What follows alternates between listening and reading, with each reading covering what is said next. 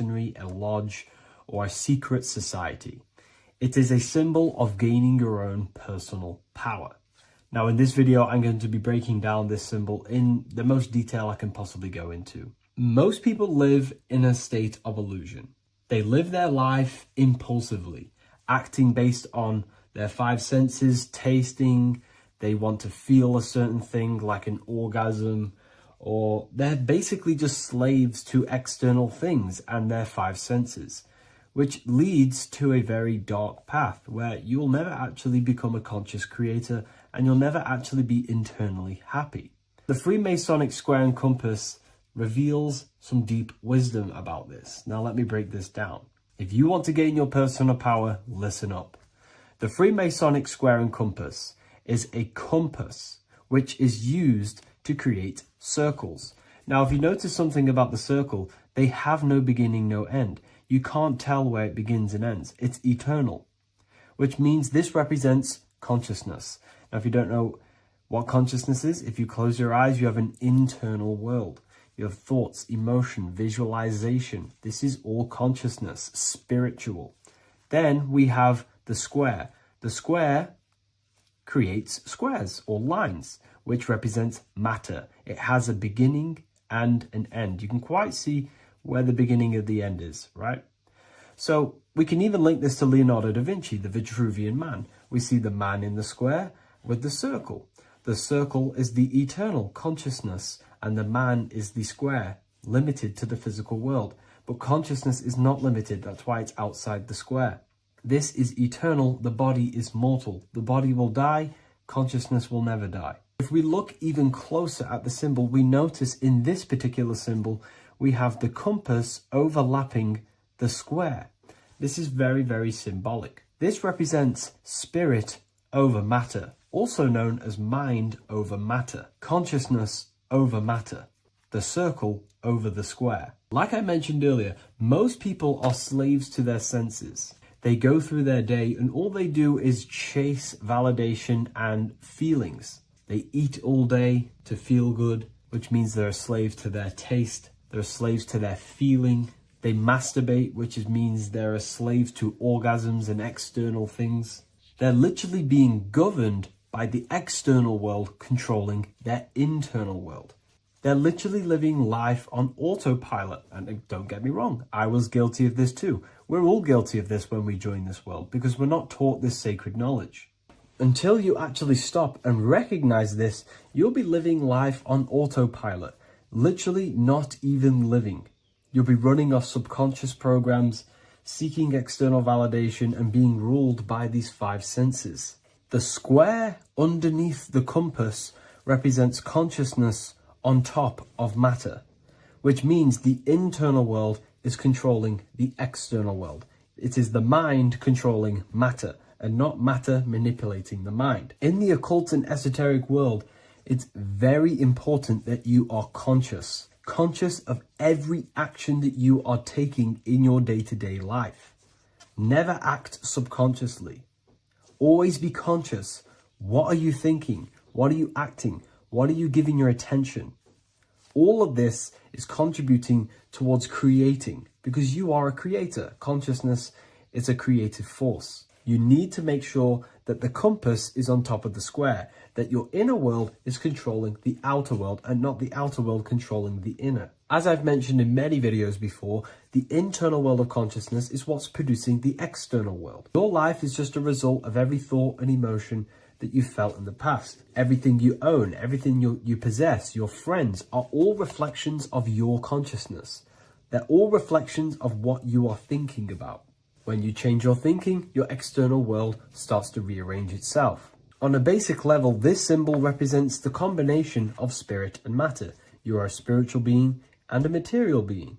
You are heaven, the sky, and earth, the ground. You are heaven and earth, spirit and matter infused into one. You are a bridge between the divine and the earthly worlds, and you can bring down these higher realms of consciousness, thought, imagination, and emotions into a physical, tangible reality. To do this consciously, we need to make sure the external world is not manipulating the inner world.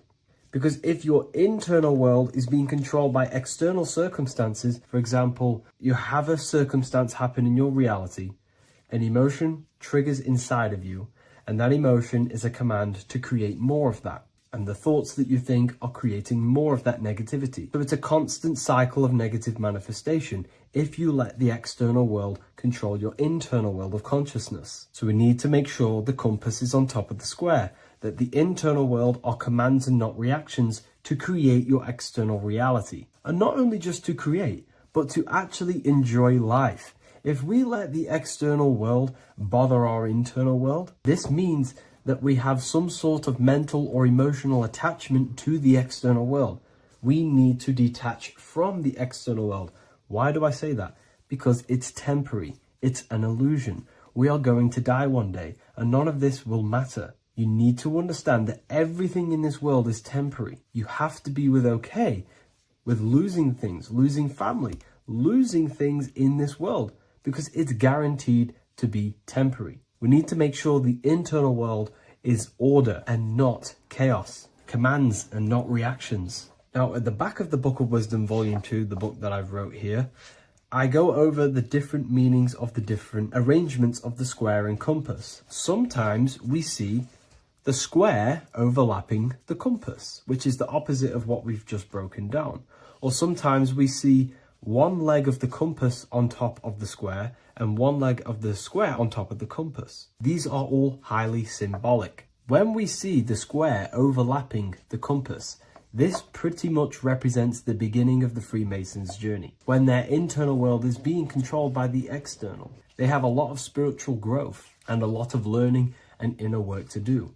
Now, when we see half and half, one leg of the square on top and one leg of the compass on top, this represents the Masons' gradual emergence from the material realm into the spiritual. This interplay of symbols reflects the process of gaining greater light and knowledge as the Masons ascend from material concerns towards spiritual enlightenment. And of course, we've just broken down what this means. This represents spirit over matter. They're not chasing external physical things anymore. They're actually chasing and gaining validation and happiness from spiritual growth, more knowledge and deeper understanding of consciousness and themselves. Most people chase external material things, which actually don't make you happy in the long run. You could be given £1 million today. In a week's time, you would be back to the same original state of consciousness and actually chasing more and more millions of pounds. It's because nothing physical in this tangible world will ever satisfy your internal world of consciousness. So through spiritual growth, we can actually become happy and seek higher understanding, higher consciousness, which actually satisfies us eternally. So when we see the compass on top of the square, it symbolizes the triumph of spirit over matter. This arrangement not only signifies the mastery of spirit over the material realm, but also represents the resurrection, ascent, and dominion of spiritual principles over all earthly conditions. It's all about gaining personal power and spiritual growth. It's all about spiritual evolution, going from matter to spirit.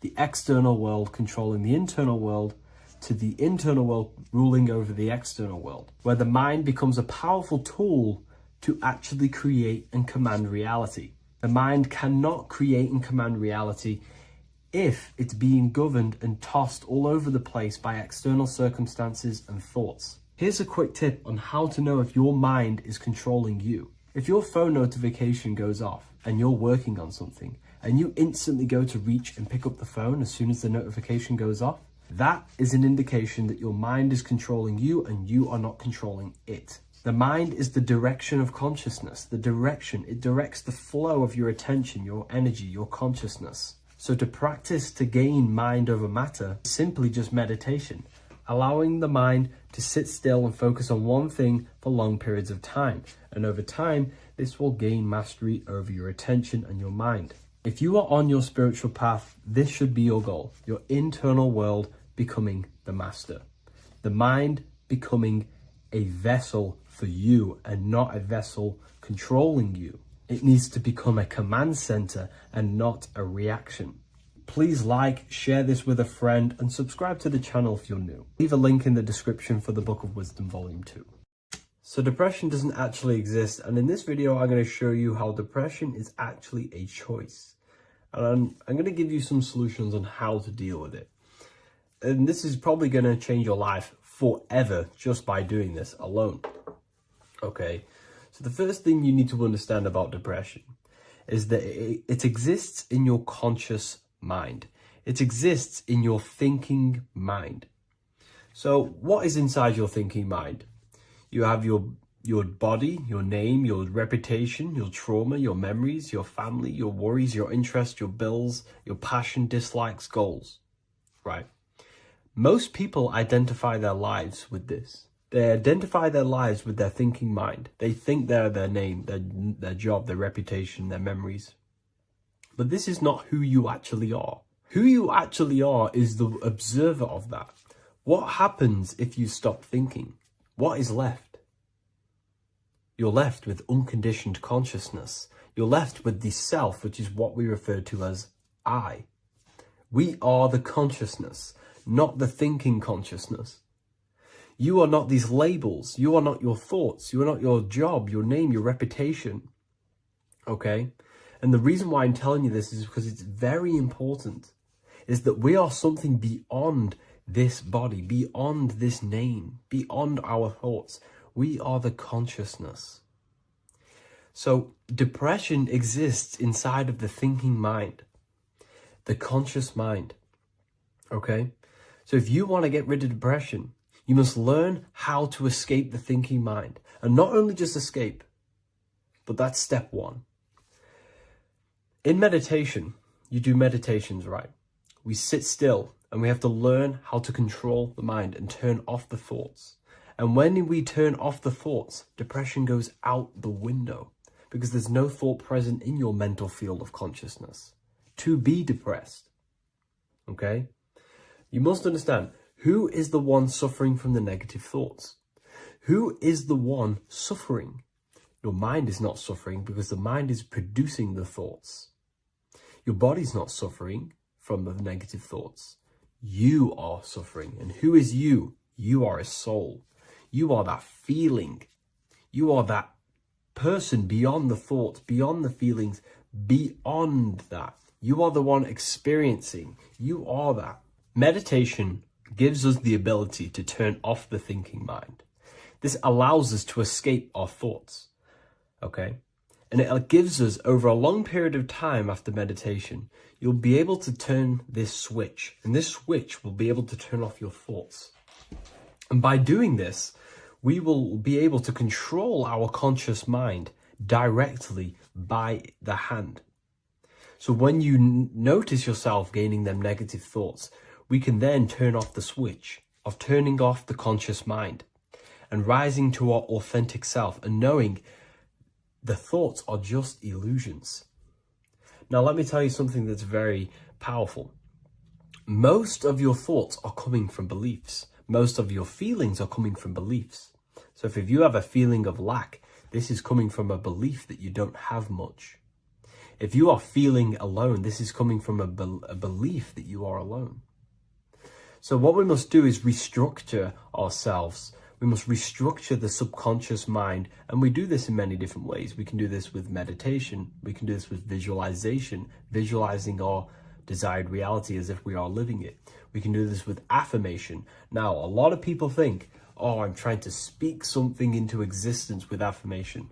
No, you're not using vibration to try and change reality with what a lot of these new age people will teach you. Vibration, your words will not have much an impact on reality. That's the truth. But what they do have an impact on is reprogramming and recrafting and refining your mind. If you repeat, I am wealthy all day long, your subconscious mind, that word will be lingering inside your subconscious and you will start to mold that into your conscious. You'll start to be consciously thinking about this. Most of your thoughts are coming from your subconscious. So if you want to get rid of depression, you got to figure out the trigger. What are you depressed about? What are you feeling? What are the beliefs that are making you feeling and thinking this way? And that's what you must restructure. You must restructure your subconscious mind through visualization, meditation, and affirmation. You do these all the time. You do these every single day, and you will slowly, if not surely, restructure your subconscious mind. While by doing the practice of meditation, you'll gain the off switch as well. Sometimes depression comes from not living in your authentic self. You're not doing the things that your soul is telling you to do. We all know what we should be doing at all times. I don't care what you have on. We all know we should be doing something. We all know that we have there's a higher aspect of our mind that tells us, oh, we need to be doing this, but I'm actually sat here on my phone. Oh, I shouldn't be eating this, but I'm doing it anyway. There's always that higher voice. And that is the voice that has to be connected to. And when your body's not acting out the voice of the soul, then the soul becomes sadder, and suffers more and more and more. There has to be a connection between the soul, the mind, and the body. They have to work in unison. Okay? So I hope this video helps with depression, with whatever you're going through mentally. This one secret that is hidden and guarded within secret societies grants you profound power, which can fully transform your life and perspective on reality. Today, I'm going to reveal this one secret, which you probably already know, but never realized how deep it truly is. This has the power to change your life. It is the key to your potential. And if you stay with me, this power may be yours, and you could transform your life with this hidden secret that is guarded within secret societies and esoteric orders. And this secret is not really a secret, but something people overlook, that the universe is mental. Everything we experience and interact with and perceive originates within the mind. The universe is a boundless field of consciousness, a mental construct molded and shaped by thought. We do not just live in a physical world, as they want you to believe. There are hidden forces that mold the material world. They want you to believe that you are only a physical being inside of a physical universe. But this is completely wrong. You are the architecture of the universe. Your consciousness is the very fabric of reality, and you create your own universe. The universe is an infinite field of consciousness, a vast and limitless mental construct, intricately woven and shaped by the power of thought. It is a dynamic and ever-evolving field where the interplay of awareness and attention gives form to existence. Within the boundless realm, every idea, perception, and belief contributes to the creation and transformation of reality itself. Each thought holds the power to transform reality. Your consciousness is the very fabric of reality. And this is shown in the symbol of the flower of life. The flower of life is a symbol. It symbolizes the interconnectedness of all existence, illustrating how every thought is not merely a fleeting moment, but a ripple that reverberates across every layer of reality. Each action, like the intricate overlapping circles of this pattern in the symbol, extends its influence far beyond its origin, weaving a web of interdependence where every choice impacts the whole.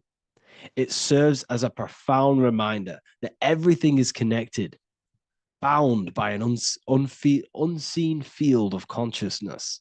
This symbol represents how one action, one thought is a ripple in the whole vastness of the ether of consciousness. To master your mind is to master the universe, because your mind is a miniature universe. The mind is the very fabric of reality. So if we gain the hook, if we gain the power and the mastery over our minds, we have now gained the power to create reality to your will and intent. You see, most people live in a cycle, and this cycle is the outer world manipulating how they feel on the inner world. People's external circumstances are creating their thoughts and emotion in the inner world of consciousness, which is producing a constant cycle of negative manifestation. For example, let's say something negative happens to me in my external world. Then I start to think negative and feel negative. What that is actually doing is manifesting and projecting more negativity, because our thoughts hold the power to control and weave our own life. Your life is a direct correlation of every thought you thought in the past. What we need to do is stop and not let the mind control you in your reality. You need to control the mind so you can control reality. So what does this actually mean? Reality is an externalization of consciousness. Consciousness and matter are one. They're not separate. They are inseparable and interconnected. Everything we see, experience, and observe is a manifestation of thought, beliefs, and consciousness, shaping the world around us. Now, this ties in with the secret fifth element that they have hid from you. They've hid from you this sacred and very important symbol and pillar to reality. And this pillar, this sacred thing they've missed, is called the ether. And they've held this from you for a reason, a specific reason. This is the true fifth element. Why do they hide the ether? Because the ether has the power to shape and manifest whatever we imprint upon it. Every thought is a vibration interacting with the ether and actively shaping our reality. The ether, you could see it as the codes to physical reality. It's like an energetic blueprint which surrounds all physical objects. It is the life force that gives life to all things. All energy comes out of the ether and returns back to the ether. Energy, it's 0 point energy, and it is an infinite source of energy. So this is why they hide the ether, because whatever our mind can imprint onto the ether, we can create into a reality. And we imprint the ether through thought and imagination. The mind holds the power. The mind is the very source of reality. The material realm is not separate from the mental realm. Rather, it is intricately shaped and influenced by it through the ether. This subtle, all-pervasive medium bridges thought and matter, allowing consciousness to mold and manifest the physical reality. To transform our lives, we must first transform our minds. True change begins within, as our thoughts, beliefs, and perceptions shape the reality we experience. By shifting our mindset, we unlock the power to reshape our world and recreate the life we desire. This is the power of the mind, and this is the power that's been hidden from you. We're not taught these things in schools for a reason, because they don't want us all to be conscious creators. Instead, they feed you your beliefs. They feed you your thoughts through the music, through the entertainment, through the movies, through the news. They're controlling your thoughts with this information. They're installing beliefs and information into your mind. So you are producing their reality. But this is what we need to stop. We need to take control. We need to stop consuming their music, their movies, their information, their news, because all of this is contributing towards your reality. They have the collective consciousness at the tip of their fingers. They do not create the world. We create the world by believing their beliefs and their thoughts and installing their information into our minds. You see, it's mind over matter, and most people live in matter over their mind. Most people let matter, the external circumstances, dictate their mind when it should be the other way around. It should be mind over matter. This is the mental plane. This is the astral. This is the etheric. This is the physical.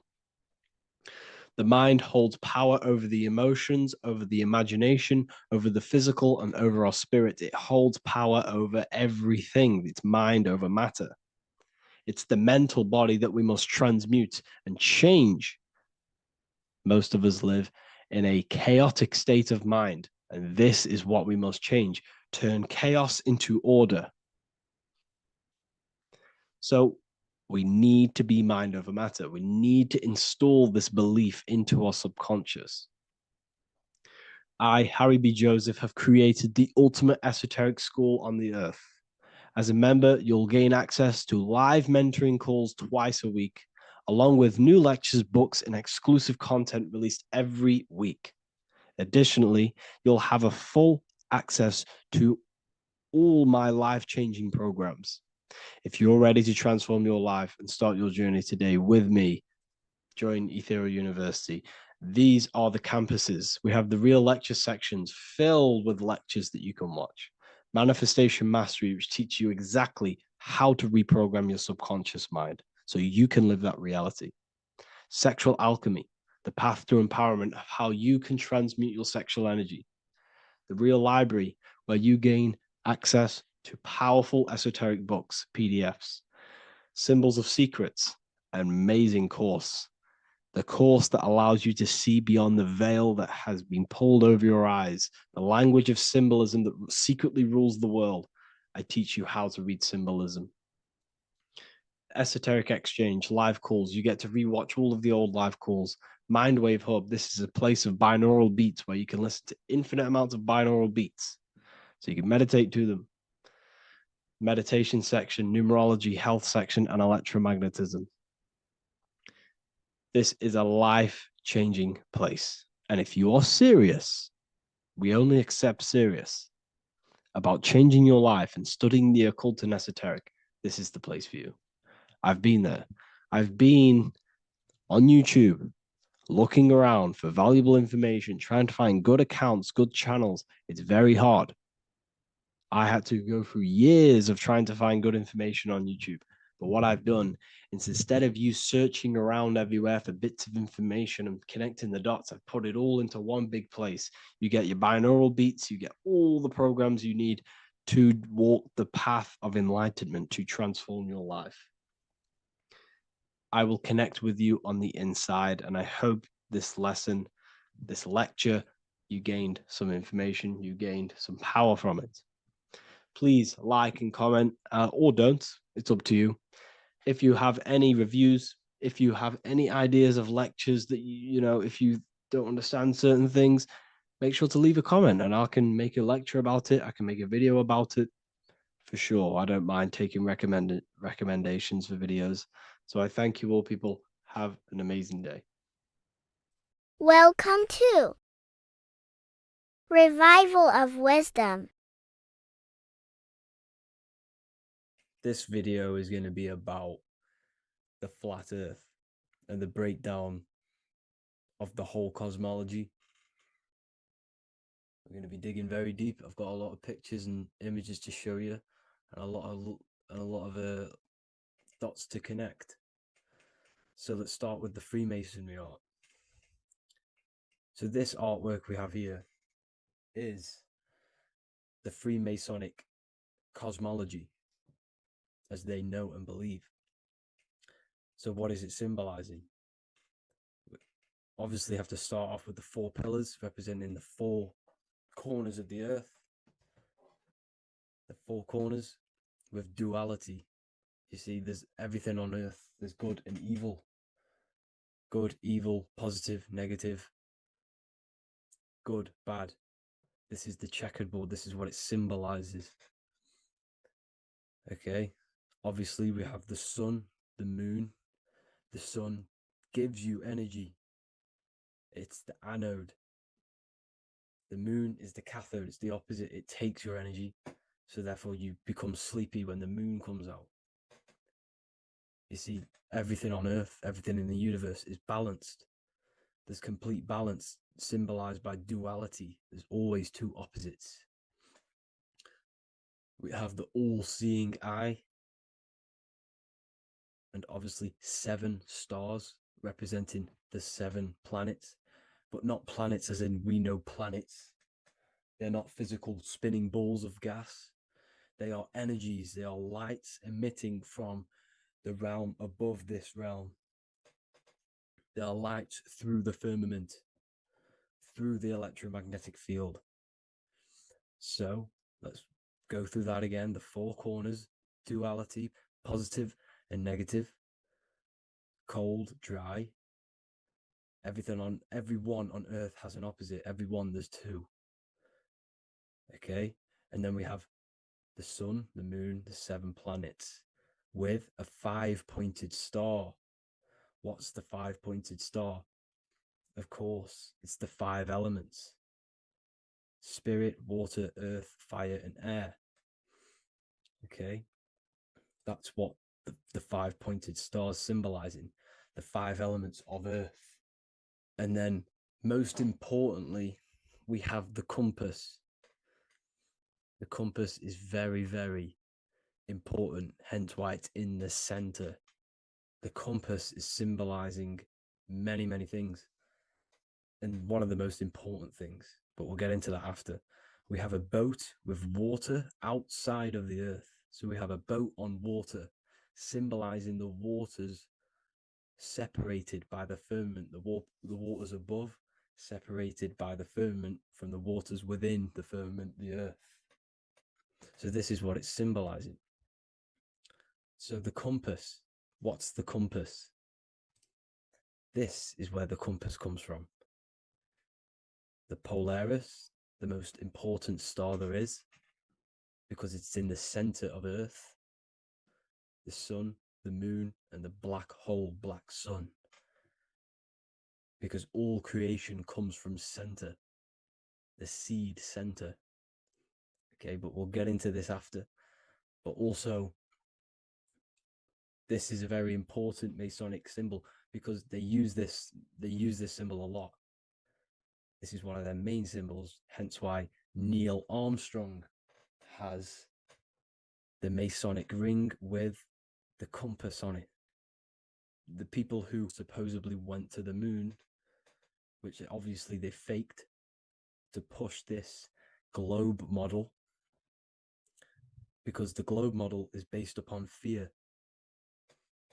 Because the globe model, if they can sell you the globe model, they can sell you anything then. You don't know where you actually are. The globe model is to push fear upon the masses, because the globe model means there's not enough resources. There's also risks of asteroids hitting the planet. There's also risks of space extraterrestrial invasions, global warming, asteroids. You see, this is all the fear that they can gain off selling you the globe model. Okay, because they don't want you to know that this is an intelligent design. And also, they're hiding God, the creator, the source. This is why they are satanic. They are opposites. They are lefty, Lucifer, right, righteous, godly. Hence why they do the symbolism on their eyes. 666. This is another famous, famous astrologer, astronaut. This is another famous astronaut doing 666, showing that he's in the alliance of the occult. But even look at their 10th anniversary stamps. They have a Masonic compass on there. Also, the Order Out of Chaos. Order Out of Chaos, double-headed eagle. Okay, the Order Out of Chaos ring, which they wear. So all of these astronauts are in the occult. They are lying to you. They are in with this order, this Masonic New World Order, whatever you want to call it. So let's break this compass down a lot more.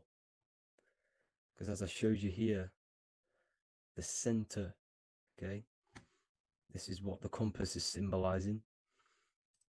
Let's go into the North Pole map. This is from 1595. This is a rough estimate of where this map came from. It's from around the 1500s to the 1600s, maybe 1400s. There's not an actual set date on this map because obviously our history has been tampered with. But let's break down this map and the symbolism that they use towards this map, because this map is the map of the North Pole. Okay, so in the center, we have the black rock symbolizing the tower, the pole, North Pole. And what's on top of the North Pole?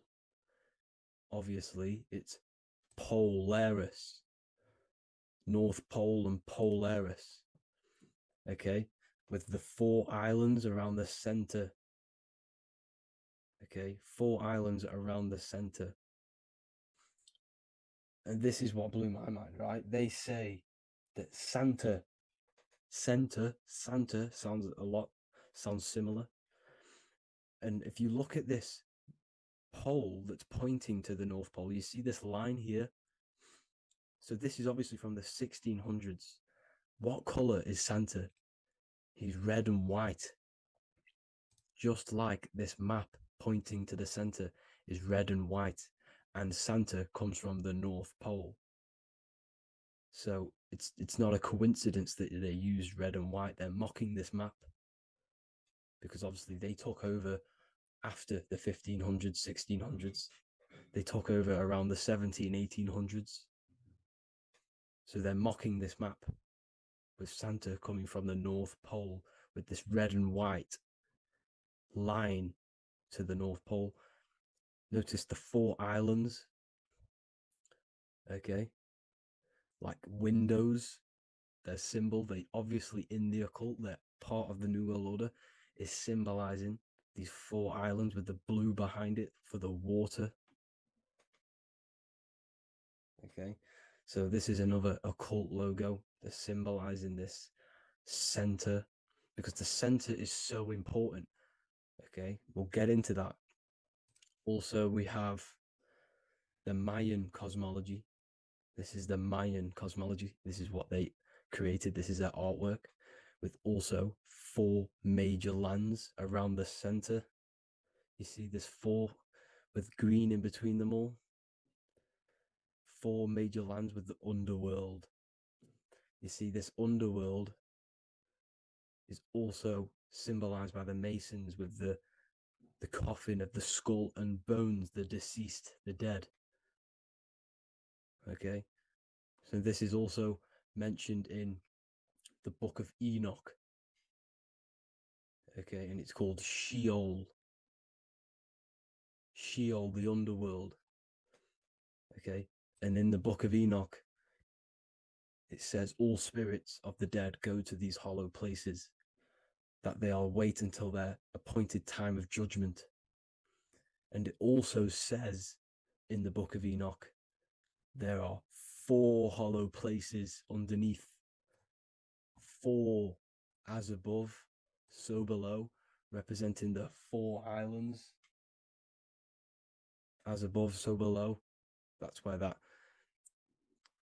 could link in. Okay. The book of Enoch is very important because it was found in a cave thousands of years ago, and has a lot of truths about this realm and about this world we live in. So let's go back to the Mayan cosmology. So the ancient cosmology, they all must have had some sort of communication. They must all be at peace with each other, because all of their cosmologies linked together. See, the Greek, Babylonian, Indian, the Celtic. Okay, they're all linked in together.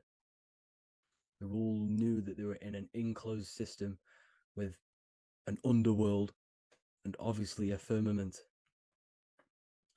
Okay, so this is what they all knew. They all must have had some sort of communication. They were a lot more advanced than us. They knew the center of the realm. Okay, and obviously the United Nations flag also symbolizes their center. You see how it has like a grid with a circle around the center.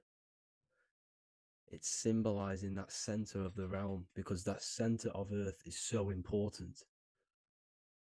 The United Nations flag, they all have it. See, some different ones will have that circle around the center.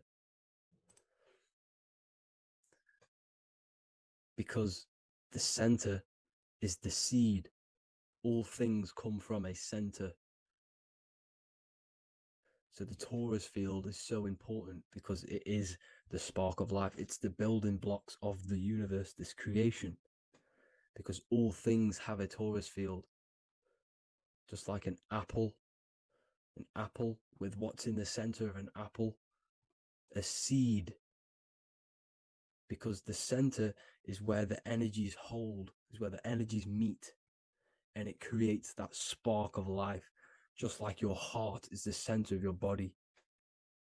And it has an electromagnetic field. Because the center, all things come from the center. So this is why the North Pole is so important. Because this is why it's so important. Because this is where the creation sparked from. The center. This is where the most electromagnetic energy is stored. So this is why the northern lights come from the center. It's electromagnetic energy.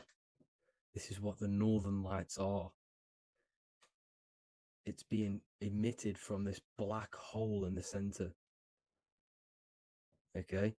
And obviously what else is on the center? Polaris. Polaris is the center star. Okay? So the center star is what sits on top of this North Pole, Polaris, because it's a pole of electromagnetic energy, symbolized as a black rock, a black hole, pole. You see, because all creation comes from void. Light is born from darkness. Without light, darkness can't be born from light. You see, but light can be born from darkness. This is why darkness is so important. And this is why there's a black hole in the center of our realm, like the black sun. The black sun. The Polaris star, the North Star. You see, so this is this North Pole, Polaris. This is what they're talking about. And this is why compasses are an 8-pointed star, because Polaris is symbolized as an 8-pointed star. This is where a compass will point you to. It will point you to that center. So notice how a compass has this black hole in the middle. You see?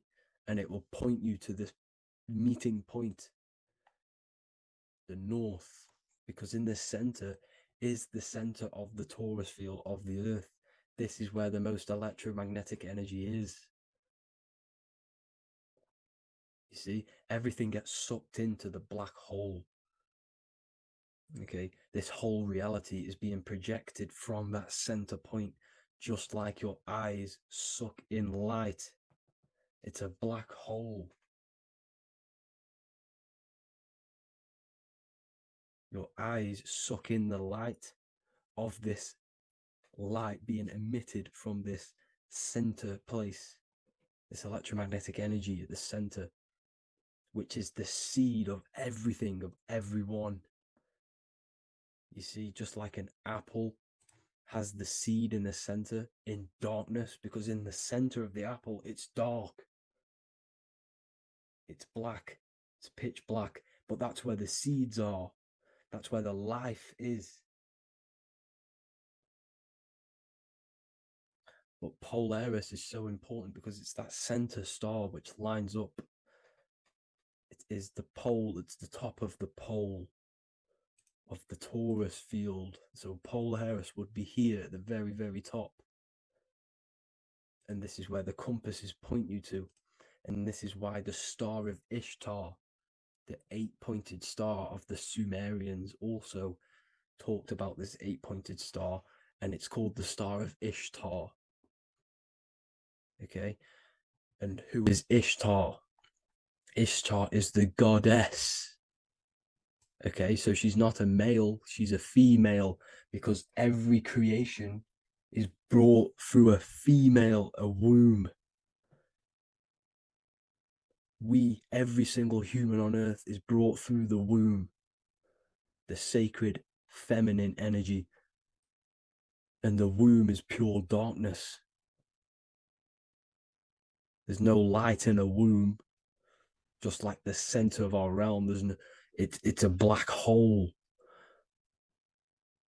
Okay, and guess what? She's the god of vitality and sexuality. She is responsible for all life. Okay, so the Star of Ishtar is the Star of Polaris, which is symbolizing the responsibility for all life, the center of our realm, the black sun, the black hole. Okay, so this is what that god of Ishtar of the Sumerians is talking about, the goddess, the womb, the seed of creation.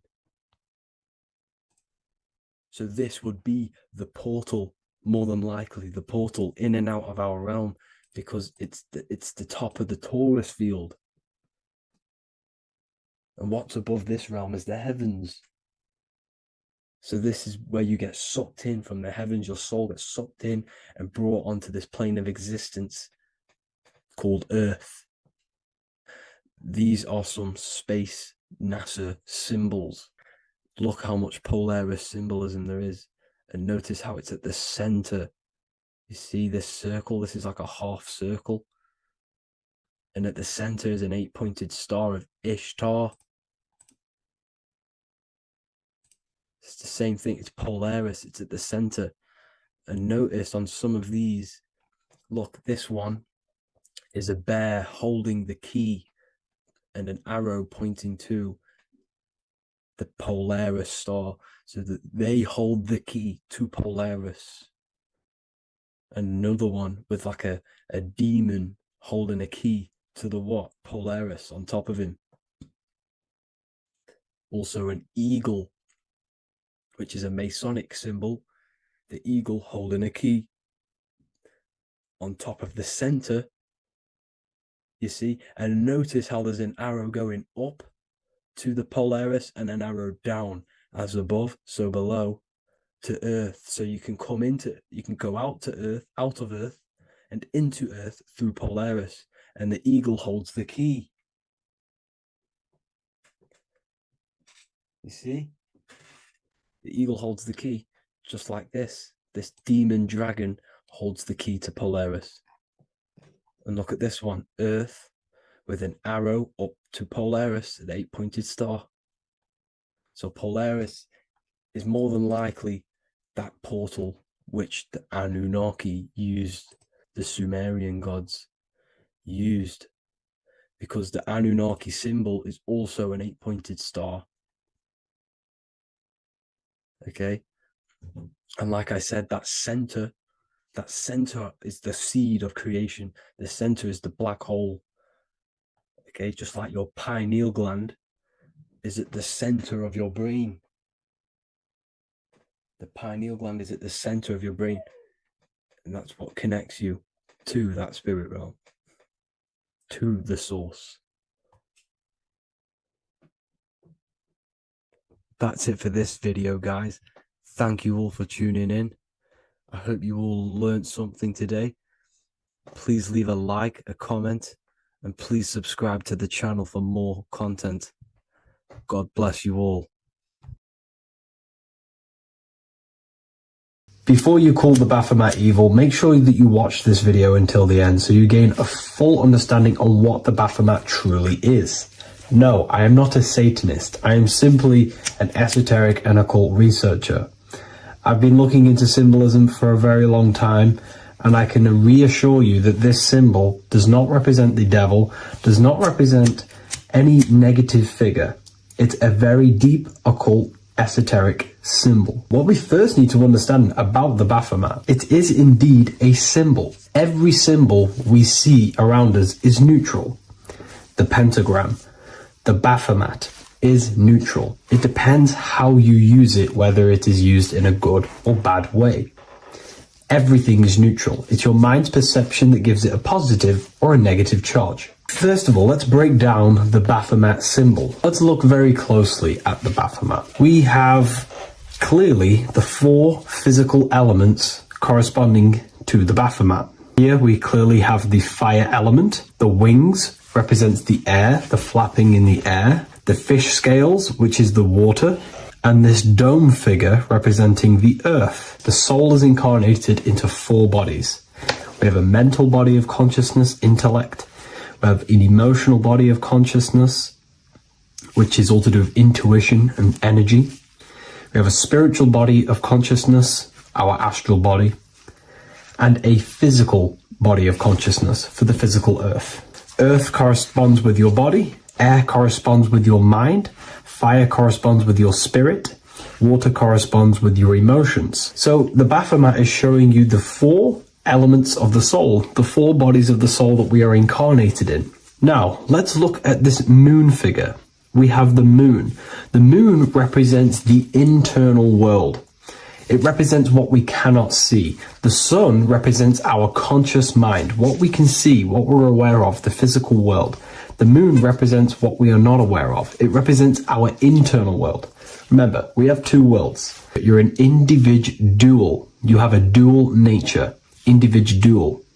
You have an internal world. When you close your eyes, you have an internal voice, an internal world of thought and emotion, and an external world of this material body. The moon represents the internal. The moon on top represents the moon controlling the mind, represents the inner world controlling you. Now, this is very symbolic in the occult world. If the inner world is controlling you, then you have no control over reality. This is the devil horns. You know the devil horns? The moon crescent? This represents you are the devil. You're being controlled by your thoughts, by your emotions, by your psyche. Then we have the moon below, which represents control over the inner world. We have control over our thoughts, our emotions, our impulses. So you're either being controlled by thought and emotions, or you're controlling them and having self-mastery. In alchemy, we always see this symbol of the man or woman on top of the moon, representing emotional control and self-mastery of the internal world. The journey of the occultist is to gain full mastery over their consciousness. They want to be conscious of every single thought that enters their mental field of consciousness. We get over 7,000 thoughts a day. It is possible to achieve a certain level of mastery where you are conscious of every single thought that enters your mind. This is one of the end goals of self-mastery and occultism, as this gains your personal power. When one achieves this, they are then able to direct the mind in one place and one place only, becoming more effective in manifestation and creation, because we are microcosms of the divine. We are creators. This is the gesture of as above, so below. The inner world and the outer world are mirrors of each other. The inner produces the outer. Your physical life circumstances are a result of every thought you thought in the past. The inner projects the outer. If you want to produce a change in the outside world, you got to produce change in the inner world of consciousness first. As above, so below. As within, so without. This corresponds with absolutely everything in the universe. Now we have the goat head, which represents the animal self, which represents the lower carnal mind. Lower carnal mind, which is earthbound, because a goat is on the ground. It's not a bird, it's on the ground. It represents the lower self, the beastie nature, the one that tells us to hate, to steal, to eat all the time, to consume. It's the beast within us, the beastie side of our consciousness. It has a human body resembling this, the human in the beastie nature, or we have the spiritual nature, the higher self. In essence, this symbol of the Baphomet represents the higher and the lower self of human consciousness. It represents the higher and the lower. To conclude all of this, the Baphomet is a symbol that represents the two paths that one can take. We can take the beastie path and become an instinctual animal, our body, or we can take the divine path of reaching our higher self. It is a symbol that represents the higher and lower self and the four different bodies of consciousness. In essence, this does not represent Satan or the devil. The devil represents the lower aspect of our human psyche. The war between Jesus and Satan is symbolic and allegorical for the war that happens within our mental field of consciousness. The internal war between good thoughts and bad thoughts, positive emotions and negative emotions. It is the constant war inside the battlefield of your own mind. Jesus, Satan are symbols, characters that are symbolic of aspects of your own consciousness, because the universe is mental. The only thing that truly exists is your mind. Therefore, all of these ancient spiritual texts like the Bible, the Bhagavad Gita, the Quran are all symbolic of what's happening inside of our mental body. It is the inner chaos that can destroy our life, or when we create structure and restructure our inner world, we can live a peaceful life. If you are struggling from the internal world and you want to gain mastery of yourself while learning the occult secrets, join Ethereal University, a community of like-minded individuals who are all striving for the best versions of themselves. We host live calls and we have an abundance of lectures that you can watch. Or check out the Book of Wisdom. This is volume 2. I'll leave all the links in the description. Have an amazing day.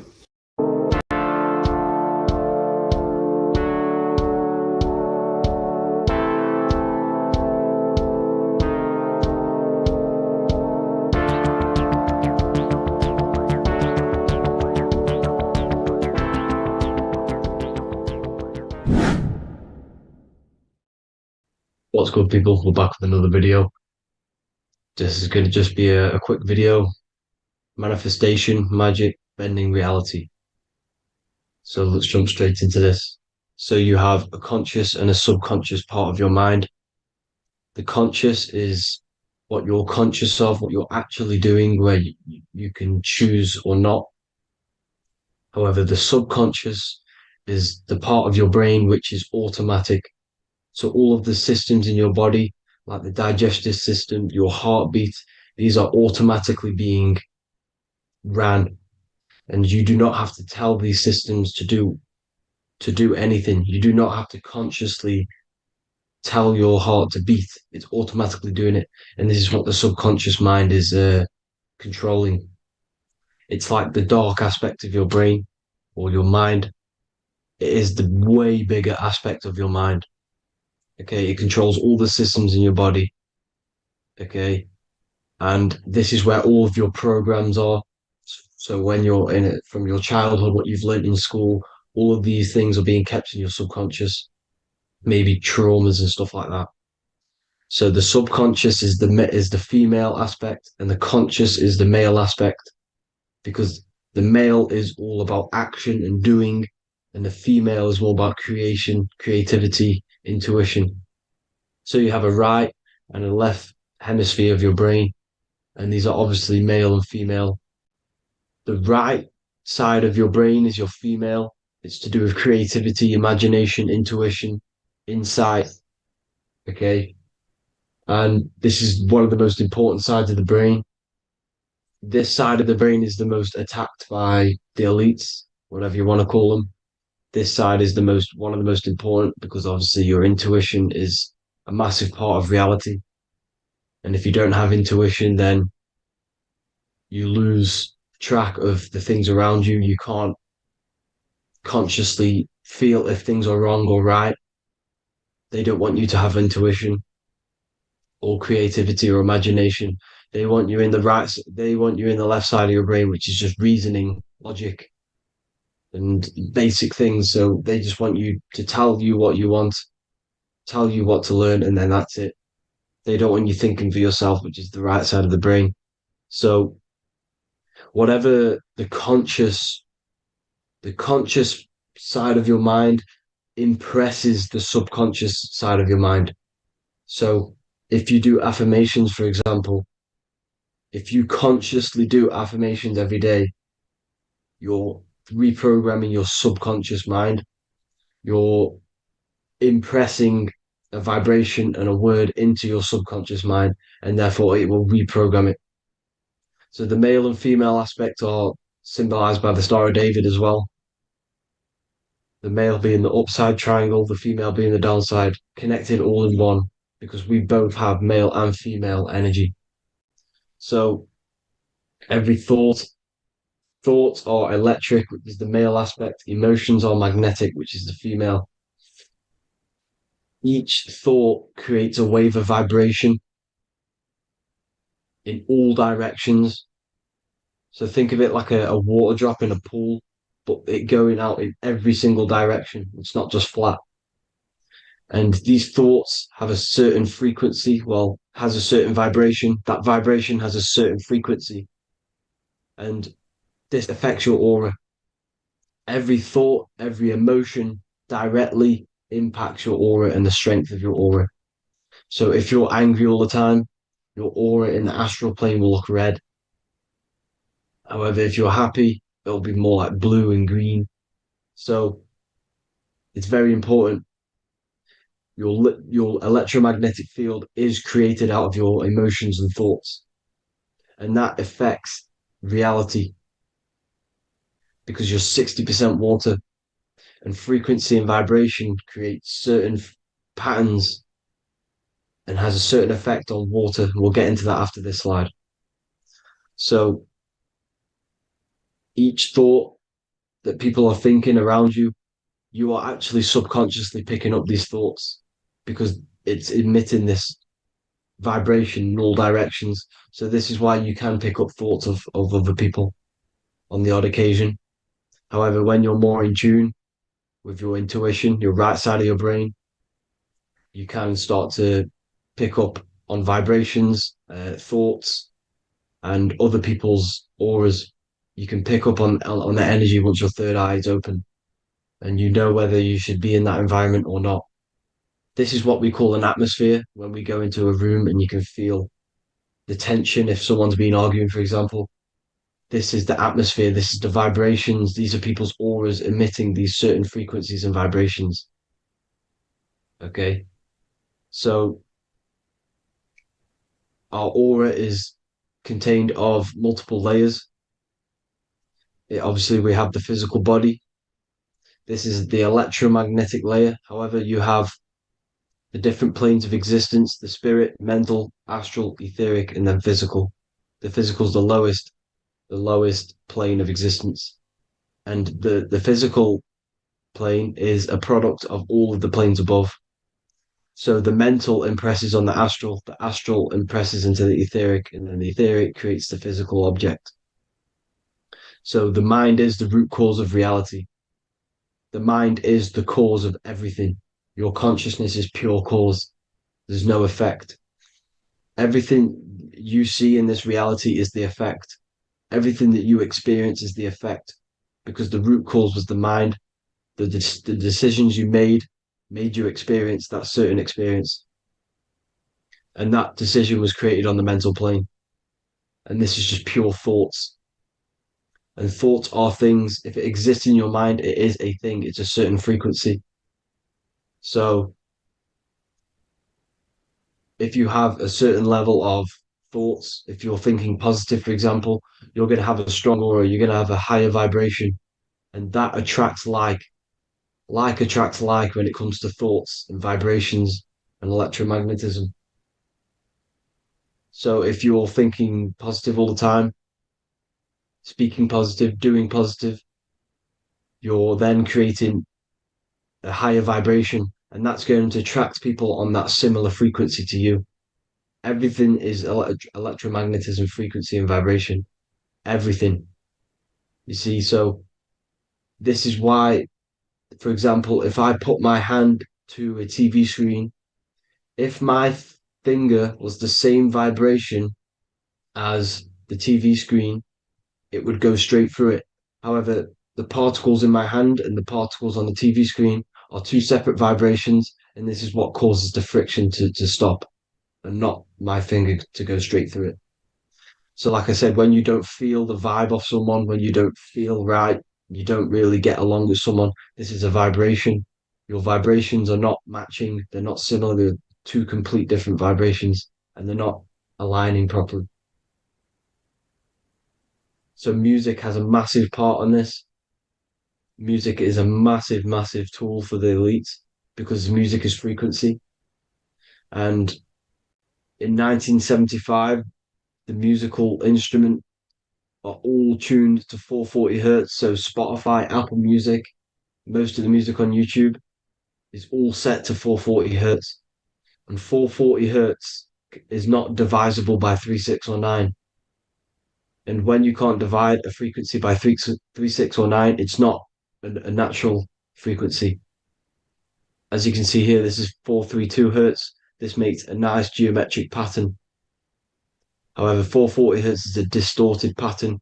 So when you listen to this, this actually shuts off the whole right side of your brain. Like I said at the start, this is the most attacked side of your brain. It's to do with creativity, imagination, intuition. When you listen to 440 hertz, it shuts off the whole right side of your brain.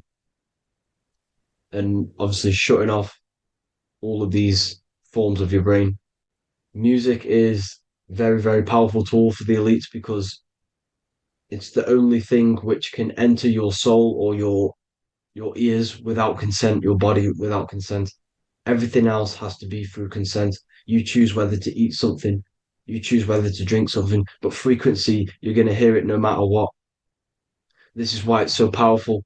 And music influences the body in many different ways. It's the most powerful imitator of everything. It directly affects all listeners. It directly affects intentions, gestures, movements, and actions. It stimulates your mind, and certain songs, certain catchy songs, can reprogram your subconscious mind, invoking certain emotions. This is why when you listen to slow beat songs, it makes you feel more sad.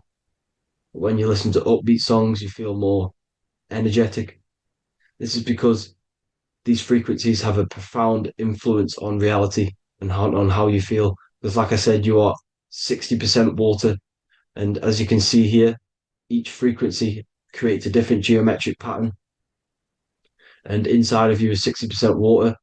So, like I said, 440 hertz is going to make a distorted pattern in your water. And this is going to have a profound effect on your emotions and your reality. So, like I said, health is not just the body. It's you are made of body, mind, and spirit. You need to look after what you put in your body. You need to look after your spirit and look after your mind. It's very important to keep all these in balance because once one of these are unbalanced, it affects the other two. So if you're eating wrong, it's going to affect your spirit and mind. If you're thinking wrong, it's going to affect your body and spirit. These are all interlocked. You have to look after them all. So it's very important you understand music. Stop listening to low vibrational music. To be honest, you want to listen to music without any sort of speaking inside of it. You just want pure uh, frequencies, which are the solfeggio scale, like one of these, for example, 432, 528 hertz. These are all good frequencies. It's called the solfeggio scale. And these frequencies make you more in tune with nature. 528 hertz is what the earth vibrates at. So it's very important. And the Rockefellers are the one who changed this to 440 hertz. The Rockefellers, one of the elite families. So if you want to manipulate reality, it's very important to have your chakras aligned and having a high vibration, because the higher your vibration, the more powerful your words and your intentions are on reality. So the lower your vibration, the harder it is to affect reality because you're on a lower state of consciousness. Like I said, you have the mental, astral, etheric, and physical. Everything is a product of the one above. As above, so below. This is what Hermes Trismegistus was saying in the Egyptian days. This is where it comes from. As above, so below. If you affect above, it directly affects below. So, like I said, meditation helps on this, helps align your chakras. Think positive, feel positive. Like I said, your feelings are magnetic, your thoughts are electric. So once you combine these two together, you're then creating an electromagnetic frequency, and that will have profound effect on reality. So the law of cause and effect, every law, so the law of cause and effect, every effect has the root cause. Like I said, your mind is the root cause of everything. Every decision you make is having a different effect on reality. Everything happens for a reason due to the root cause, which is your mind. You choose everything that happens in your life. Okay. So it's very important you understand this and you constantly make the right decisions, the good decisions to have good effects on your reality. You have to be very conscious of this law because nothing escapes this law. This is the law of all consciousness. So think about it. Imagine a massive ball of consciousness. However, off this ball are different sparks, and each one of these sparks are in each and everyone's body. This spark is governed by these laws, the law of cause and effect, the law of correspondence, the seven hermetic principles. It's very important you understand this because this mass ball of consciousness is what is obeying these laws, and everyone has this spark of consciousness inside their third eye. And like I said, everyone is the same consciousness. This is why if you do bad unto someone else, that will directly affect your reality. So if you hurt someone, it's going to come back to you in one way or another because you are that same consciousness. This is like a mirror reality. As within, so without. Whatever you feel on the inside, you're gonna see that on the outside. You're gonna experience that reality, whatever you've impressed. So there's different ways to bend reality to your will. This is kind of a sort of magic. So obviously you have black magic, which is manipulating reality to harm and influence others, or to be very selfish. And then you have white magic, which is manipulating reality for the good of humanity. So you do have to be very careful with your intentions, people, when you're trying to manipulate reality, because this is nothing to be played with. If you are manipulating reality for the wrong reason, it's going to come and bite you in the ass in some way or another. Because everything is balanced. Everything balances out in this reality. Nothing escapes the laws. Not one thing escapes the laws. So if you're stealing from yourself because it's just going to come back in one way or another. Inside of everyone's heart, you know whether you're doing good or wrong. You can feel it when you do something wrong. You can feel it when you do something good. The heart is the center of the torus field. It's balance. And this is why you say follow your heart, because it's the center of the torus field. It's very important to listen to this inner voice inside of you because that is telling you the right things to do, the good decisions to make. And when you keep following that voice, that good voice inside of you, it takes you to your life path. Very important to follow that voice. However, don't let the ego get in the way of it. Don't care what your friends are going to say. It's very important to understand this. So you have different ways of manipulating reality. You have sigil magic. This is where you create your own sigil or symbol. You create your own sigil and symbol, and then you charge it. You behind that symbol, you have an intention. So, for example, if you want to manifest wealth, you create a sigil which represents what you want. You create that sigil, you draw it out, you charge it because wherever your attention goes, energy flows. So whatever your attention is, you're sending energy that way. So what you do with your eyes and your hands, you place attention on the sigil. Imagine that it's glowing. Imagine that you're sending energy to the sigil. And then you burn the piece of paper once you've done this. And then after this, you meditate on that symbol. You constantly think about that symbol because that symbol is the frequency, is the thing that you want to manifest. So that's one way. Or you can just meditate on your reality. So imagine yourself having already what you have. This is what they call a mindset. You must set your mind to the frequency what you want to manifest. Okay. So if you want to manifest wealth, for example, imagine yourself being wealthy. What would it feel like? What would you be doing? Imagine a scene in your mind. Constantly do this, and you're putting out that frequency. Like I said, you must think because the thoughts are electric, and then you must feel, which is magnetic. Together, this creates an electromagnetic frequency. And this is how you attract things to you. You will attract the certain people to come in your life to bend reality to your will. Okay. Or you've got mirror magic. Stare yourself in the mirror, because a mirror reflects light, it also reflects energy. So you've got to be very careful with what you say to a mirror. You've got to be very, very, very careful, because whatever you send into that mirror is directly sent straight back to you. So if you're thinking negative, you're sending negative energy back straight to you, and that's going to have an effect on your reality. Affirmations are very important, because your words are frequency, your words are vibrations, and each word you say has a certain frequency. If it's if it's positively charged, it's going to affect you positively. If it's negatively charged, because like I say, your brain and your mind is like the director of energy.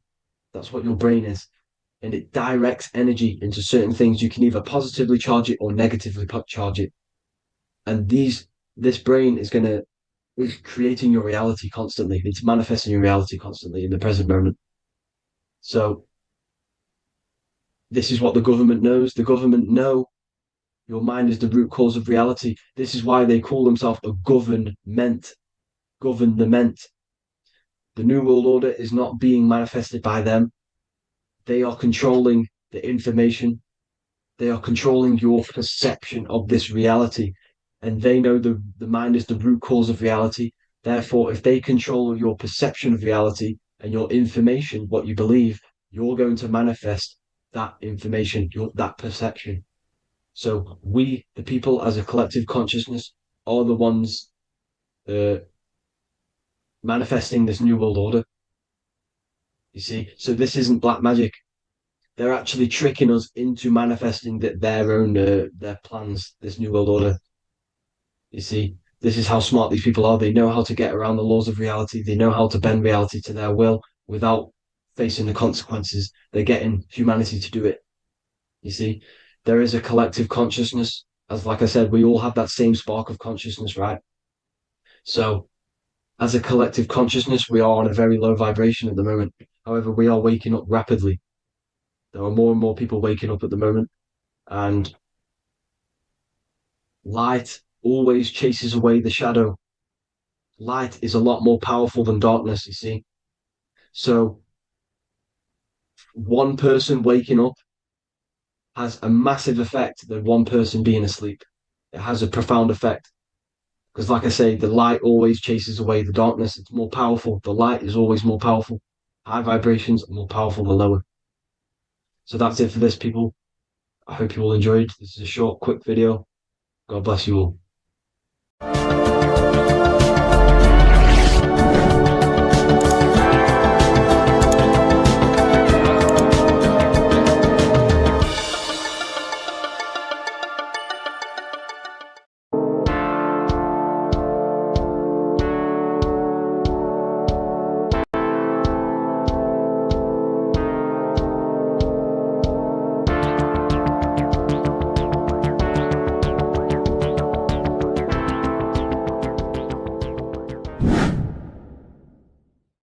What is good, people? We're back with another video, and this is going to be talking about the connection between the micro and the macro. You know, you are the universe. Everything is inside of you. So the first thing you need to understand is that the law of mentalism, we are a thought in the creator's mind. Everything's being thought into existence. We have a spark of this mind, this same mind of the creator. And everything is a state of mind. Particles or atoms, whatever you want to call them, are a mental thing. They're a product of the mind. Everything's thought into existence. Thoughts influence everything. Thoughts are energetic effects which send out waves into the quantum field around you. And your consciousness is actually the universe experiencing itself, expressing itself, and viewing itself. So we are the creator, but viewing itself in separate bodies. And this is why they call the material world the world of illusions, because everything's separate here, but we all forget that we are all one. We've all been brainwashed to think we're all separate, but we're all one. We're all the same mind, the same consciousness, everything. So everything's created out of toroidal fields. God created the toroidal field. That's the only thing that exists, because atoms are toroidal fields. and it's the basis behind all creation. As you can see it in the owl's eyes, it creates the infinity symbol. And this was the apple. That apple is a toroidal field. And the toroidal field is made out of dielectricity, which is ether. Ether is black light, and this is counter space. This is another realm. This is what creates God to be omnipresent, to be everywhere at one place at all times. He is everywhere because ether is everywhere. And ether is infinite potential. It connects everything together, and that's what energy moves through. It moves through the ether, and that's black light. Everything is light, as it says in John 4:2. God is light. Everything's a vibrational state of light. So the torus field is made out of dielectricity, ether, black light, magnetism, which is white light, which is the center of the toroidal field. And magnetism radiates, it has no vibration. And then when white light splits, it turns into electricity, which is physical material, and that has a vibration. This is the Holy Trinity, the sun, the moon, Saturn. Saturn, the god of materialism. If you've watched my videos on Saturn, you know that Saturn is crystallizing everything into physical matter. And that's why his old name was El. The ancients called him El. And this is why we get El electricity. This is where El electricity comes from. Because El electricity is only a product of the physical world, which is redshift, blueshift, Adam and Eve. And this is what creates the redshift, blueshift is a product of magnetism. When magnetism, white light splits, and this gives us vibration. And this what creates the toroidal field, which is the basis of all physical creation. The sine wave is created out of the magnetic wave and the electric wave. The electric wave is the blue wave, and the magnetic wave is the straight wave, which is radiation. This is vibration frequency. So the magnetic wave is straight, and then you have longitude and amplitude, which is depth, which is dimension. You see how the electric wave has depth and a dimension. This is why you get the cross. This is the cross of Earth. This is the symbol of Earth, of bondage, of physical matter, because it consists of magnetic wave and depth, which is electric wave. And this is where you get the sun cross or the earth cross, whatever you want to call it. It's the cross of physical matter, and the ancients knew this. This is why they used that symbol. Redshift, blueshift, which is the toroidal field, is the basis of all creation, physical creation. And this is why you have the police siren is red and blue. The Matrix movie, red pill, blue pill. You have red blood and blue blood in your body. The Democrat and Republic, the two parties, red and blue. Like your taps on your taps, you have a red and blue tap. One's generative, one's destruction. Fire, destruction, water, generative. So this is the basis of all things. And electric wave has dimension, like I've already said, depth, material, and it's measured in hertz. It's measured in hertz because it hurts you. It decays because the electric wave has a vibration, and vibration always has to go back to a standstill point. This wave cannot go forever, but the magnetic wave will go forever. It's radiation. Magnetic is radiation. It radiates forever. It pulses. But the electric wave will at some point come back to a standstill point, and that's why it hurts. It decays. That's why our physical body decays, because we contain of electricity.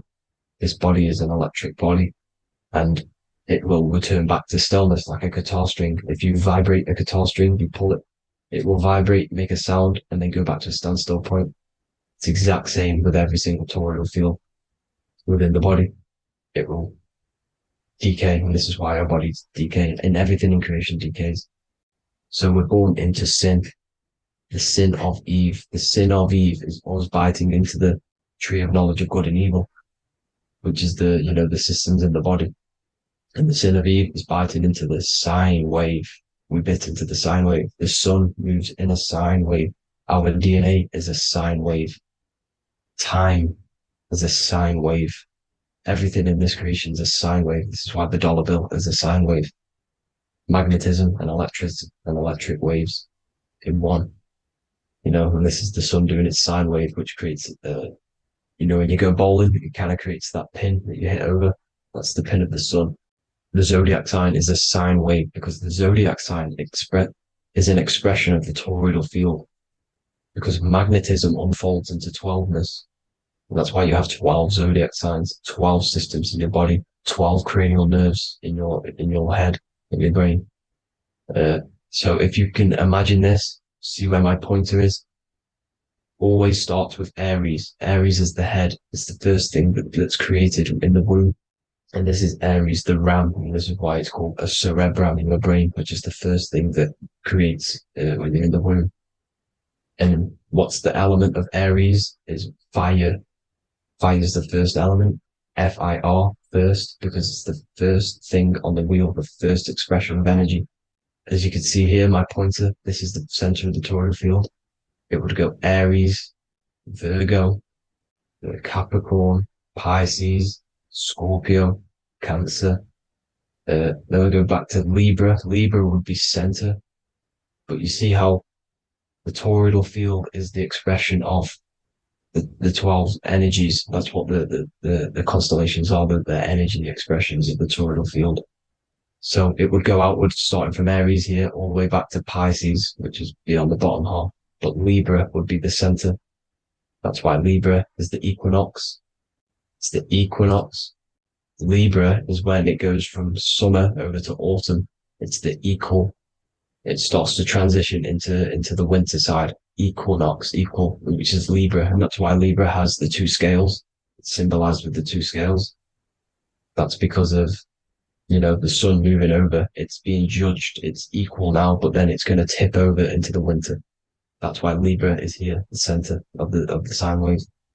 And like I said before, magnetic energy unfolds into 12ness. Magnesium is number 12 on the periodic table. It's the sacred number. And this is why the scientists are NASA is trying to bring in another constellation to destroy the holy science of astrology. So Aries rules the head, which is Mars.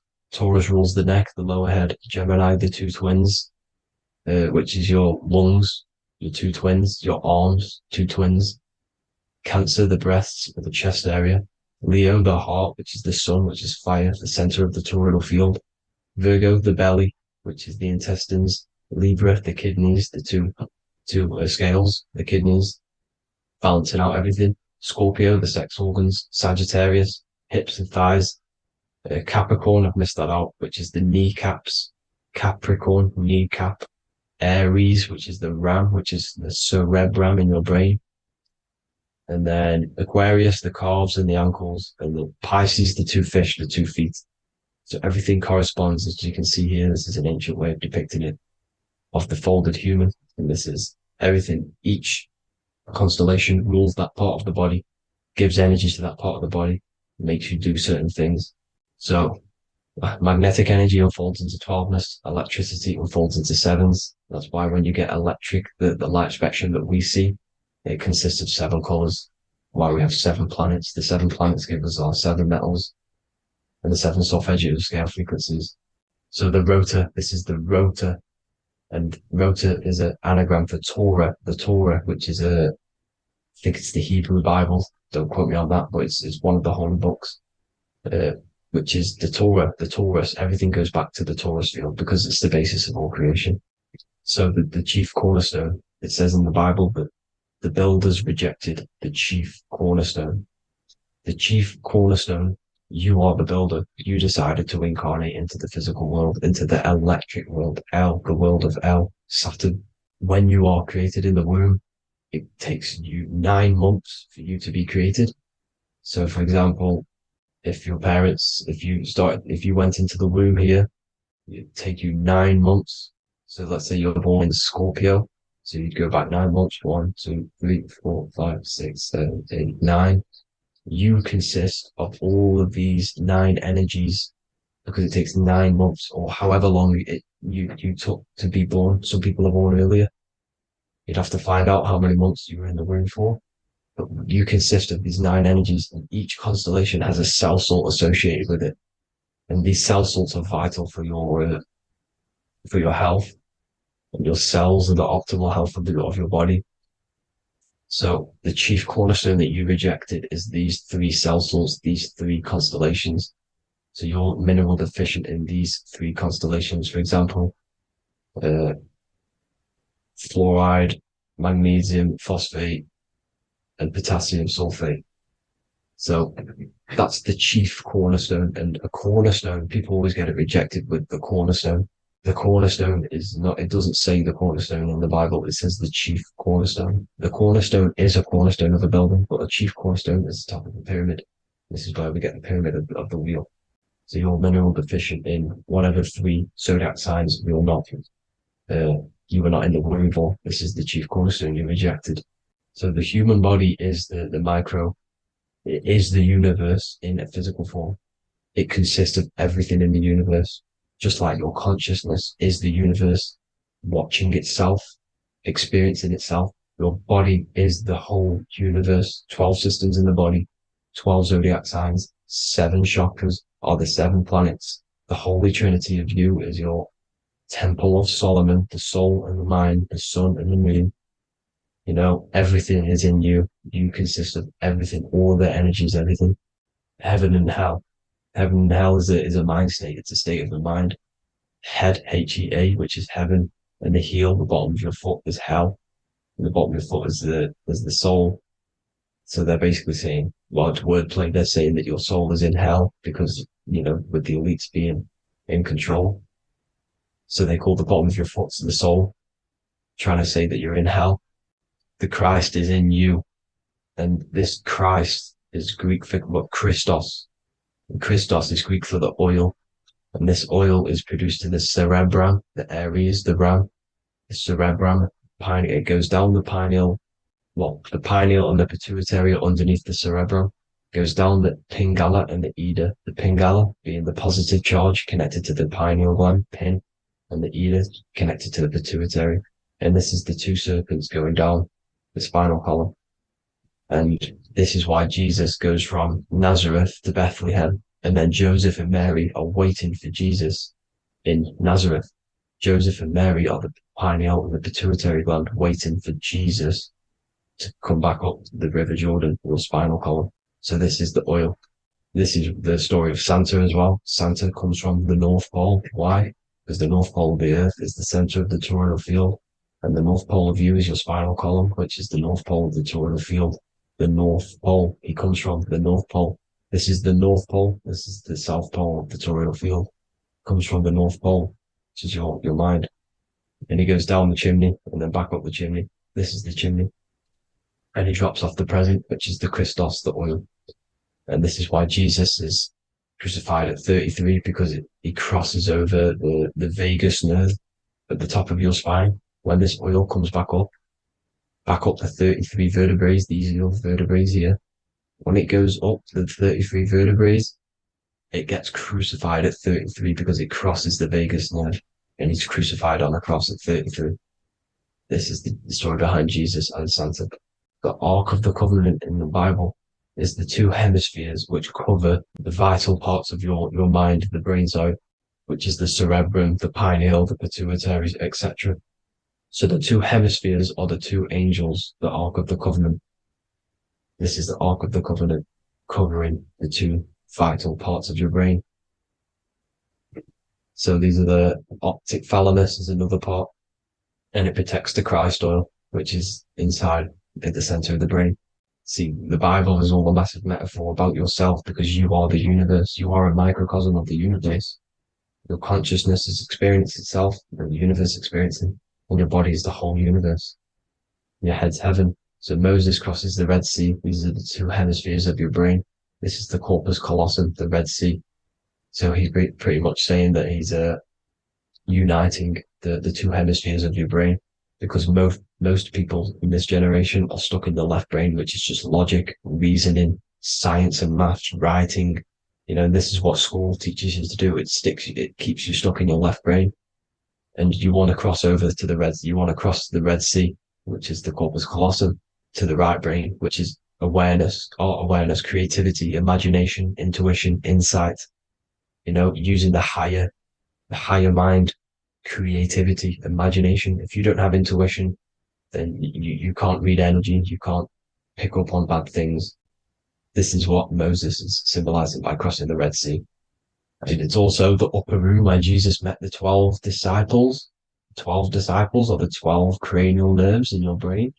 It doesn't just represent the 12 zodiac signs, the 12 disciples. symbolizes many different things. It's like I said, energy the universe consists of 12ness. So you have 12 cranial nerves in your brain, and that's the 12 disciples as well. And they want you stuck in your left brain, which is the five senses, materialism. So they say in the Bible that Satan blinds the mind. Satan is Saturn. If you've watched my videos, Satan is Saturn. And you consist of the Holy Trinity, which is the sun, moon, and earth. The soul, moon, the soul being your sun, the solar, the moon being your mind, the earth, your physical body. And Satan blinds the mind. Why? Because we enter a soul system. This is a soul system, not a solar system. And Saturn is the Lord of the Rings, which is the outer ring. When your soul enters the soul system, your soul starts to materialize. It hits Saturn. Why? Because Saturn starts to materialize you. You take on the 7 virtues, which are the 7 planets, which are your 7 chakras. And to get out of this soul system, you must get out of your lower nature, your animal nature, which is lust, desire, greed. You know, the number of the beast, 666, which is Saturn, Satan. So you enter the soul system, you take on the 7 energies, which you turn into physical matter. And this is your descension from heaven to, well, to say hell. And then you must raise back up from matter to spirit. They say Satan blinds the mind. Why? Because your mind gets materialized. Your soul and mind get materialized.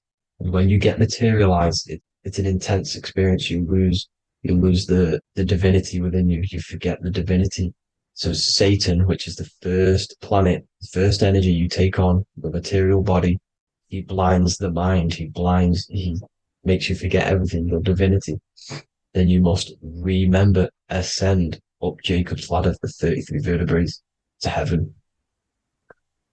And this is a microcosm of the macro, because you will ascend back up to heaven if you do this, when you leave your physical body, when your body decays.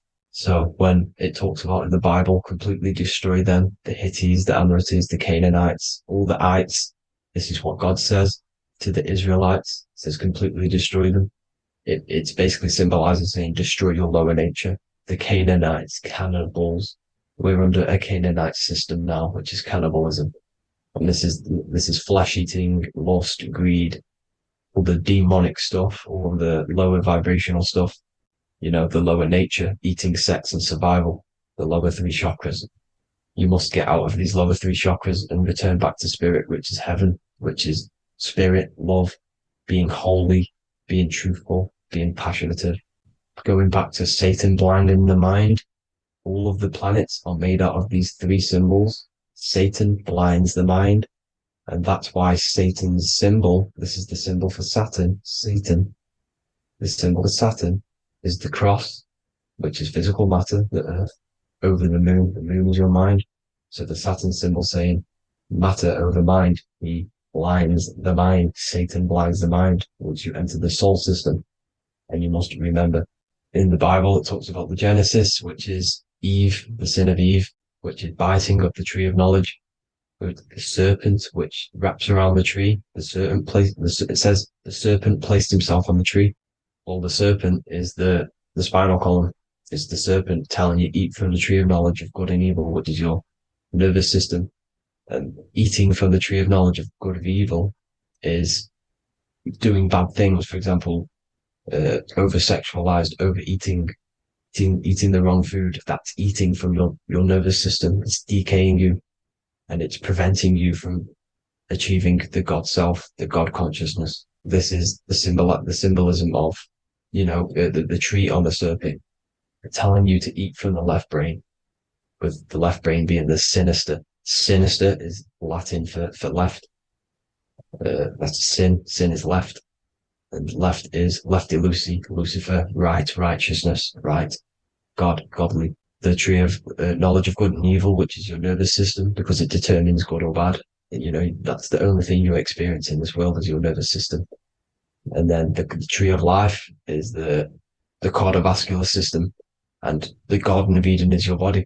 So that's it for this video, people. I hope you've got a greater understanding of how you are the universe and everything is inside of you. Just keep in mind you are the universe experience in itself, and your body is a reflection of everything. The 12 constellations, the 7 planets, everything's inside of you. This world is an expression from the inside outwards. You can't affect the outside world to manipulate reality. Everything's inside of you. I hope you got a greater understanding of this. God bless.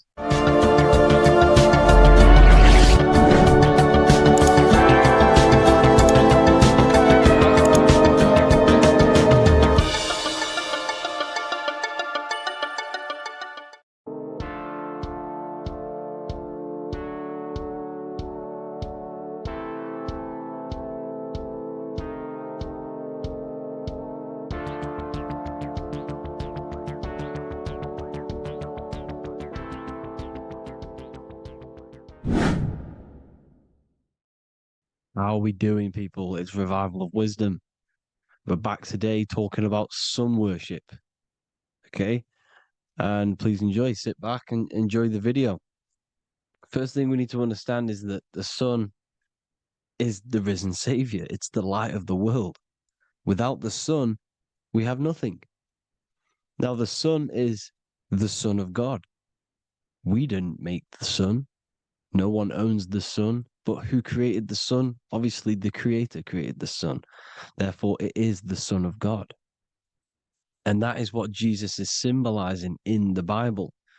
The Bible is a metaphorical story. That's why it's called the greatest story ever told, because it is a story about the sun, the zodiac. It's about you, the systems in the body. It's about everything that is sacred in this creation.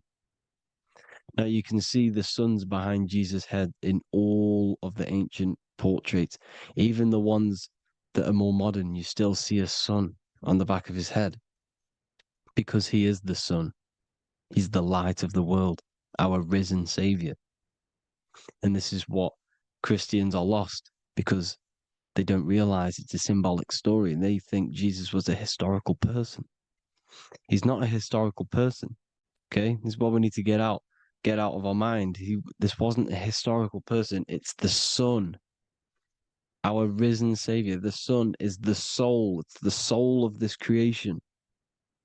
Because what is a soul? A soul is pure life force, pure energy. Whatever a soul inhabits, it gives life to. Like our soul feeds our body. The sun feeds the earth because the sun is a soul, and that's why the ancients called it soul. Because it's the soul and it's in you and it's the light of the world. It's the light of everything. It gives life to all things. Here's Jesus and his 12 disciples. The 12 disciples symbolize the 12 zodiac signs. Aries, it rules the head region because the 12 zodiac constellations rule specific regions of your body. Aries, the ram, you have a cerebrum in your head. This is Aries on the head of the table. His Gemini rules the arms and the lungs. The two twins, Gemini. He's holding up 2 hands for the 2 hands and arms. The twins. Cancer has a knife in his hand. It's not so clear, but he has a knife in his hand. Cancer is the crab. Crabs have claws. And he's pointing at Virgo's Adam's apple, saying there's no Adam's apple there. It's a woman. Who's the 6th sign? The 6th sign is Virgo, the Virgin, the only woman in the painting. Now notice how there are 3 people in 4 groups for the 4 seasons and for the 3 months and 3 zodiac signs in each season: spring, summer, fall, winter. Matthew, Mark, Luke, and John with the suns on the back of their heads because it's the 4 states of the sun. The 4 states of the sun. Now, 6th sign, Virgo, the Virgin, the only woman in the painting with no Adam's apple. Then we have the sun, Jesus, red and blue, red shift, blue shift, electromagnetism. The ancients knew this. He's got one hand open, one hand down, because the sun gives and retrieves. The sun rises and it falls. It gives, then pulls away. That's what the sun does, and that's what he's doing. His arms are out symbolizing the rays of the sun, casting down onto the earth, giving and then receiving. Libra is two hands are equal, holding his arms out equally, because Libra is the two balanced scales. Libra is when the sun is balanced between the summer and the winter. It's being judged. The sun isn't balanced. That's what Libra is, the two scales. Capricorn is the goat. Goats have two horns, and you can see the two horns on his head here. See? So this is astrology. This is what Leonardo da Vinci is depicting here. It's astrology. He knew the story of the Bible is all astrology. It's all based on astrology. The Son of God, the real sun. Now here are some Bible verses. I am the light of the world. Obviously, that's the sun. What other light is there that lights up the world? The moon can't do it. It's the sun, the one and only sun, our risen Savior. Because if the sun didn't rise, we'd all be dead. So it's our risen Savior. And it dies for our sins every night and then gets reborn every day. Now, Jesus calms the storm. Mark 4:35-41. The disciples are all on a boat and there's a heavy storm. But Jesus is asleep. The disciple says, Jesus is asleep. We need to awake him. They wake up Jesus, and Jesus got up and rebuked the wind and said to the waves, quiet, be still. Then the wind died down and it was completely calm. Well, when Jesus was asleep, this is the sun not being risen. It's not risen yet. Because in the night times, that's when the storms happen on the sea, in the ocean. And when they awake Jesus, Jesus rises because he's the sun. He rises and everything calms. Because when the sun comes, the storms go. You see? So it's the sun. It's all about the sun. Here's another, Luke 22:10. A disciple asked Jesus, when will we know it's the end times? And Jesus says, as you enter the city, a man carrying a jar of water will meet you. Follow him to the house that he enters.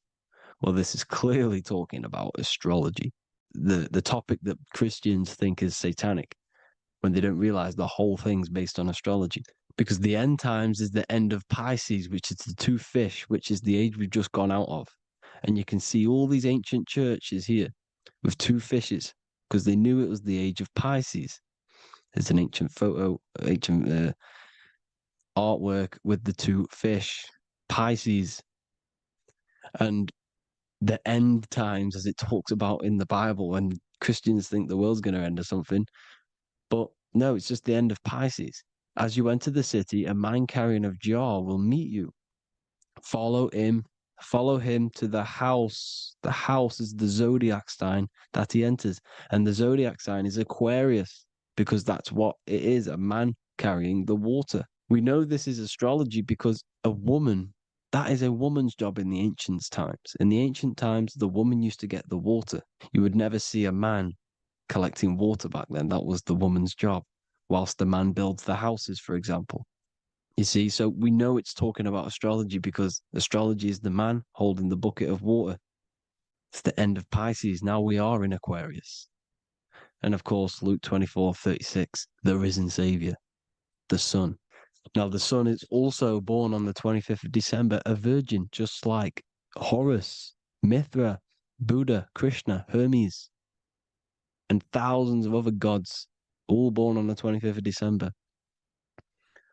Well, it's because the sun moves 1 degree northward on the 25th of December. And on the 22nd to the 24th, it stays in the same degree because it's moving south. But then on the 22nd, it stays in the same degree on the Southern Crux constellation. And the ancients called this the sun dies on a cross, because the cross is the Crux constellation, the Southern Cross.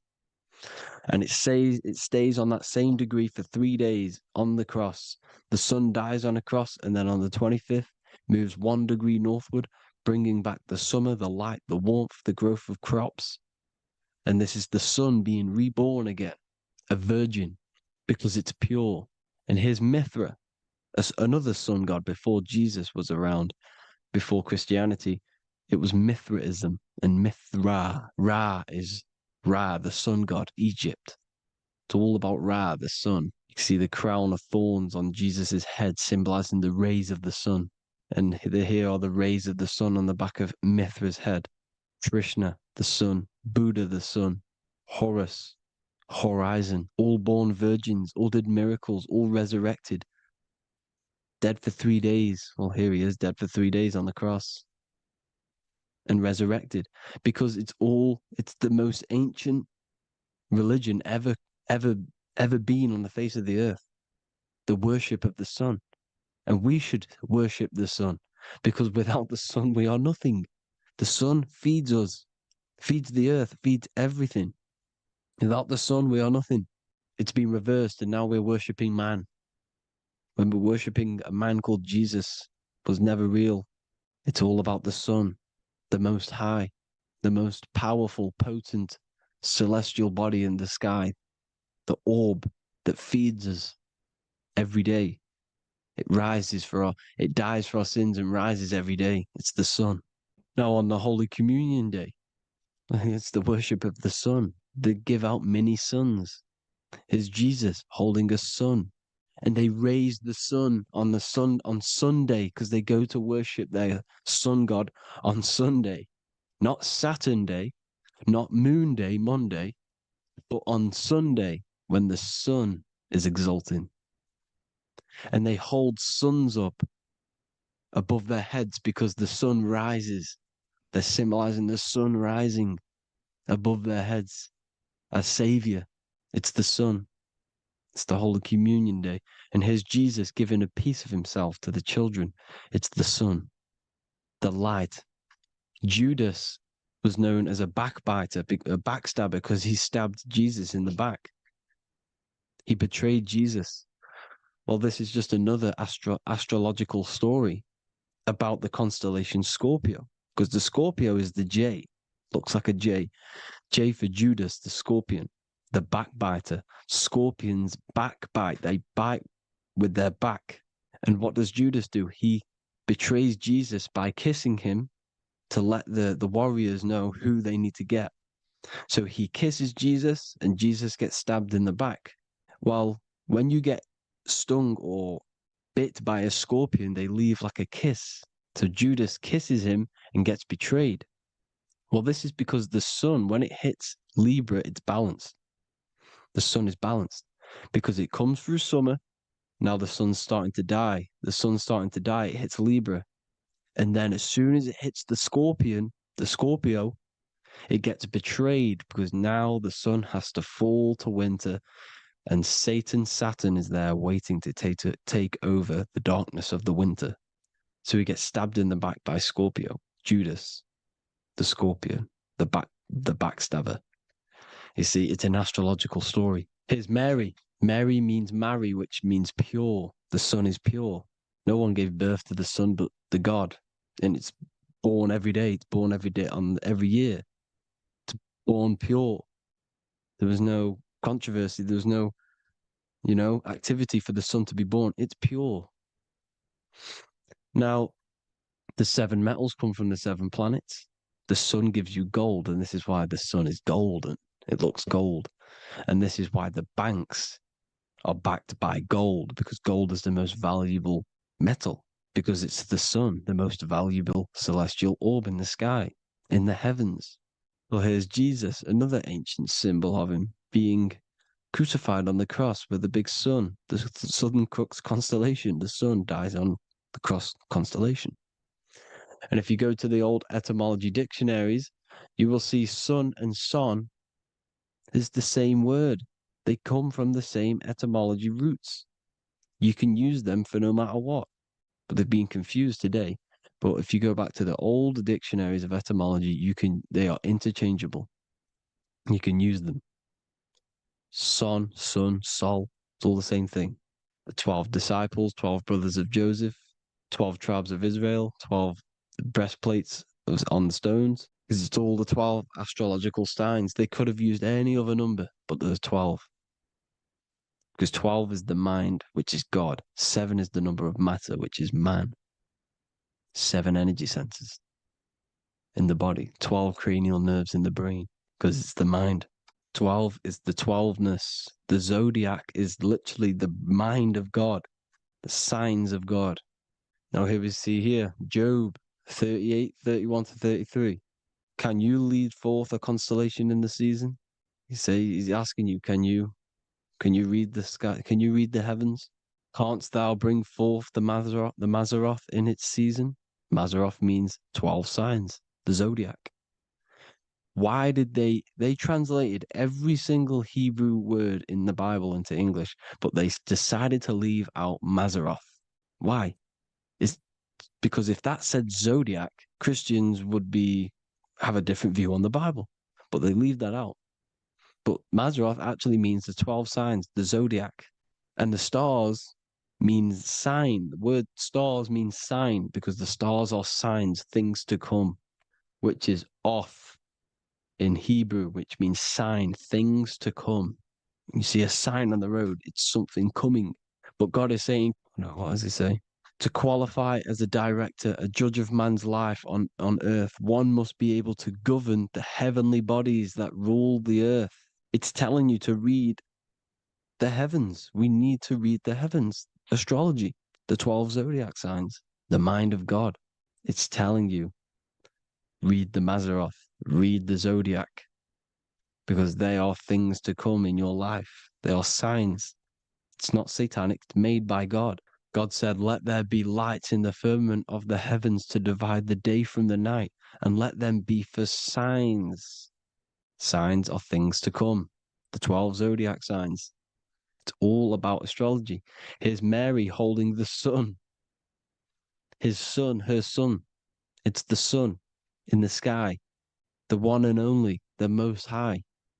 The soul, the solo because it's on its own. The most powerful, Ra, radiance. Here's the Pope holding the sun. All three popes holding the sun because they're sun worshippers and they know the true meaning and origins behind Christianity. Sun worship. Here's the Vatican is a sundial. Yes, this is literally a clock. Your watch is a sundial. It's got 12 sections on it for the 12 zodiac signs. 12 hours, 12 Horuses. Now here you see Jesus walking on water. Well, it's the sun. And here's the beard of the sun. Here's the pyramid of the sun, the illuminated one, the all-seeing eye, the sun. Here's the Ankh. The sun creates these symbols. The ancients knew this. Now, when you see these headdresses, these are actually the days of procession of the sun. Aries, Cancer, Libra. It's all about the sun. Here's some more sun worship going back to Egypt. Ra, Horus, Osiris, and Set. Jesus and Satan is Horus and Set. The sun and Saturn. Saturn rules the winter, Satan. Jesus, the sun, the light of the world, rules the summer, rules the day. Satan's the night, Saturn's the night, the sun is the day. The evil brother, Satan. Well, Horus this is where we get the word hours from. There are 12 Horuses. The sun moves in 12 Horuses, 12 hours. Where's Horus? What hour is it? Where's Horus? His Ra, 12 noon, Ra, radiates, powerful, the most high sun. That's why he has a sun on the top of his head. These are the 4 states of the sun. Set, sunset. This is why we say sunset, because the sun is setting. His sunset, his Horus, horizon, the Horus is rising, Ra radiating, and the sunset. Then midnight is Osiris. Here's another ancient symbol for the sun, the scarab. Ra, the sun, scarab.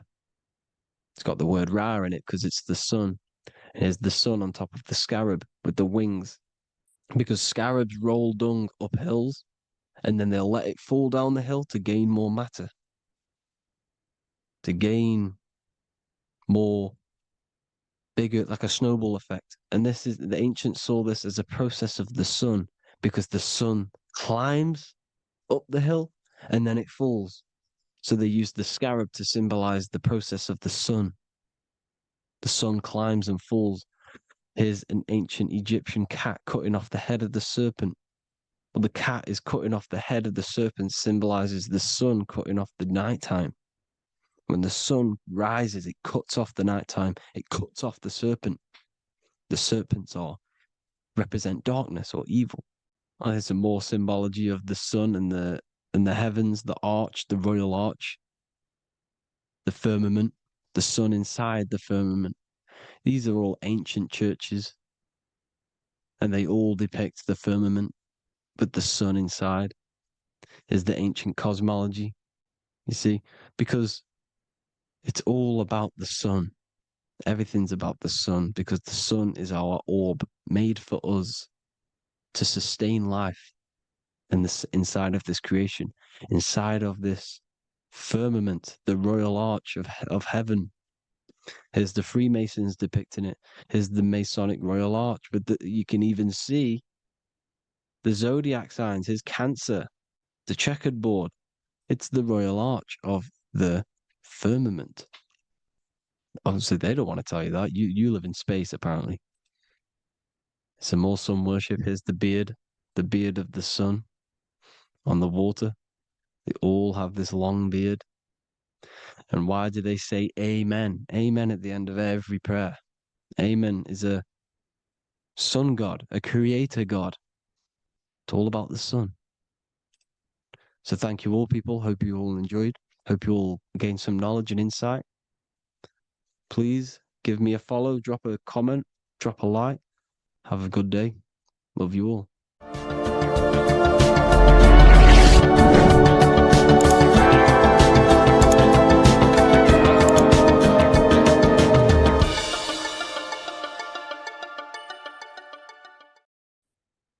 What if I told you that you are under a spell, and this spell is controlling you in every aspect of your life, and you don't even realize it? Spells are not what you've been taught. They're not fantasy magic wands that are casted over you. No, no, no. Spells are much, much deeper. A spell is a belief system that is installed into your subconscious mind, which holds power over you. Okay?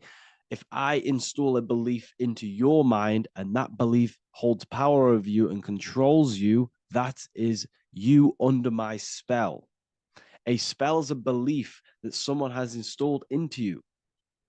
Okay? You have a subconscious mind. The subconscious holds power over 90% of your daily basis behavior, thought patterns, and overall emotional state.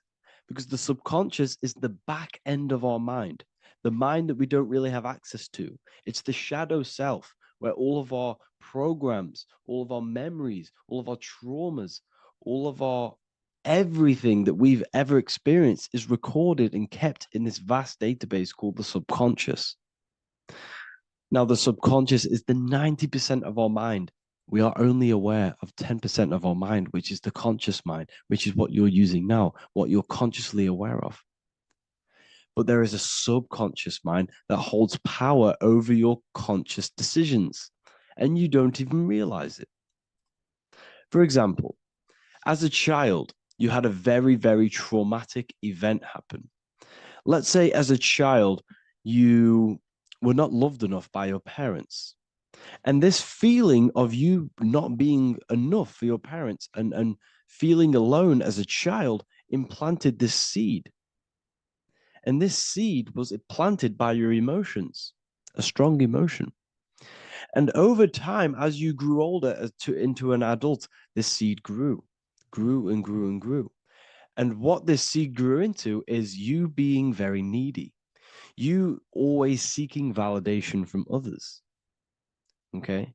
But you taking this conscious decision 10 years down the line actually stems from this hidden cause within your subconscious mind, within this little feeling, this seed inside your subconscious where you don't feel like you are worthy.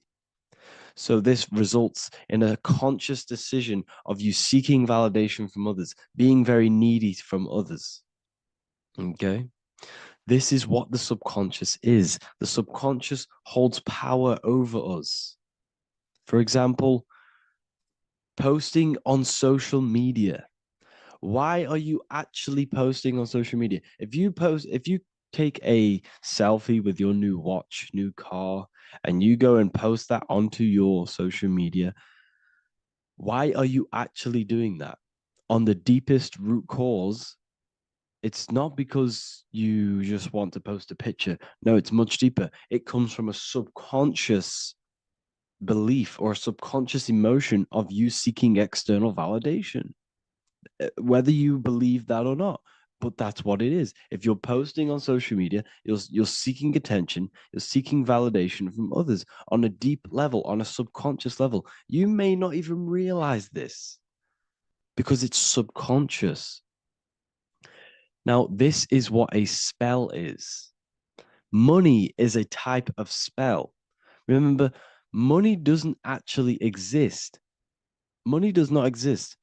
Money is a physical object inside of the material plane. But the physical object has a belief in the mental plane. See, the mind is the highest plane. This is the root cause of reality, the mental plane. Okay?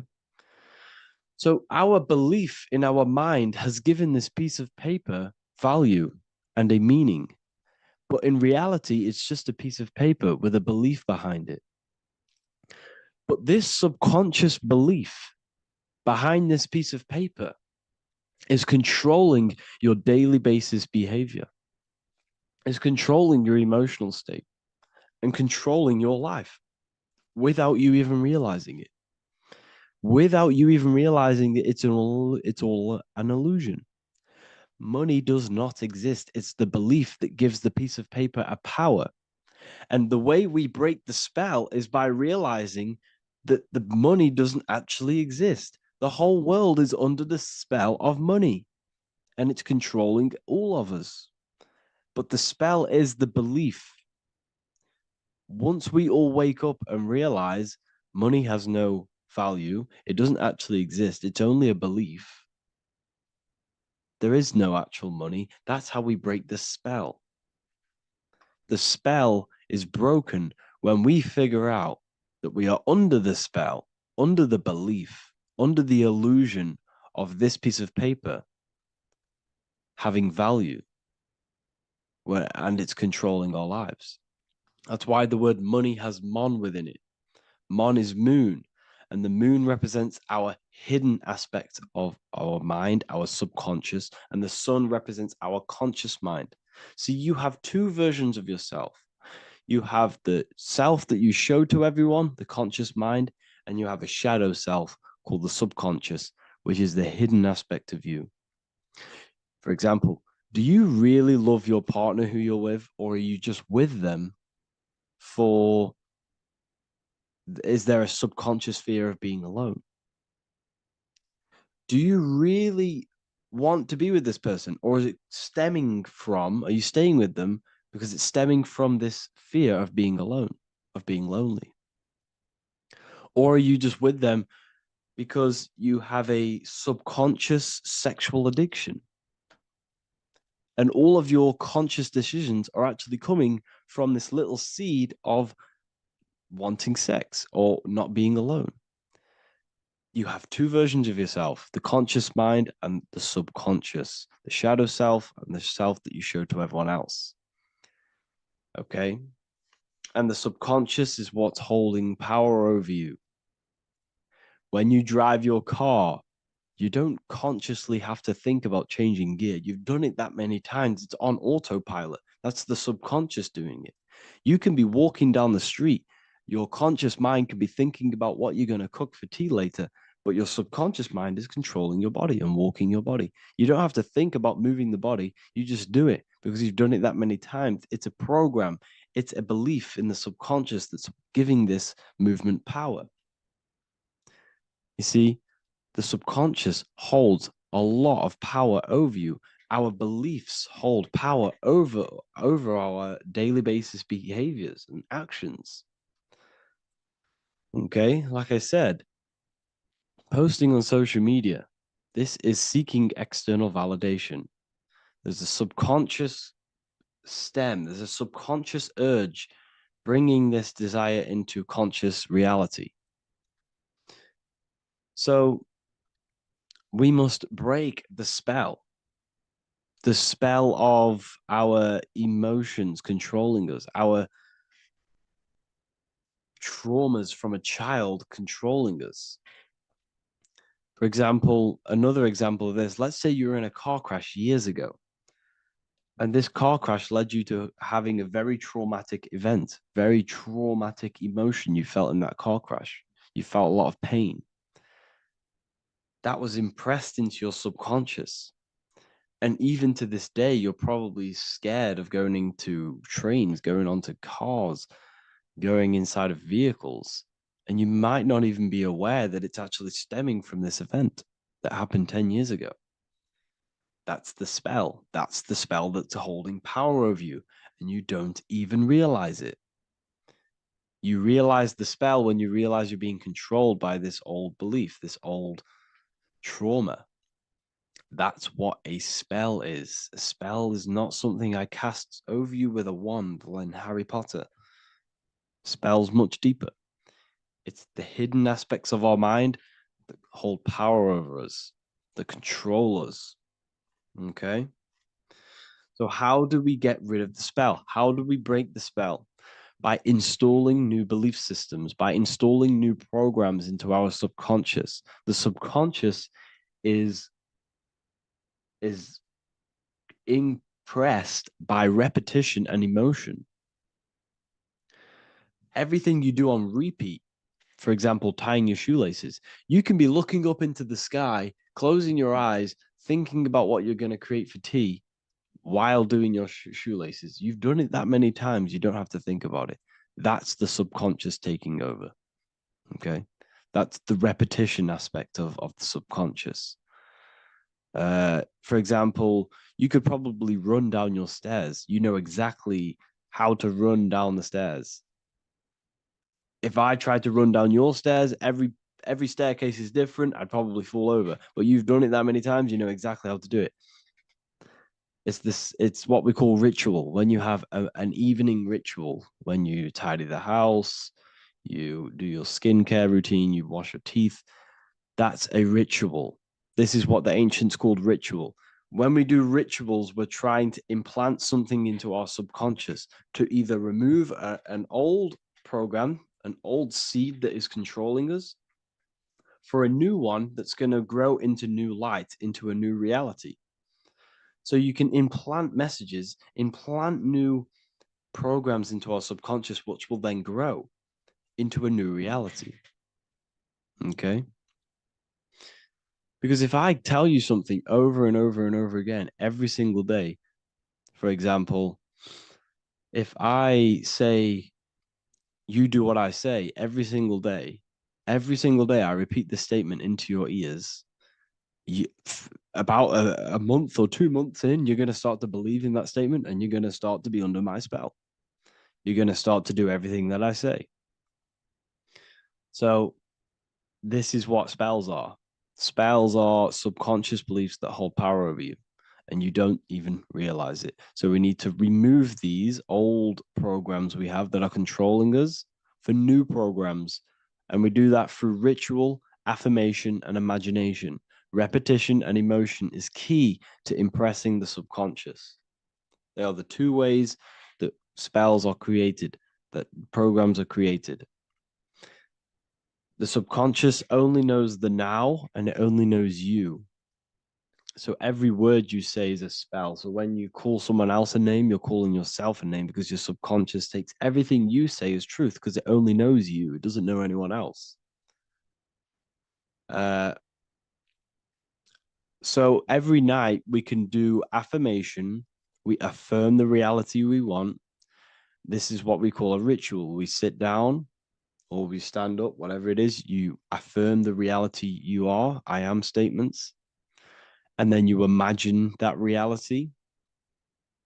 And you do this over and over again, every day, twice a day, 3 times a day, however many times. And this will cause repetition. This will install a new belief system into your subconscious, which will then start to show in your external reality. It will start to put you under a spell of the new program. For example, if I install into my subconscious that I believe that I am rich, every single night I affirmate that I am rich, I am wealthy, I am free. And then I do a ritual. I start to imagine this reality. Every single night, I do these two things on repetition, and I start to feel the reality and imagine the reality. Over time, I'm going to start to believe that I am rich, that I am free, and I am wealthy without having the physical reality. And what this will do is that it'll implant a message deep within your subconscious mind. It will plant the seed of this belief.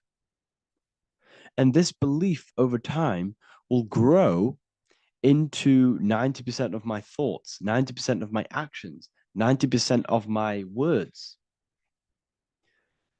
My words, my thinking will change due to this new belief. I may not even realize it, but I'm looking for more opportunities to make money. I'm speaking to more people because of this belief that I've installed. This belief has triggered new ways of thinking. My mind, my conscious mind is now only operating to fulfill this belief. And my conscious mind might not even be aware of it. You won't even realize that you're manifesting this belief of being rich. And that's how it happens. You implant the belief within your subconscious. You implant the spell into your subconscious, which will then gain control over you. So we need to make sure we're removing the negative spells, the negative programs that are controlling us, for new regenerated ones, for new ones that are going to create new realities, a better life. Okay? You don't want negative traumas, negative seeds controlling you and growing into your life. If you don't cut them off, they will continue to grow and grow and grow. Your anxiety will get bigger and bigger and bigger. Your depression will get bigger and bigger and bigger. But it's all actually stemming from one belief system or one trauma. Okay? So this is important. Everything in this physical plane is an effect of the higher planes. It's a shadow of the mind. Everything we think, all physical objects began as a thought, then an imagination, then energy, then a physical reality. So we must change the mental plane. We must plant seeds into our mind to change down into our physical material life. It's about manipulating this higher plane so we can create change and effect in the physical external material plane.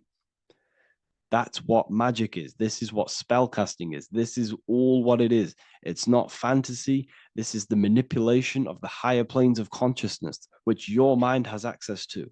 You have access to these higher planes. Okay? This is exactly what I teach in my university. I teach different rituals. I teach specific rituals to get rid of certain things, certain belief systems.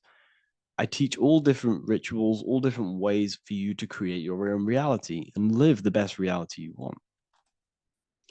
We also have all of these different courses. We have activating the inner eye. This will teach you exactly how to lucid dream and activate your inner vision of imagination. We have the sexual alchemy course. This will give you the power of transmuting your sexual energy into creativity.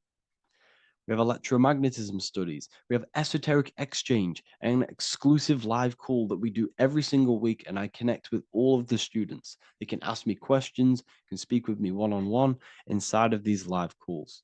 We have the real numerology section. We have the health section. We have a lecture section. Look at all of these lectures we have on occultism, symbolism. All of these lectures are designed to gain you power, to give your personal power back to you, to make you realize things about you. We have a meditation section. We have a library section where you can download all of our library, all of our books, different books on occultism, symbolism, Freemasonry, astral projection. And of course, we have the Manifestation Mastery course, which teaches you exactly how to create reality so you can live that desired reality that you want. This is the last chance to lock in the price of $55 a month. This is less than $2 a day. You can really level up your life, because the price is going to increase as the value of the university increases, because there's a new symbolism course coming out. And if you join now, you'll get this course for free, because obviously when this course releases, the price will go up. The symbolism course will teach you the language of esoteric and occult symbolism. I'll leave the links in the description. Make sure to leave a like, comment, subscribe to the channel if you want to see more content. Thank you all, people. Have an amazing day. Welcome to Revival of Wisdom. Welcome people, we're back with another video, and this video is about Freemasonry and their connection to the Illuminati. Please, as always, to make sure to hit that like and the subscribe button and turn on the notifications to never miss a video. On May the 1st, 1776, the founder of the Illuminati, Adam Weishaupt, founded this secret organization, and this date can be found in Roman numerals underneath the all-seeing eye pyramid on the $1 bill. This $1 bill also says Anno Coptus Novus Ordo Secularum. This is Latin for announcing the birth of the New World Order. This New World Order will be headed by Lucifer, the all-seeing eye, and followed by the 13 layers of bricks for the 13 elite bloodlines. So your Orsini's, Rockefellers, Rothschilds, Soroses, and the other 9 elite families. So when Adam Weishaupt created the Illuminati, he made it consisting of high-level degree Masons, French and Latin philosophers, and many more powerful people to all become one society. So this is why you see Masons using this same symbol of the all-seeing eye inside the pyramid. But not all Freemasons are part of this Illuminati secret society. As the 33rd degree Freemason Manly P. Hall said in his book The Secret Teachings of All Ages, Freemasonry is a fraternity within a fraternity, an outer organization concealing an inner brotherhood of the elect. So what he's saying here is that Freemasons have to go up the degrees of Freemasonry, and once they hit the top, they either get elected or not into these secret societies like the Illuminati, Skull and Bones, and Knights Templar. So when you see celebrities doing this one-eye symbolism, either covering one eye, doing the triangle, or doing 666 over one eye, this is showing and reflecting the symbolism of Freemasonry. They have taken the oath to never speak on anything they learn about Freemasonry. Duncan's Ritual of Freemasonry book states the oath they have to take. Quote, I ... of my own free will and accord, that I will hail, ever conceal, and never reveal any of the secrets, arts, points of Master Mason's degree to any person whomsoever. All this most solemnly, sincerely promise and swear. Now, this is what happens when they break the oath, stated in this book, quote, myself severed in two, my bowels taken from thence, and burnt to ashes. So this states that Freemasonry comes first, before any law of the land. It has the right to kill you if you break your oath.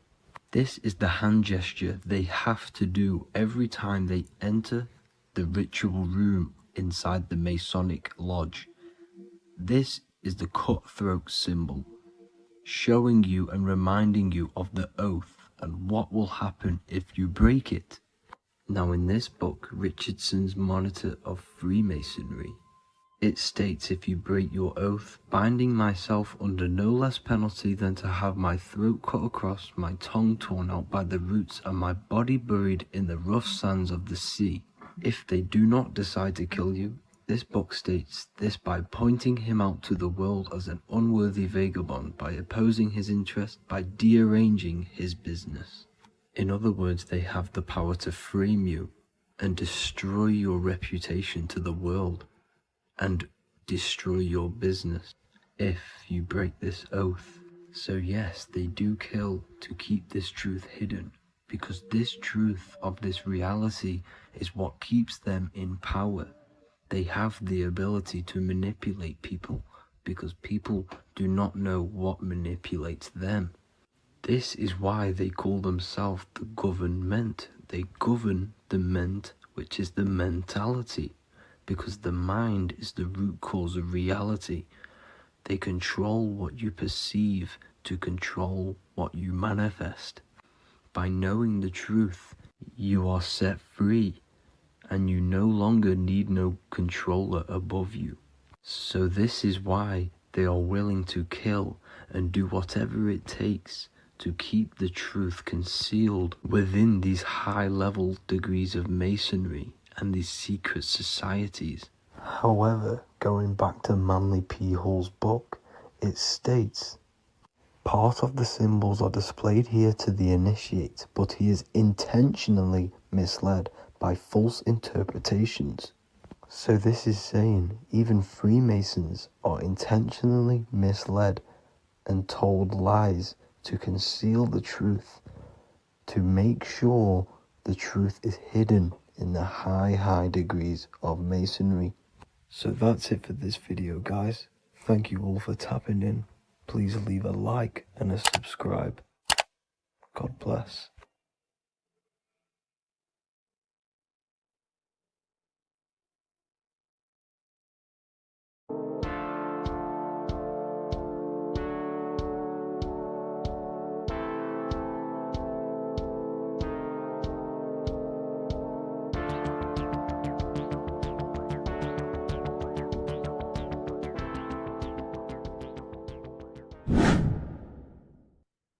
Left and right hemisphere, and what are they doing? How does it contribute towards your perception in this world? And this is what we're going to be talking about in today's video. We're going to be breaking down the two hemispheres of the brain and how they function in your life. So first, we have the left hemisphere. This is the logical hemisphere. This is the analytical, divided, scientific, or verbal hemisphere. The right hemisphere is creative, wholeness, artistic, symbolic, and metaphorical. The right hemisphere does with non-verbal things. It produces a holistic perception. It is more to do with creativity. Because what you must understand is that we are not in the external world. The world is produced by our brain. We see with our brain. Our eyes are a part of the brain. What we touch is the brain's interpretation of electrical signals on the nervous system. What we smell is the brain's interpretation of smell through the nose. What you taste is your brain's interpretation of chemical reactions on your taste buds. So what you are experiencing is the brain. The brain is a computer creating a simulation. And you have two hemispheres which breaks down this reality. So essentially the brain is the perception creator. It creates perception. So if the brain is creating this, who is the one experiencing the brain? Well, that is you, the consciousness, the mind, the all-seeing eye. You are the all-seeing eye experiencing the brain, the observer behind the brain, behind reality, behind the emotions. So if you're walking through a woods, this left brain sees individual trees. The right brain sees the whole woods. It sees the biome. It sees the bigger picture. So when you are walking through this woods, the right brain picks up a holistic perception of reality. It creates the woods as one unified woods. The left brain's job is to break this down and analyze it so that we can see individual things. And this is also necessary for humans to have the ability to break things down and manipulate things in this world. So without this left hemisphere, we could not manipulate things and break things down. So this right hemisphere is important because it sees the whole woods. It sees humanity as one unified consciousness. However, the left hemisphere sees individual egos. So the left hemisphere is the place of the ego because it only understands it sees the world very divided. Okay, so for example, here's another example of the left and right hemisphere. If someone pulls out in front of you in traffic, your left brain's going to start going crazy and analyzing them, calling them names. The right hemisphere, however, sees the bigger picture. Maybe he didn't see you. Maybe it's just a mistake. Maybe he's in a rush. You see how the two brains are very different. They do the same thing, but they function in different ways. The right hemisphere is feminine, the left hemisphere is masculine. So, like I said, this person pulls out in front of you, you start to think with the left. If you start to perceive that in the left brain, you're going to start analyzing them, you're going to start going crazy and calling them names because you're analyzing it. You're not seeing the bigger picture behind it. You're not seeing it from his perspective. So there is a crossover. So the left hemisphere of the brain controls the right side of the body, the right ear, the right eye. Everything to do with the right side of the body is connected to the left hemisphere, and the right hemisphere controls everything on the left side of the body, including your eyes, your arms, your legs. So everything is crossed over, and even your visual field is crossed over. So this is your visual field, as you can see here, and even the left side of your visual field goes to the right brain. There's a crossover. No one really knows. There's not really a reason for this. However, this is how the human body is designed. As we all know, the human body is the most advanced piece of technology on the face of the earth. They cannot replicate the human body. And they tell you it has no creator. This is crazy. People are that brainwashed, they can't even understand that their body is the most advanced piece of technology. Your body is so advanced, the computers that you use are mimicked of the body. Everything they create is mimicking nature, but they don't show you how intelligent nature is because they don't want you to understand you're in an intelligent design. So anyways, let's get back on track. There is a crossover in the brain, and this is why they teach you to write with your right hand. And I was speaking to someone who's in a nunnery, or whatever you want to call it. They were a nun, or they knew someone who was a nun, and they forced these people, these nuns, to write with their right hand. You had to write with your right hand. This is why, I'd say at least 70% of the world, or 80%, is right-handed and right-legged, because they taught us this to activate the left hemisphere more because of this crossover that happens in the body. So when we are using this right side more, we are using that left hemisphere more. Why? Why are they doing this? Well, they also called it writing. Writing is a spell, to cast a spell on you, to use that right side of the body so that you use this left hemisphere, because they want you to see the world as a divided perception. They don't want you using the right hemisphere, using that left side of the body to activate the right hemisphere to see the bigger picture and see how everything is all one and everything is created. This left hemisphere domination keeps you from seeing the connections between everything, because that left hemisphere analyzes, it breaks things down. So when we are left hemisphere dominated by using the right side of the body, we are essentially seeing everything as divided. And this is why so many people will not understand my work, because my work connects dots and connects fields of knowledge, and makes you see the bigger picture. So people who are left hemisphere dominated will see my work and think this guy's crazy. But everything, it's all about activating that right hemisphere. So they called it writing because every word you say is molding your mind in some sort of way. The things you see is molding your mind. Everything you take in through the five senses is molding your mind. And language is a massive spell, especially the English language. They called it writing so that you use that right side. It's a spell because your subconscious mind picks up everything you say. And 90% of your daily basis behavior and thought patterns is produced by these subconscious programs within the subconscious mind. Essentially, your conscious mind is only the 10% of you. The conscious mind is just what you're aware of, what you're wearing, how you're feeling, what you're thinking. That's your conscious mind. The subconscious mind is controlling every system in your body. It's telling your heart to beat without you being conscious of it. So essentially, this is what they're programming. They're programming this system in the back of the mind, which is controlling everything through the words. And this is what spells are, because it's all about creating perception in the subconscious. So they want you to use that right side more. I truly believe the ancients, they were balanced. They used the left and the right side of the body. They didn't have a stronger side because they understood this science of the body and how the body works. So this is actually called phonetics. It's not etymology. Etymology is the study of root words. Phonetics is the study of how words sound similar. The way words are spoken. So phonetics, phone, is why we call them a phone, because you speak into a phone.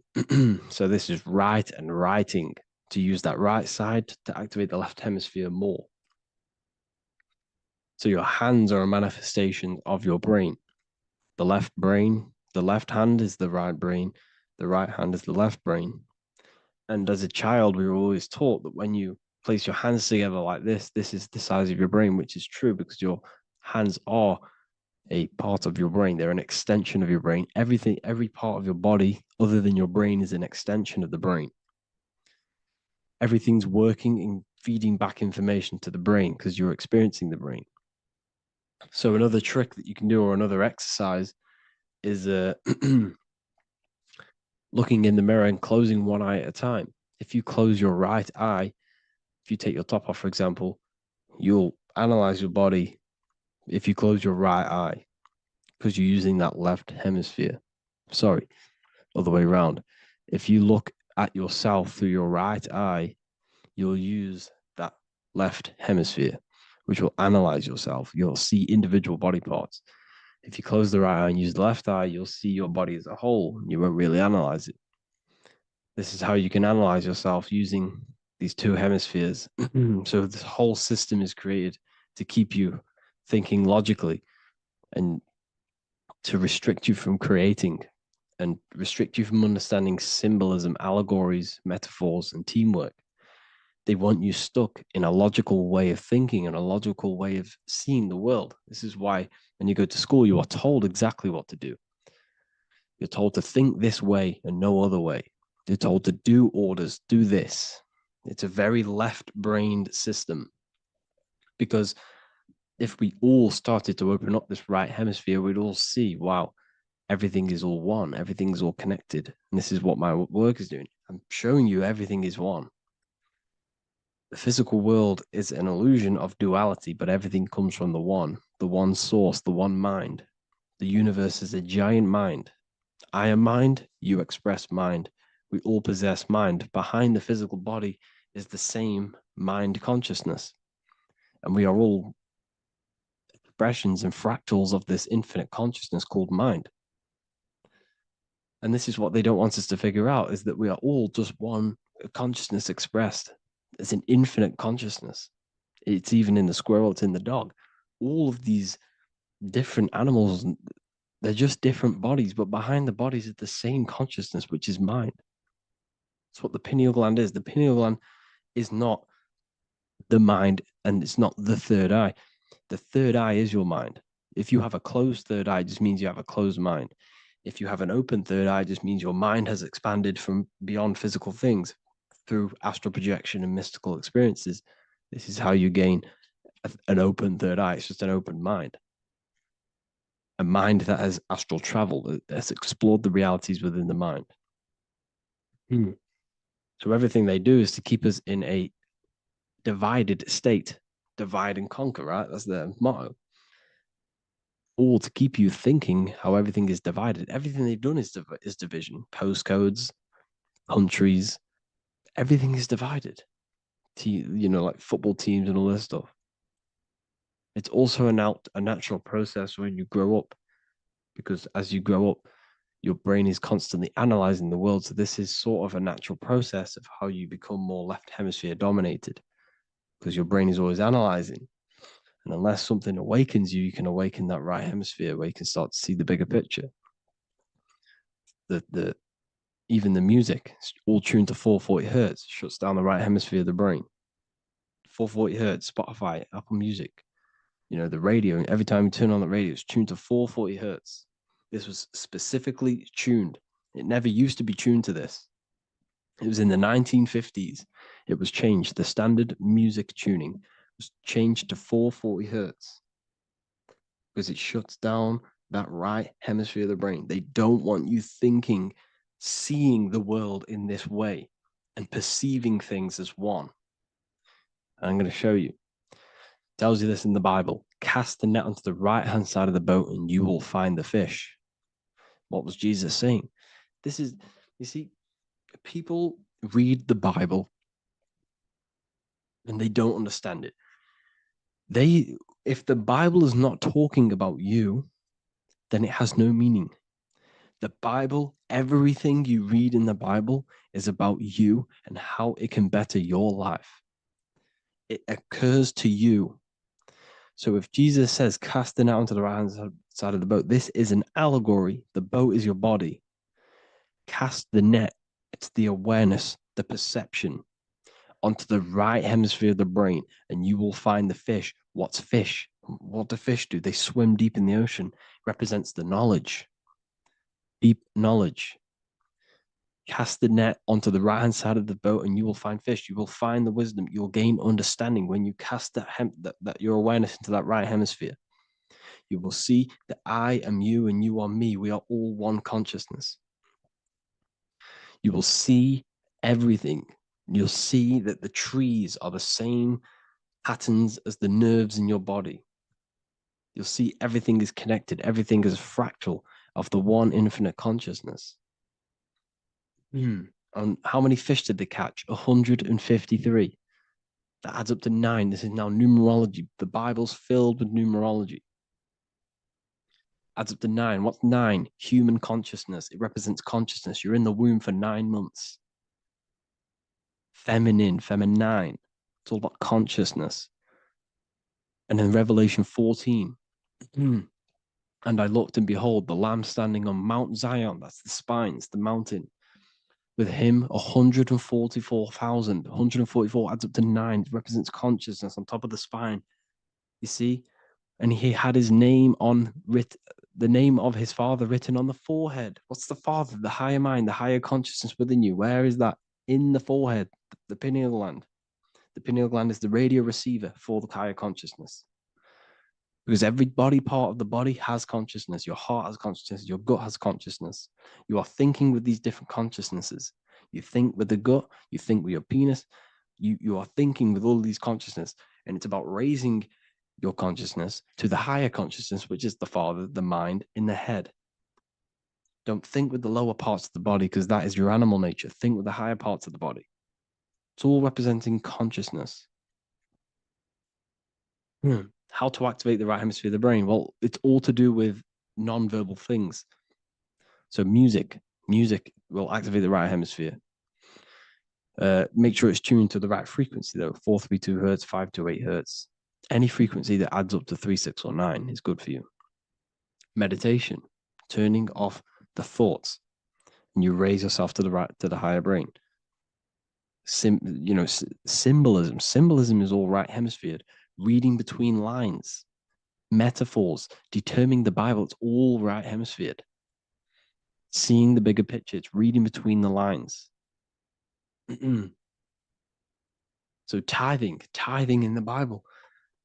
These people in the churches are giving 10% of their money to the church. It's nothing but a scam. What these people have done is they have externalized the Bible. They have taken the Bible and literalized it so that they can make a business out of it. So what they're doing is 1/10 of the produce of what it says in the Bible, 1/10 of the produce of the land, whether grain or fruit, is the Lord's and is holy. So what's that saying? The 10th of, it's basically saying give the 10% to the Lord, to God. What does that mean?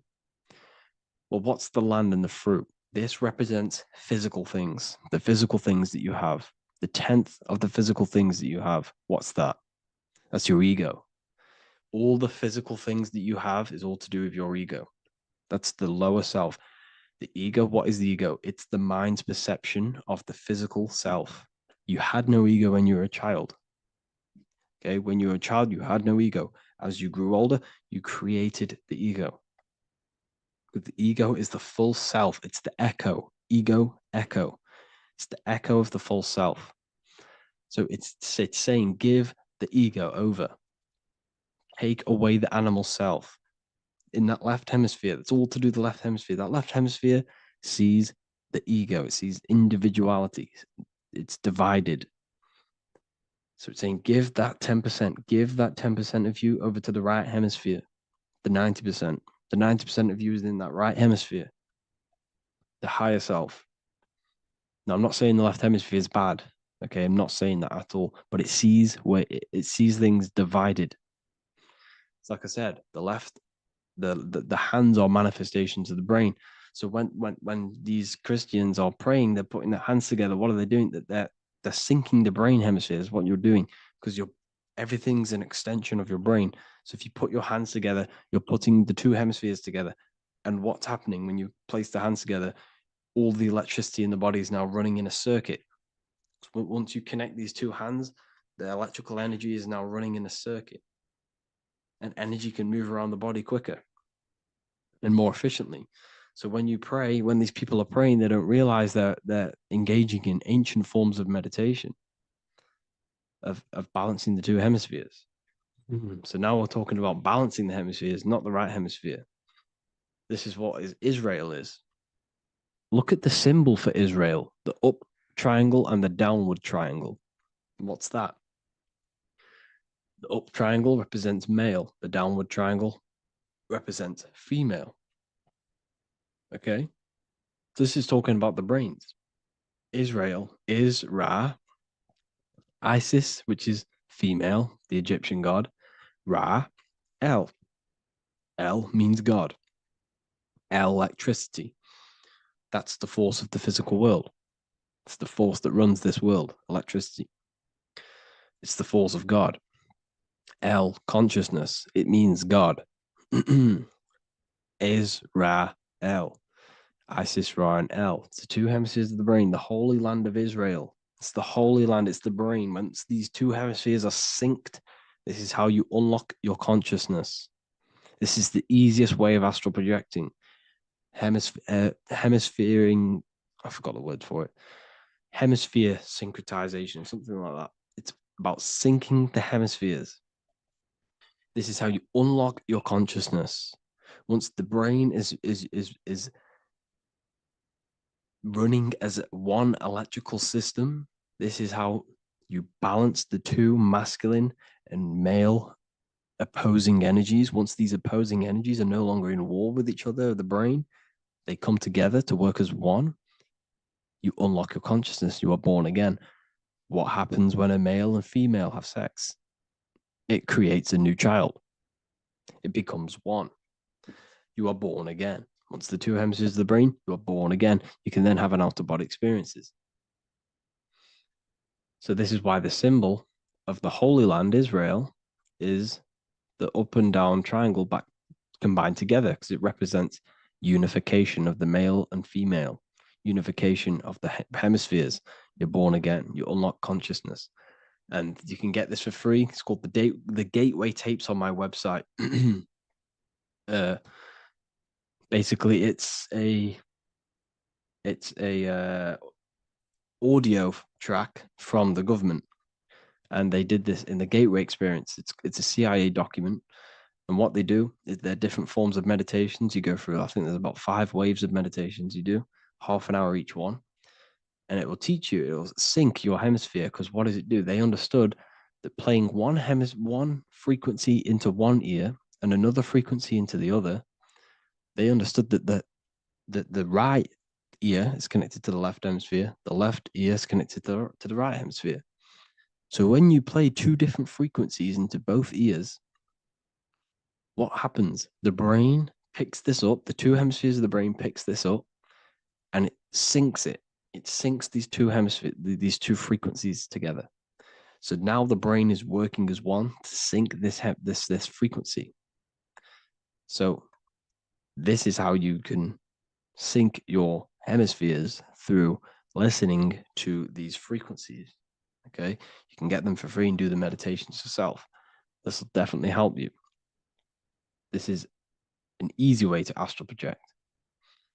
So it's all about syncing the hemisphere and seeing reality from a unified perception.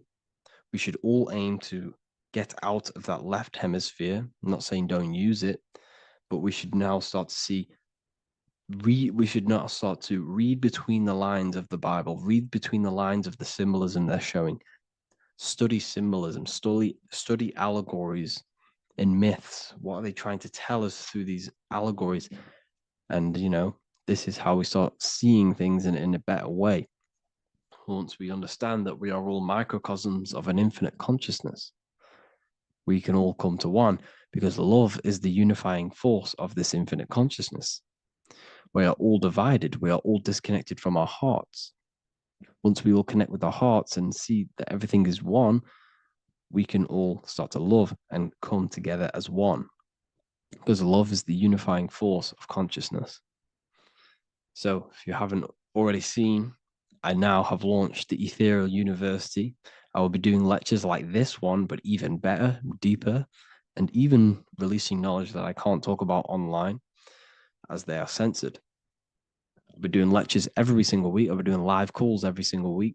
You also gain access to my library, which is filled with over 45 occult books, filled with knowledge. Okay, I'll show you now. Plus, you get my book, The Book of Wisdom, PDF form, and the Human Health Guide, PDF form. You also get all of this stuff, the health section, Q&As, Ethereal meditations. We've got some celestial studies, cosmology, and numerology coming soon.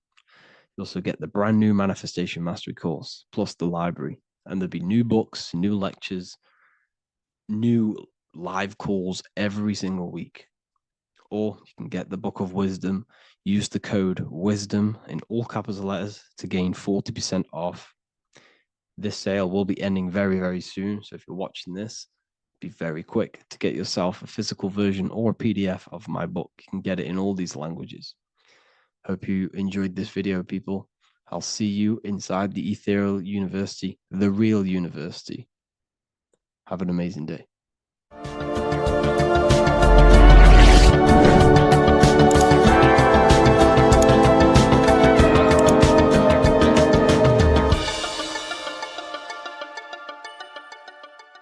What if dreams aren't random at all, but messages from a deeper part of yourself, trying to show you things? In this video, you're going to learn exactly what dreams are from an esoteric view, how to control dreams, and how to dream more frequently. Dreams are not nonsense. They are expressions of the subconscious mind. In the daytime, we're using our conscious mind, what we are aware of. This represents the daytime, the sun, the external world. We're operating in the external, outside the body in the day. But when we go to sleep, we return inward. Everything does this breath. We breathe in through the nose and out through the nose. Everything does this in and out process in the universe. We live, we die every single day. We wake up, we express things in the external. Then at nighttime, we return back to darkness, back to the internal. This is the breath of the universe. We have summer, we have winter. This is the breath of the sun and the seasons with the earth. You have an internal world and an external world. External is physical, the internal is spiritual. Like I said, when we go to sleep, we are returning back to the internal world of your own consciousness and subconscious mind. Your subconscious mind holds everything about you,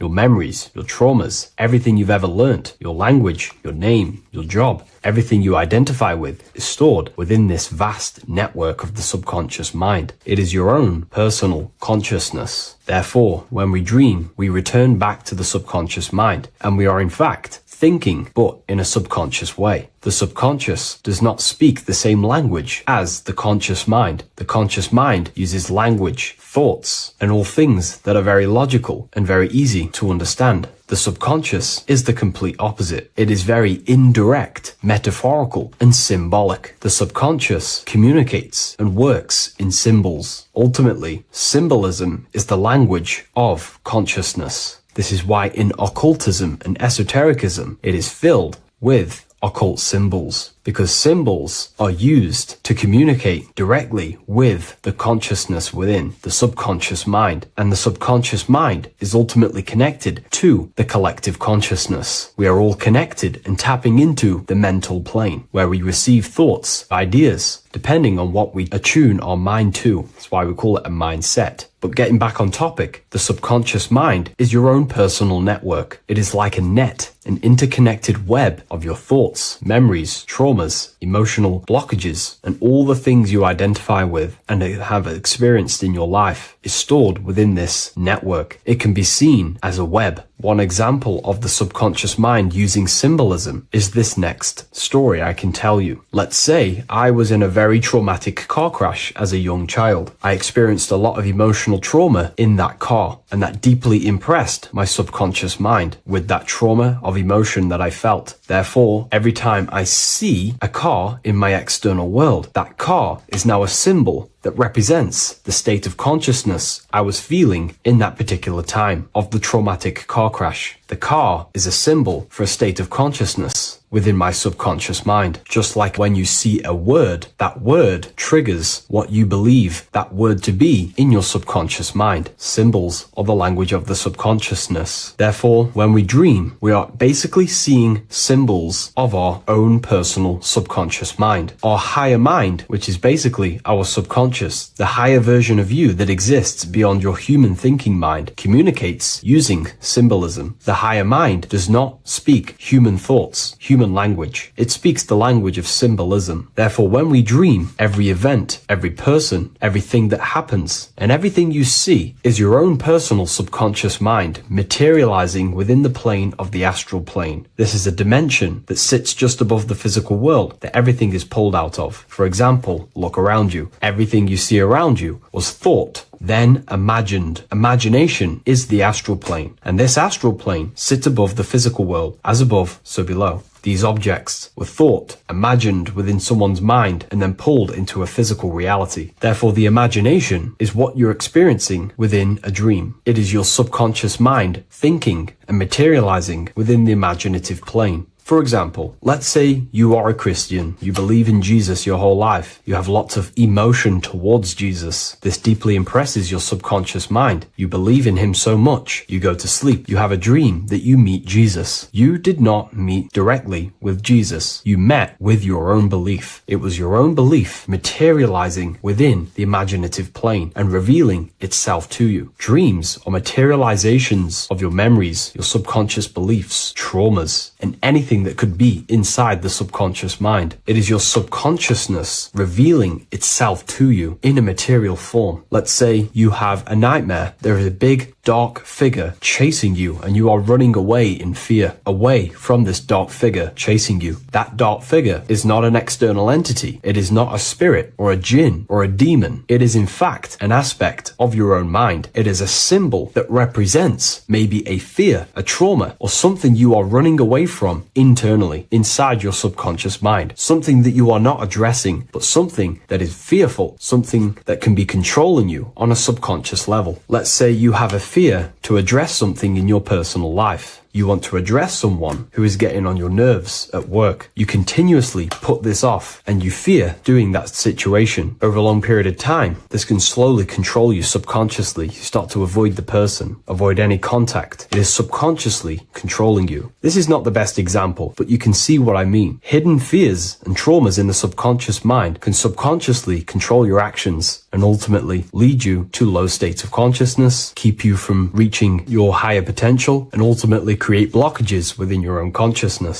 That figure in the dream is a materialization of something that you are fearing and running away from and not addressing. This is why people always have dreams of traumas that they have experienced as a child or when they were younger, or maybe from a year ago or two. It's because that emotion is deeply impressed in the subconscious, and the subconscious is always trying to reveal things to you, communicate to you that you need to change, purify, and maybe heal within your own consciousness. This is how the higher self communicates to you, through the language of symbolism. Once you understand this, dreams can become a very powerful tool, not just entertainment at nighttime. Your consciousness never rests. Your consciousness is eternal. It is the very spark of the divine. Your body needs rest. Your consciousness is not physical. It does not need rest. So this is a way you can identify what your dreams are trying to show you, is by writing them down. A dream journal. Every single dream that you have a book placed near your bed. Every time you wake up, first thing you should do is pick up the book and write every single detail that you can remember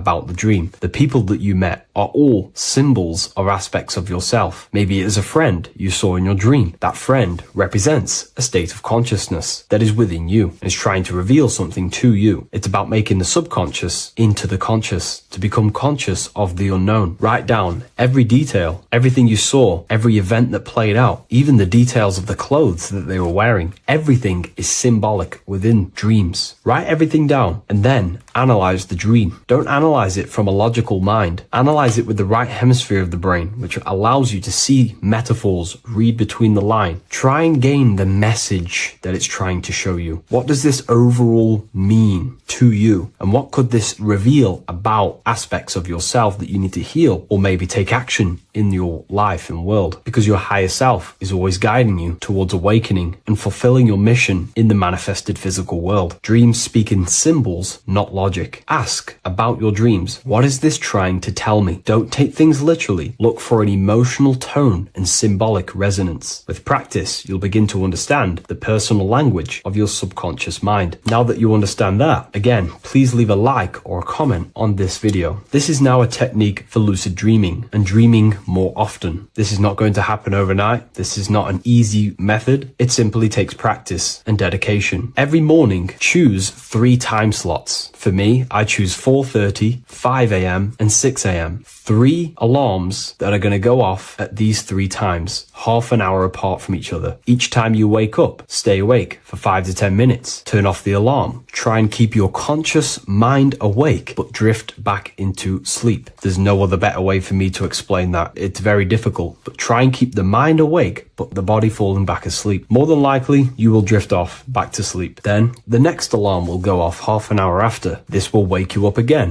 Guaranteed. You will probably drift back to sleep by repeating this process. After the 3 alarms go off, each one of them times, you're either going to have a dream or a lucid dream, but definitely you will have a dream. And if it doesn't work one time, keep trying it. I've been using this method for a very long time, and I can tell you 70-80% of the time it triggers a dream, and a very vivid dream. And it's ideal for lucid dreaming because keeping the conscious mind awake while letting the body fall asleep, you can become conscious within these subconscious realms of your mind. But when you are conscious inside the dream world, you can do what you want, but you also want to let the dream naturally unfold. If you try and take too much control, then you will wake back up. If you feel any fear in your dream, you will wake back up into the material world. Another tip to dream more often is to meditate before bed. Simply close your eyes and think about nothing for 5 to 30 minutes.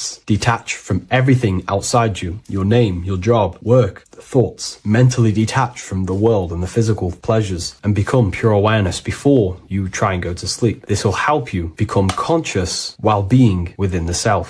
If you wish to learn more about consciousness, yourself, the Book of Wisdom Volume 2 can definitely help you. I'll leave a link in the description. Thank you for watching this video, and I'll see you in the next one. എല്ലാവർക്കും നമസ്കാരം. എന്റെ പേര് Harry B Joseph. Revival of wisdom എന്നും അറിയപ്പെടുന്നു. Wisdom വാല്യം 1ഉം 2ഉം എഴുതിയത്. ഈ വീഡിയോയിൽ നിങ്ങൾക്ക് ഇന്ന് ഉപയോഗിക്കാൻ തുടങ്ങാവുന്ന ഏറ്റവും അടിസ്ഥാന ധ്യാന സാങ്കേതികതയെക്കുറിച്ച് നമ്മൾ ചർച്ച ചെയ്യാൻ പോകുന്നു. ഈ ധ്യാന സാങ്കേതികത എന്റെ യാത്രയിൽ എന്നെ വളരെയധികം സഹായിച്ചിട്ടുണ്ട്. ആത്മീയമായി പരിണമിക്കാൻ തുടങ്ങിയപ്പോൾ ഞാൻ ആദ്യം ഉപയോഗിച്ചത് ഇതാണ്. ക്രമേണ എന്നെത്തന്നെ നിയന്ത്രിക്കാൻ ശ്രമിച്ചു, കാരണം ആത്യന്തികമായി ഇതെല്ലാം ഇതാണ്. നിങ്ങളുടെ യാഥാർത്ഥ്യത്തെ നിയന്ത്രിക്കാൻ കഴിയുന്ന തരത്തിൽ സ്വയം നിയന്ത്രിക്കുക. അതിനാൽ ഏറ്റവും അടിസ്ഥാനപരമായ ധ്യാനം എന്നത് നിശബ്ദ ധ്യാനം എന്ന് ഞാൻ വിളിക്കാൻ ഇഷ്ടപ്പെടുന്നതാണ്. ഇത് ഏറ്റവും എളുപ്പമുള്ളതാണ്, തുടർന്ന് ധ്യാനത്തിന്റെ മറ്റ് മേഖലകളിലേക്ക് നീങ്ങാൻ ആവശ്യമായ കഴിവുകൾ ഇത് നിങ്ങൾക്ക് നൽകുന്നു. ഇത് ധ്യാനത്തെക്കുറിച്ചുള്ള ഒരേയൊരു വീഡിയോ മാത്രമല്ല, ഇത് ഏറ്റവും അടിസ്ഥാനപരമായ ഒന്ന് മാത്രമാണ്. മറ്റ് വീഡിയോകളിൽ നിഗൂഢാനുഭവങ്ങൾ നേടുന്നതിനുള്ള കൂടുതൽ നൂതന സാങ്കേതിക വിദ്യകളിലേക്ക് ഞാൻ പോകും. എന്നാൽ ആത്യന്തികമായി ഇന്ന് നമ്മൾ ചർച്ച ചെയ്യുന്ന ഈ ധ്യാനം നിങ്ങളുടെ യാത്ര ആരംഭിക്കുക എന്നതാണ്. ഈ ധ്യാനം ചെയ്യുന്നതിന്റെ ചില ഗുണങ്ങൾ ഞാൻ നിങ്ങൾക്ക് നൽകാൻ പോകുന്നു. ഈ രീതി എന്റെ ജീവിതത്തെ എങ്ങനെ മാറ്റിമറിച്ചുവെന്നും എനിക്ക് സ്വയം നിയന്ത്രിക്കാൻ സഹായിച്ചുവെന്നും ഞാൻ കണ്ടെത്തി. വ്യക്തിപരമായി പറഞ്ഞാൽ എന്റെ ആത്മീയ പ്രക്രിയയിലോ ഉണർവിലോ 4 വർഷമായി. ഞാൻ എല്ലായ്പ്പോഴും വ്യത്യസ്ത സാങ്കേതിക വിദ്യകൾ ഉപയോഗിക്കുന്നതിനാൽ ഞാൻ അമിതമായി ചിന്തിക്കുന്ന സമയത്ത് ഈ ധ്യാനം ഉപയോഗിക്കാൻ ഞാൻ ഇഷ്ടപ്പെടുന്നു. ഞാൻ ഒരു ദിവസം മാത്രം ധ്യാനിക്കുകയോ എല്ലാ ദിവസവും ഒരേ കാര്യം ചെയ്യുകയോ ചെയ്യുന്നില്ല. എന്റെ ബോധത്തെയും ഞാൻ എന്നെത്തന്നെ എങ്ങനെ നിരീക്ഷിക്കുന്നു എന്നതിനെയും ആശ്രയിച്ച് ഞാൻ വ്യത്യസ്ത സാങ്കേതിക വിദ്യകൾ ചെയ്യുന്നു. ഞാൻ എന്തെങ്കിലും സൃഷ്ടിക്കാൻ ശ്രമിക്കുകയാണെങ്കിൽ ധ്യാനത്തേക്കാൾ ദൃശ്യവൽക്കരണത്തിലാണ് ഞാൻ കൂടുതൽ ശ്രദ്ധ കേന്ദ്രീകരിക്കുന്നത്. എന്നാൽ എന്റെ ചിന്തകളുടെ നിയന്ത്രണം നഷ്ടപ്പെടുന്നതായി എനിക്ക് തോന്നാൻ തുടങ്ങിയാൽ, അല്ലെങ്കിൽ ഞാൻ നെഗറ്റീവായി ചിന്തിക്കാൻ തുടങ്ങിയാൽ, അല്ലെങ്കിൽ ഞാൻ വർത്തമാന നിമിഷത്തിൽ വളരെ സന്നിഹിതനല്ലെങ്കിൽ വർത്തമാന നിമിഷത്തിലേക്ക് എന്നെത്തന്നെ തിരികെ എത്തിക്കാൻ ഞാൻ ഈ ധ്യാനം ചെയ്യും. ഈ ധ്യാനത്തിന്റെ പ്രധാന നേട്ടങ്ങളിലൊന്ന് അതാണ്. നിങ്ങളുടെ മനസ്സ് ഏറ്റവും ശക്തമായ കേന്ദ്രത്തിൽ നങ്കൂരമിടാൻ, വർത്തമാന നിമിഷത്തിൽ നിങ്ങളെത്തന്നെ നങ്കൂരമിടാൻ സഹായിക്കുക എന്നതാണ്. ഭൂതകാലത്തെക്കുറിച്ചോ ഭാവിയെക്കുറിച്ചോ അമിതമായി ചിന്തിക്കുകയാണെങ്കിൽ മനസ്സ് ശക്തമല്ല. അതെ, നമ്മുടെ ഭൂതകാലത്തിൽ മോശം ഫലങ്ങൾ സൃഷ്ടിച്ച നമ്മുടെ ചിന്ത, വികാരങ്ങൾ, പ്രവൃത്തികൾ എന്നിവ മാറ്റാൻ കഴിയുന്ന തരത്തിൽ ഏതൊക്കെ ചിന്തകൾ, വികാരങ്ങൾ, പ്രവൃത്തികൾ എന്നിവ നമ്മെ ഈ ഘട്ടത്തിലേക്ക് നയിച്ചുവെന്ന് കാണാൻ കാര്യങ്ങളെക്കുറിച്ച് ചിന്തിക്കുന്നത് നല്ലതാണ്. വർത്തമാനകാലത്ത് നമുക്ക് അവയെ മാറ്റാൻ കഴിയും, അങ്ങനെ ഭാവിയിൽ മികച്ച ഫലങ്ങൾ സൃഷ്ടിക്കാൻ കഴിയും. അതെ, അത് നല്ലതാണ്. നിങ്ങളുടെ ഭാവി ദൃശ്യവൽക്കരിക്കുന്നത് അത്ഭുതകരമാണ്, കാരണം ദൃശ്യവൽക്കരണം എന്നത് നിങ്ങളുടെ ഭാവിയെ രൂപപ്പെടുത്താനും ബോധത്തിന്റെ ഉയർന്ന തലങ്ങളെ ഭൗതികത്തിലേക്ക് താഴ്ത്താനും നിങ്ങൾക്ക് നൽകിയിരിക്കുന്ന ശക്തിയാണ്. എന്നാൽ ഇന്നത്തെ ഈ ധ്യാനം വെറും നിശബ്ദ ധ്യാനം മാത്രമാണ്. ധ്യാനിക്കാൻ തുടങ്ങുന്ന ഒരാളായി നിങ്ങളുടെ യാത്ര ആരംഭിക്കാൻ ഇത് നിങ്ങളെ സഹായിക്കും. ഈ ധ്യാനം വളരെ ലളിതമാണ്. നിങ്ങൾക്ക് ഒരു ദിവസം 5 മിനിറ്റ് പോലും ഇത് ചെയ്യാൻ തുടങ്ങാം. നിങ്ങൾ 5 മിനിറ്റ് ചെയ്തു കഴിഞ്ഞാൽ നിങ്ങൾക്ക് 10 മിനിറ്റിലേക്ക് പോകാം. തുടർന്ന് ഈ ധ്യാനത്തിന്റെ അടിസ്ഥാന കാര്യങ്ങളിൽ പ്രാവീണ്യം നേടാൻ തുടങ്ങിക്കഴിഞ്ഞാൽ 30 മിനിറ്റ്. എന്റെ യാത്ര ആരംഭിച്ചപ്പോൾ ഈ ധ്യാനം ചെയ്യുന്നതിലൂടെ ഞാൻ അനുഭവിച്ച പ്രധാന നേട്ടങ്ങളിലൊന്ന് ബാഹ്യകാര്യങ്ങളുടെ സ്വാധീനം കുറവായിരുന്നു എന്നതാണ്. പ്രവർത്തിക്കുന്നതിനു മുമ്പ് ചിന്തിക്കാൻ ഇത് എന്നെ പഠിപ്പിച്ചു. മിക്ക ആളുകളും ധ്യാനിക്കാൻ തുടങ്ങുന്നതിനു മുമ്പ് അവർ വളരെ പ്രതികരണശേഷിയുള്ളവരാണ്. ഞാൻ ഇങ്ങനെയായിരുന്നു. എന്നാൽ ധ്യാനം നിങ്ങളെ മനസ്സിനെ നിശബ്ദമാക്കാനും മനസ്സിന് മുകളിൽ ഉയരാനും അനുവദിക്കുന്നു. നമ്മൾ നമ്മുടെ വികാരങ്ങളെയും ചിന്തകളെയും പ്രവൃത്തികളെയും ഓഫ് ചെയ്യുകയാണ്. നമ്മൾ നിരീക്ഷകനുമായി ബന്ധം നേടുന്നു. ചിന്ത അനുഭവിക്കുകയും വികാരങ്ങൾ അനുഭവിക്കുകയും നിങ്ങളുടെ പ്രവൃത്തികൾ അനുഭവിക്കുകയും ചെയ്യുന്ന നിരീക്ഷകൻ. അതുകൊണ്ടാണ് ഞാൻ മുമ്പ് പറഞ്ഞിട്ടുള്ളത്, വിഷാദം നിലവിലില്ല. സാങ്കേതികമായി അതില്ല. നിങ്ങൾ മനസ്സിനെ ഓഫ് ചെയ്യാൻ പഠിച്ചാൽ ചിന്ത ഓഫാക്കുക, വിഷാദം വിൻഡോയിലൂടെ പുറത്തേക്ക് പോകുന്നു. നെഗറ്റീവ് ചിന്തകൾ വിൻഡോയിലൂടെ പുറത്തേക്ക് പോകുന്നു. നമ്മുടെ മനസ്സിനെ നിയന്ത്രിക്കാൻ നമ്മൾ പഠിക്കുമ്പോൾ നിങ്ങൾ അതിന്റെ നിയന്ത്രണം നേടിക്കഴിഞ്ഞാൽ നിങ്ങൾക്ക് ഏതെങ്കിലും നെഗറ്റീവ് വിഷാദത്തിൽ നിന്നോ ഉത്കണ്ഠയിൽ നിന്നോ പ്രതിരോധശേഷി ലഭിക്കും. ഞാൻ നിങ്ങൾക്ക് നൽകുന്ന ഈ ധ്യാനത്തിന്റെ മറ്റൊരു നേട്ടം നിങ്ങളുടെ ചിന്തകളെ നിയന്ത്രിക്കാൻ ഇത് നിങ്ങളെ അനുവദിക്കുന്നു എന്നതാണ്. ചിന്തകൾ നിങ്ങളുടെ മാനസിക ബോധമണ്ഡലത്തിലേക്ക് പ്രവേശിച്ച് തുളച്ചുകയറാൻ ശ്രമിക്കുന്ന കാര്യങ്ങൾ മാത്രമാണെന്ന് ഈ ധ്യാനത്തിലൂടെ നിങ്ങൾ മനസ്സിലാക്കുന്നു. ചിന്തയെ നിശബ്ദമാക്കാൻ നിങ്ങൾ പഠിക്കുമ്പോൾ നിങ്ങൾക്ക് എല്ലാ നെഗറ്റീവ് ചിന്തകളെയും ഫിൽട്ടർ ചെയ്യാനും നിങ്ങളുടെ എല്ലാ ശ്രദ്ധയും നല്ല ചിന്തകളിലേക്കും നിങ്ങളുടെ ശാരീരിക യാഥാർത്ഥ്യത്തിലേക്ക് സൃഷ്ടിക്കാൻ ശ്രമിക്കുന്ന ചിന്തകളിലേക്കും നയിക്കാനും കഴിയും. അതിനാൽ ഈ ധ്യാനം ചെയ്യുന്നതിനുള്ള ആദ്യ പടി വളരെ ലളിതമാണ്. നിങ്ങളുടെ മുറിയിലോ വീട്ടിലോ നിങ്ങൾ എവിടെയായിരുന്നാലും ശാന്തമായ ഒരു സ്ഥലം കണ്ടെത്തുക. നിങ്ങൾ ഒരു തുടക്കക്കാരനാണെങ്കിൽ തീർച്ചയായും ഇത് വീടിനുള്ളിൽ ചെയ്യുക, കാരണം അത് കൂടുതൽ നിശബ്ദവും ബാഹ്യമായ ശ്രദ്ധാശൈഥില്യങ്ങൾ കുറവുമാണ്. നിങ്ങൾ കൂടുതൽ പുരോഗമിക്കുമ്പോൾ നിങ്ങൾക്ക് പുറത്തോ എവിടെയെങ്കിലുമോ ഇതെല്ലാം ചെയ്യാൻ തുടങ്ങാം, കാരണം എല്ലാം അടച്ചുപൂട്ടാൻ നിങ്ങൾ നിങ്ങളുടെ മനസ്സിനെ പരിശീലിപ്പിച്ചിരിക്കുന്നു. നിങ്ങൾക്ക് സുഖമായി ഇരിക്കാൻ കഴിയുന്ന ഒരു നല്ല ശാന്തമായ സ്ഥലം കണ്ടെത്തിക്കഴിഞ്ഞാൽ നിങ്ങൾക്ക് ഇരിക്കാൻ തുടങ്ങാം. നിങ്ങൾക്ക് ഇത് കിടന്നുകൊണ്ട് ചെയ്യാൻ കഴിയും. ധ്യാനാത്മകമായ ഇരിപ്പ് പോസ് ചെയ്തുകൊണ്ട് നിങ്ങൾക്ക് ഇത് ചെയ്യാൻ കഴിയും. ഇത് പൂർണ്ണമായും നിങ്ങളുടെ ഇഷ്ടമാണ്. വ്യക്തിപരമായി ഞാൻ ഇരിക്കാൻ തുടങ്ങി, പക്ഷേ ഇപ്പോൾ ഞാൻ കിടക്കുകയാണ്. ഇത് പൂർണ്ണമായും നിങ്ങളുടെ ഇഷ്ടമാണ്. ഇതിന് നിയമങ്ങളൊന്നുമില്ല. ഇത് വെറും ആത്മീയ തമാശയല്ല. ഞാൻ നിങ്ങളെ പഠിപ്പിക്കാൻ പോകുന്നില്ല. നിങ്ങൾക്ക് ഈ നിഗൂഢാനുഭവം ലഭിക്കും. ഈ ധ്യാനം വളരെ ലളിതമാണ്. നിങ്ങളുടെ മനസ്സിനെ നിയന്ത്രിക്കാൻ ശ്രമിക്കുന്നു.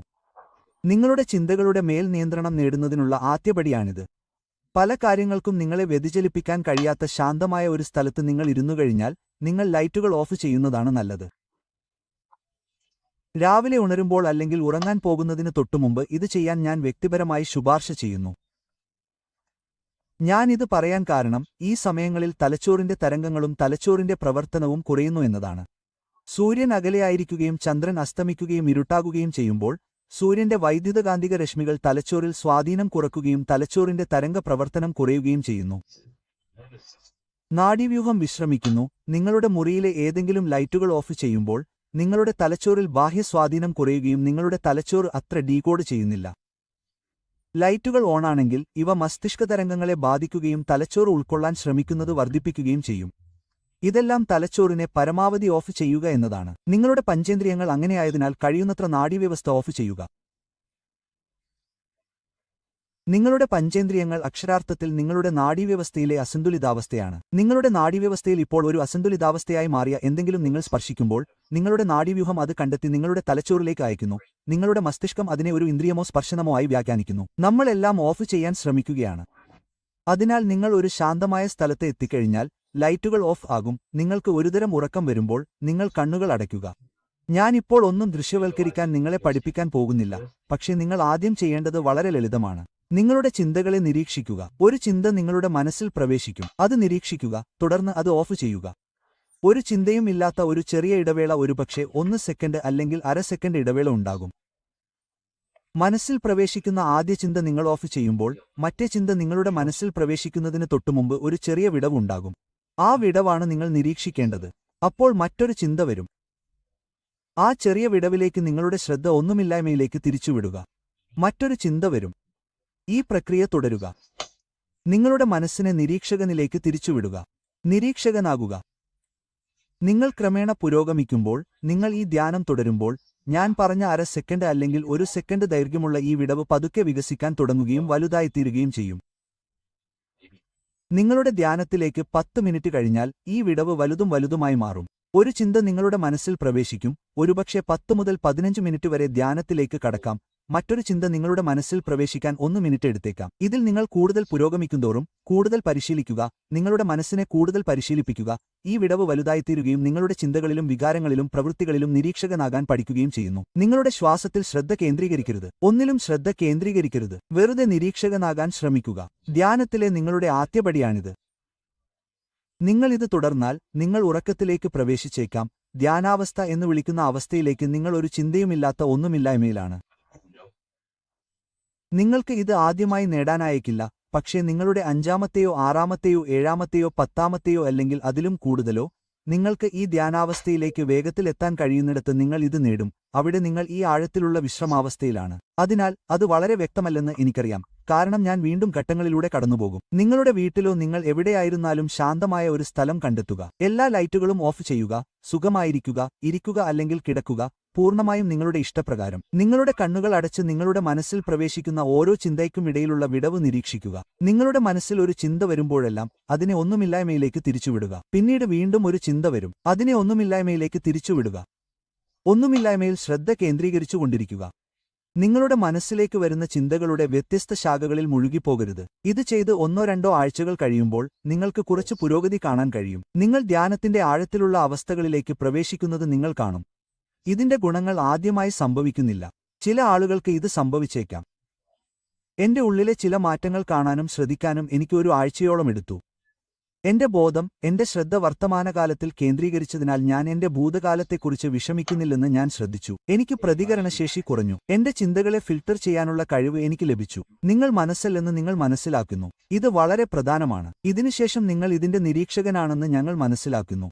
നിങ്ങൾ എല്ലാ ദിവസവും ഈ നിരീക്ഷകനുമായി ബന്ധപ്പെടുമ്പോൾ നിങ്ങളുടെ ചിന്തകളെയും വികാരങ്ങളെയും പ്രവൃത്തികളെയും നിരീക്ഷിക്കുന്നത് നിങ്ങളാണെന്ന് നിങ്ങൾ മനസ്സിലാക്കുന്നു. അവയുടെ മുകളിൽ നിൽക്കുന്നത് നല്ലതാണ്. നിങ്ങളുടെ ചിന്തകളുടെയും വികാരങ്ങളുടെയും പ്രവൃത്തികളുടെയും മുകളിൽ നിൽക്കുന്നത് ഭൂമിക്കു മുകളിൽ താഴേക്ക് നോക്കുന്ന ഒരു കഴുകനെപ്പോലെ. ഇതാണ് നമ്മൾ ലക്ഷ്യമിടേണ്ടത്. മിഥ്യാധാരണകളിൽ മുഴുകിപ്പോകുന്നതിനാൽ നമ്മുടെ മനസ്സിൽ വളരെയധികം ബന്ധിതരാകാൻ നമ്മൾ ആഗ്രഹിക്കുന്നില്ല. വികാരങ്ങളുടെ കാറ്റും പ്രക്ഷുബ്ധയും ജീവിതത്തിലെ കാറ്റും ജീവിതത്തിലെ വെല്ലുവിളികളും നമ്മെ എളുപ്പത്തിൽ സ്വാധീനിക്കുമെന്നതിനാൽ നമ്മുടെ വികാരങ്ങളിൽ വളരെയധികം ബന്ധിതരാകാൻ നമ്മൾ ആഗ്രഹിക്കുന്നില്ല. നിങ്ങൾ പ്രതികരിക്കുന്നതിനു മുമ്പ്, തൽക്ഷണം പ്രതികരിക്കുന്നതിനു മുമ്പ് ചിന്തിക്കാൻ ഇത് നിങ്ങളെ അനുവദിക്കുകയും നിങ്ങളെ പഠിപ്പിക്കുകയും ചെയ്യുന്നു. നിങ്ങളുടെ മാനസിക ശരീരത്തിന്റെ ബോധത്തിന്റെ നിയന്ത്രണം നേടുന്നതിനുള്ള ആദ്യപടിയാണിത്. വീണ്ടും ഇത് വളരെ അടിസ്ഥാനപരമായ ഒരു ധ്യാനമായിരുന്നു. ആഴത്തിലുള്ള ധ്യാനങ്ങൾ, ശ്വസന വ്യായാമ ധ്യാനങ്ങൾ, എല്ലാത്തരം എന്നിവയെക്കുറിച്ചും ഞാൻ കൂടുതൽ വീഡിയോകൾ നിർമ്മിക്കും. പക്ഷേ ഈ വീഡിയോ ധ്യാനം ആരംഭിക്കാൻ മാത്രമുള്ളതായിരുന്നു. നിങ്ങളുടെ ശ്വാസത്തിൽ ശ്രദ്ധ കേന്ദ്രീകരിക്കരുത്. അങ്ങനെയുള്ള ഒന്നിലും ശ്രദ്ധ കേന്ദ്രീകരിക്കരുത്. നിങ്ങളുടെ ചിന്തകളെ നിരീക്ഷിച്ചാൽ മതി. ഇതിൽ പ്രാവീണ്യം നേടിക്കഴിഞ്ഞാൽ നിങ്ങൾക്ക് ശ്വസന പ്രവർത്തനങ്ങളിലേക്കും ദൃശ്യവൽക്കരണങ്ങളിലേക്കും മറ്റെല്ലാ ട്രാൻസ്ലൈക്ക് ധ്യാനങ്ങളിലേക്കും അതീന്ദ്രിയ ധ്യാനങ്ങളിലേക്കും പോകാം. തുടർന്ന് നിങ്ങൾക്ക് ഈ കൂടുതൽ നൂതനമായ കാര്യങ്ങളിലേക്ക് പോകാം. അതിനാൽ ആശ്ചര്യപ്പെടുന്ന ആർക്കും ഈ വീഡിയോ സഹായകരമായിരിക്കുമെന്ന് ഞാൻ പ്രതീക്ഷിക്കുന്നു. എന്റെ മൂന്നാമത്തെ പുസ്തകമായ സിംബോളിസത്തിന്റെ പുസ്തകം വളരെ വേഗം ലഭ്യമാകും. ഇതിനകം തന്നെ വെയിറ്റിംഗ് ലിസ്റ്റിൽ ധാരാളം ആളുകളുണ്ട്. വെയിറ്റിംഗ് ലിസ്റ്റിൽ ഒപ്പിടാൻ ഞാൻ വിവരണത്തിൽ ഒരു ലിങ്ക് ഇടാം.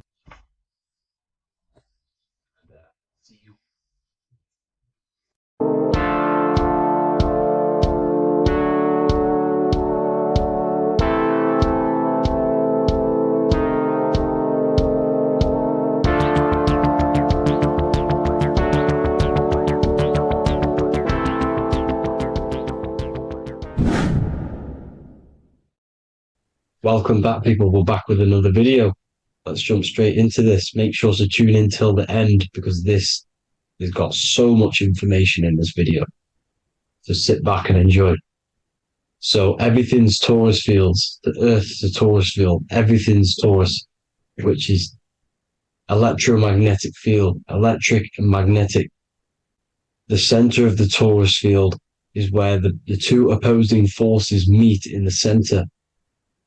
And this is what creates the plane of inertia, the dielectric plane of inertia. Okay? You got red shift, blue shift, positive, negative, south and north pole, right? This is what the ancients were showing with the tree of life. As you can see here, this is the plane of inertia and this is the torus field. Everything consists of this. Everything is a torus field. A atom is a torus field. Okay, now the inertia is the 0 point. So this plane is a 0 point. It's the balance between two poles. Okay, now this creates matter because matter is two opposing forces in motion equalized.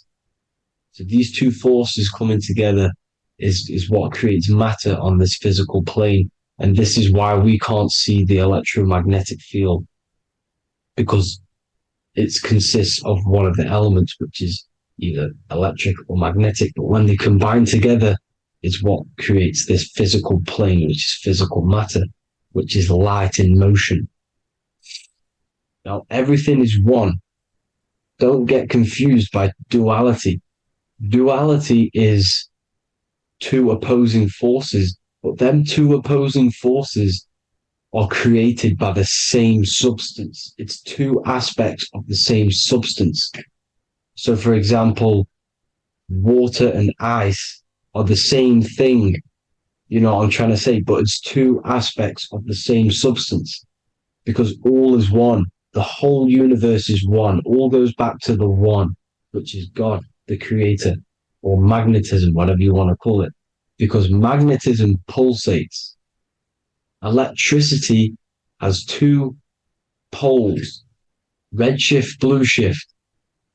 Okay, so red shift, blue shift is electricity, and electricity vibrates, and all vibration always comes back to a standstill point. But magnetism is what pulsates. This is why your heart pulses.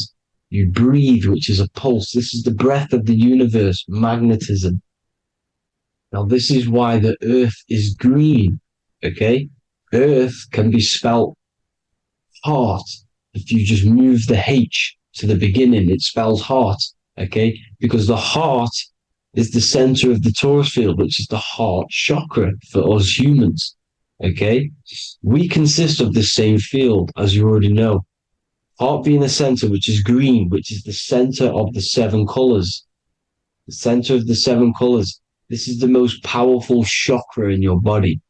People think it's the crown chakra, but it's the heart chakra because it's the center of the torus field. You must align them all and combine them all into one, which is the heart chakra. Now, earth is green. Nature's green.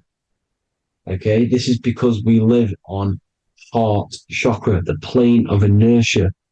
It's the center of the torus field. Okay, and this is what the Egyptians called Isis, which is nature. Nature is balanced and nature is female, mother nature. because it looks after us with the fruit it grows with abundance and the water.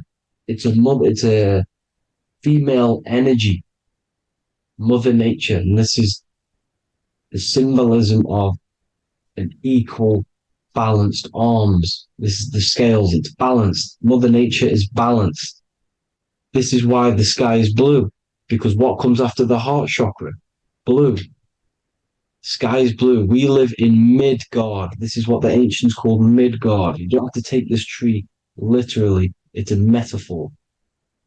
We live in Midgard, where both positive and negative duality here. Now, Mount Meru. Mount Meru was known as the center of the earth, okay, or known as Hyperborea. And this is the North Pole, the electromagnetic North Pole. But when I say Mount Meru, it's not an actual mountain. They weren't saying there was a real mountain in the center of the earth, a magnetic rock. No. The plane of inertia, okay, there's something called a hyperboloid. That's what it's called, a hyperboloid. And this is the center of the torus field. And this hyperboloid is what is in the shape of a mountain, you see? So if I go to this next one, they say Hyperborea on this map. Why did they call it Hyperborea? Because this is the hyperboloid in the center of the torus field. And this is the electromagnetic mountain, a metaphor. Mountain, what they're metaphorically saying, this is the electromagnetic mountain at the center, the double vortex, the center of the torus field, which is the North Pole. Pole of electromagnetic energy. So this is why they call it Hyperborea. It comes from the word hyperboloid. And the center of the earth is so sacred. And they symbolize this with, obviously, the North Star, which is Polaris. And this is where the swastika comes from, because it's the 4 seasons moving around the North Star. This is the Big Dipper constellation moving around the North Star, which is Polaris. There's that pole again. Pole. Magnetic pole of the torus field. And this is where the green, emerald green, aurora borealis comes from. It comes from this center hyperboloid at the center of the earth, where the most electromagnetic energy is stored. The center of the plane of inertia, the center of the plane of inertia. This is the all-seeing eye as well. As you can see, they got the sun, the moon, this is the Masonic cosmos, the sun, the moon, and the all-seeing eye, because the eye is Polaris, the eye of the stars. It's all a big eye. Now, the eye means a lot more as well. It's not just that. There's different ways you can interpret symbols.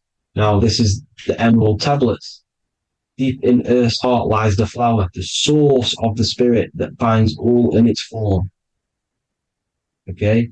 The flower of life is thine own place of thine spirit, and stream through the earth as thine flows through thy form, giving off life to the earth and its children, renewing the spirit from form unto form. This is the North Pole. This is what he's talking about. He's talking about the aurora borealis. Aurora borealis. It's the Earth's aura. Emerald green.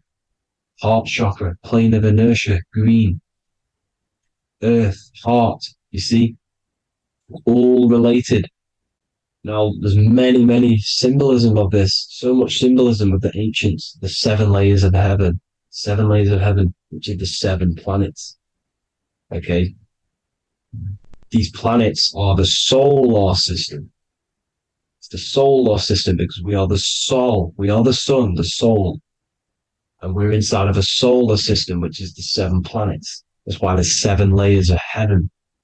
Okay? The rings of Saturn, the rings of the planets are moving around us. Okay?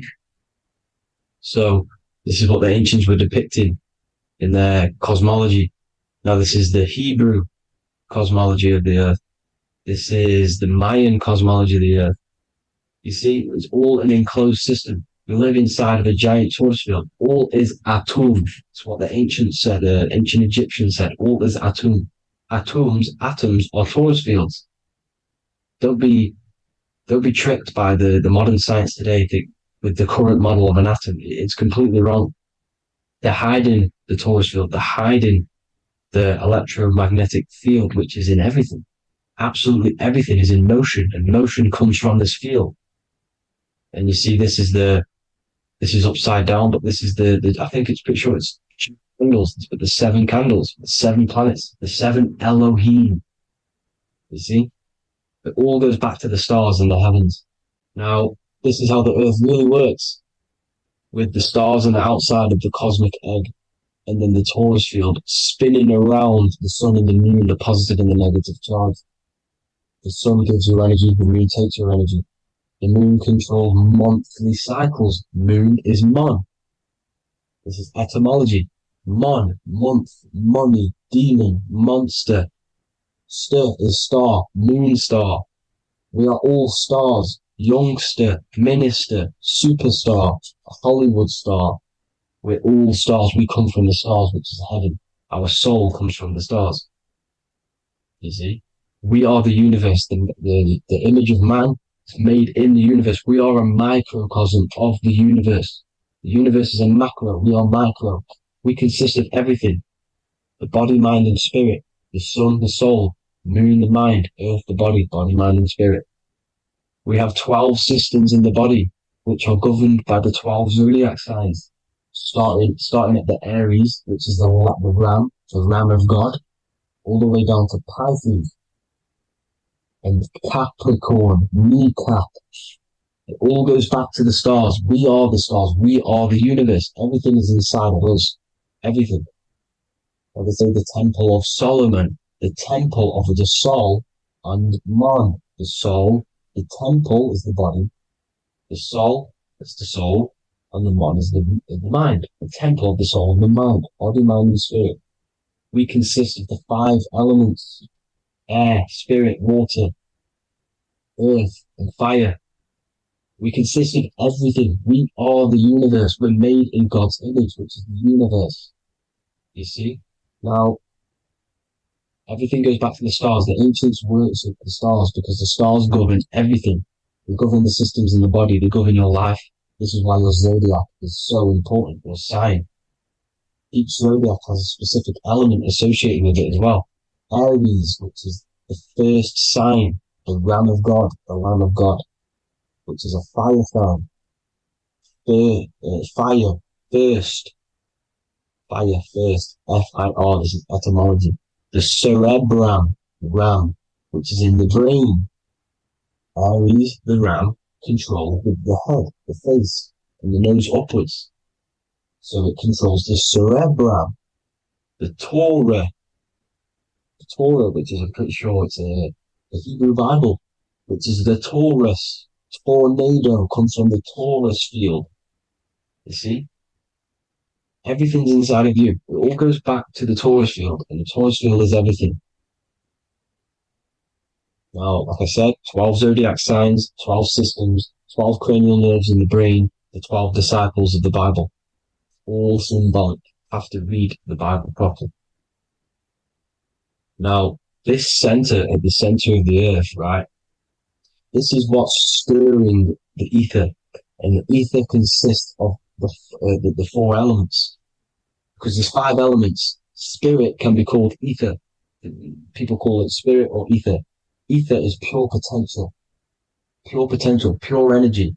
It's what connects the astral to the physical. It's the dimension between the physical realm, which we're on, and the astral.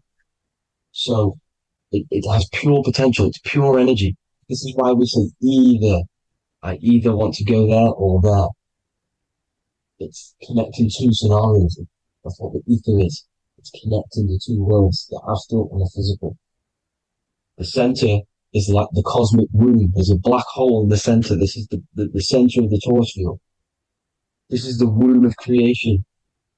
This is the womb of creation. And inside of this black womb are the 5 elements, and everything's being stirred around.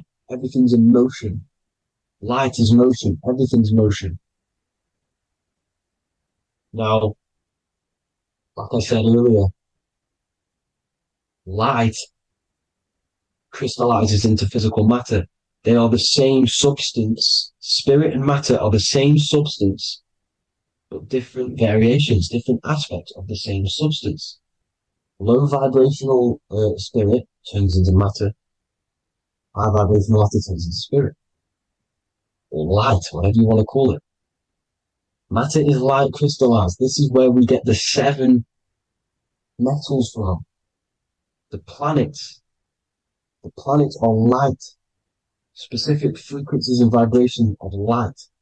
When these lights, or the planets, materialize, material metals materialize, they turn into the 7 metals. Saturn turns into lead. That's why lead is red. Saturn is red. The sun turns into gold. That's why the gold is yellow and the sun is yellow. You see, Saturn is the time god. What happens in autumn? The leaves turn red and they die. This is why Saturn, Satan, time god, the reaper, everything is crystallized till its death and then reborn again. You see, rust. When things rust, it turns to red. Because it's Saturn. Saturn crystallizes everything. He's the reaper who comes around in winter. You see? He's Satan. Jesus and Satan, the sun and Saturn. They say we live in a solar system. The solar system. I think I've already just broke this down. The 7 planets are the 7 chakras. Everyone already knows this. But I'm going through it anyway. But this is where we get the 7 planets from. And the 7 metals. You see, all the ancients knew it was an enclosed electromagnetic system. It's not a spinning ball in the middle of space, people. They want you to believe this so you get stuck in this material world. Because if you believe everything's material, you can never affect this plane effectively. You can never create your life effectively if you don't understand the planes of existence. Because the mental plane is a higher plane. And it breaks down and it controls the planes below it. The mental plane, hold on, I've got it here for you. The mental, the astral, etheric, then physical. Etheric connects the physical to the astral, but the mental is what's above them all. You see? Now, it's important to understand this. It's important. However, the ancients always talked about the enclosed system. Only NASA, which is introduced around the Roman times, not NASA, but the globe Earth was introduced around the Roman times. Okay? By these Masons. These Masons introduced this because they wanted to take over the minds of the masses and control them. These people worship the physical realm. They know how it works. They know the ins and outs of it. They know how to do the magic. They know how to do it all. They understand it all. That's why Masonry have to take the oath. The oath of not speaking. You're not allowed to speak about anything you learn about in Masonry. Because they're discovering the truth about your mind and how it creates reality and stuff like that. So, this is the Masonic cosmology. The 5-pointed star, the 5 elements. The checkerboard board for duality, positive and negative. The 2 aspects of every substance. This is another ancient painting depicting the firmament. The stars inside the firmament. The sun. You see, the ancients worshipped the sun because it's so important for sustaining our life. It's the only reason we're alive is because of the sun. But then people think it gives you cancer today. They brainwash you to think the sun gives you cancer when it's the #1 source of all life. They want you to believe it's a big, spinning, dangerous ball in space. It's not. It's here to give us life. It's God's son. That's why Jesus is known as God's son. It is the Son of God. God created that to sustain us. You see? So it's important you understand the true cosmology of where you are, because if you don't know where you are depleted of all of your morals. You're depleted. You're demoralized. You're lost. You don't know where you are. You don't know where you exist. Okay? Once you accept the globe model, the heliocentric model, you will subconsciously think that you come from nothing. This is why they implemented the evolution theory just after the globe model was introduced by Charles Darwin. Charles Darwin came in after the globe model. He's a Mason, he was another Freemason, and implemented evolution where we came from monkeys because they want you thinking less of yourself so they can manipulate your mind. You see? They want to manipulate your mind, and they have done since you got here. Since you came through that portal, you were manipulated from that day to believe this, believe that. The true cosmology, the truth will set you free. You'll understand things better. You will feel better in yourself when you know the sun is here for you. You'll feel better in yourself that you know that you didn't come from a monkey. You were created as a human man, a manifester, a creator. You're so intelligent. Your mind is amazing. You can manipulate matter, mind over matter. See? Thank you all people for tuning in. Tap in with yourself. Love yourself. Find the truth. Spread the truth. Nothing dies. Nothing in this creation dies. Everything's energy.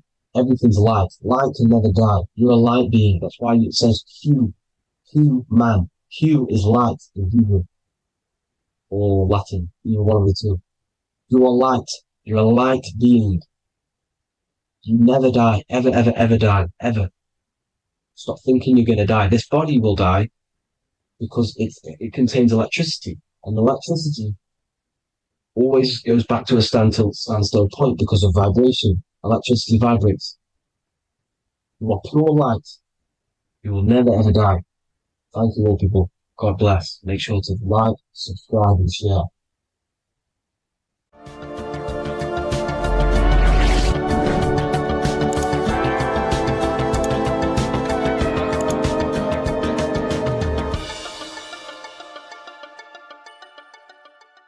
What if dreams aren't random at all, but messages from a deeper part of yourself, trying to show you things? In this video, you're going to learn exactly what dreams are from an esoteric view, how to control dreams, and how to dream more frequently. Dreams are not nonsense. They are expressions of the subconscious mind. In the daytime, we're using our conscious mind, what we are aware of. This represents the daytime, the sun, the external world. We're operating in the external, outside the body in the day. But when we go to sleep, we return inward. Everything does this breath. We breathe in through the nose and out through the nose. Everything does this in and out process in the universe. We live, we die every single day. We wake up, we express things in the external. Then at nighttime, we return back to darkness, back to the internal. This is the breath of the universe. We have summer, we have winter. This is the breath of the sun and the seasons with the earth. You have an internal world and an external world. External is physical, the internal is spiritual. Like I said, when we go to sleep, we are returning back to the internal world of your own consciousness and subconscious mind. Your subconscious mind holds everything about you, your memories, your traumas, everything you've ever learnt, your language, your name, your job. Everything you identify with is stored within this vast network of the subconscious mind. It is your own personal consciousness. Therefore, when we dream, we return back to the subconscious mind, and we are in fact thinking, but in a subconscious way. The subconscious does not speak the same language as the conscious mind. The conscious mind uses language, thoughts, and all things that are very logical and very easy to understand.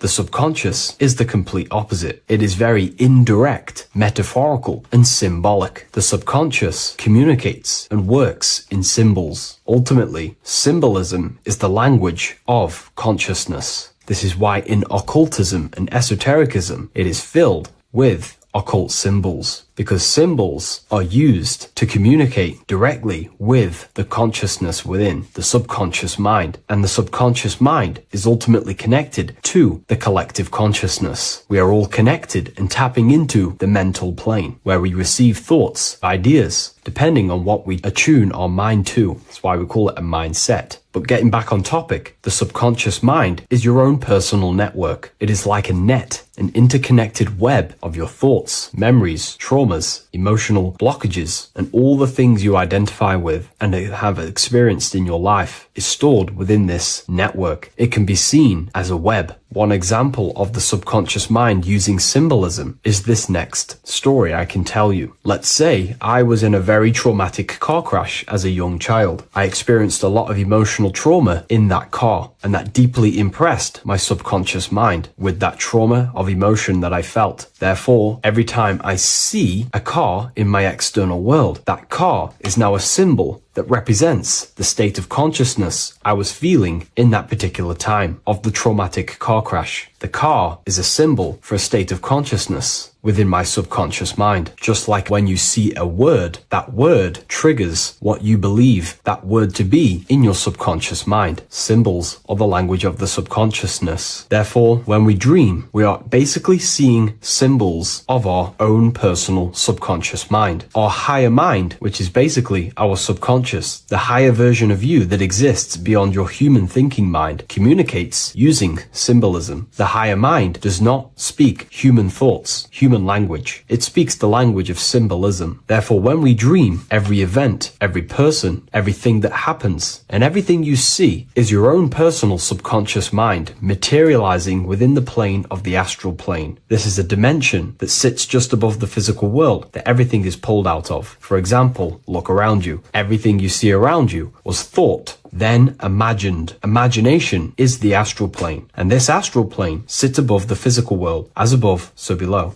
These objects were thought, imagined within someone's mind, and then pulled into a physical reality. Therefore, the imagination is what you're experiencing within a dream. It is your subconscious mind thinking and materializing within the imaginative plane. For example, let's say you are a Christian, you believe in Jesus your whole life, you have lots of emotion towards Jesus. This deeply impresses your subconscious mind. You believe in him so much, you go to sleep, you have a dream that you meet Jesus. You did not meet directly with Jesus. You met with your own belief. It was your own belief materializing within the imaginative plane and revealing itself to you. Dreams are materializations of your memories, your subconscious beliefs, traumas, and anything that could be inside the subconscious mind. It is your subconsciousness revealing itself to you in a material form. Let's say you have a nightmare. There is a big dark figure chasing you and you are running away in fear, away from this dark figure chasing you. That dark figure is not an external entity. It is not a spirit or a jinn or a demon. It is in fact an aspect of your own mind. It is a symbol that represents maybe a fear, a trauma, or something you are running away from internally inside your subconscious mind. Something that you are not addressing, but something that is fearful, something that can be controlling you on a subconscious level. Let's say you have a fear to address something in your personal life. You want to address someone who is getting on your nerves at work. You continuously put this off and you fear doing that situation. Over a long period of time, this can slowly control you subconsciously. You start to avoid the person, avoid any contact. It is subconsciously controlling you. This is not the best example, but you can see what I mean. Hidden fears and traumas in the subconscious mind can subconsciously control your actions and ultimately lead you to low states of consciousness, keep you from reaching your higher potential, and ultimately create blockages within your own consciousness. That figure in the dream is a materialization of something that you are fearing and running away from and not addressing. This is why people always have dreams of traumas that they have experienced as a child or when they were younger, or maybe from a year ago or two. It's because that emotion is deeply impressed in the subconscious, and the subconscious is always trying to reveal things to you, communicate to you that you need to change, purify, and maybe heal within your own consciousness. This is how the higher self communicates to you through the language of symbolism. Once you understand this, dreams can become a very powerful tool, not just entertainment at nighttime. Your consciousness never rests. Your consciousness is eternal. It is the very spark of the divine. Your body needs rest. Your consciousness is not physical. It does not need rest. So this is a way you can identify what your dreams are trying to show you is by writing them down. A dream journal. Every single dream that you have a book placed near your bed. Every time you wake up, first thing you should do is pick up the book and write every single detail that you can remember about the dream. The people that you met are all symbols symbols are aspects of yourself. Maybe it is a friend you saw in your dream. That friend represents a state of consciousness that is within you and is trying to reveal something to you. It's about making the subconscious into the conscious, to become conscious of the unknown. Write down every detail, everything you saw, every event that played out, even the details of the clothes that they were wearing. Everything is symbolic within dreams. Write everything down and then analyze the dream. Don't analyze it from a logical mind. Analyze it with the right hemisphere of the brain, which allows you to see metaphors, read between the line. Try and gain the message that it's trying to show you. What does this overall mean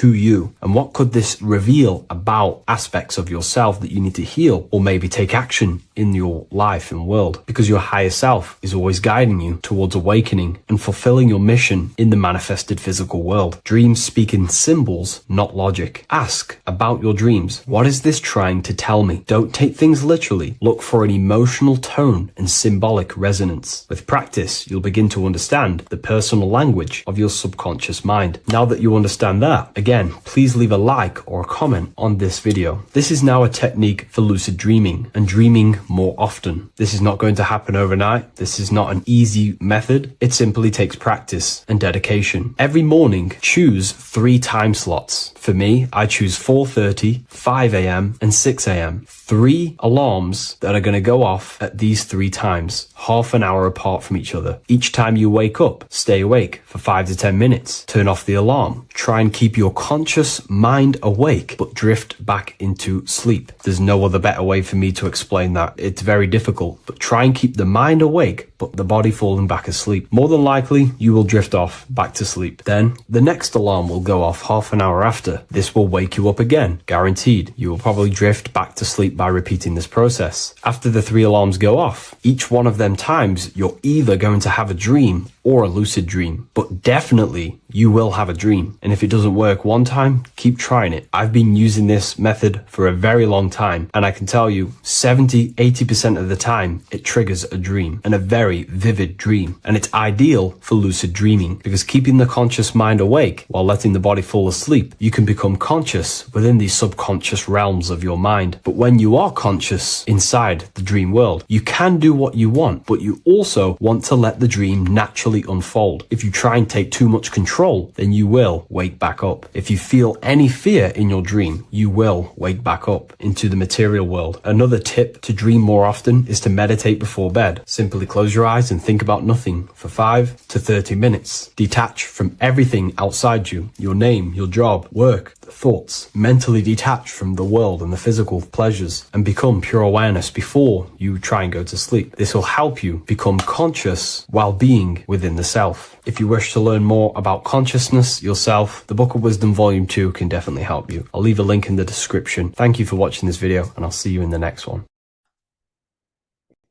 In this video, you're going to learn exactly what Christ consciousness truly is and how to cultivate this into your life so you can live a better life, create the things that benefit yourself and humanity, and ultimately to bring heaven on earth.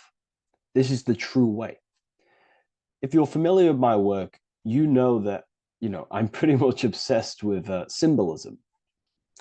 Symbolism is such a massive topic, and it unlocks profound ancient wisdom that is hidden behind these layers of symbolism of the ancient paintings, symbols, and texts.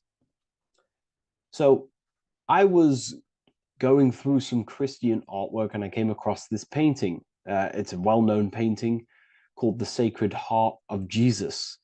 And it just blew my mind. What this is revealing about human consciousness and Christ consciousness, which is what Jesus represents. If you're not familiar with Christ consciousness, you should definitely do a bit of research on that. But I'm going to explain it today in detail. So when we look at this painting, we are looking at symbolism. We're looking at consciousness, a state of being, a state of living, a way of thinking, a way of feeling, and a way of acting in the world. As I've said this many times, we're all creators. We all create and generate reality. And you don't just have your personal reality, you have a collective reality. Your reality is affected by the collective consciousness.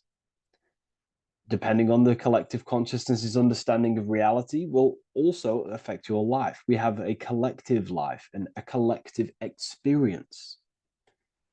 So Jesus in this depiction here is in a way showing us instructions to reach Christ consciousness, whether you see it yet or not. But I'm going to decode this for you. And your mind might be blown after watching this. Okay, so so what is the meaning of Christ consciousness? What's the whole purpose of this? Very simple. Like I mentioned before, we have a collective experience on this world. And Christ consciousness is the natural consciousness that we all need to be functioning on to generate peace, love, and unity on the earth in this experience we call life. That's what Christ consciousness truly is. It's a state of being that we need to cultivate within our own self, within myself, others, and everyone in this life and experience, so that we can all live in peace and heaven on earth, what they like to call it, so that we can generate the best experience possible together on this thing we call earth, on this material world, this material dimension. The material dimension is simply just a physical dimension of thought. It's a physical outcome of thought, but that's a whole of a lecture. So please leave a like, leave a comment if you have any topics to talk about that you wish for me to cover, and definitely leave a subscribe if you like my content and channel. So to go deeper into this, right, we've explained what Christ consciousness is and what it actually, will do to the earth and what it will do to reality in our collective experience. And it's also representing a profound understanding of self, a deep understanding of the true nature of self, the true source of self, what the self is, pure consciousness, pure God. We are all Jesus. Jesus is you, a physical manifestation of the divine made manifested physically. A physical manifestation of consciousness, okay, of spirit descended into matter. However, Jesus is a symbol that should not be worshipped, but something that we need to cultivate, maybe look up to, and cultivate within our own mind and hearts and actions. So he is someone that we should embody into our own very own being. We need to reach a level of intellect, the mind, a level of emotional understanding, and ultimately this creates Christ consciousness. Okay, and now I know that was very, very vague what I just said, but I'm going to explain it a bit more. I don't want to give it fully away yet because you need some more information, more keys. So let's observe the top end of this painting. Jesus with this circular light emanating around his head is symbolic of the mind, of the our thinking aspects of consciousness, the way we generate thoughts, ideas. The mind is also good at also ruling communication. It also rules what we give attention to. Okay, so this is symbolizing the mind of every human being. The mind is a very powerful center of consciousness located in the head, of course. This is why Jesus is the head at the top with the circle around it, representing the mind. Now, to reach Christ consciousness, we need to purify our minds. Purification of the subconscious mind. The subconscious mind is the hidden aspect of our mind with all of our memories, belief systems, and everything we've ever experienced is stored within there. We have traumas there. We have bad belief systems that hold us back. So it's about reprogramming the subconscious and aligning the subconscious with higher consciousness, with higher understanding of self, removing any mental blockages from the mind. Because in today's world, most people's minds, including myself, before I, purified myself, and I'm still continually purifying myself. That's not to say I'm perfect, because I'm definitely not. But what I was saying was purifying the mind so we can have a powerful mind. Because like I was saying, most people's minds are not their own friend. They let their mind control them. They let their thoughts create negative influence on them, negative emotions. They let their mind destroy their confidence, destroy themselves. We do not want a mind like this. We need a mind that is our best friend, that receives powerful thoughts, that gives someone power. We do not want our mind taking away our power. Okay, so in this specific image here of Jesus, this represents a light mind, a powerful mind, enlightenment. The word enlightenment means light and ment coming from mental or mind, light in the ment. This means a powerful mind. Light is also symbolic of knowledge, information. When someone's very intelligent, you call them a bright person. It's a bright mind. It's knowledge of self. So the mind is conscious of self. That's another thing. We need to be conscious. A lot of people are not conscious, including myself before I did this, before I woke up. Most people are not conscious of their actions. They're not conscious when they're actually awake in the day. They do things unknowingly. Are we conscious of our thoughts, emotions, and actions, what we're giving attention to in our mind? Because ultimately this shapes our experience. There's a great quote, I think it's Julius Caesar or one of the Roman emperors, who says the quality of your life is dependent on the quality of your thoughts. Something along them lines. I don't know if I'm 100% correct there, but it's very true. Our thoughts dictate our happiness. So to cultivate Christ consciousness, we need to be conscious of our actions, conscious of our thoughts that we're giving attention to. There is a level of mastery that we can achieve within ourselves where we become conscious of every single thought that enters our mind. That sounds easy, but it's definitely not. But that's a high level of mastery that we can achieve and cultivate within ourselves.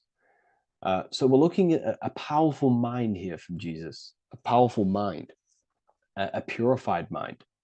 And we purify the mind through, affirmations, meditations, ritual work. Rituals are things we do every single day with an intent in our mind and an emotion in our heart to impress that state of consciousness into our subconscious, so it can slowly rewrite our consciousness and align our consciousness and sync it with higher thoughts and higher emotions with love. We can sync our consciousness with love, which is ultimately what Christ consciousness truly is. Well, now we're going to go on to that now. So we've gone over the mind. Now we go over the heart. Now notice, before we go into the heart, Jesus is revealing. He's pulling back the robe, symbolizing opening the heart, revealing the heart, revealing the soul, the light of the heart. Our authentic self lies in the heart. Our pure intentions, our love, our soul needs to be shining through our heart. And our soul is unconditional love. Now, that's not to say that we can get corrupted hearts. We surely can have corrupted hearts, for sure. We can love sick and twisted things, and that's evident in today's world. People love killing people. People love hurting people, manipulating people. People love power. Now, that's obviously an inversion of the natural state of consciousness for humans. When we're born with a natural state of love, of unconditional love for the self, for everyone else, for animals, insects, the earth. We love everything as a child. And not only do we love everything, we actually act upon this. As a child, we do not act on anything we know is not good. And I'm talking early stages of being a child, before we're indoctrinated, before the mind and heart become corrupted. We are pure. This is symbolizing this. Light represents also purification and truth, because when you shine light on something, it's the truth. You see it. You shine it through the darkness. It reveals. So light, this is symbolizing revealing the light of the soul, of love consciousness, holding love in the heart, true love, not love for sick and twisted things, but true love for the self, the body, and for everyone else and all things. Holding love in the heart. There's a famous saying of keeping the sun in your heart. Keep the sun in your heart. It's a very famous saying. What the sun is a symbol of love. What does the sun do? It gives abundantly. All it does is give light, give energy, power, light to the earth, and everything is feeding off this source. The sun expects nothing back. It just abundantly gives. It's a symbol of love. This is the love principle of creation. Now, the heart is also governing our actions. What we think about, okay, in our mental field of consciousness is directly corresponded and observed in our hearts. What we think about directly corresponds with what's going on and what we feel in our hearts. Okay? Thoughts produce emotions. So if we give attention to negative thoughts, there's no wonder we're having negative emotions in our hearts. So purification of the mind is also having an effect in purification on the heart. Because when we purify our thoughts and only give attention to powerful thoughts and positive thoughts that uplift yourself and humanity, then we're going to also see this change in the heart, see this emotional change in our consciousness. Okay, so this represents the purification of, a purified heart, the light emanating around the heart. Love for the self, love for one another. And you're revealing this, you're shining the heart on others. This represents, revealing your true self to everyone without suppressing aspects of self. Revealing the light, not holding back the light. Because people in darkness will look at people who are spiritual and say, oh, he's into the woo-woo stuff. It's about revealing that and not caring about others. Because when you shine a light, you're also planting seeds in other people. Now, I'm going to tie this together with the hand gesture. Now, what we're looking at here, we're looking at a hand gesture with two fingers up. We have the middle finger and the index finger upwards. And notice how they're crossed over. They're crossed. They're not separate. They're crossed, representing unification. Unification here. This is a unified two fingers. Two represents division. Crossed over represents oneness. It's the unification of the mind and the heart. A lot of people talk about this, but not many people go into detail about it because, for many reasons. But this is the unification of thought with emotion. This is how we truly reach Christ consciousness. And ultimately, when we do gain the love in our hearts and we do slow, it's a gradual process of cultivating love for the self and everyone else in the world, because we're so programmed to be divided, but it's a slow progress. But when we do cultivate love in our hearts for the self and one another, love is a very, very nurturing and growing force. Like I said, the sun earlier, that is pure love energy. It makes everything grow on the earth. While love in your heart grows connections with people. It grows care. You go out your way to do things to people and do give people things. It's a very nurturing and growing energetic force. And me personally, I think the whole universe is built upon love. The whole thing. Without love, You know, without the love, there is nothing. Nothing is, love is the only true emotion that truly exists. Everything else is either an opposition of love or a different degree and branch of love. Love is the only true emotion, and everything is built upon that principle. Okay, love is what guides us to a higher consciousness. When we cultivate love in our hearts, we become a vessel for light, more energy, more vibration. Our electromagnetic field expands, or biofield, when we hold love in our hearts. It's a very powerful force. And when we do cultivate a strong spiritual compass within our heart, because that's what our heart truly is, it's a spiritual compass. It tells us, well, it doesn't tell us, it knows what is right at all times. If you think something, your heart tells you whether that is right or that is wrong, whether you should act upon it or whether you should not. The heart knows what's good and evil. No one told you this as a child. As a child, you already knew this. You came into the world, you knew what was right and wrong. You knew it was wrong to hurt people. So this unification that he's doing with his hand symbolizes thinking with the love of the heart, represents thinking with love of the heart, thinking with love of the heart for the self and the collective. Now, ultimately, what this does is give birth to perfect action. Why? Why does this give birth to perfect action? Think about it.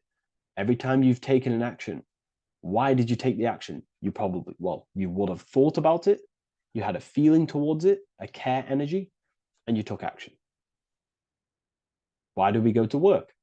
We care about paying the bills and staying in our house. We go to work to earn money. We think, we care, we act. Everything you see in front of your reality, on the screen that you're seeing right now, you called your eyes, everything is in front of you because you care. It's the heart energy that leads the body. Okay? And that's even present in the body. Have a look at the body. We have the head, thought, then emotion, then our feet is at the bottom, and our feet take action. Thought, emotion, action. Thought, emotion, action. So even the body is basically a blueprint of how creation is manifested. So we receive thoughts from the divine planes, from the higher planes of consciousness. We receive them. That's another thing that I missed.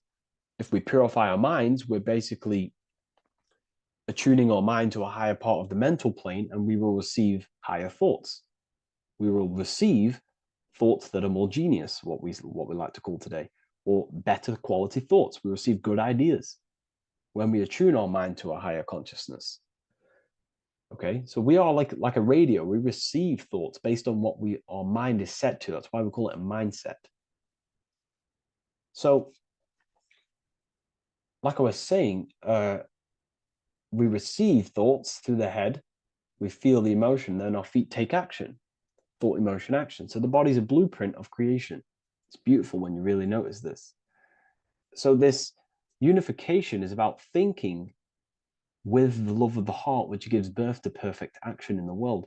And this is the state that we need to cultivate within myself and everyone in the world so we can give birth to heaven on earth through action. Because ultimately the world is molded through action, physical action. And them actions are molded from thoughts and emotions. Now,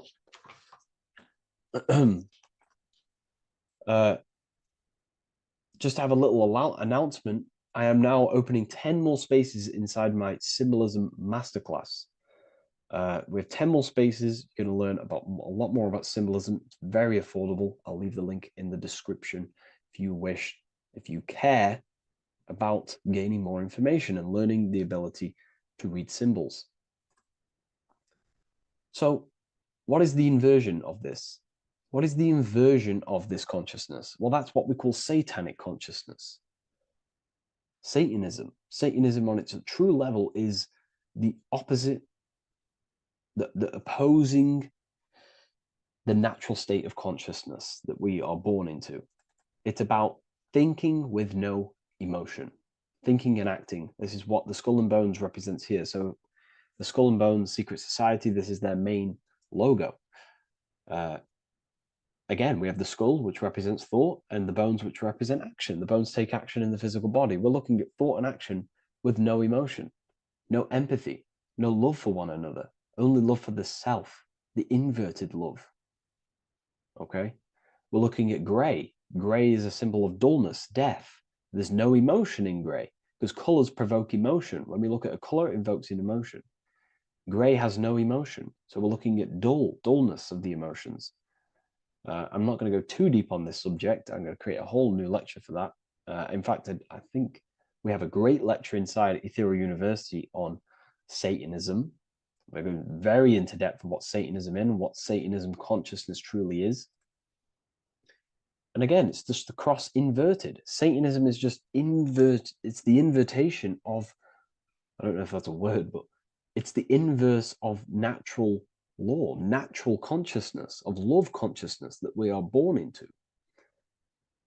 Okay, so ultimately the message in this video was to create love in our minds, love in our hearts, think with the love of the heart, think with the care for one another, and that gives birth to perfect action. And when we align, when we do truly act out what our heart is telling us, and I know this from first-hand experience. This is what happened to me. I woke up, I started to follow my inner guidance. I always took action on it. I was saying yes to it every single time.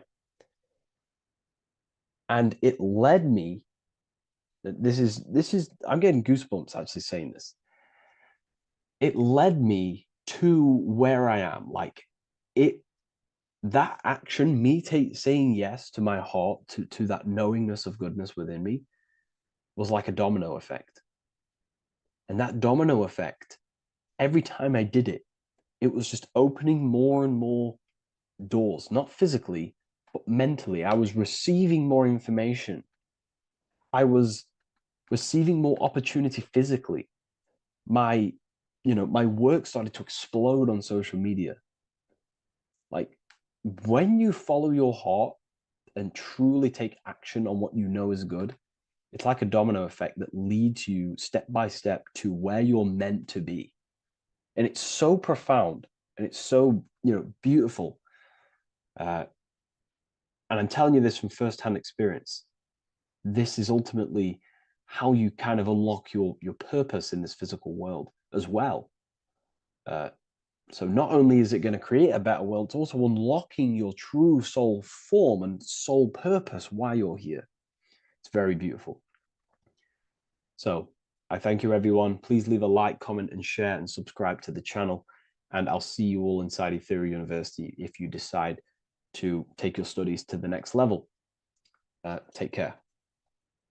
Religions were made to hide the truth about yourself, God, and the universe. You see, religion teaches there is a God separate from you.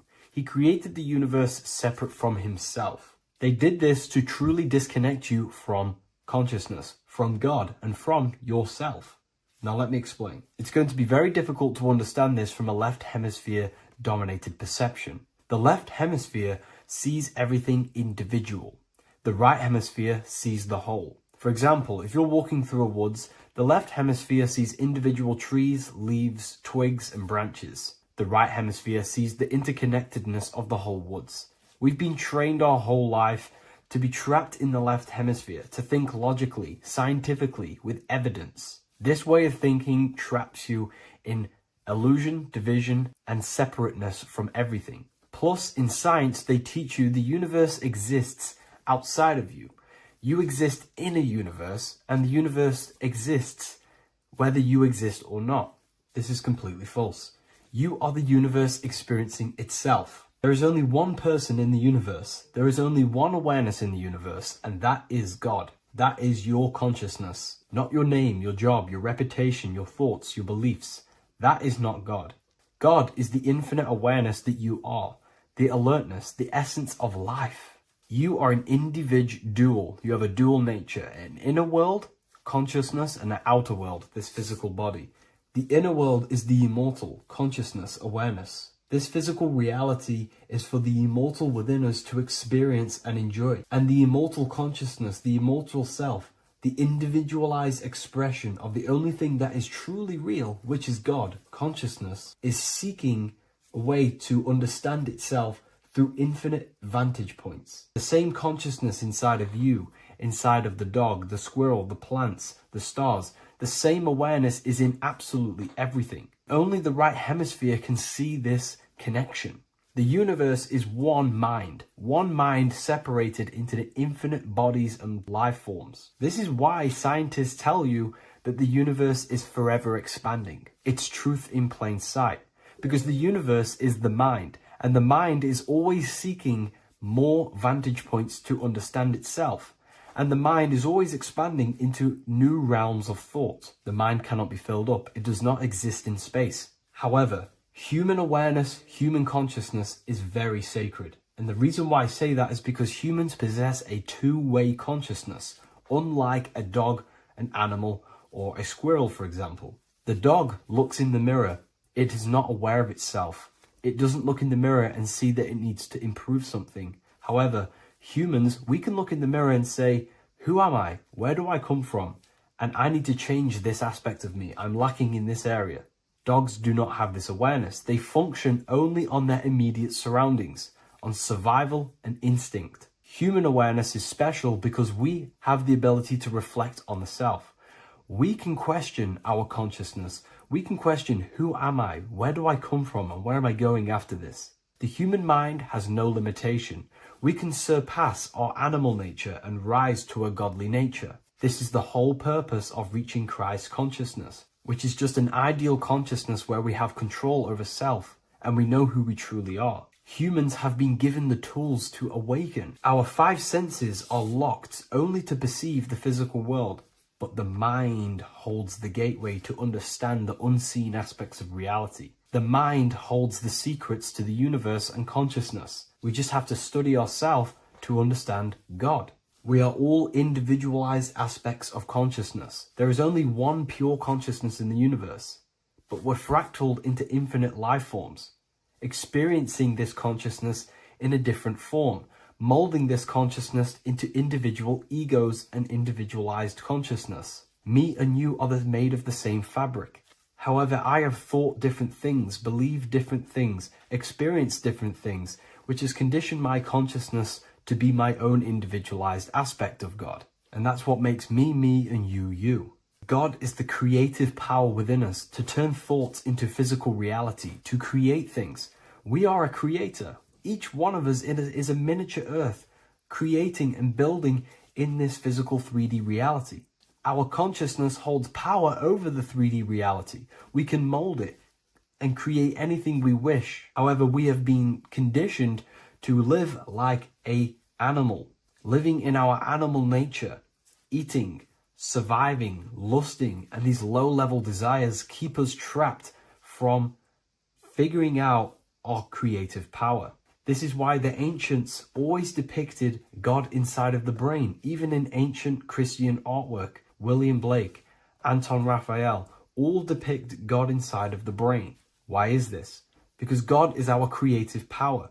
The spinal column acts as a type of ladder of consciousness. If you just think about sex and act on sex, eating, consuming, and living in a survival animalistic state, then your consciousness is functioning on the lower end of the spinal column, where your reproductive organs are and your gut organs are to consume food. In order to activate the God within us and to us to truly know God, we have to be aligned with the God consciousness. We have to unlock the God within us so we can truly actually experience God and understand it. However, God exists beyond our personal consciousness, beyond our human identity. In secret societies, satanic rituals and satanic societies, they are seeking a way to escape the human identity through ritual work, meditation, and trance-like states. A trance-like state is like the state that you enter just before you fall asleep, where there is no thought present in your mind, because you are not the mind, You are the observer. You experience the thoughts. And when we escape the human identity through rituals, meditation, or trance-like states, we can actually experience beyond the veil of this material world. However, satanic rituals do this in a negative way. Satanic rituals include ways to make the human mind tap out by pushing the human minds to the limit through pain, suffering, and even torture, to allow the mind to pass out so you can temporarily pass on the veil of the physical world and escape the limitations of the human identity and the human thinking mind. Now, you do not have to do it this way. You can experience the divine and beyond your human identity through many different ways, such as deep, deep meditation, rising above your thoughts, and setting 3 alarms, one for 6 a.m., one for 6:30, and one for 7:30. And when you wake up at these times, what you need to do each time you wake up is allow your mind to stay awake but your body to fall asleep. And you will enter this trance-like state. And you can gain ideas, experience lucid dreams, and maybe even astral project. All of these rituals in secret societies and satanic societies is all about escaping the human identity and experiencing the divine planes beyond the physical. To wrap all of this up, this is all about consciousness.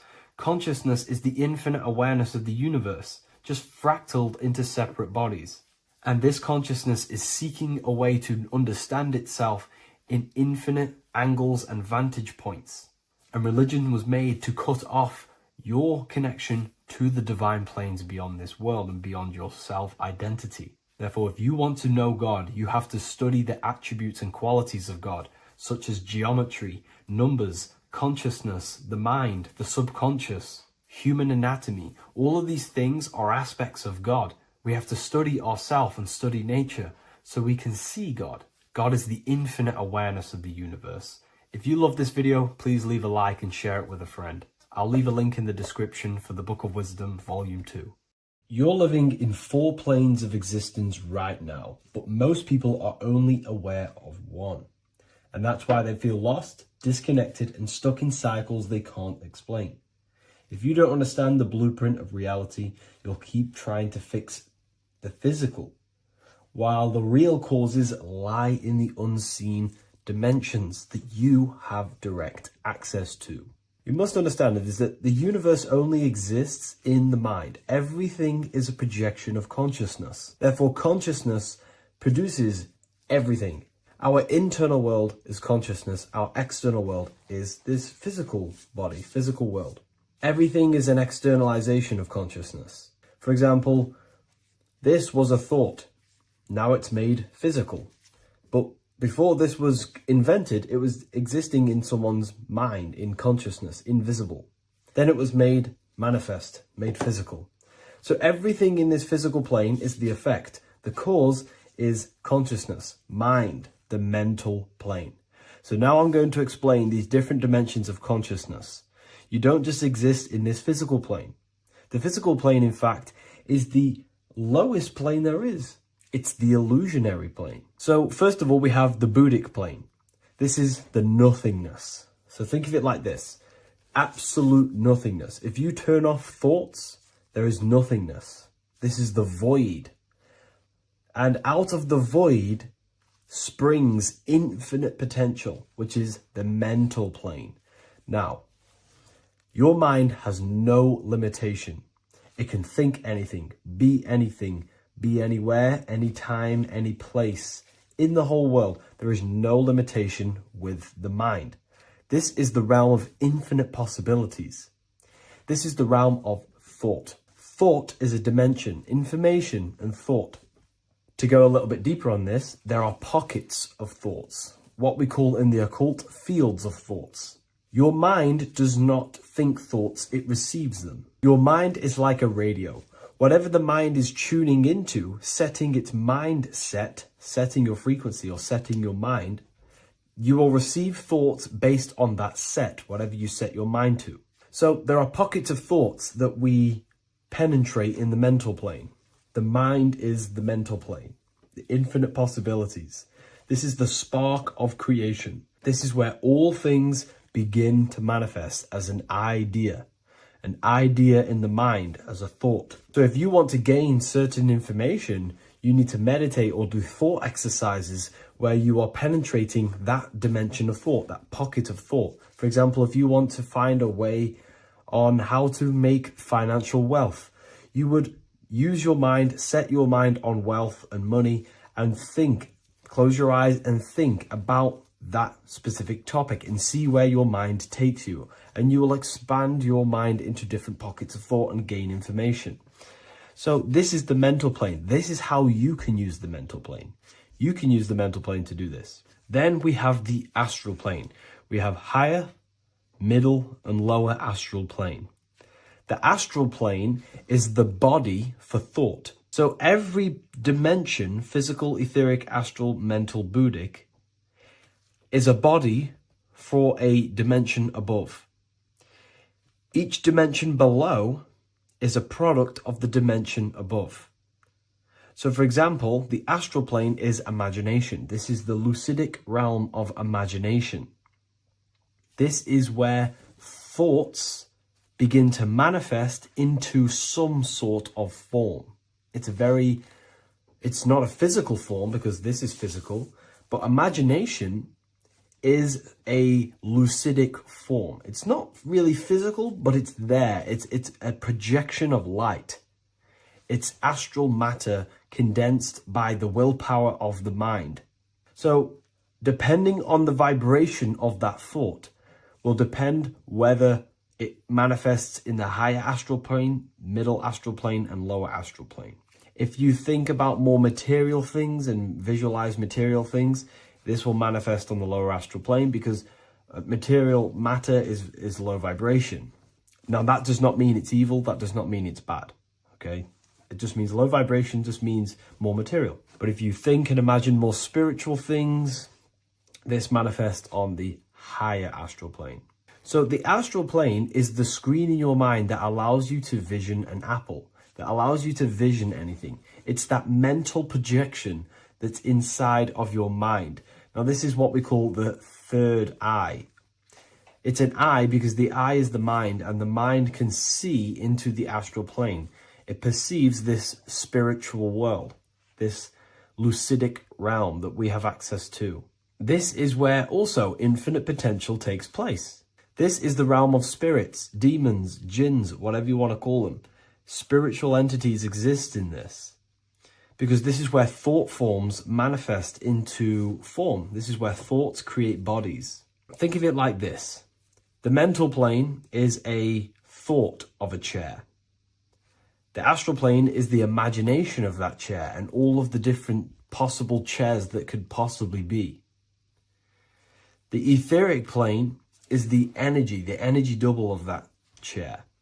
And the physical plane is the physical chair. So as you can see, the higher we go up, the more formless and lucidic it is.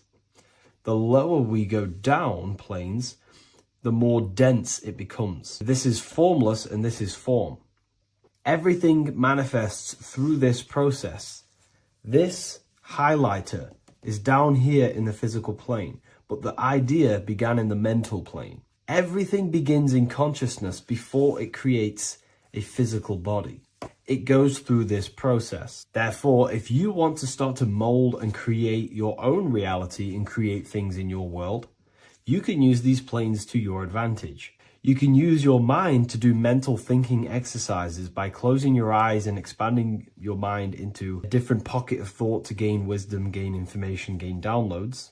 The way you do that is simply get into a meditative state, close your eyes, pick a topic that you want to think about, and see where your mind takes you, but always remain centered on that topic.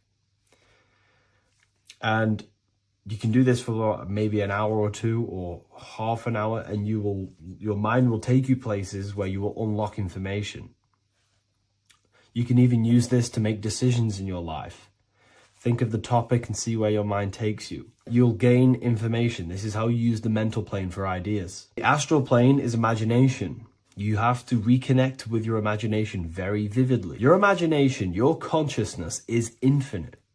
It's not a three-dimensional plane. It's an infinite plane. You can think and make form anything in your consciousness, in your imagination. You can think anything and you can imagine anything. in the most vast details. You just have to reconnect with your imagination. I have a free book on my website. I'll leave the link in the description. It's an ebook. It's called Activating the Inner Eye. This is going to help you reconnect with your imagination. It's a practical guide on how to imagine. So once you know how to use the mental plane and astral plane, thought and imagination, you pretty much need to use the physical plane to take physical action with this physical body that you have and start to manifest these desires you have in the higher planes. Now, it's very important that we master the mind, because the mind is the very fabric of reality. We become what we think about. Your life is a product of every thought you thought in the past. It is the mind that directs the flow of consciousness. And wherever this consciousness is flowing is what you will create in your life. Consciousness is the most potent force in the universe, and the mind is pretty much the universe in a microcosm form. It is infinite potential, and your mind will continue to expand into new realms of thought forever and ever and ever. You are eternal. You are not this physical body down here. You are consciousness, literally dreaming that you are in this physical body. So everything begins with the mind. We need to be conscious of the thoughts that enter our mental field of consciousness. There is a level of self-awareness that you can reach where you can become conscious of pretty much every single thought that enters your mental field. Now, we have over 7,000 thoughts a day. You can gain such mastery over your mind where you can become conscious of every thought you think. And that is when you gain superior power. Because when the mind is fully under control of self, you can direct the mind's potent force into a specific goal. Most people's minds are dualistic. They want something, but their mind is thinking something else. They have limiting belief systems. They have the little voice that comes in and says, you can't do this, you're a failure.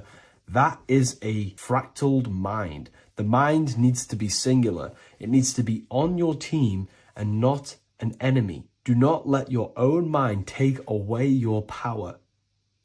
Your mind should be on your team, giving you power, giving you the best possible thoughts and the best possible beliefs. When the mind is in this condition and on your team and not taking away your power through the destructive thoughts, it becomes a potent, powerful force used for manifestation to create anything. And the way we get the mind on your team is through constant meditation to learn how to control the mind and turn it on and off. Subconscious reprogramming through visualization, affirmations, cultivating emotions associated with your goal. All these three ways we can reprogram the mind slowly over time so that it becomes powerful and becomes on your team and doesn't give you negative contradicting thoughts. When the mind is fully aligned on one thing, it can create massive empires and things in your physical reality. So I hope this video helps, and I'll see you in the next one. Hello, everyone. Today we're going to be discussing the esoteric and occult meaning behind the story inside of Genesis, the story of Adam and Eve. This is a widely known story, but not many people know the true esoteric meaning behind it. Okay, so today we're going to be breaking this symbolism down. Before we get into this, please leave a like and a subscribe on the channel. I would greatly appreciate it. And please comment below any lectures or anything you wish to know, and I could maybe make it in the future. The first thing we must understand about the Bible is that it is an esoteric and occult book. It is written in allegory. It is written in such a way that we understand the book compared to our level of perception. Now, what do I mean? If a child read the Bible, they would gain a standard meaning and story behind it. They would gain a normal interpretation of the book, of being good, praise God, and be a good person. However, me, who have studied the occult and esoteric and symbolism for a very long time, when I read the Bible, I see a deeper meaning. I can read between the lines of the allegories, which means the Bible is written in such a genius way that it speaks to your level of intelligence. Depending on how advanced you are mentally and with knowledge, will depend on how you decipher this book and how the parables inside the book can speak to you in your personal life. Okay. So the Bible is the greatest psychological book ever written in history. This is why it's known as the greatest story ever told. It's a story. What we must understand with the Bible is that the Bible creates on the surface a logical way of thinking, which is what we call religion. We read the Bible and if we think logically and we take that book literally, then we gain a religion. But if we look beyond the surface, this is what we call esoteric, metaphorical, symbolic. You can read between the lines using our right hemisphere of the brain in deciphering this book and what it truly means to us and the evolution of our mind, body, and soul. What this book actually reveals between the lines is instructions and stories which teach you how to level up your consciousness, how you can sync the mind, body, and spirit and the soul all together so you can live like a god. This is what the esoteric is. It's the purification of consciousness. Now, when it comes to Adam and Eve, okay, what we must understand is that this is the beginning of creation. This represents the beginning of your life in an esoteric way.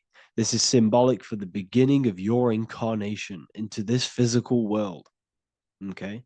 And we have Adam, masculine, Eve representing feminine. These are the two masculine and feminine energies which create the whole material universe.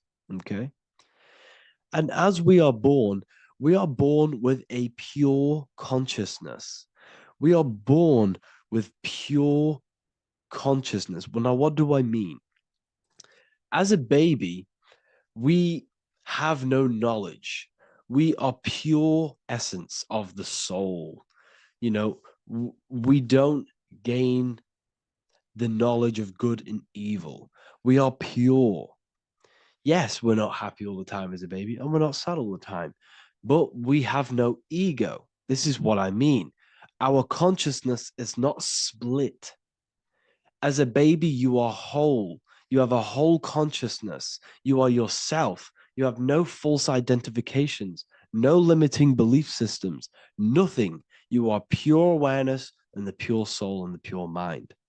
Now, this is what Genesis is representing. As we grow older, the more experiences we gain, the more thoughts we start to think, the more knowledge we gain of this world, the more impure our mind, our heart, our soul, our spirit becomes, the more impure our body becomes. As we grow older, we're infected with negative beliefs, negative thoughts, and society norms. This is a big one. As we grow older, we are molded by society. We shut off areas of ourself and we push them away so that we fit in with society. We all know this. We all did this in school.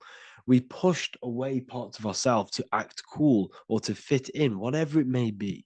Whatever type of person you were in school, we all went through this because society and culture is programmed.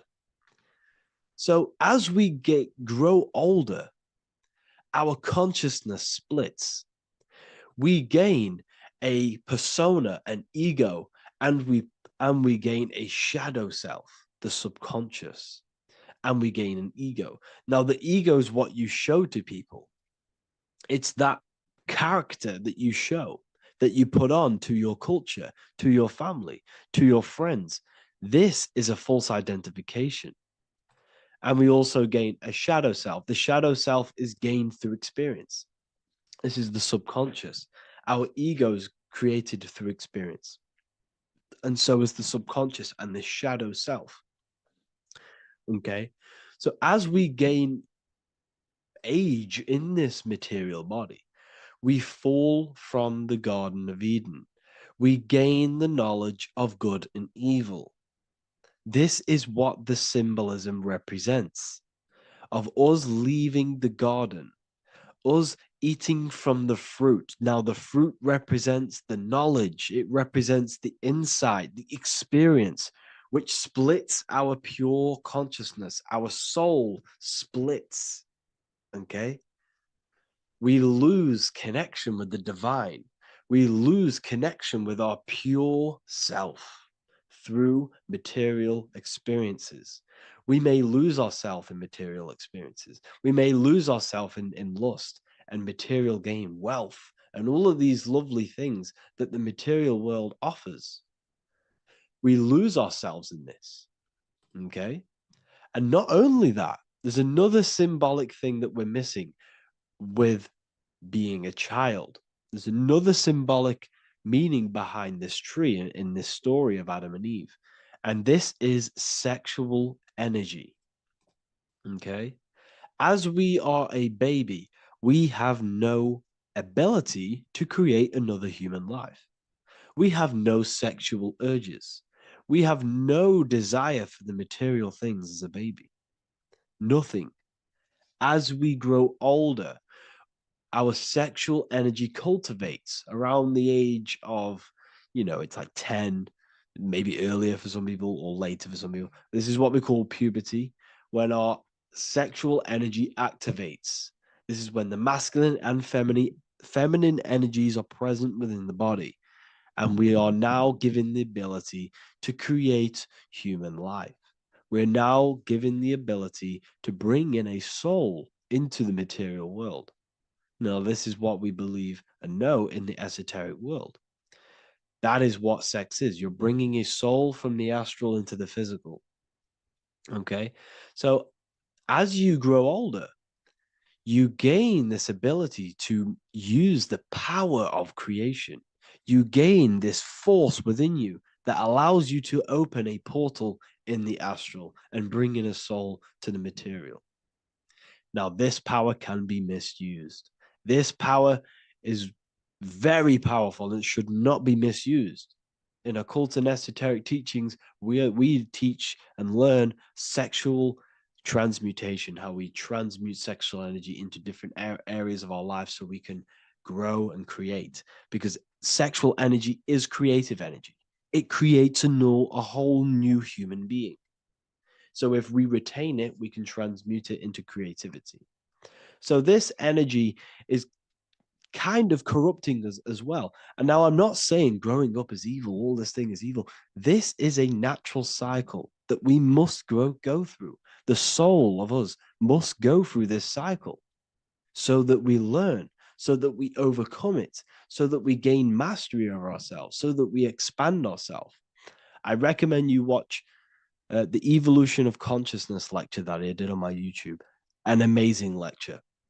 Talks about the evolution of consciousness and how we're on a never-ending cycle of life and death and expansion.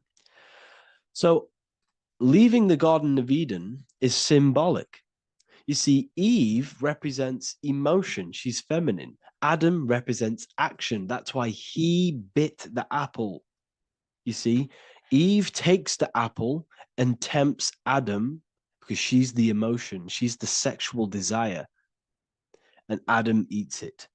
He releases. He misuses the power of his creation. He misuses his consciousness because of material illusions and material desires. This is natural, okay? As we grow older in this life, our soul has to experience sin. We have to experience negativity. We have to experience evil, okay? And we have to misuse this power within us to learn about it so we can overcome it and gain control over it. Now, this is why the Bible says in Genesis 3:6, "For God doth know that in the day ye eat thereof, then your eyes shall be opened. Ye shall be as gods, knowing good and evil." This is very, very, very symbolic. We come into this world to experience a dualistic way of reality. We come into this world to challenge ourselves so the soul can grow, because the soul comes from pure love from God. But we come into this world so the soul may know what it's like to be evil. You see, we are like a seed. Our soul's like a seed.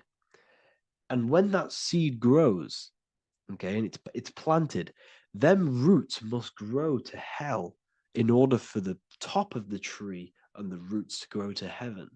In order for the soul to reach the highest states, it must descend down into the lowest states.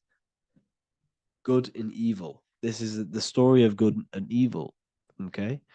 And this is the story, a psychological story of how the human mind has functioned in this life. This is what this story is representing, of how our soul and mind is functioning, how our consciousness is splitting and growing up and evoluting, okay?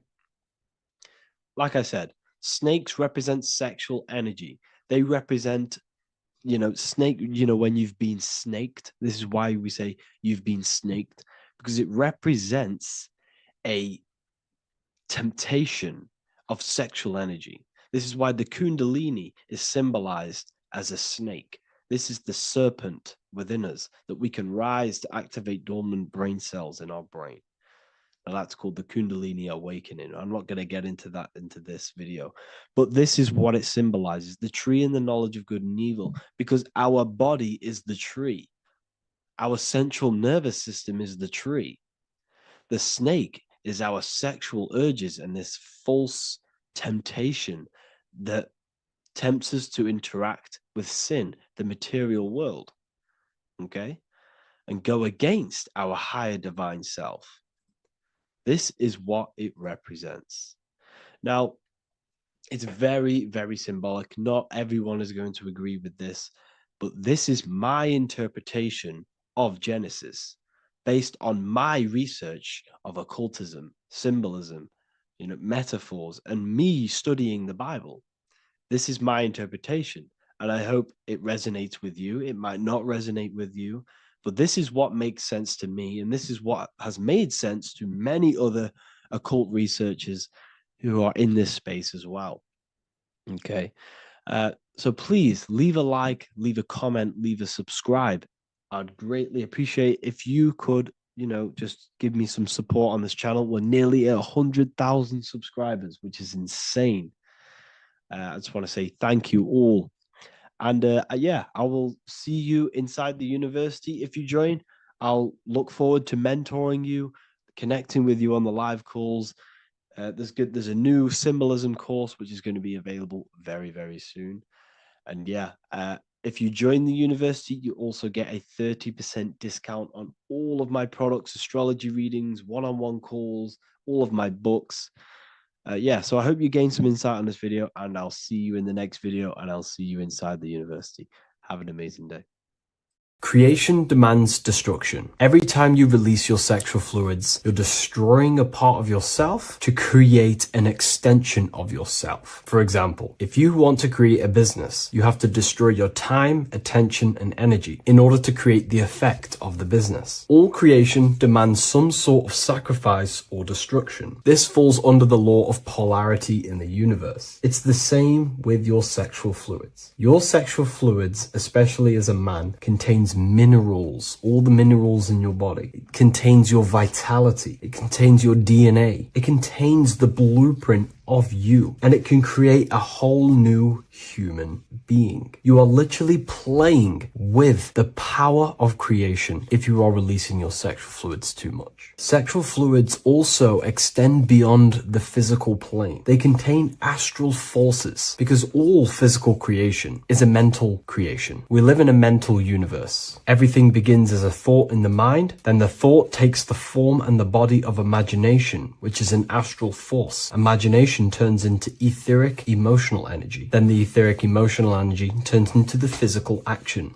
and the physical manifestation. We live in a mental universe. Therefore, these dimensions do not exist separately. They are permeating and mixing in with all. Your physical body has an astral body. Everything physical has astral forces behind it. Semen is known as the astral fluid of the soul. It feeds nerves, the channels of life force and consciousness within the body. And every time you release it, you're destroying a part of your vitality, your brain, your nerves, your energy levels, your creativity, and your DNA to create an extension of you. Therefore, it is a sacred fluid within your body and not something to be played with and to be released too much. Think about it. This is a very creative energy, your sexual fluids. It can create a whole new human being. This is how powerful it actually is. It is the power of creation, and the misuse of this power can destroy your own vitality and your life of your body, because that life you are giving in order to create an extension or a child is the same life you could keep inside of you and not waste to recycle and regenerate the body. Sexual energy has been for thousands of years associated with regenerating the body, longevity of life, and maintaining youth. Not only that, every time you release your sexual energy, it floods the brain with dopamine. Dopamine is the brain's reward system, created within the middle of the brain. It releases every time you've achieved something. However, sex or an orgasm is the most powerful feeling you can feel. It's the most amazing, intense feeling and release of dopamine you can possibly feel as a human. Therefore, if you flood your brain with this high amount of dopamine every single day, you are getting the epitome of human feelings every single day. Therefore, you will become numb to everything else in reality. You won't be able to enjoy the small things in life. And I know this firsthand because I experienced this myself. As soon as I stopped, this is when I started to enjoy the little things in life, seeing family, and I actually gained more energy, more ideas. We'll get into this a bit later. It is a creative energy. It creates a whole new human being. Therefore, if we maintain this energy, we can maintain our creative power within us, because that's what we are. We are all creative beings, moving energy from higher dimensions of consciousness, the mind, into lower dimensions of consciousness, the physical world. You hold the power to create. You are not in a world. The world is working through you. You do not possess a life. Life is working through you. You are not in a universe. You are the universe. It's moving through you. There is no past, present, and future. The present moment is you. When we release every single day or frequently throughout the week, like I said, we're triggering the brain's reward system, dopamine, which makes you feel as if you have already achieved something. And if your brain is telling you you have already achieved something by overusing your sexual fluids, then you will not have the motivation to achieve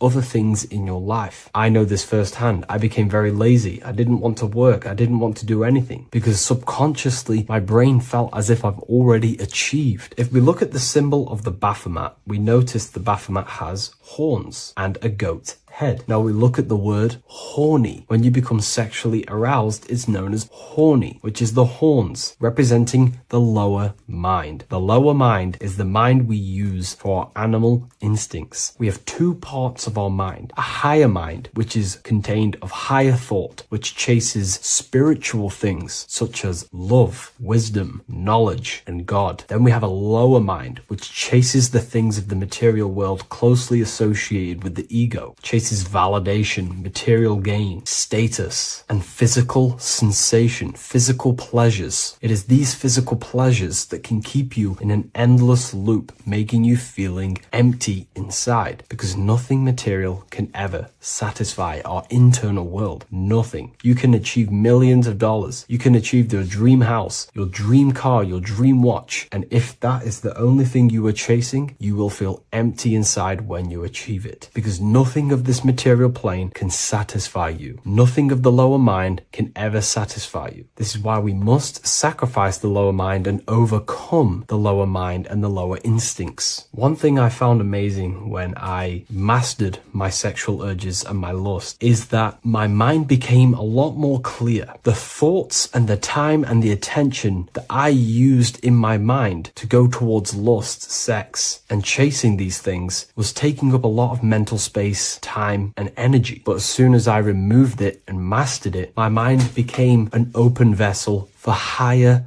thoughts to be received from the higher mind. The mind is like a radio antenna. Whatever we attune it with, that's what we receive. If we're constantly thinking about lust and low-level pleasures, we're going to just receive low-level thoughts. But once we remove all of the lower mind and we conquer our physical body and physical urges, our mind becomes an open channel for divine thoughts and spiritual thoughts. This is what most people call today as downloads. You receive wisdom from your higher self. Not only do you receive more wisdom, you just receive more power to create. The male and the female come together to create a child. That's how you were created. Now, the law of correspondence teaches as above, so below. It refers to everything in the universe. Therefore, in order for you to create a reality, to give birth to something, you have to bring together the masculine and the feminine. Your masculine forces are willpower and actions. Your feminine forces are emotions and imagination. When you combine the willpower, action, emotions, and imagination and combine them together, you can give birth to reality. But it's important to only give birth to things that are spiritual, that are good, that are for the benefit of yourself and humanity, and not for the ego and the lower mind. Killing our lower mind is essential for spiritual ascension when we die. The thoughts that we give the most attention and energy to when we die are pretty much the same thoughts that we're going to think when we die. When you die, your physical body and external world is stripped and you're left with your internal world of consciousness, more than likely be resonating within the lower astral plane before you move on to any higher dimensions of the astral. It's important that we kill any addictions such as sex, food, attachments, emotional attachments to people, any desire for material things before we physically die. The Hindus taught this, Buddhism taught this, the ancient Egyptians taught this. We have to remove the desires in our heart for material and things before we physically die, because when we die, we cannot fulfill physical pleasure. Therefore, we will create our own suffering within the astral dimension. So sex is the biggest part of this. We have to remove the desire for sex or releasing any of our sexual fluids before we physically die to master ourselves. And not only that, it's going to benefit the way you feel, the way you think, the way you act towards people once you have mastered this. Porn psychologically damages you. You are quite literally the person in the corner of a room watching two other people give pleasure to each other. Psychologically, that is not good. And what happens in darkness is always revealed in light. What you do in your alone times will show in your confidence, in your eye contact, in your presence, in your aura, your energy. You cannot hide things that you do in the dark, because they always reveal themselves in a subconscious way, whether physically or through an energetic spiritual way. Sex can be known as sacred energy exchange. You are exchanging energy, bioelectrical energy. It's a scientific fact that when you hold hands with another person, your brain waves of each individual become synced. Your emotions sync. And you exchange electromagnetic energy because you are an electromagnetic being. When you have sex with someone, you are literally exchanging emotional energy. Your aura is not just an electromagnetic field. It is literally a manifestation of your internal consciousness. Your consciousness contains your thoughts, your beliefs, your traumas, your emotional state. And this manifests externally through the vortex of your heart into an energy presence around your body. This is why you can feel sad when someone else is sad next to you, because their energy is merging with yours. When you have sex with someone, you are quite literally exchanging consciousness, beliefs, traumas, emotions, feelings, vibrations, and your consciousness merges with their consciousness. So be careful with just having casual sex. Now, I'm not here trying to say never release, never have sex with your partner. I'm not saying that. I'm saying take caution with these things. Take my teachings with a pinch of salt. If it benefits you, that's great. I'm not here to tell you how to live. I'm simply giving you my research and the things that have helped me in my life on my esoteric research, awakening, or spiritual path. I don't like calling it a spiritual path, because it's not spiritual. It's simply just life, the knowledge of consciousness and the self. So I hope this video helps. If you'd love to read this book, I'll leave a link in the description. This book I wrote myself called The Book of Wisdom, Volume 2. What if I told you that reincarnation is real and that there is a metaphysical, spiritual science behind this? Most people leave this world just as lost when they entered it. that they carry their fears, attachments, and addictions with them, only to be born again, trapped in the same cycle, repeating the patterns of lifetime after lifetime. This lecture is not just about preparing for death. It's about mastering yourself before death, so you don't take them burdens with you. Because the truth is, whatever addictions, fears, and unresolved emotions you cling to in this life, you carry with you into the next. Unless you break free now. You must master yourself before death. Death is not the end. It is the great passage. But how we transition depends on our mastery of the self. This was symbolized by the Ouroboros, the snake biting its tail. Every ending is a new beginning. It's an infinite cycle of consciousness. Now, your human body is basically an antenna tapped in to a stream of consciousness. Just like a radio is tapped into a specific frequency to play that radio. Your body is basically an antenna, a crystal picking up the consciousness of God. You are on an ever-ending journey, a journey of learning and expansion of the mind into new fields of thought. This was symbolized as the Ouroboros. When you die, it is a new beginning. It's a transitioning, not an ending. Everything is eternal in this universe as consciousness is formless and constantly transforms into new forms of life. Let's break down the word death. Death contains the word ether. Now, the ether can be found in the word heart or earth. Ether. Everything in this plane comes from the etheric plane. The etheric plane is the barrier between the physical plane and the spiritual plane, the astral plane. The astral plane is the screen that you have in your mind that allows you to imagine a red apple, for example. This is the imaginative plane where thought forms start to take form. Everything begins as a thought, then the thought form becomes an imagination, then energy, then physical. Everything in the physical plane is a shadow of thought. All objects manifested as thought. You came from the astral. You came from the stars. This is why we say reach for the stars. Or this is why you say you are a star. Cis star, miss star, fraud star, stir is star. And when you become famous, you become a superstar and you gain a star on the Hollywood floor. You are a star. The ether. The ether is the infinite energy source which all things come out of and return back to. This is the cycle of life and death, summer and winter, day and night, sleep and awake. The ether is the infinite energy source which all things come from and will return back to. Okay, sorry about that little error. The ether is the boundless source of energy from which all things emerge, to which all things return to. We can see this in the cycle of the sun. The sun does this wave of creation. It rises and it falls. We have the day and the night. The daytime represents our conscious mind when we are alert. The nighttime represents our subconscious mind when we are inside the spiritual realms. The nighttime is spirit, the daytime is matter, spirit and matter. Awake and asleep, conscious and subconscious. We see this in the yearly cycle. Summer is life, winter is death.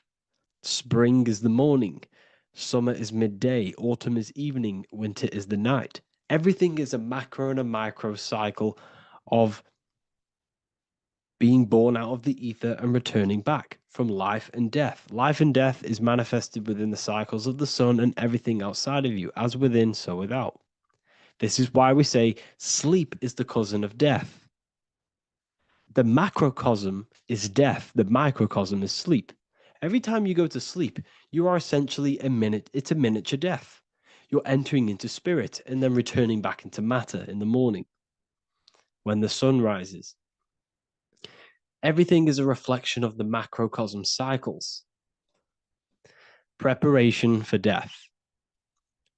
The first thing we must do in order to prepare for death, for life after death, in order to stop being reincarnated in this cycle of materialism, in order to progress as a soul, because remember, you are a soul in a body.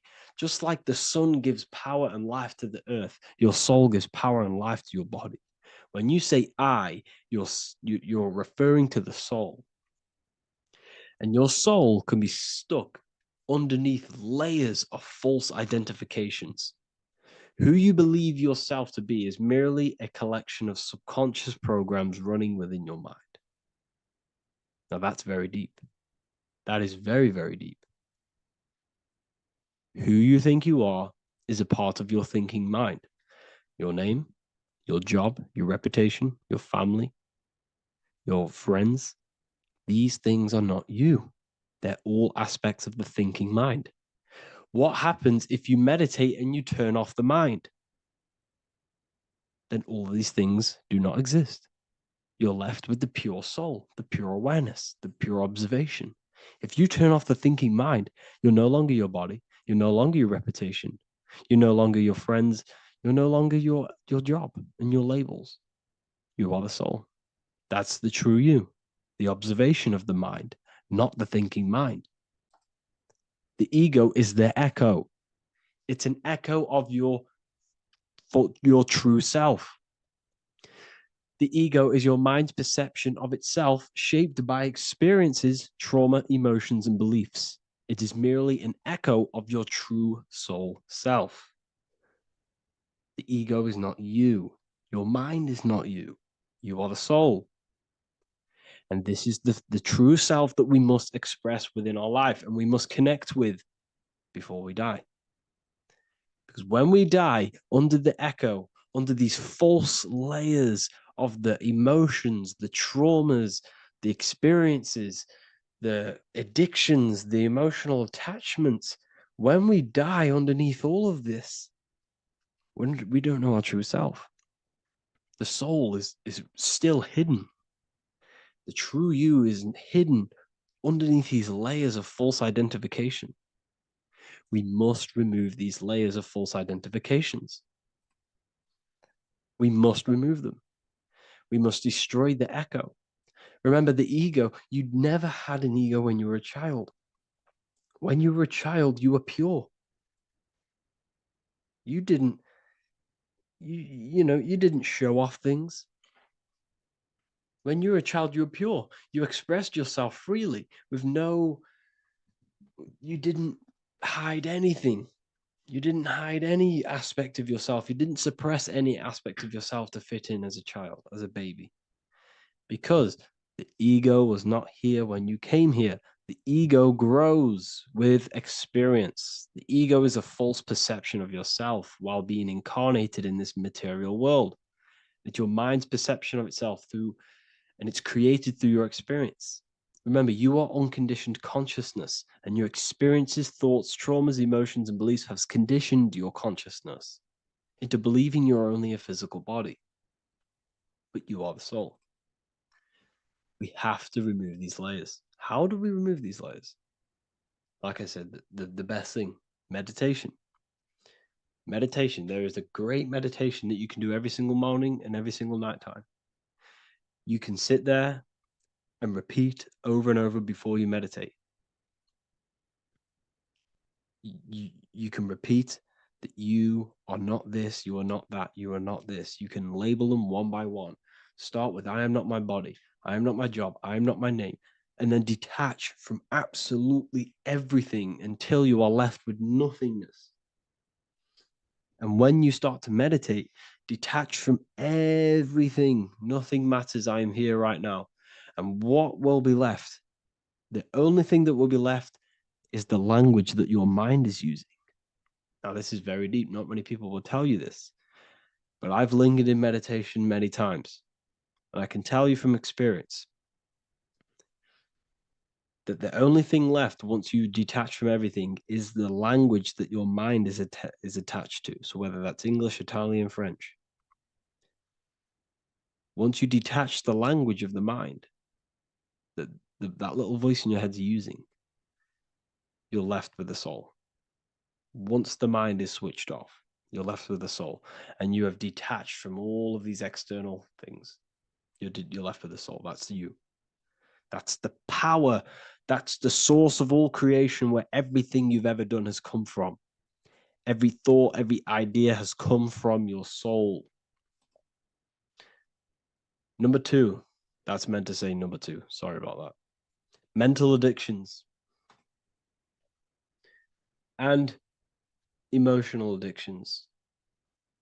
Okay. These two are very important. Mental addictions, this could be thought patterns. This could be the labels that we've just been talking about. Then you have emotional attachments, which is maybe you're too attached to an external thing. Maybe you're too attached to your phone. Maybe you're too attached to family. Maybe you're too attached to loved ones. Yes, I'm not saying don't love them, but what I'm saying is do not rely on anything in this world to make you happy, to fulfill your emotional needs. Everything is found within you. You must look within, and if you're looking without, if you're trying to find yourself in the outer world, you'll never find yourself. You'll constantly be looking around in loops. Because you cannot find yourself in the outer world. Nothing will give you long-term validation. Seeking validation in the outer world will leave you soulless, leave you feeling empty inside and sad and depressed. You have to find yourself within. You have to detach from everything you are relying on to give you emotional stableness. You have to detach from all. Yes, love your children. Yes, love these people, but do not rely on them. Because everything in this world is temporary. Do not conform to this world. The Bible tells you this. Everything in modern society nurtures the body, but neglects the soul. They keep you addicted to as many things as possible. Smoking, you have to detach. Drugs, you have to detach. Alcohol, detach. You cannot rely on anything. This is why this path is very, very difficult to walk. But I'm showing you the way. These are the things you must do before death. You have to detach from absolutely everything. If you die and your mind and soul is still addicted to these worldly things, then guess what? You're going to reincarnate. You're going to reincarnate because your mind is still thinking about these material earthly things. And if you are operating in that vibration, you're going to project that vibration and come back here. You have to detach. You have to master the soul and master the mind.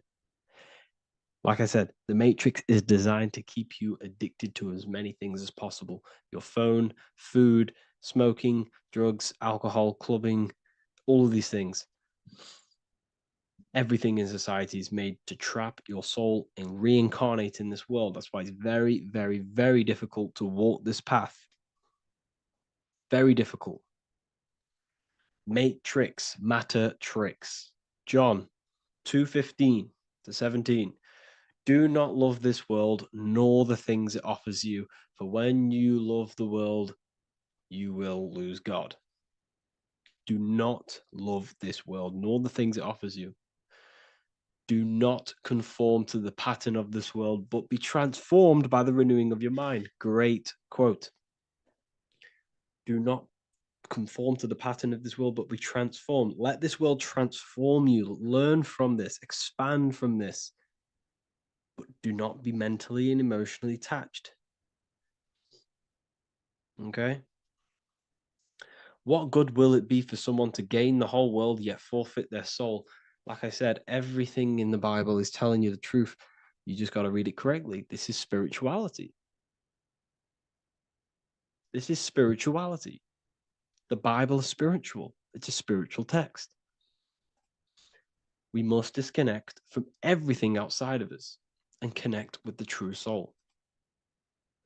Here we have the Egyptians showing you the soul leaving the body. Here we have the soul here. Here we have the Masons showing you the soul coming out. The soul is real. You are the soul. And when you leave this physical plane, you will go into the astral plane. That's where you came from. You came from the astral. You came from the stars. You incarnated into this physical body. Your consciousness fell into this material form to experience limitation, to experience a 3D world.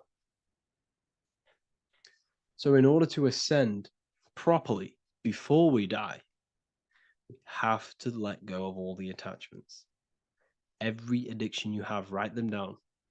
And one by one, tackle them. Before you die, you have to, or else you will reincarnate. This is the teachings of Egyptians. This is the teachings of Masonry. All of these addictions contribute towards life after death. Everything must be controlled, and we must be attached to the soul. I'm not saying I'm perfect. I'm not saying I'm perfect, people. We're all not perfect. We're all under psychological operation by the government. We're all in a very difficult situation with this awakening. I'm simply pointing out what I know from my journey and what I've been learning through occultism and research and reading lots of books and many different things. I'm on this journey just as you are. Maybe I'm further. Maybe you're ahead of me.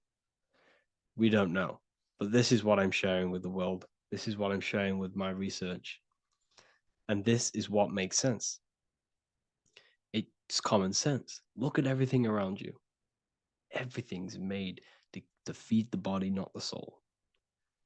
So my beautiful watchers and fans and supporters, I appreciate every single one of you, and I hope this video has supported your journey. If you're feeling lost in life, if you're searching for deeper answers, whether you're seeking clarity, looking to expand your studies, or ready for personalized mentoring, this is your chance to connect with me live and receive insights tailored just for you. Start your path to self-mastery and enlightenment inside the world's best esoteric school. Your journey starts now. Tap the link in the description if you want to join Ethereal University, or feel free to check out my books. I thank you all, and I really appreciate for 100,000 subscribers on YouTube. I love every single one of you. Make sure to drop a like, a comment, and subscribe to the channel if you're new. Let me know some ideas for, lectures, anything that you want to know. I can make lectures on them. Just drop it in the comments. I appreciate every single one of you. Take care.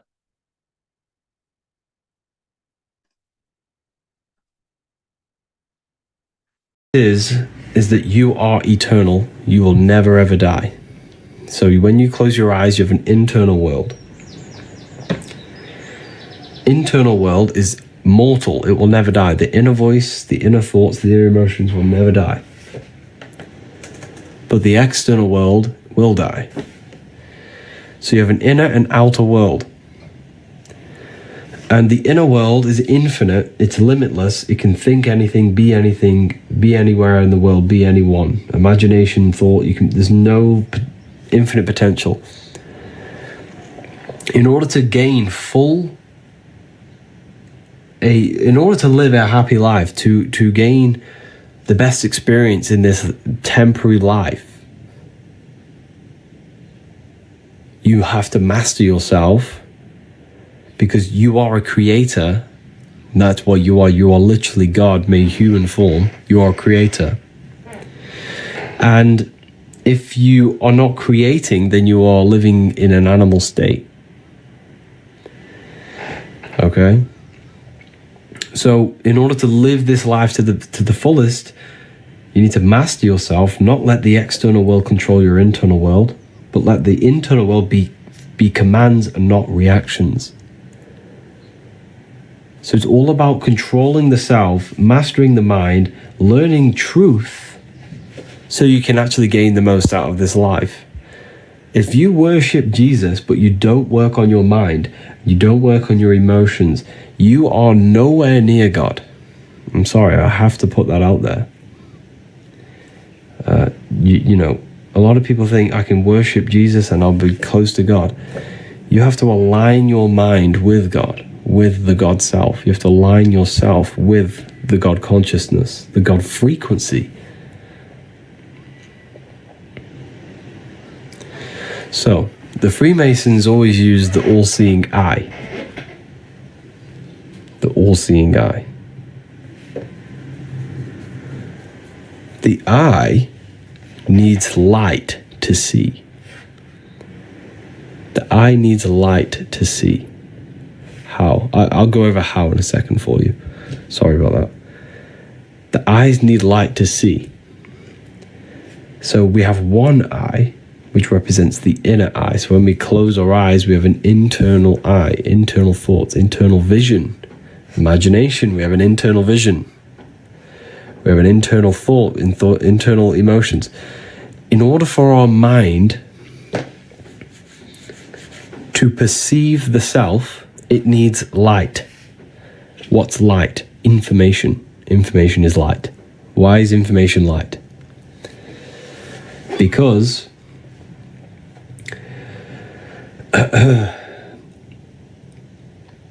when someone is very intelligent, you call them a bright person. You call them they're very bright. Because information is light and it allows the mind to see clearly. Without light, your eyes cannot see reality. You can't see anything. Without information, the mind cannot perceive the self properly.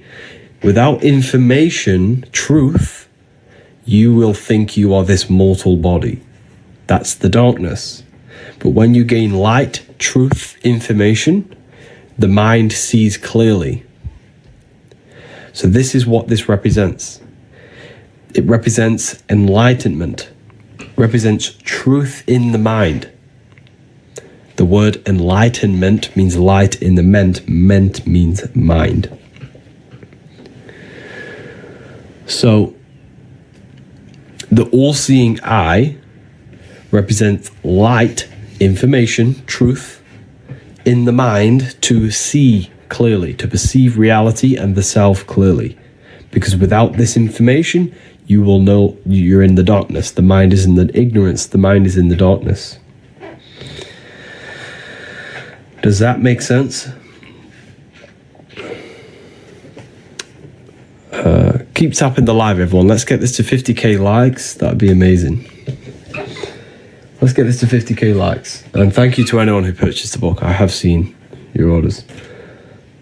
Okay, but how? How? Everyone's asking, how do I... First of all, you have to address every single addiction you have. So the best thing to do, to just start doing, is just do a spirit... No, I don't like saying spiritual. I don't like the word. It's more mental than anything, because the universe is mental. Do a meditation every day. Just literally sit there and dwell inside yourself. Turn off the mind and rise above thoughts. That's the Holy Land of Israel. The Holy Land of Israel is inside yourself. The Bible talks about the Holy Land of Israel, right? Well, it's a place inside your own consciousness.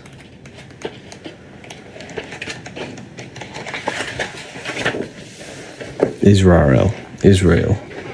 Isis, Ra, and El. How do you get to El? This is the Holy Land.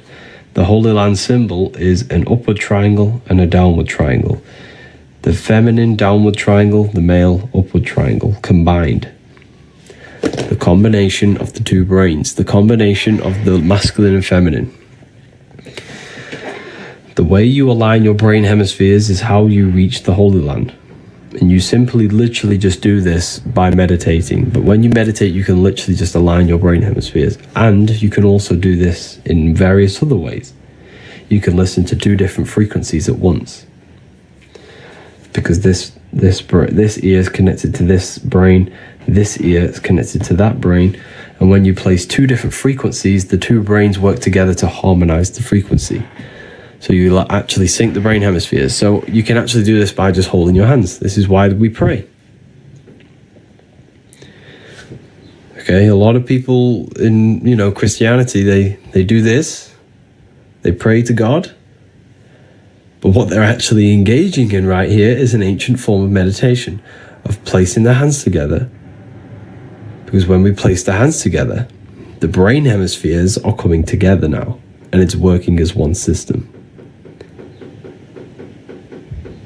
See, so, and when we do this, when the brain hemispheres are not fighting each other, but coming together, we unlock L.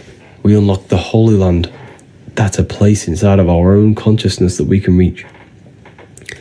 So when you meditate,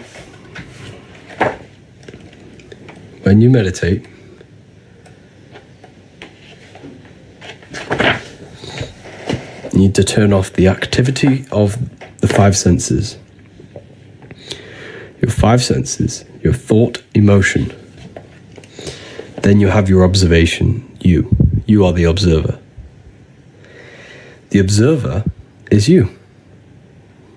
This is the one who experiences your thoughts, who experiences, who is the one experiencing, when you're a bit depressed sometimes and we have these negative thoughts and we're a bit down, who's the one suffering? The body's not suffering. The mind is not suffering because the mind's what's producing the thoughts. That's the soul. The soul is what suffers. You are the soul, not this body. When you are suffering from a mental illness, who is the one suffering? Does that make sense? Does that resonate with you now? Have you really felt what the soul is? Because that is the best way for me to describe what the soul is. Yeah. That is the best way. Yeah. So the soul is the one who suffers from the mental illness or from the good. When you have good thoughts, the soul is what feels good. That's you. You are the invisible soul, right? So when you turn off the activity of the senses and the thoughts and the emotion, you would dwell in a place of just soul. It's just pure awareness. And that is the Holy Land of Israel. So the Holy Land of Israel is not a real place on the land, but a place inside your own mind that you can go to by turning off everything. When your thoughts are racing, when you're stressed about bills, when you do all this and that, just turn it all off and dwell in the Holy Land, where pure love and pure peace is. So you can literally go there yourself. It's a holy land within your own mind, within your own skull. There's a beautiful place. A beautiful place you can go where there is no problems. And you can go in there every single day and every single night. And when you connect with that more, on a daily basis, you connect with the soul, you can literally unfold your purpose. You'll gain downloads, you'll gain information. Not gain information, but you'll have realizations. And you can be easily more guided by your soul. And you're more in tune with yourself. You gain more intuition because you're in tune with yourself, with your soul. And the soul speaks to you through emotion. The soul speaks to you through emotion. Okay, so when you have negative thoughts, when you feel down, when you feel horrible, that is your soul telling you something, that something's not right. You're stagnant. I get it. When I don't make much progress, the soul is always craving progress. It always needs progress, and always not progress, but learning. The soul doesn't want to be stagnant. It has to learn. It has to evolve. That's why it comes here. That's why the soul joins this world, to evolve. And when we become stagnant, this is when the soul cries out. This is why a lot of people suffer. This is why I suffered. We all suffer from this when we're very stagnant, when we don't make much progress in anything. You know? We're nearly on 50k, 34k, 15k off. Keep tapping the screen. What is the best frequency? There's many different frequencies for different things. How to listen to my soul. Listen to your emotions.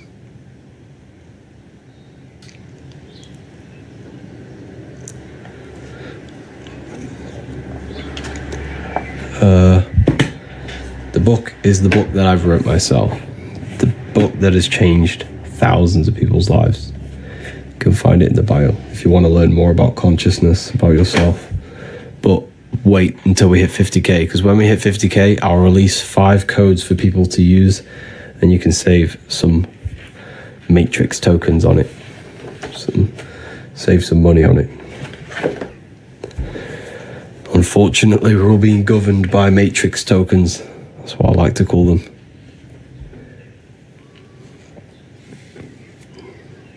Why is money so important? It's just a system created. It doesn't really exist. So yeah, if we get this to 50k likes, I'll drop the coupons for everyone. My second book arrived today. Oh wow. Enjoy it, Patty. Let me know what you think of it. Why can't we buy volume 1? You can. There should be... Is it not working? Let me have a look. It should be working. It's on my website. You just click there's a select button. You click the select button and click volume 1. Or you go to ebooks. You can find all the ebooks. Just click the select button. So we're 9k away. Keep tapping the screen, everyone. So how long do I need to abstain from fapping to astral project? You don't focus on astral projection just yet. You want to astral project, you got to learn how to meditate first. You got to learn how to meditate. You got to learn how to visualize. You could probably astral project, but you won't see anything. A lot of people do that. A lot happens to a lot of people. They'll leave their body. They'll feel their energy body, but they won't be able to see anything. It'll just be black. That's because you haven't worked on your imagination. And your imagination is your vision in that plane. Okay. Magnetic Mel, your books, they're just a blessing. Oh wow, thank you. Just got them. So grateful. Thank you for that. Thank you, Mel. How did you learn this stuff? Luckily, I had a lot of time, and I literally locked myself in a room for like so long, and I just researched and researched. I knew there was more to life, and I just wanted truth. That's all I cared about. And yeah, that's pretty much what happened.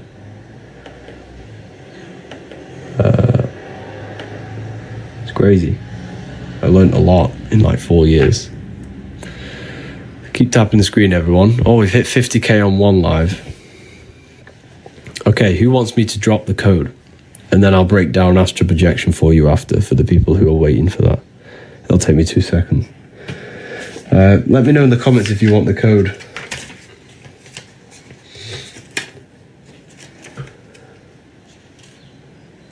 Tips to meditate. Okay.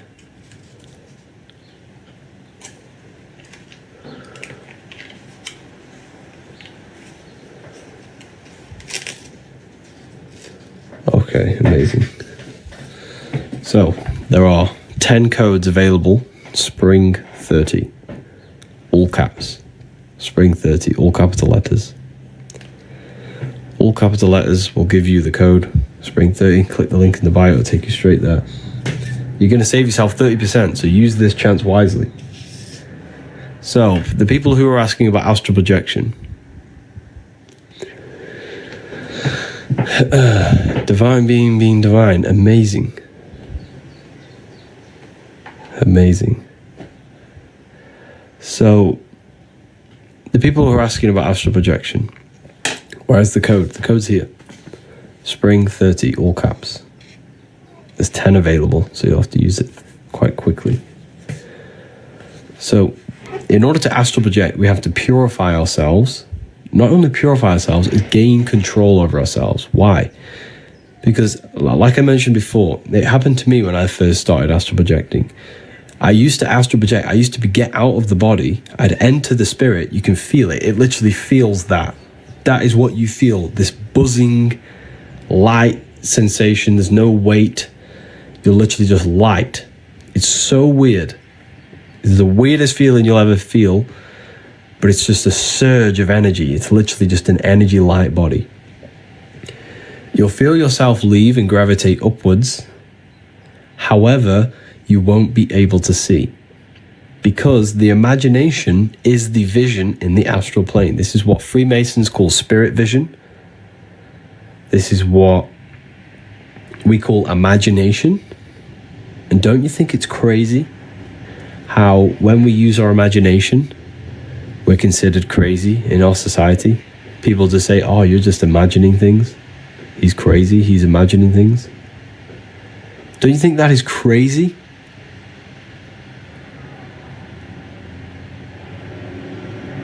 So, imagination is literally the vision in the astral plane, the life after death. It's inner vision. 3 codes have just been used. Thank you for Hubera, Janisha, and Khan. You all got your hands on the Book of Wisdom. And make sure to get the free book. No one thinks imagination is crazy. Yes, they do. When you say you're imagining something, they say, you know, you're just imagining things. Obviously, not everyone says that, but a lot of people do. They think the imagination is just something random, when in fact, the imagination is what has created this whole reality. Everything in this world was pulled out of the imagination first. Why is it so hard to sometimes visualize? Good question. That is because we've been trained our whole lives to not use it. So when you don't use something, you lose it. So I have a free book on my website. It's an ebook called Activating the Inner Eye. It's a free ebook. Go and download it. It's going to teach you. It's going to give you guides step by step. It's going to give you a simple thing to imagine. Then it's going to give you a more advanced. It's like a guide. It teaches you how to activate your imagination again. It's called Activating the Inner Eye. It's on the ebook section on my website. It's for free. No catch, nothing. Completely free.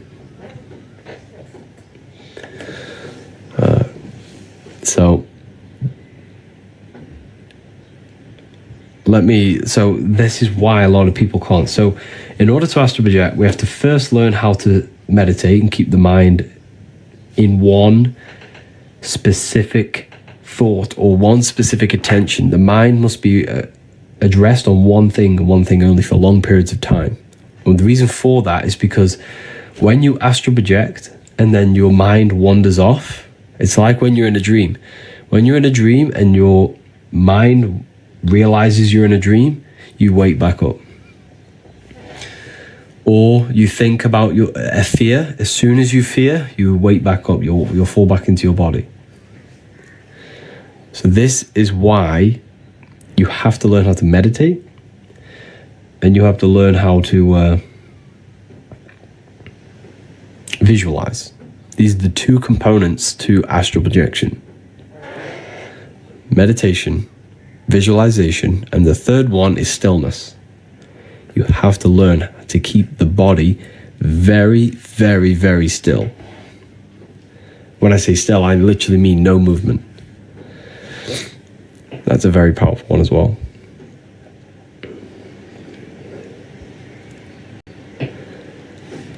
So yeah, keep tapping the screen, everyone. Let's get some more people in here. How long do you usually meditate? Depends. Normally do half an hour, but sometimes I do less. Half an hour is a good time, but sometimes you do longer. But it just depends on what you're trying to do. You can do meditations for visualization. You can do meditations to try to leave the body. You can do meditations for manifestation, to visualize. Why the body have to be very still? Because that's how you... Because none of the senses need to be... The senses need to be turned off in order to unlock your consciousness, your light body.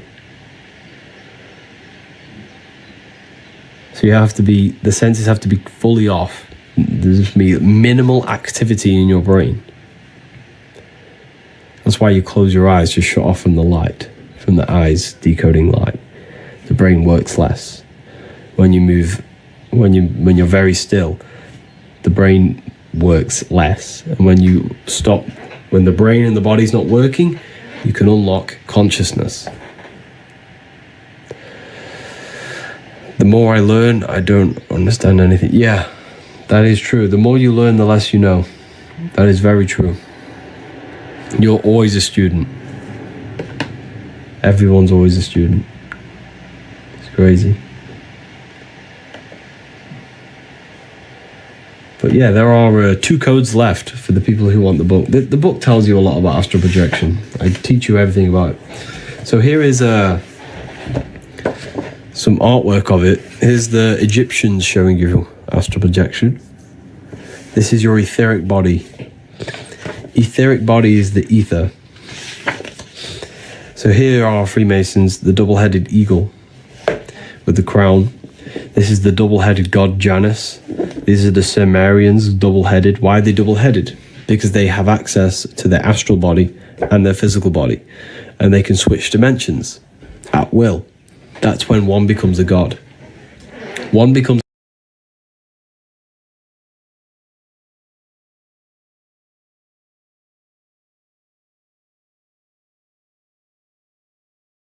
teachings of how to leave the body. And so think of it like this: a fish has a body for the water, you have a body for the sky. You have a body for the sky, and that's the astral plane. The astral plane is the body for the sky. Your astral body is the body for the sky. It's a rocket ship. That's the rocket ship. You can't go to the stars with a rocket ship. You go to the stars with your astral body. That's why we say reach for the stars, or you are a star, because that's where you come from. When someone becomes very famous, you call them a star. Why? Because they are now a god. When someone's very famous, they have lots of money, they now become a god. Why? Because this stems back to the ancient times when someone had the knowledge of gaining out-of-body experiences, they became a god, a star. That was it. You were a god back then if you did that. Because the true currency of the old world was wisdom and knowledge, and esoteric knowledge, hidden knowledge.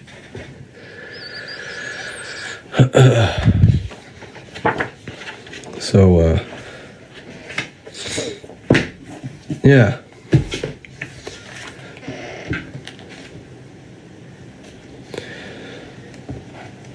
Who is God in your opinion? The spark of consciousness inside of you, inside of everyone.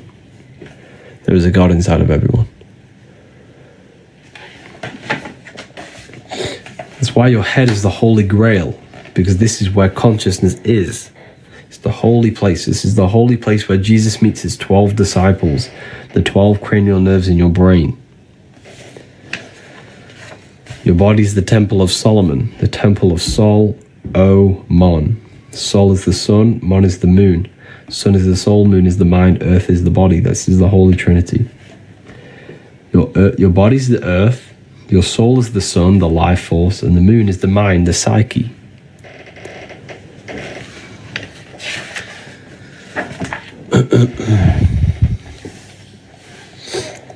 You think there is an afterlife? Yes, for sure. You die every single night. There is a... So the universe, right, is fractal. Let me explain this for you. The universe is fractal. All you have to do to unlock the secrets of the universe is to study the small versions. You just study the small and you see the bigger. So if every day there is life and death, so when you go to sleep, That's death. When you wake up, that's life. But when you go to sleep, you don't die. You enter another, your consciousness shifts into your astral body. So life and death on a bigger scale, on a daily cycle on a bigger scale, is summer and winter. So the winter time is the night time and the daytime is the summer. It's micro and macro. You just study the small and you see the bigger. As above, so below. Does that make sense? If you just study the microcosm, you see the bigger picture. This is the secrets behind research. You literally just study yourself and you will know God. Because why? Because God is in you. God is everything. You study your mind, you'll unlock the secrets. You turn your thoughts inward on themselves. Don't think about anything outside. Think about the internal.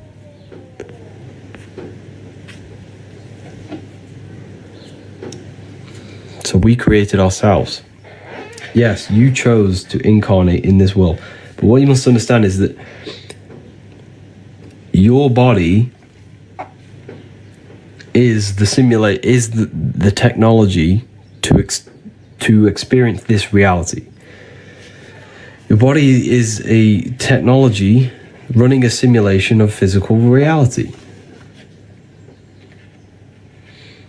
Running the simulation of physical reality. The brain is what produces this reality, and you are the consciousness experiencing the brain. So everything you see and interact with right now is actually in your brain.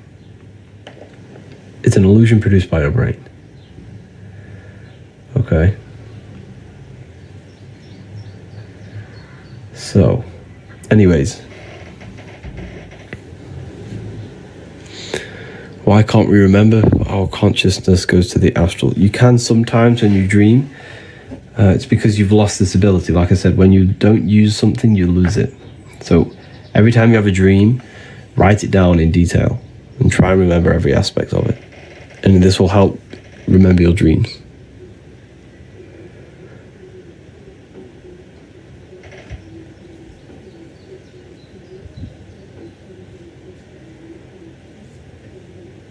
Teaches how to meditate.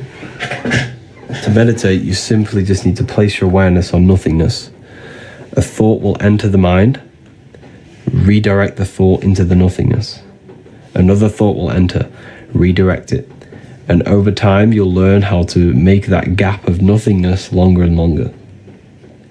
And when you can dwell in the nothingness for long periods of time, that's when you'll have mystical experiences.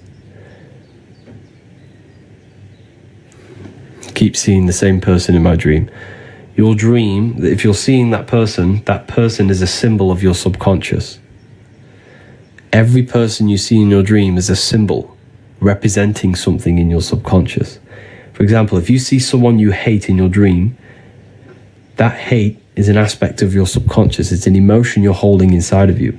And it's revealing you something that you need to heal. So nighttime is the subconscious, the moon.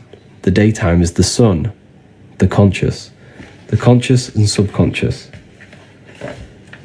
the aware and unaware.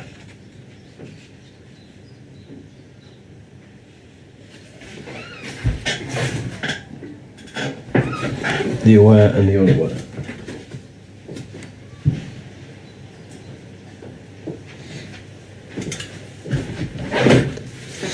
Does that make sense? Where can I get it? Literally, like, if you read the book, it will teach you everything I'm talking about right now. It's in the book. You can read it. But people took advantage of them lost codes. 10 of them went really quick. Does anyone want me to release another set of the codes? Teaches how to make. I've just gone over that. What exists before reincarnation. So, the nothingness.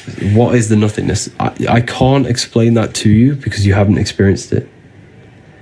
Like, it's like me trying to explain a color. You can't do it. I can't explain to you spirit, and I can't explain to you consciousness in words because it's beyond three-dimensional. When you go there and you turn off the mind, when there is no thought present in your mind, there is nothingness. That's what you have to try and achieve in meditation.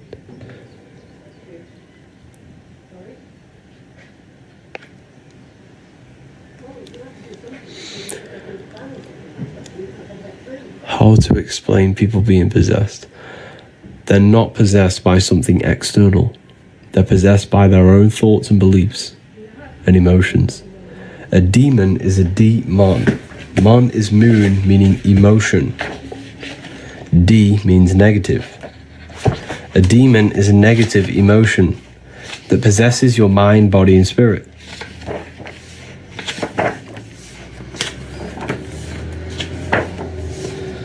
Where's it gone?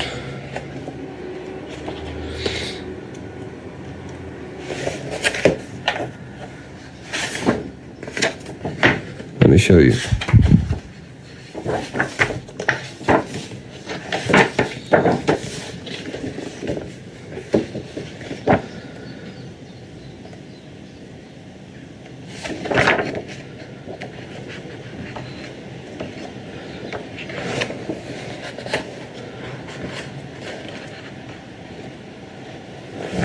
So yeah, demons are aspects of your own consciousness that you have created.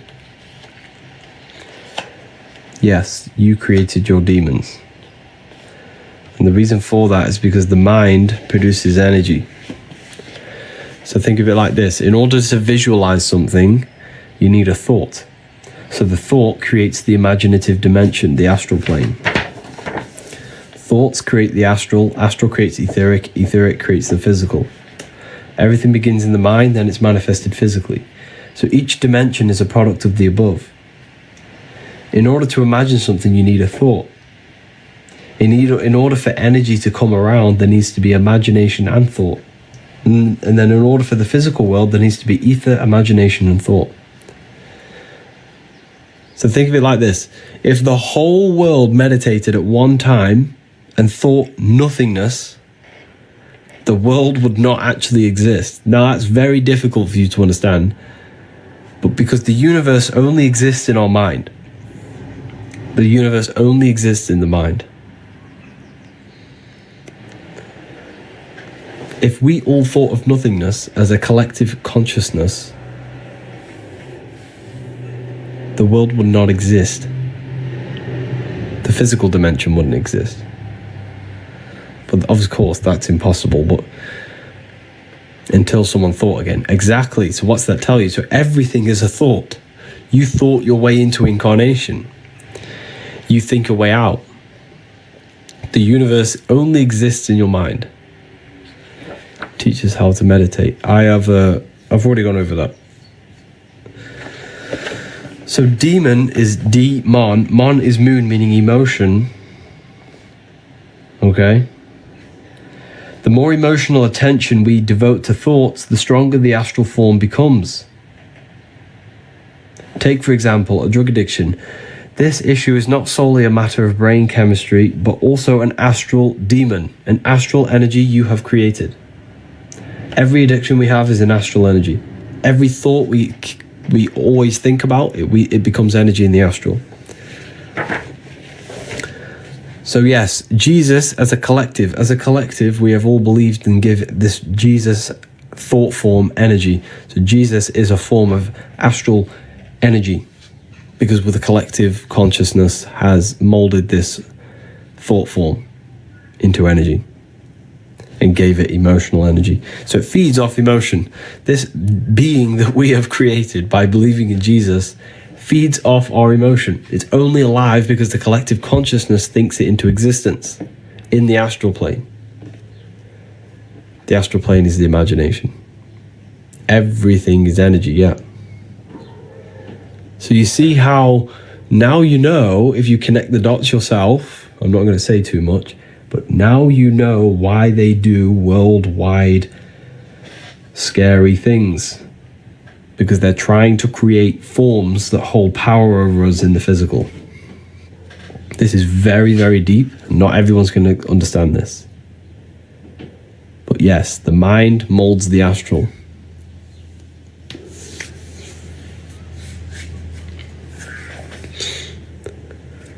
thought forms, yes. Anyway, that's too advanced for a lot of people.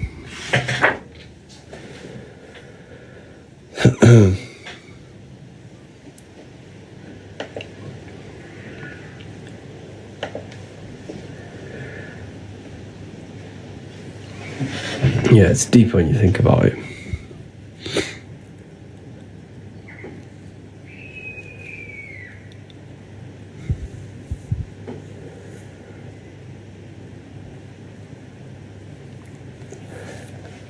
What is ether? Ether is the substance that connects the physical with the astral. Ether flows through your brain. You're breathing it in. Look at the word. Look at the words, people. Breath. Ether. Earth. You have ether. Heart. Ether. Everything's ether. Everything's created together. Together. Because it joins the two worlds together. Ether. The words show you the truth. The truth is hidden in plain sight. The ether is the field of energy you're dancing in right now. You're breathing it in. You just never realized it. You're in a big field of energy, an invisible field of energy.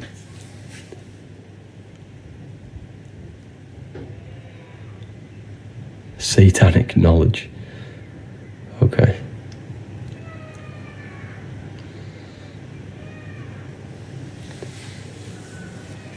Moods and moon, yeah. Moods, moon, because the moon represents our internal world.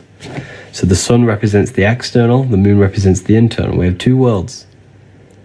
We have this physical voice I'm speaking to you in, and an internal voice. The inner and the outer. The inner and the outer. I want to say thank you to all the people that got back to me with amazing reviews. Like the reviews I get every morning, every time I wake up,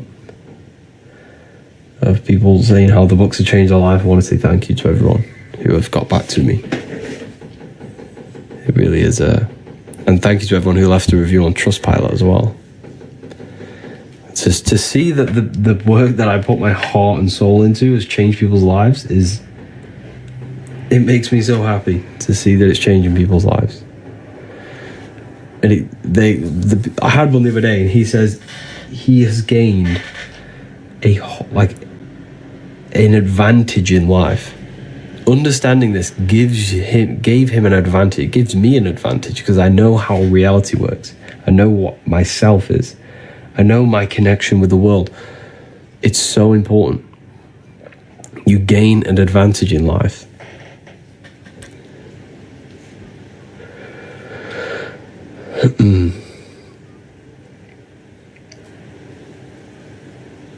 I just purchased volume 1. Amazing. Yeah, you're gonna gain the advantage.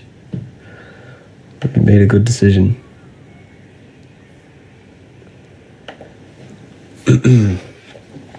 Keep tapping the screen, people. Let's get this to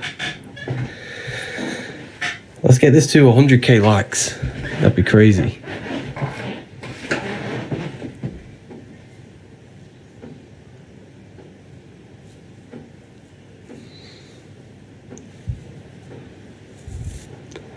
Let's get this to 100k likes.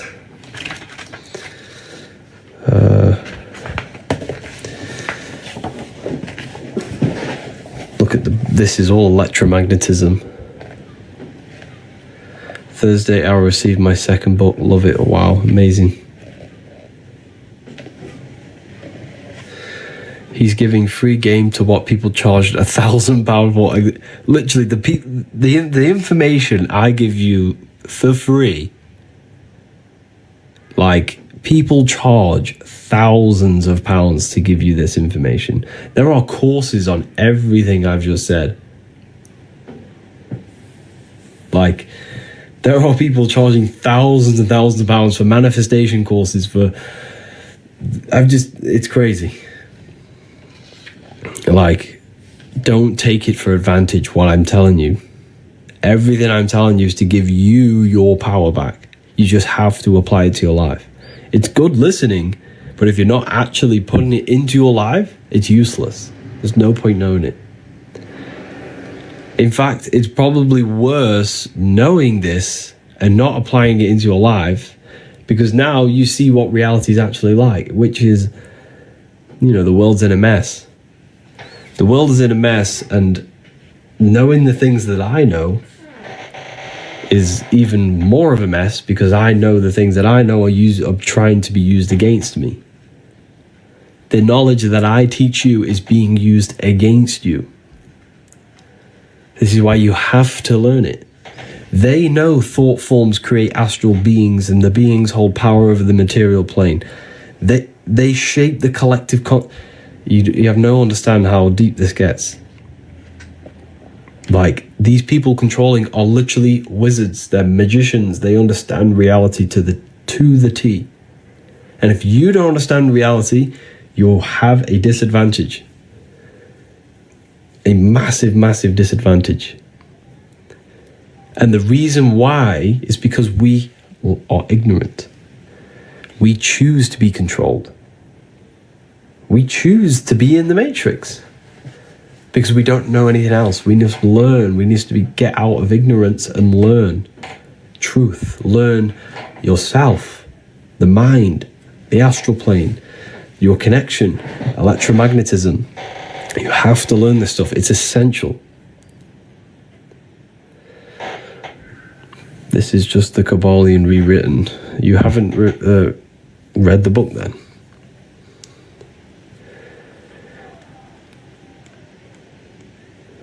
No, ether, melanin, all the way in Africa.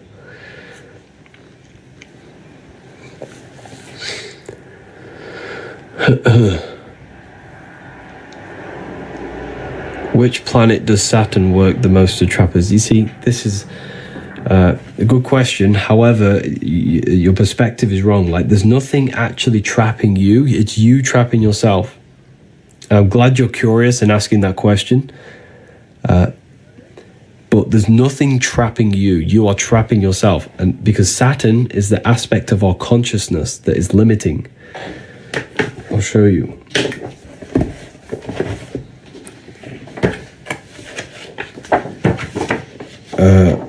I'll ask you. I'll show you. So the planets are internal. They're aspects of yourself. Mars is your...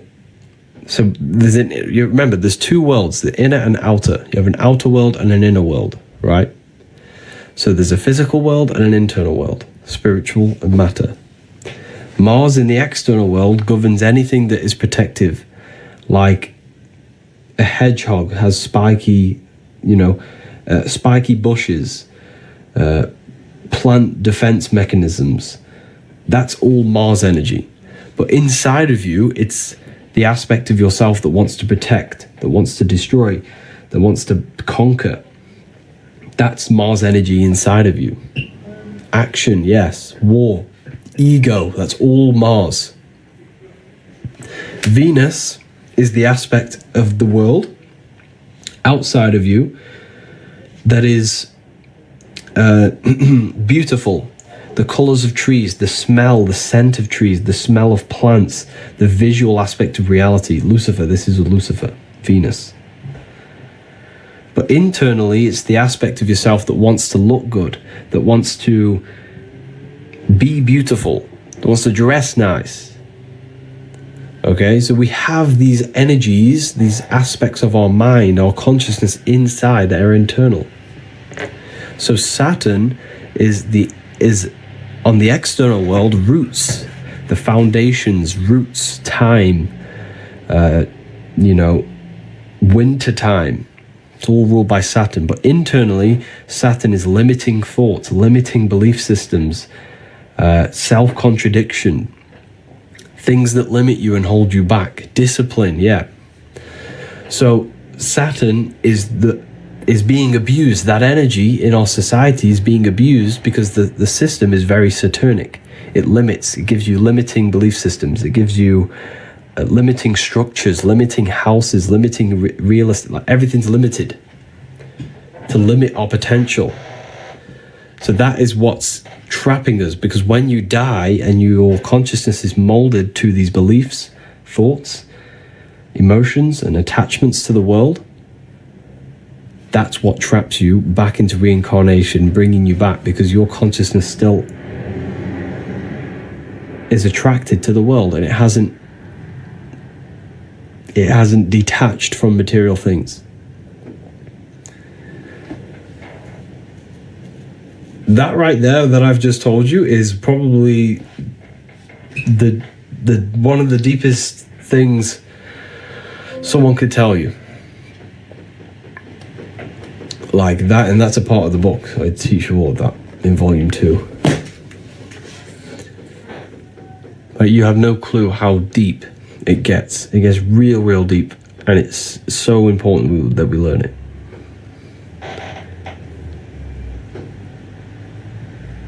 That's reincarnation. Yeah, so reincarnation is you attached to the world and you reincarnate yourself because your soul is not ready to move on.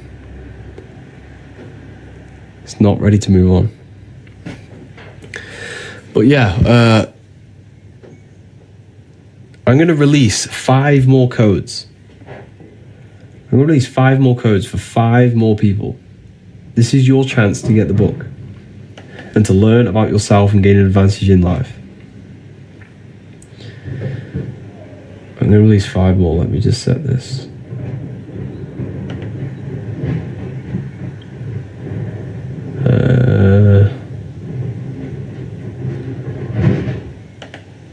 Okay.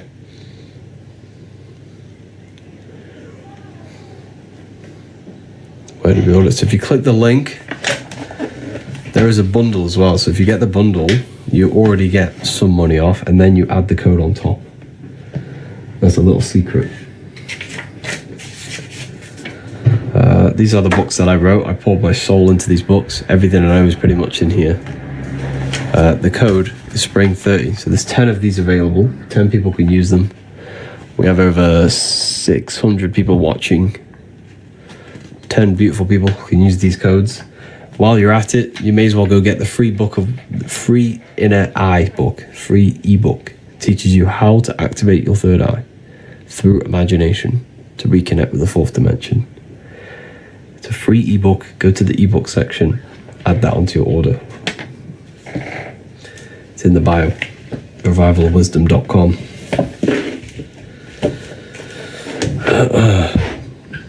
How can I get the book? Just go to the bio. It's right there. Repent and believe in Jesus. I'm okay.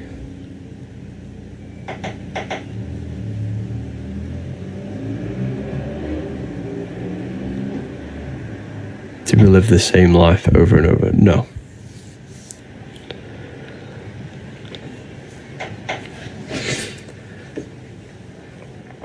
Okay. 2 of them have just been used. That was quick.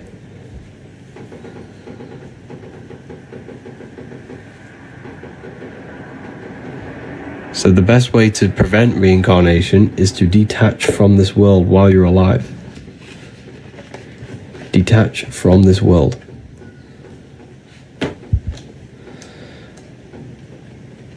You have to detach from this world.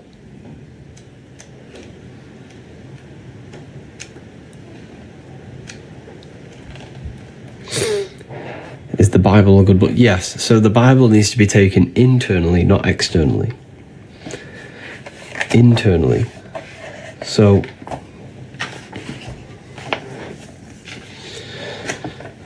the story of Jesus is symbolic of a process that happens inside your own body, inside yourself. You're saying I should detach. Yes. So mentally and emotionally detach from the external world. That's occultism. Yes, the word occult just means hidden. Anything that's hidden. Your thoughts are occult. Your emotions are occult. Energy is occult. So if you've ever studied energy in science, you are an occultist. And it just means hidden. Okay? So Christ, oil. Jesus was in Nazareth. Then he goes down to Bethlehem, down the Jordan River. The Jordan River represents your spinal cord. Every religion has a sacred river, and that river is your spinal cord. Every religion. Every religion has a sacred river. The Egyptians, it's the River Nile. The Christians, it's the Jordan River. Every religion has a sacred river. Why? Because this is where the cerebrospinal fluid flows down your spine. So every single month is called cerebrospinal fluid, CSF. You can do your research on this. And it's released down your spinal cord. This is Jesus coming down the Jordan River from Nazareth to Jerusalem. Okay?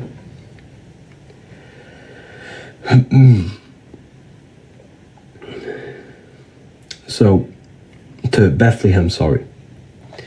And then Joseph and Mary are waiting for Jesus' return. Joseph and Mary, Joseph, male, Mary, female. Pineal gland and pituitary gland in your brain. Because these are the two glands in your brain that secrete this fluid and push the fluid down the spine. So Joseph and Mary are waiting in Nazareth at the top of the Jordan River. And when Jesus comes back up the Jordan River, back to Nazareth, back to Joseph and Mary, what happens? He's crucified in a place called Golgotha, which translates to a place in the skull. So it's all about raising the cerebrospinal fluid down the spine and raising it back up through Kundalini awakening. You raise it up the 33 vertebrae on the back of your spine. This is why Jesus dies at 33.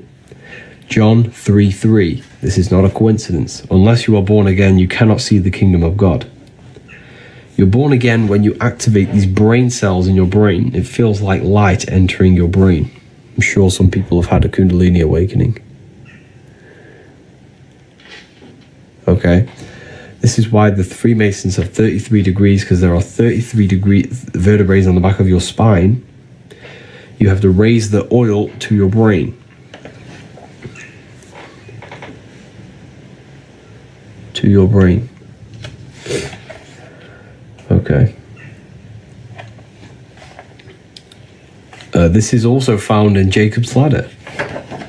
Jacob places his head on a rock and he sees a ladder up to heaven. He took a rock and he laid his head on it. Jacob had a dream. He dreamt there was a ladder on the ground that reached up to heaven. The ladder is your spinal cord. He saw the angels of God going up and down the ladder. That's your spinal. There's electricity. Electricity is an angel that helps God. God is your consciousness in your brain. The angels are helpers of God. Electricity up and down the spinal cord. Your nervous system.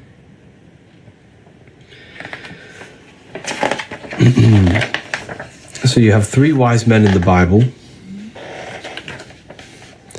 The three wise men from the East. And like I said, the Freemasons, if I show you here, they always place the East at the top and the West at the bottom. So the East is at the top, the West at the bottom. Because the East is where the sun rises, the West is where the sun sets.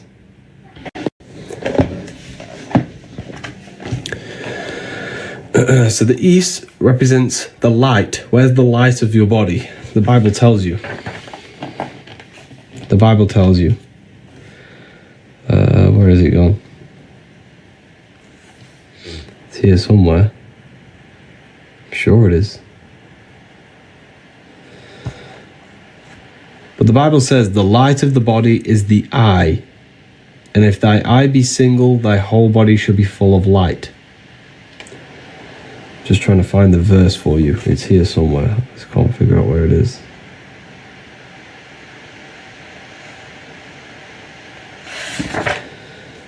The light of the body is the eye. And if thy eye be single, thy whole body shall be full of light.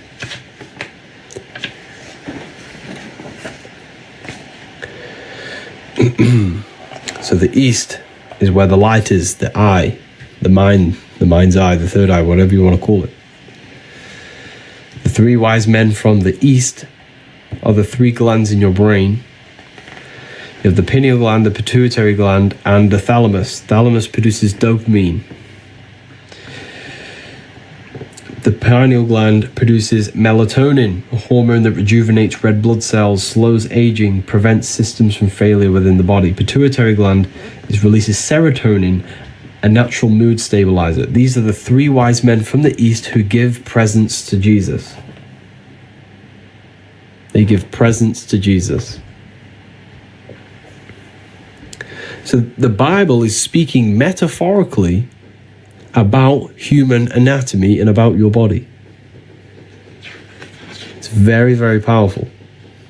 Even Santa going up and down the spinal cord, Santa bringing the presents down the chimneys, your spine, in the Christ oil, the CFS, and you bring it back up. It's all symbolic of human anatomy and processes that happen in your body. How amazing is that? It's absolutely amazing when you look at it. But yeah, this is why Santa goes up and down a chimney, because the cerebrospinal fluid goes up and down your chimney, your spinal cord. Can you describe the Last Supper on this book? Of course. It's astrology. It's astrology. Jesus, the sun. Aries rules the head. Taurus, Gemini. So 1, 2, 3, that's a group. 1, 2, 3, that's a group. 1, 2, 3, group. There are 4 groups of 3. Spring, summer, fall, winter. Aries, Taurus, Gemini. I could describe all this, but a lot of people in the live have already seen this many times.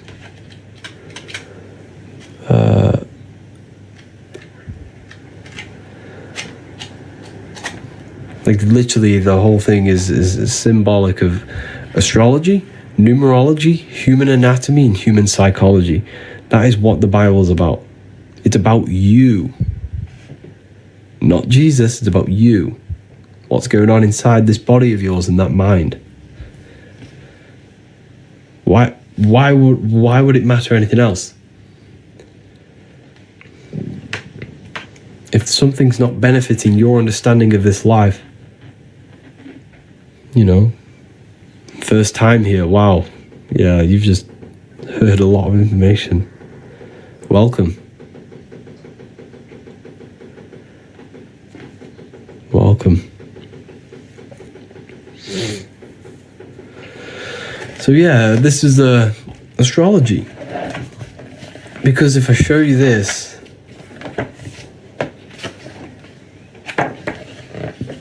let's show you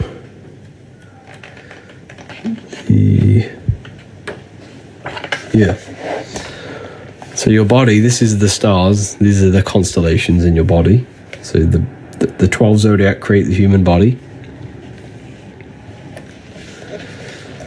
Here you have it. So Aries rules the head. He's on the head of the table. Taurus rules the neck. If you look very, very closely, this person has a very, very thick neck. An abnormally thick neck. Gemini rules the arms, the 2 twins. These are the 2 twins of Gemini. Your arms. This is Gemini. That's why he's holding his hands up. Look. You see he's holding his hands up?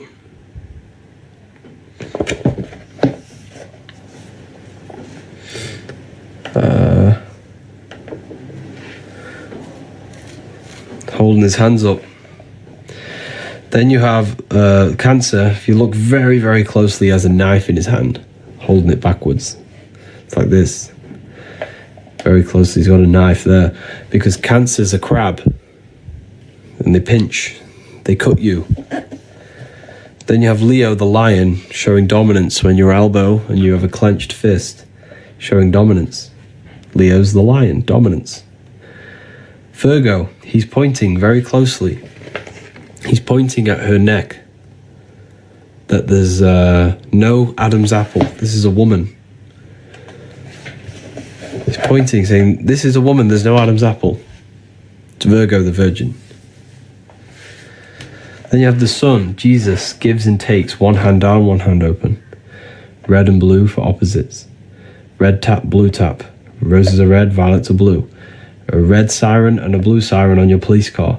Everything's red and blue to do with opposites. Democrats and Republicans, red and blue. Then you have fall. This is Libra. Libra rules the balancing core, your abs. Core, this is the center of gravity in your body. All to do with balance, and this is the balancing of the sun. This is why he's holding his arms out, balanced like this. He's holding his arms out. Balancing of the sun and the balancing of your body. So this is all astrology. The whole thing.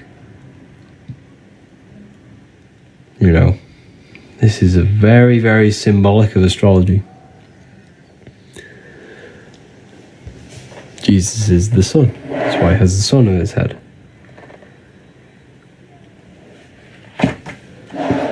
But yeah, it's very powerful when you learn about this stuff. Very, very, very powerful. Love, love, love your book. Thank you, Marcos.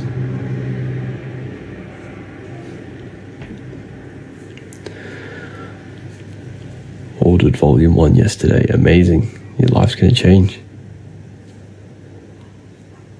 The 13th. The 13th is you. Jesus is the 13th. 4.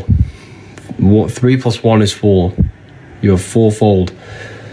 Mental, emotional, physical, spiritual. 4 bodies of consciousness. Air is the mind. Earth is your body. Water is emotion. Fire is spirit. They're the 4 elements that correspond with your 4 bodies of the soul. Yep, I also love the books too. Thank you, Nick. Appreciate that. 100k likes, wow. On one of the lives. That's crazy. We are made of the Anunnaki. Yes, you are the Anunnaki. You are the Anunnaki. You.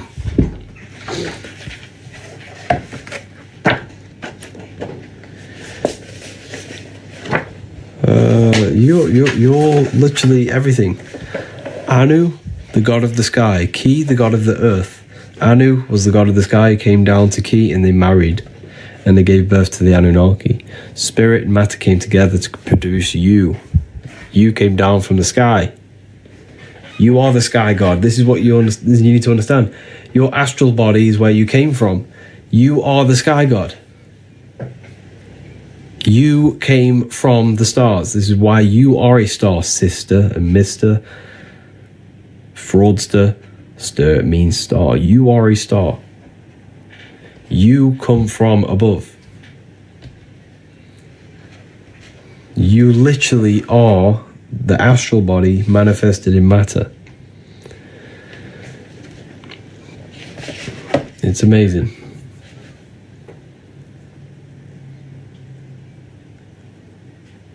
It really is amazing when you deep it. Truth mixed with lies. Okay. You think that. That's okay.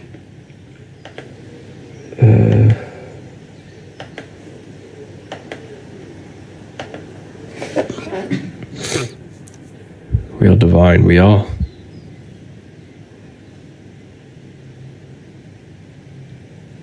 Very divine.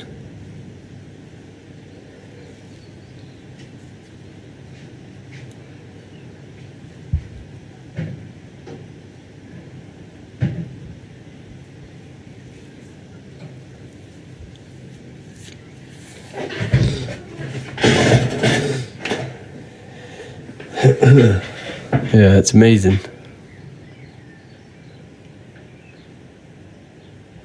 We're just here to remember, yeah.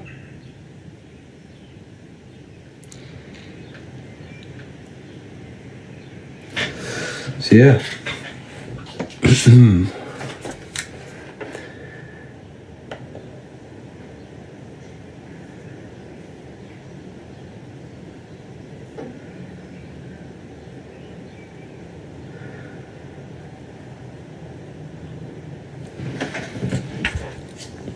the number 7.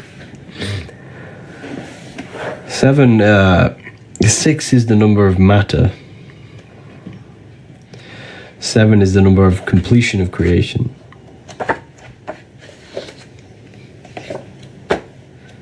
Seven chakras, 7 days of creation, 7 visible planets. So like I was saying earlier, you just have to study the small to see the bigger. If you study the microcosm, you've studied the macrocosm. You'll see the bigger picture.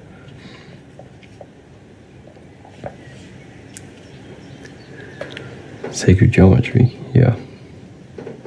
But geometry is one of the secrets about geometry.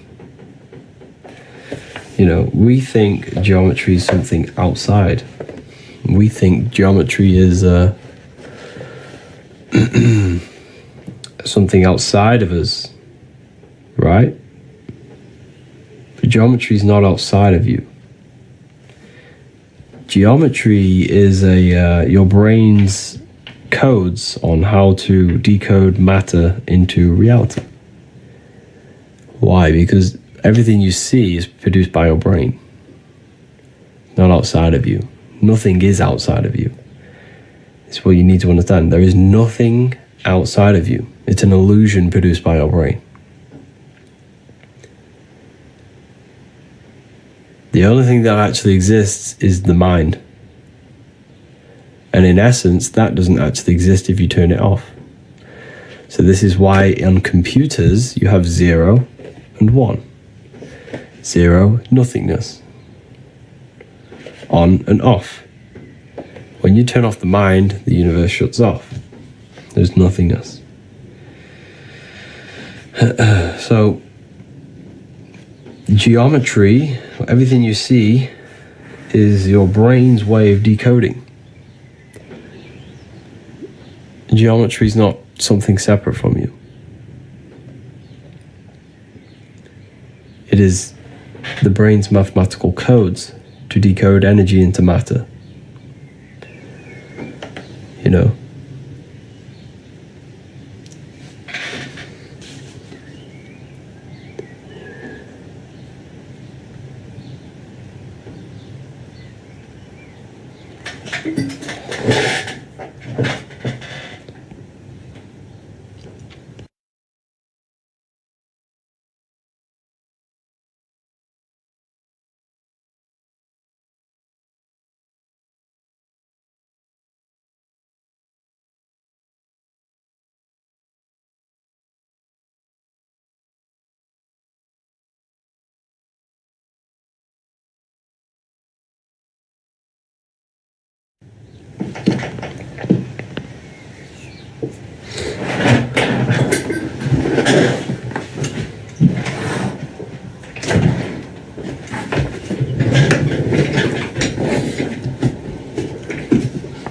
Yeah.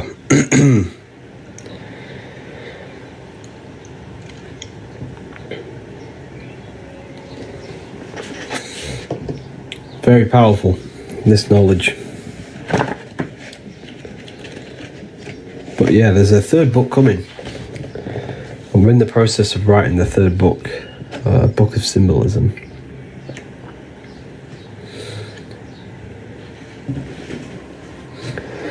You're not lying, but people are ignorant to the truth. Yes, they are.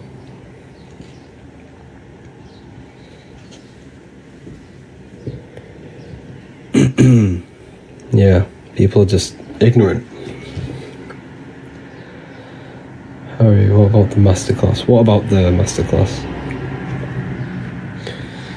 How about, can I decode chronic pain? I don't want to make comments on that stuff.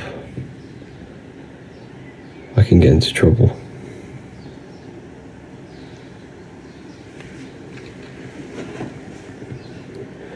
Opinion on the Baphomet. The Baphomet is a symbol, like anything. Everything's a symbol.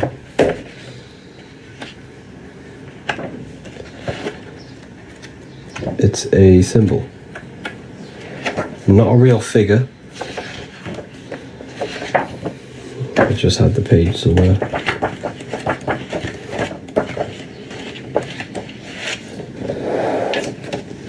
If you look at the Baphomet, right, you have fire, air, the wings, air, fish gills for water, earth,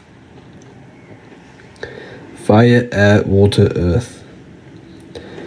Water is emotion, air is the mind, fire is the spirit, earth is the body. You have the moon, represents the internal world. Is the internal world controlling you, or are you controlling it? As above, so below. Are your thoughts and emotions, are you a slave to them, or are you actually creating them? Are they reactions or commands? The internal world needs to be commands, not reactions. So this is all symbolic of that. It's a symbol. And this is the lower nature of man, the goat, the animal instinctual nature. Tells us to hate, steal, and rob. This is the higher nature, the spiritual nature. This also represents Capricorn, the goat. Capricorn represents Saturn, limitation, the lower self.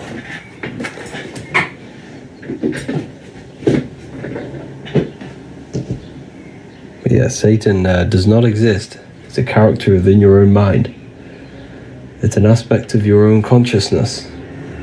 A psychological symbol that represents a psychological process of destructive thoughts, destructive emotions.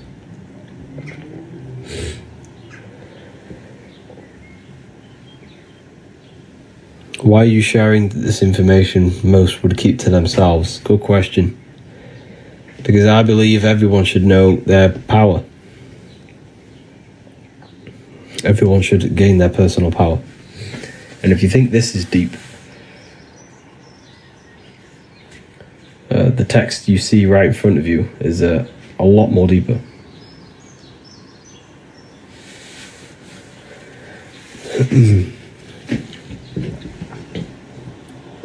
Television. Yeah, so televisions tell a vision. Tele means like communication or traveling.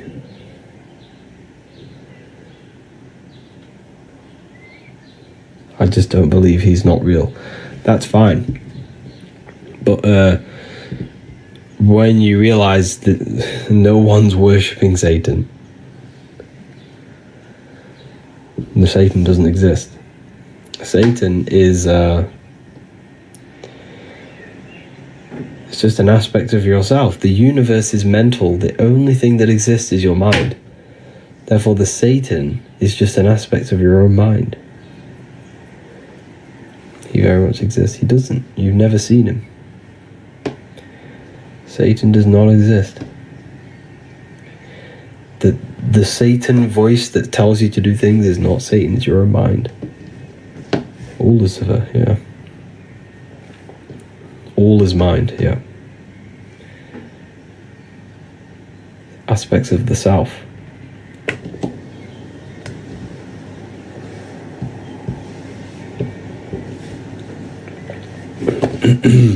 But yeah, it's crazy. Repressed, rejected parts of the self, Satan. Yeah, exactly. Limiting beliefs, suppressed emotions, hate, anger. This is all satanic energy, satanic thoughts, destruction. All internal. The best thing you could possibly do in life is never blame anyone for everything. For anything. Everything's your fault. Until you take 100% accountability for your life, literally it's the best thing you could possibly do. There's nothing outside of you. Everything is your fault. Don't blame anyone else for anything. Blame yourself. Even if it wasn't you. Blame yourself for being part of that thing. Blame yourself for being parts of that friend who did something to you. It's all yourself. You caused the destruction. Satan did not. Don't blame don't blame Satan for the bad things in your life.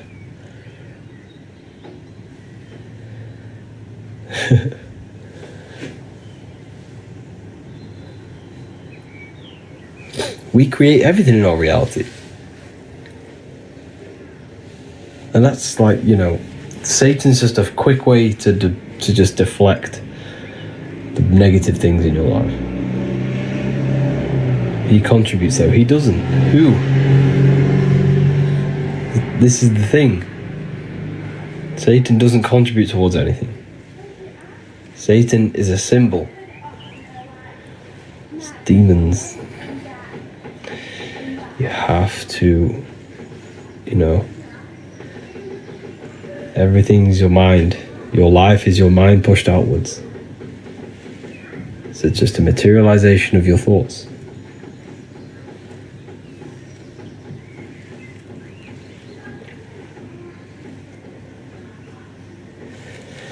But yes, I'm going to love and leave you all here today.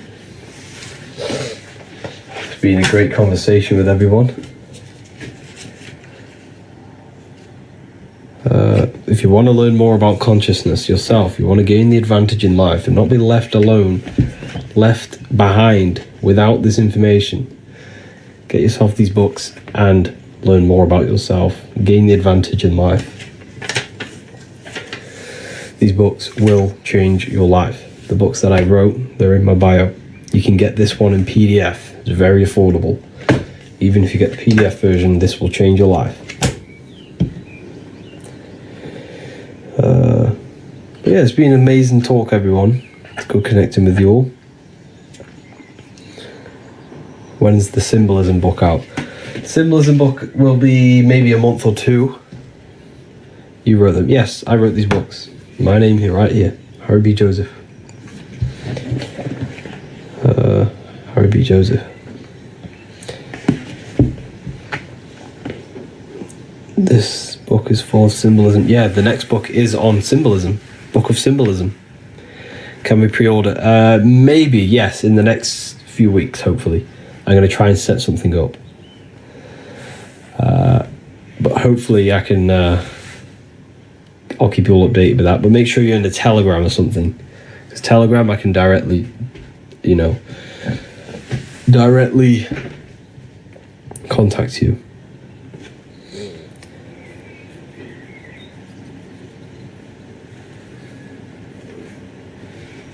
But yeah, thank you everyone.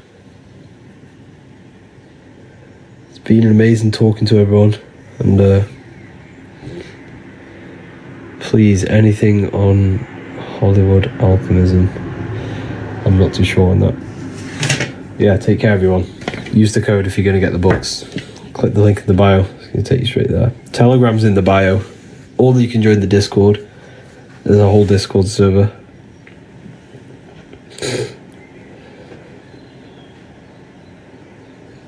But yeah, take care everyone. Have an amazing day.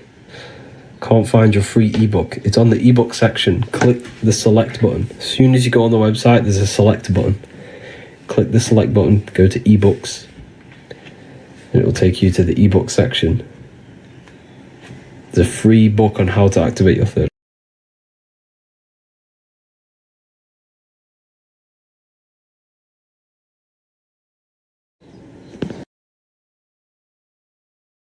Who teach Christian religious studies?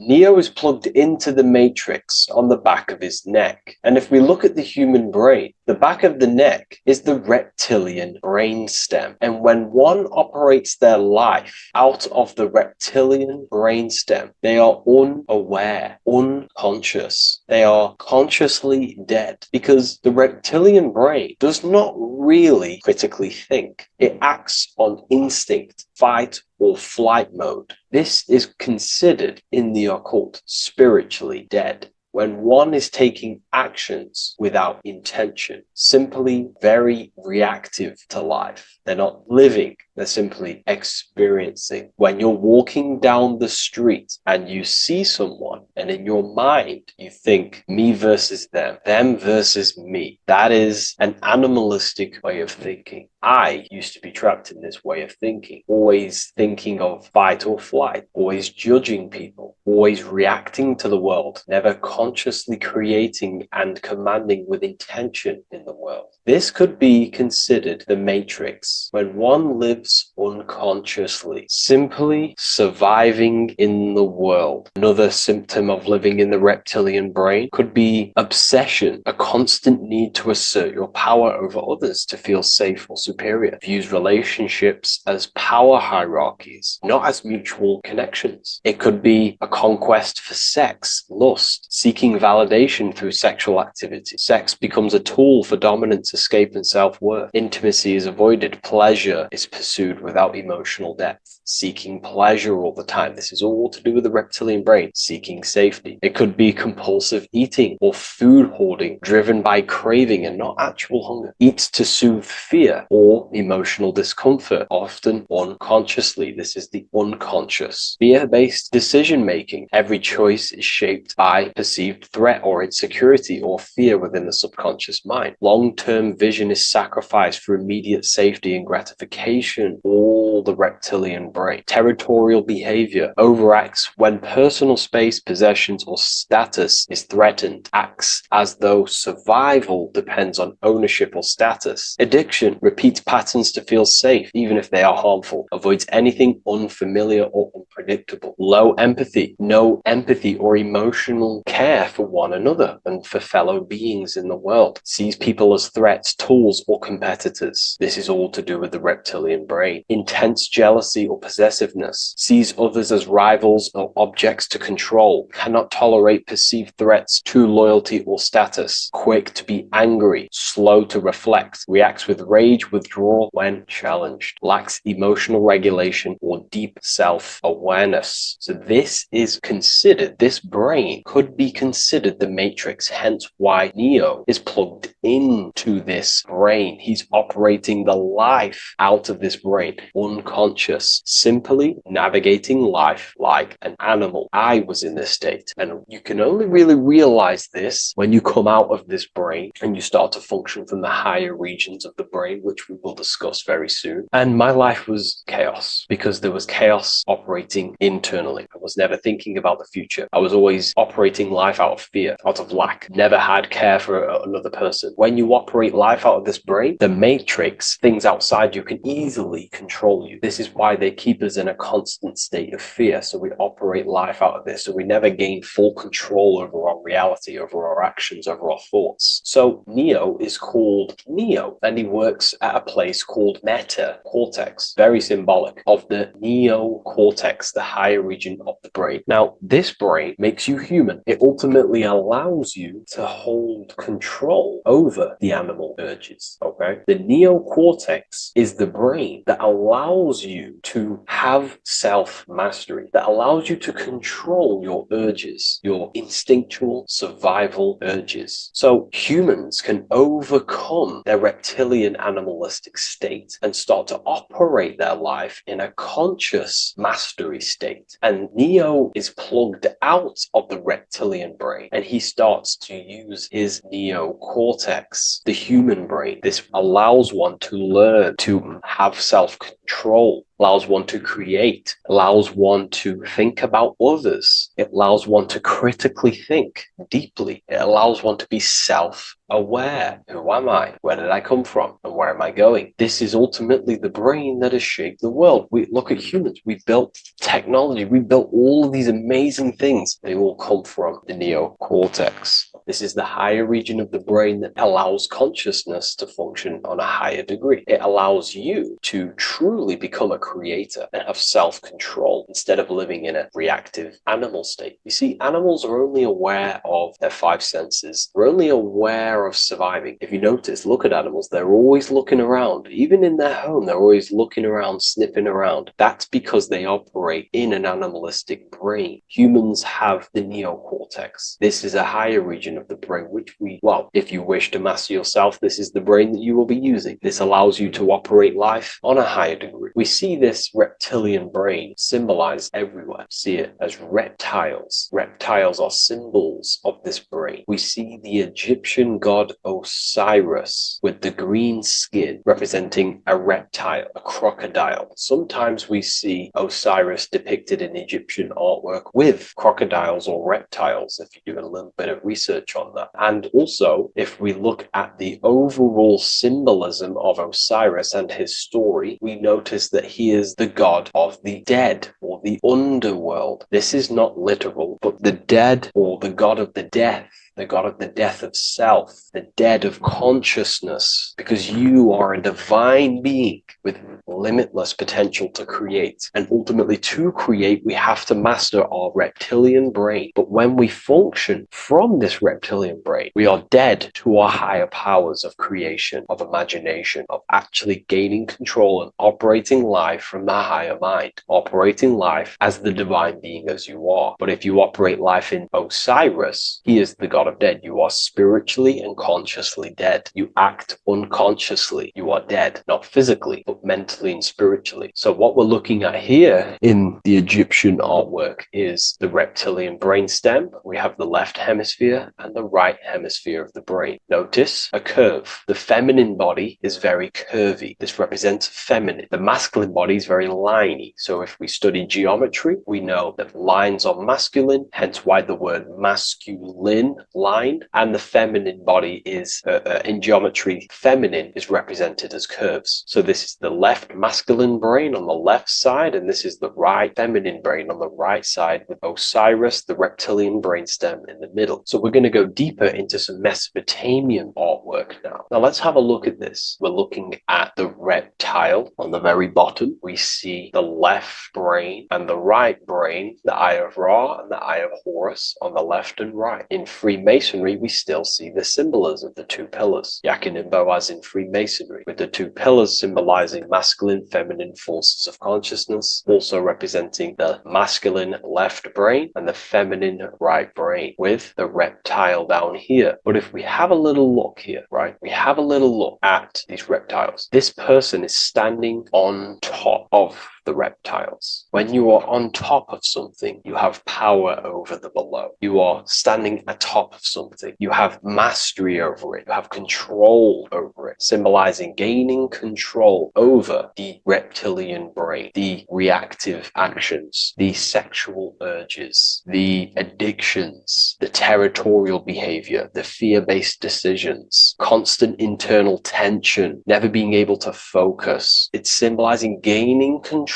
over these internal qualities that happen within us, in our mind, because the universe is mental. And if we do not gain control over this brain, it will dominate our mind, which will ultimately dominate our actions and destroy our life and live in an unconscious state. So this is basically instructions in this ancient Mesopotamian artwork of becoming self-mastery, to operate on a God consciousness level. So we have a person symbolizing your awareness, the internal you, having mastery over the reptilian urges, the reptilian brain, the reptile thinking. We have a person, a face in between, and it's standing in between these pillars, symbolizing balance of the brain hemispheres. Because the face, we see the eyes in the middle, we see the person is you, your consciousness, standing in the middle pillar. It's representing seeing reality as neutral. Everything in the world is neutral. It's the mind's perception that gives it a positive or negative charge. When we adapt this mindset, this view of reality, this knowingness of reality, we see the world for what it truly is. And if you see things as neutral, it allows one to transform the situations in your life accordingly, instead of simply choosing a side.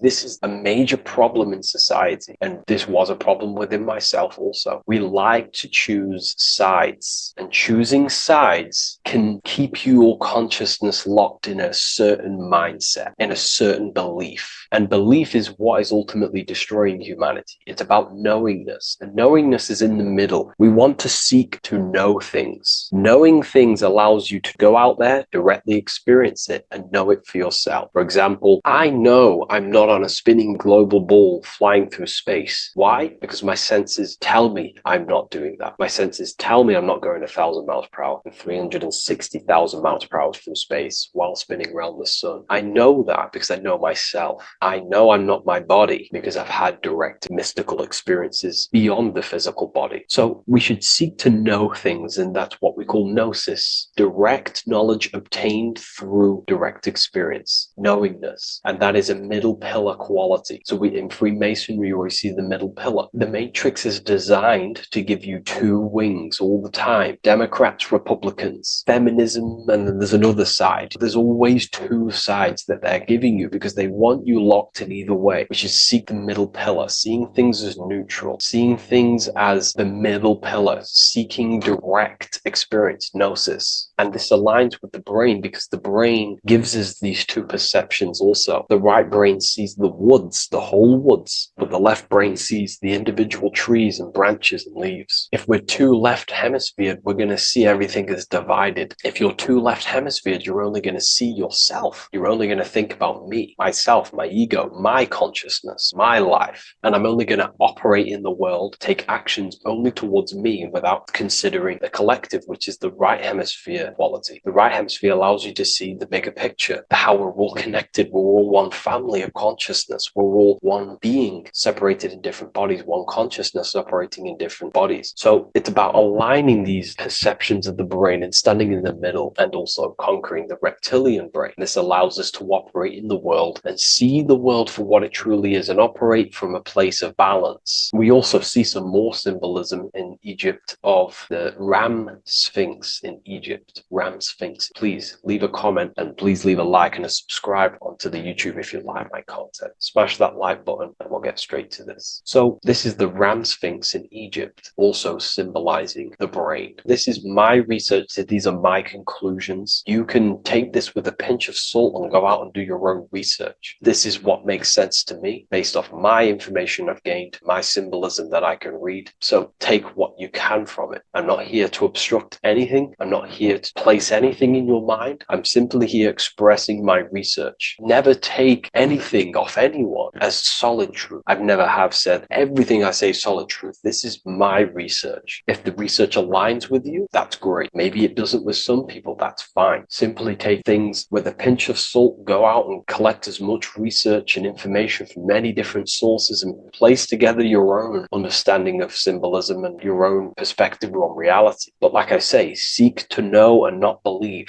So this is the ram sphinx in Egypt. This is a more powerful symbolism of the brain. We have Osiris here, the god of the dead, which is the reptilian brain, and an Aries symbol here symbolizing the hippocampus in the brain. So this is the reptilian brain stem, heavily aligned with the reptilian brain stem here. We can see the connections if we look closely. So this represents the dead of consciousness. This is the dead of self, living in impulsive animalistic state, the symptoms that I listed earlier. I'm not going to go over the symptoms again. And Aries symbolizes the hippocampus in the middle of the brain. It's the hippocampus. And Aries is a symbol of a state of being. Why? You see, ancients and the ancient Egyptians, according to my research, Freemasons still use this symbolism today. So what they do is they use the path of the sun to symbolize a state of consciousness or a journey in consciousness. So what do I mean? So Aries here is the transition from the winter arc. So this is the winter arc from Libra, Scorpio, Sagittarius, Capricorn, Aquarius, Pisces. This is when the sun is dead. This is when the electromagnetic waves of the sun are not very present. This is the winter. This is when there's more darkness in the world. However, from Aries, Taurus, Gemini, Cancer, Leo, Virgo, and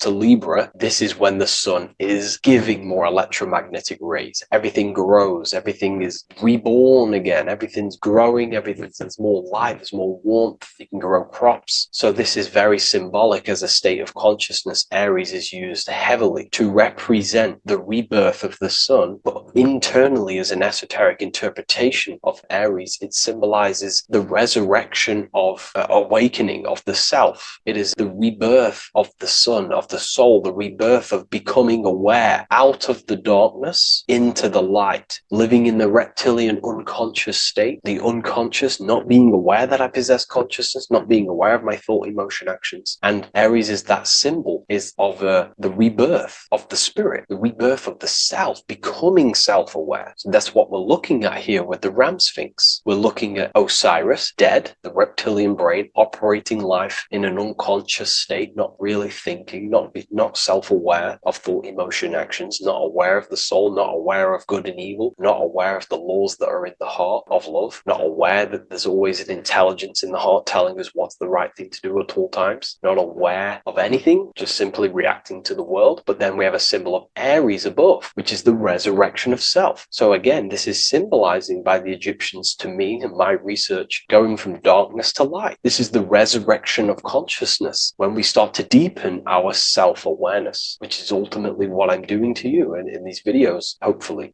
I can awaken some people's minds and make people think deeper. And that process of internally what's happening within you that's what Aries represents when you're starting to say, wow, my mind's going deeper and deeper into the self, and I'm realizing more. That is what Aries symbolizes. When the sun returns, it's also a symbol of a sacrifice, because obviously when the sun returns back to Aries, we're sacrificing the winter, when we're transitioning, and all transitions require sacrifice. So in Aries, the Jews celebrate the Passover. It's the Passover of the sun, and what do? They eat lambs in the Passover Aries, because it's all symbolic of this internal process. In Aries, Christians celebrate with the Easter, which is the resurrection of Jesus, the resurrection of the sun. Remember, it goes deeper. There's deeper layers to this. It's the resurrection of the self and the mind deepening into a deeper awakening. So again, we're going from the lower regions of the brain, and when we start to critically think and become self-aware, we're starting to use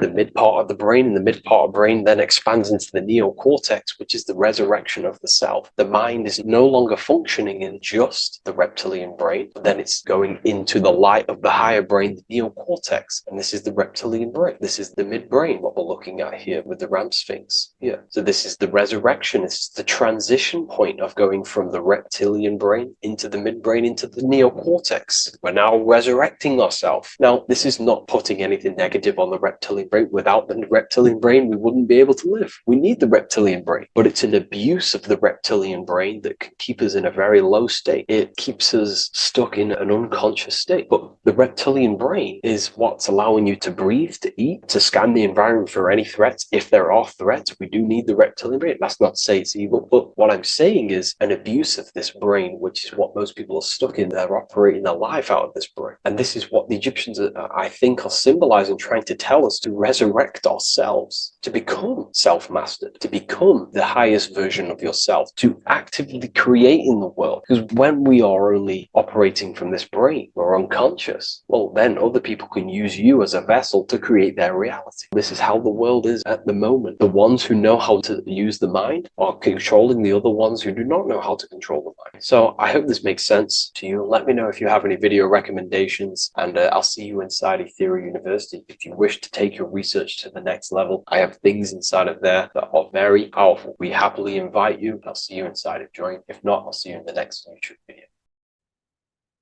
You don't just have a physical body. You have a physical, mental, spiritual, and emotional body. Each one of these aspects are a body of its own. Body does not just refer to a physical substance. You have a mental body for thinking, an emotional body for your emotions, a spiritual body for your energy in your astral form, and a physical body to encapsulate all of these. Each four of these aspects are essential for the human experience and essential to balance. Now, today we're going to be syncing the four aspects of your consciousness with the four seasons and the four elements, and how this ties into the Bible.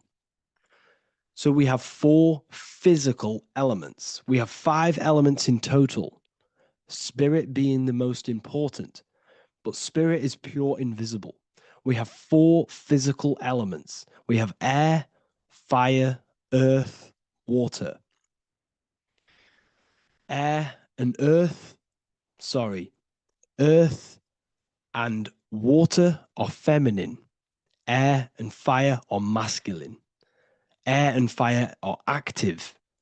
Water and earth are passive. The air corresponds with the mental body of consciousness. This is where your intellect, this is where your communication, this is where your thoughts, intuition all comes from.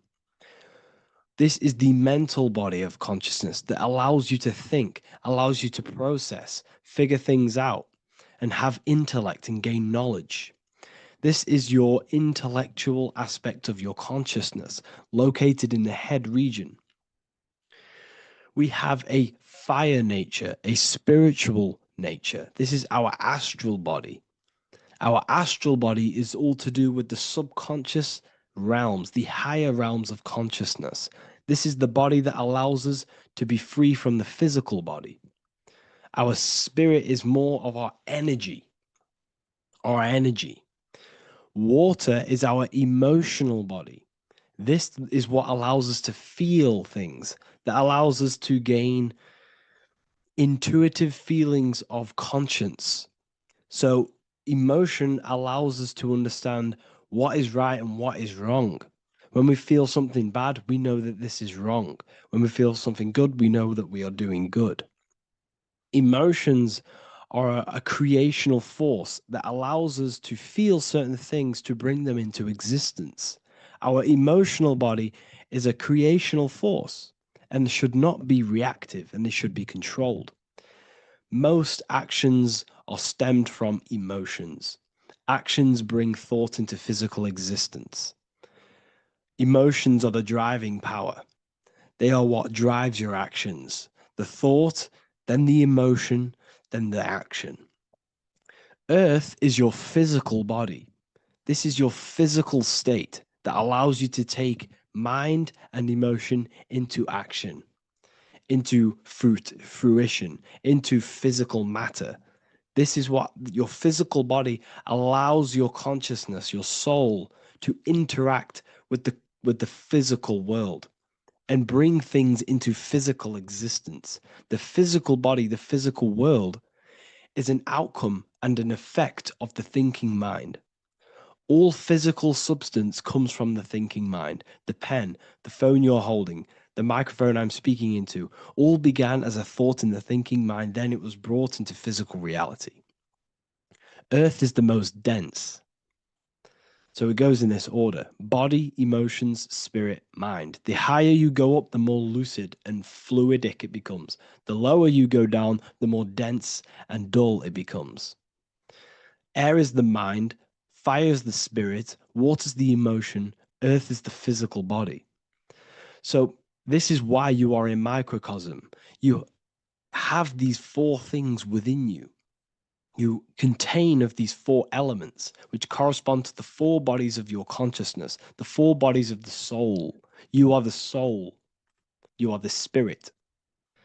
So this is why in Theologians 4:17, it says, caught up together with them in the clouds to meet the Lord in the air.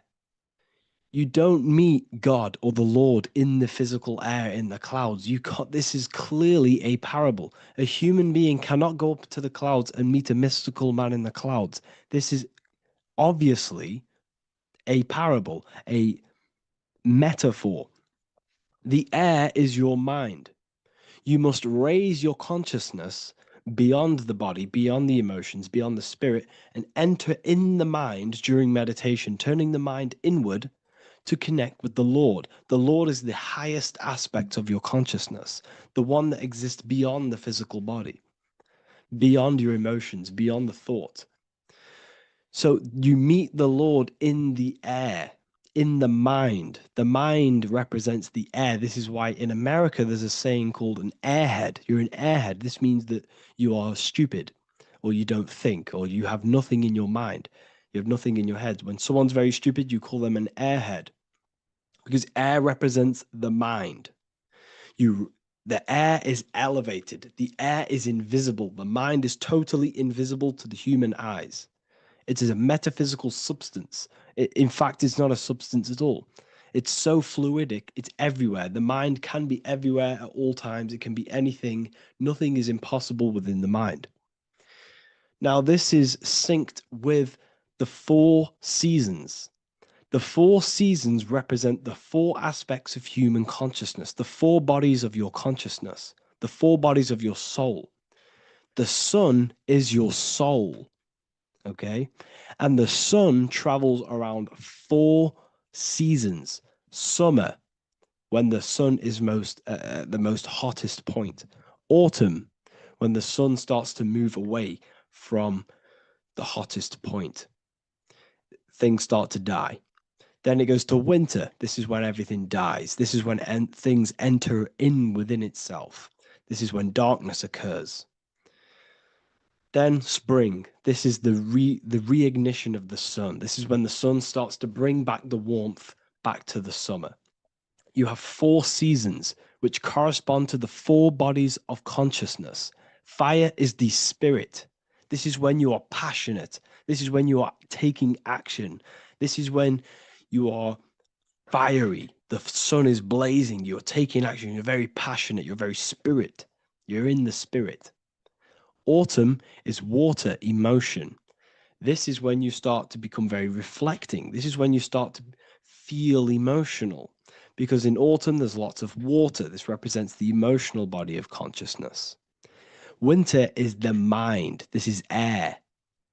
Winter, what happens in winter? Everything enters within itself. The leaves die, the trees die, everything dies and goes within. This is the mind. The mind is the darkness, remember. You close your eyes to enter within the mind.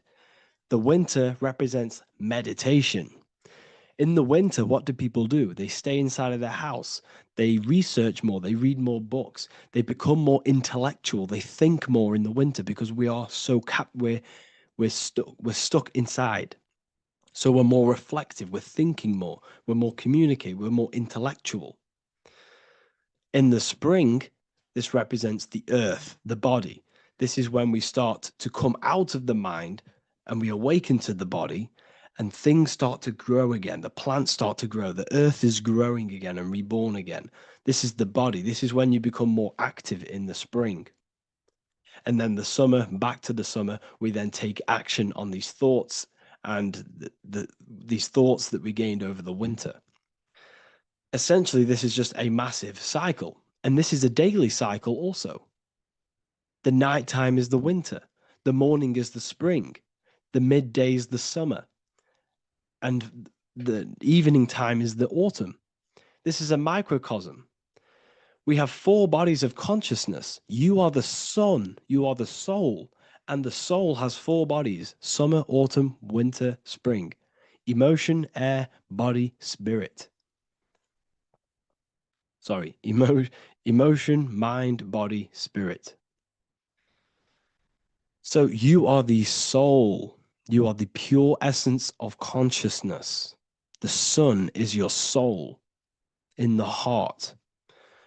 And the seasons are inside of you because you are a microcosm. Okay? You are a microcosm. The word sun is son. The Latin word for sun is sol, which is soul or solo, because the sun is solo. It's on its own. You are the soul, and the soul has the 4 different bodies of consciousness. So before we move on any further, if I've blown your mind, please, if you can, leave a like, a comment, a share, and a subscribe. Let me know what videos you want me to make in the future. Please drop a like. It definitely will help me. You are a microcosm of the macrocosm. Man is a miniature universe that goes through its own cycles. The seasons of the summer, winter, spring, and autumn do not occur merely outside of him, but within him as well. The summer is within you. You feel different in the summer. You feel different in the winter. You feel, depending on the body of consciousness, it's your soul's interacting with. So the sun in the sky is your soul inside, and the sun goes through these cycles, which is affecting your bodies of consciousness, because the cycles represent your bodies of consciousness. Now, this ties in with the Bible. This is why we have 4 gospels. This is why Matthew, Mark, Luke, and John are always seen with the 4 different zodiac sign animals or symbols. So you always see each one of the gospels. If you just type in on Google Matthew, Mark, Luke, and John, type in ancient pictures, paintings, or pictures of them, and you will find these 4 zodiac signs are always standing with each one. Taurus, the bull; Leo, the lion; Scorpio, the eagle. An old symbol for Scorpio was the eagle, and a man for Aquarius. Here you see very, very ancient paintings and artwork. Here we see Matthew, the man, Aquarius. Here we see John, the Scorpio. Same here. We also see it on the tarot cards, on the world card. We see the 4 fixed zodiac signs. Here we see it as well. These are called the 4 fixed zodiac signs.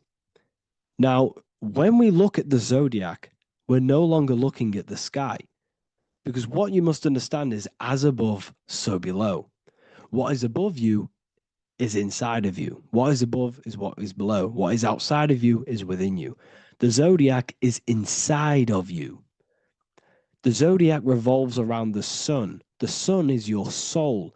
These are different energies of your soul. Like I said earlier, the 4 seasons are the 4 bodies of your consciousness. And in each body of consciousness, you have these different energetic energies that you can work with. Okay, so this is the true astrology. This is the true astrology, the internal esoteric astrology. You can't find much information on this at all. Very hard to find. So what we're looking at are the 4 bodies of consciousness. Obviously, when you look in the middle of each, when we look in the middle of each season, spring, the middle of spring is Taurus. The middle of winter is Aquarius. The middle of autumn is Scorpio. The middle of summer is Leo. These 4 signs are known as the 4 fixed signs. Okay, Scorpio is fixed. It's the middle of autumn. Scorpio is a water sign, emotion. Aquarius is the air sign, the mind. Taurus is an earth sign, the body. Leo is a fire sign, the spirit. This is why we see Matthew, Mark, Luke, and John with the 4 fixed signs of the zodiac, which represent the 4 bodies of consciousness. Leo, the spirit, fire. Luke, Taurus, earth, body. Matthew, Aquarius, air, mind. John, Scorpio, water, emotion. Each gospel is depicting Jesus and showing Jesus in each gospel. Each one of these gospels is showing and depicting Jesus according to the different body of consciousness. In John, this is when Jesus starts to turn water into wine. Water is emotion. Wine is transmuted emotion. This is when he does miracles with his emotions, water into wine. Aquarius, which is Matthew, air, the mind. Inside of the Gospel of Matthew, this depicts Jesus as an intellectual person, a person who's communicating and using his mind, his mental body a lot inside of the Gospel of Matthew. Go and read it, and you will see this. Luke, Taurus, earth, the body. Luke shows and depicts Jesus according to the body of consciousness, the physical body. He shows Jesus as a human, being a human being, helping people physically and helping people's physical needs, like giving away food and doing all sorts of good things for other people. Leo, Mark, inside of the Gospel of Mark, this shows Jesus as a spiritual teacher, a passionate person who is taking action. Each gospel is showing Jesus according to the different body of consciousness. And Jesus represents you, the Son. That's why it's called the Son of God, the light of the world. Jesus represents your soul, and your soul has these four gospels, the four bodies of consciousness, the four fixed signs, the four elements, and the four seasons. These things all correspond to your consciousness. So this is Leonardo da Vinci showing you the exact same thing. Jesus is the I am, the Son, the soul, in the middle, on his own. Luke, spring, earth, body. There are three people in each group. There are four groups, and there are three people in each group. 1, 2, 3. 1, 2, 3, 1, 2, 3, 1, 2, 3. Fall, winter, summer, spring. These are according to the four bodies of consciousness. Here we see Aries, which rules the head region. He's on the head of the table. Gemini, he's holding up the two hands because Gemini rules the two hands, the two arms. Gemini is the two twins, which is the two arms and two hands, and the two lungs. Here we see the beginning of summer, which is Cancer. You see the big knife here. Cancer, him here, this gray-haired guy, holding a knife for the crab. Cancer, they pinch. You have a knife, symbolizing the crab. Leo, the middle of summer, showing dominance. The sun is very dominant. He's got his elbow on the table, showing dominance. Virgo has no Adam's apple. Cancer here is pointing at this woman's neck, saying there's no Adam's apple. This is Virgo, the virgin, the only woman. Jesus, the sun. This is Libra, the balancing. He's holding his arms out, balanced, showing the balancing of the sun. Because when the sun enters Libra, the sun is balanced between winter and summer. So it's balanced. This is all astrology, but this is internal. Okay. This is Ezekiel's vision. Ezekiel had a vision in the Bible, and he saw the face of a man, the face of a lion, the face of an ox, and the face of an eagle. The eagle is Scorpio, the ox is Taurus, the lion is Leo, and the man is Aquarius. He saw the throne of God, and he saw the different bodies of consciousness. This is all symbolic for the different bodies of your soul. So when we look at the zodiac, we are actually looking at a map and the energies of our soul, and the energies of our bodies, and the energies of our consciousness. This is what we are looking at. Each zodiac is an aspect of our consciousness and an energy that we can work with and that we must purify. Balance and purification is essential. Imagine playing a brand new video game. Let's say a brand new video game came out and you had to play it. What happens when you play that game? You don't know the controls. You cause chaos in that game. You can't really run properly. You can't do anything properly. You're getting destroyed by other people who are playing that game. It's the same with your physical body. When you are born, you must learn how to play the game. You must learn how to balance the mind, learn how to balance the spirit, the emotions, and the physical body. We must balance and purify each body of our consciousness, which we must look after our physical body with our physical health by eating physical, electrical food like fruits and veg. We must look after our minds by being conscious of what enters our eyes, enters our ears, enters everything. Whatever enters our five senses is affecting our mind, our mental health, our environment, mental. We need to look after our thoughts. Control our thoughts by purifying our thoughts, only positive thoughts. Then we must purify our emotions, feeling only gratitude and love and not feeling these negative, dull emotions. Then we must look after our spiritual body through meditation and looking after our spirit. But remember, when we look after our mind, it all begins in the mind. Each body of consciousness is interlocked with the other. If you have if you have an unhealthy body, you have an unhealthy mind, spirit, and emotions. If you have an unhealthy mind, you have an unhealthy body, spirit, and emotions. If you have an unhealthy emotions, you have an unhealthy spirit, mind, and physical body. They're all interlocked. You must balance each one of them. Look after your physical body, look after your thoughts, look after your emotions, look after your spirit. But remember, the mind is the most powerful one. It's mind over matter. Once we look after the mind, because once we start to control our minds and control every thought we think, this will then turn into discipline in our physical body. Because once we learn how to discipline the mind, we learn how to discipline what we eat, we learn how to discipline what we feel, we learn how to discipline our spirit. This is all interlocked, but work on the mind first. Work on the mind first. All of this knowledge is inside of the brand new Book of Wisdom, Volume 2. This is a revolution of human consciousness. If you've read it, please leave a review down below. If you've read Volume 1, leave a review down below. This is the next revolution. I don't see this information anywhere. This is the next revolution of human consciousness. And of course, if you are serious about this and you truly want to gain enlightenment and join an amazing community where you can connect with me on live calls, lectures, the Manifestation Mastery course, you can gain access to my library of over 45 PDFs plus my books. And if you do join the university, you can order a Volume 2 free of charge. All you have to do is to pay for shipping.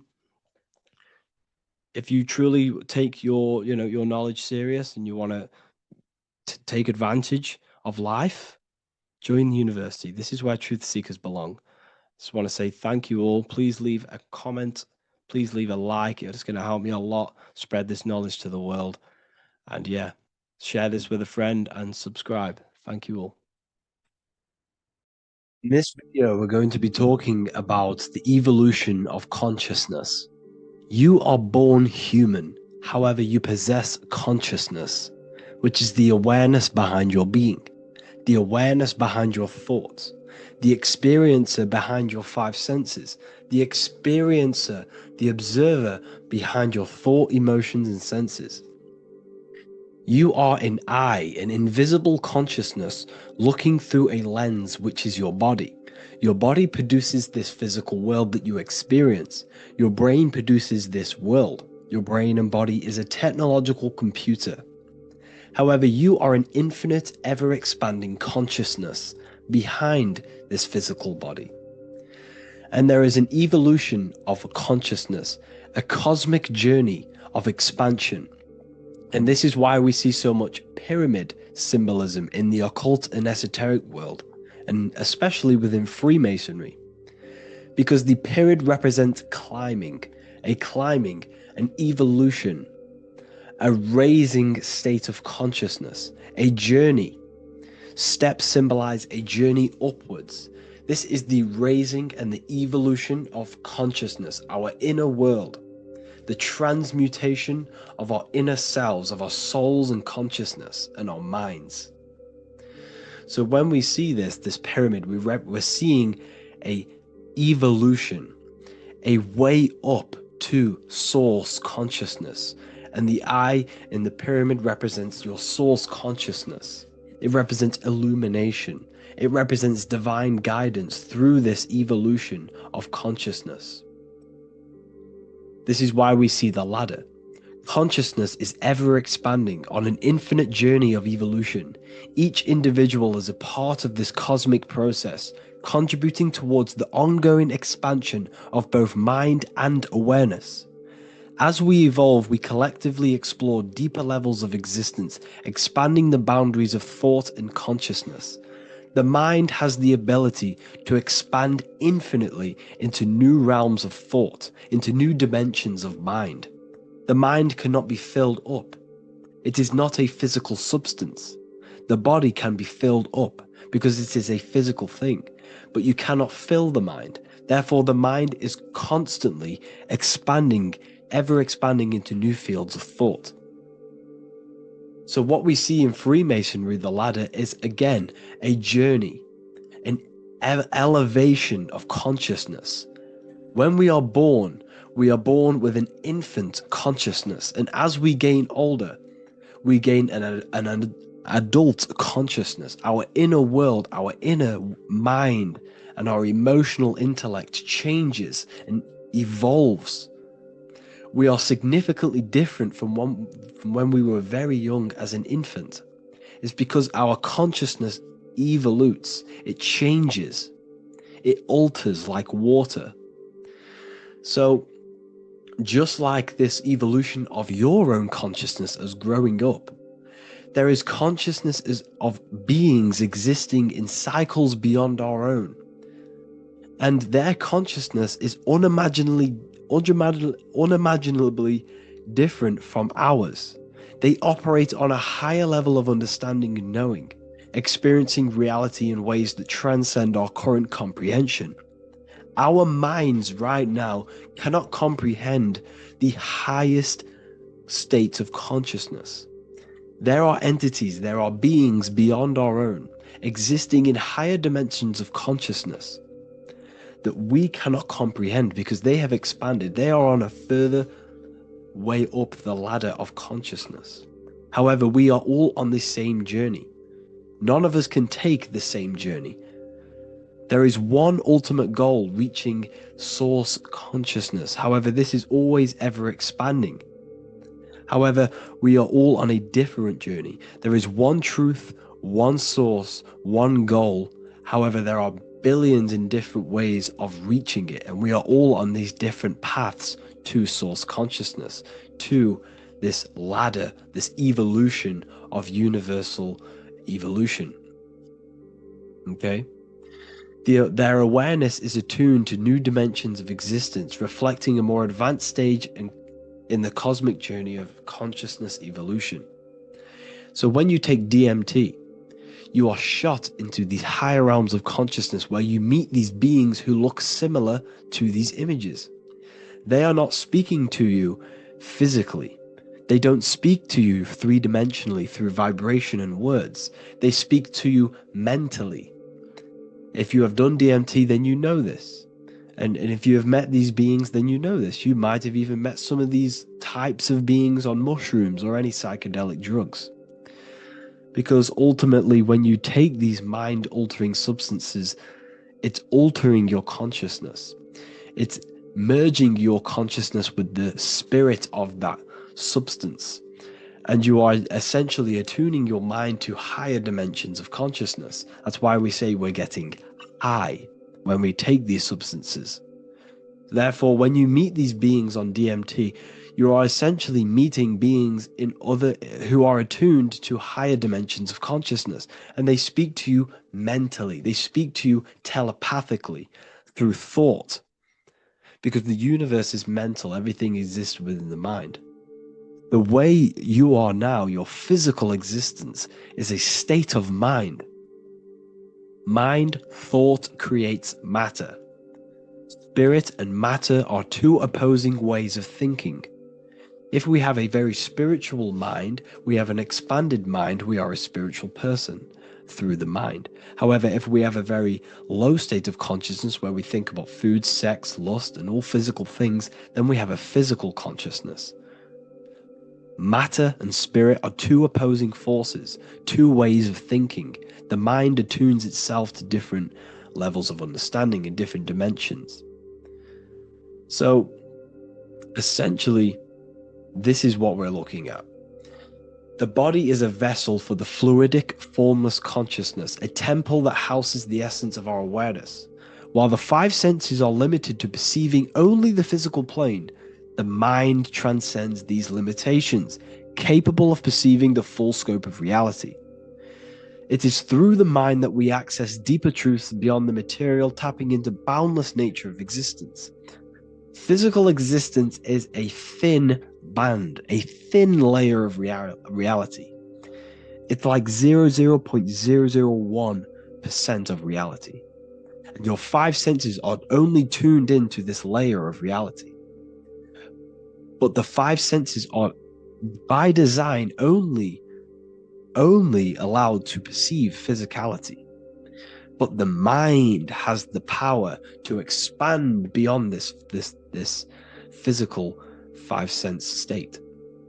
The mind has the power to expand and evolute. It is a conscious decision whether you want to take this path or not. You can stay in a three-dimensional way of thinking, or you can expand your consciousness from within. It's not an external journey. There is no God going to save you. You must save yourself. Therefore, behind every single one of these eyes is the same source consciousness. However, we are all different cells in a different journey. The organs in your body, the cells in your body are all alive. They all possess same consciousness, universal consciousness. However, we are all on a different journey of evolution. As above, so below. As the baby is in the mother's womb, when the baby becomes conscious, there is a world outside of its mother. What does it do? It presses and seeks a way out to be born in the other world outside of its mother. It is the same with your consciousness, your mind. When your mind becomes aware that there is realities beyond the immediate surroundings, it seeks a way out. And this is exactly what I'm doing to you now.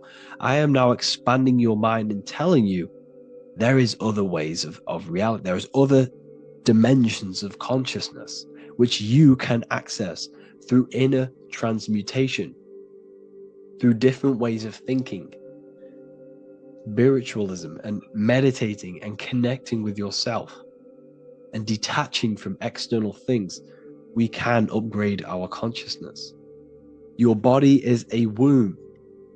Why Jesus says you must be born again to see the kingdom of God, because you are born physically and then you must be born again spiritually, awakening your inner consciousness. So like I said, as the baby is in the womb, it's the same principle. As above, so below. You were a baby, you were in your mother's womb, and you figured out there is a world outside of your mother, so you seek to weigh out your mother to be born in another world. It's the same now.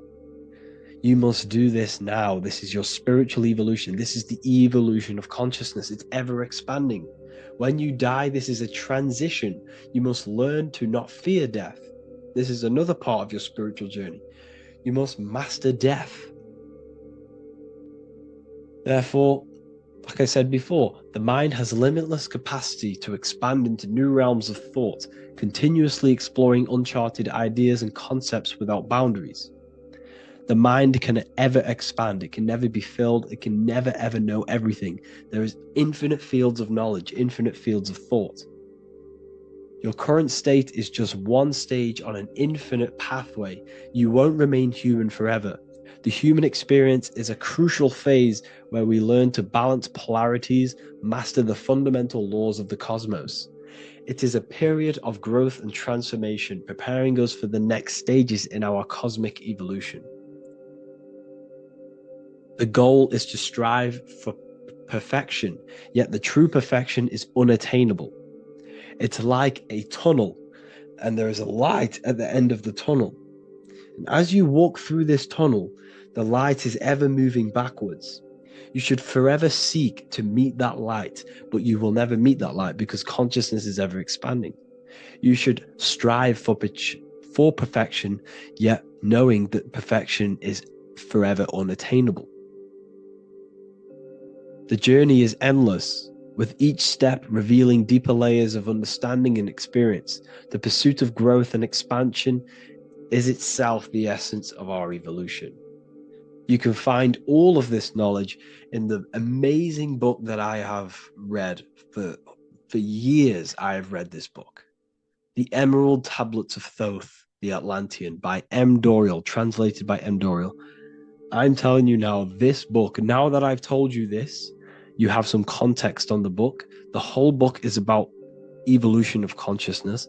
He's talking about higher dimensions beings. He's talking about how you can transcend this physical plane. It is truly the most amazing book you will probably read. One of the best spiritual texts you'll see. It's hard to understand, so you must read it over and over again. And the more your mind progresses, like for me, I read this every couple months. And the more I learn about consciousness, the more I expand my own consciousness. And every time I read this book, I pick out something new that just completely blows my mind. Because You can only understand this book to your level of consciousness, to your level of understanding. So now that I've told you all this information, go and read this book and it will absolutely blow your mind. And so will the Book of Wisdom Volume 2, which is now available. I released it the other day. I'm just going to read a page out now. This page is called Spirit and Matter. The Earth is not merely a dense, lifeless rock drifting through space. It possesses spirit, a living essence that animates its form. But what do we mean by spirit? Spirit in esoteric terms refers to the energy, the life force, animating the principles infused in matter. So essentially, what this page is talking about is how everything has spirit, consciousness within it. You are the middle, you are spirit and matter. You have the ability to expand your mind to the God self and raise above our animal instinct, our material self, and know the divine and expand. Animals cannot do this. Animals are not self-aware. Humans possess self-awareness. We can observe our consciousness. We can say, why do I exist? We can look in the mirror and know that we need growth. And this is what Anunnaki means. Anu means above. Anu was the supreme god of the sky, which is a metaphor. He represents spirit above, heaven. Anu came down to earth and married Ki, the goddess of the earth, which represents matter. It's a myth, it's an allegory. Anu married Ki and gave birth to the Anunnaki. Spirit came down and infused with matter and gave birth to the human, which is you. You are spirit infused in matter, Anu and Ki, Anunnaki. You are the Anunnaki. And this is just one of the teachings in my book. Honestly, this book is absolutely amazing. If you truly, truly want to expand your consciousness, give this book a read. And obviously, if you're inside the university, I give you this book for free, a paperback version. If you join the university, follow the steps inside of the general chat, you'll be able to download this book, not download it, order a paperback for free. All you have to do is pay for the shipping. You'll also gain amazing knowledge inside of my library, where your mind will just be overblown with the amount of esoteric books. There's over 45 rare occult books, plus you get a PDF of the Volume 1 and Human Health Guide. You get reoccurring updates where I expand on symbolism, occultism, where you will just feel absolutely amazing once you understand esotericism in yourself. You'll also learn how to create the dream reality that you want with the Manifestation Mastery course, where I teach you how your consciousness creates reality. You'll have a real lectures where I post lectures on symbolism, occultism, esotericism. There's a conscious community and live calls and Q&A where you can ask me questions and I'll answer your questions. I just want to say thank you to everyone who has joined the university. Thank you for even liking and watching this video. Any support I just appreciate every single one of you.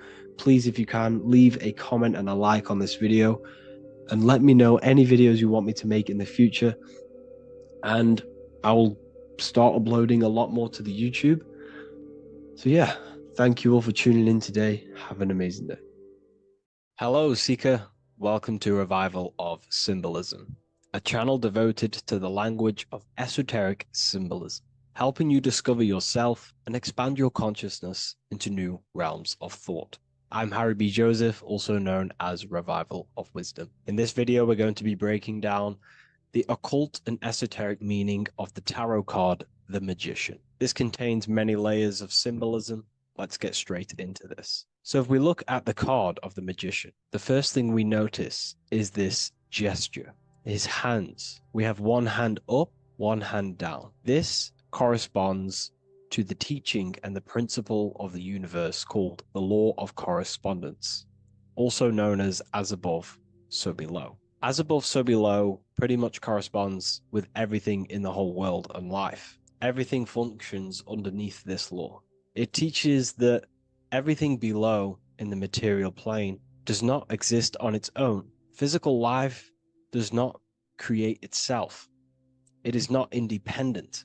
It cannot sustain itself. Everything below in the material plane has its spiritual counterpart within the heavenly realms of higher consciousness dimensions. Everything above manifests that which is below. It's simply representing how reality is dual and you are dual. You have a self outside the mind, which is the physical body, and a self inside the mind, the spiritual self. While most people are fixated on the external self, the physical body, they never give attention to their internal self, the self inside the mind. The self inside the mind is limitless, has infinite potential, and is not bound to any true form or identity. The internal self is the immortal self, the higher self. It is the self that can turn anything, any thought, into a form within the realm of imagination. This is what we call the astral plane. The astral plane being a plane or a dimension that sits just above the physical plane, and it's the realm of imagination, emotion, and desire. Because in order for us to imagine something, we have some sort of emotion or desire to create it. Therefore, it is the astral energy, the desire and the imagination of something above in the higher realms and dimensions of consciousness that make it possible and physically created within the material realm. It is the astral forces of desire manifesting the actions of the physical body, because the physical body only moves to what we care about or we have a passion or desire.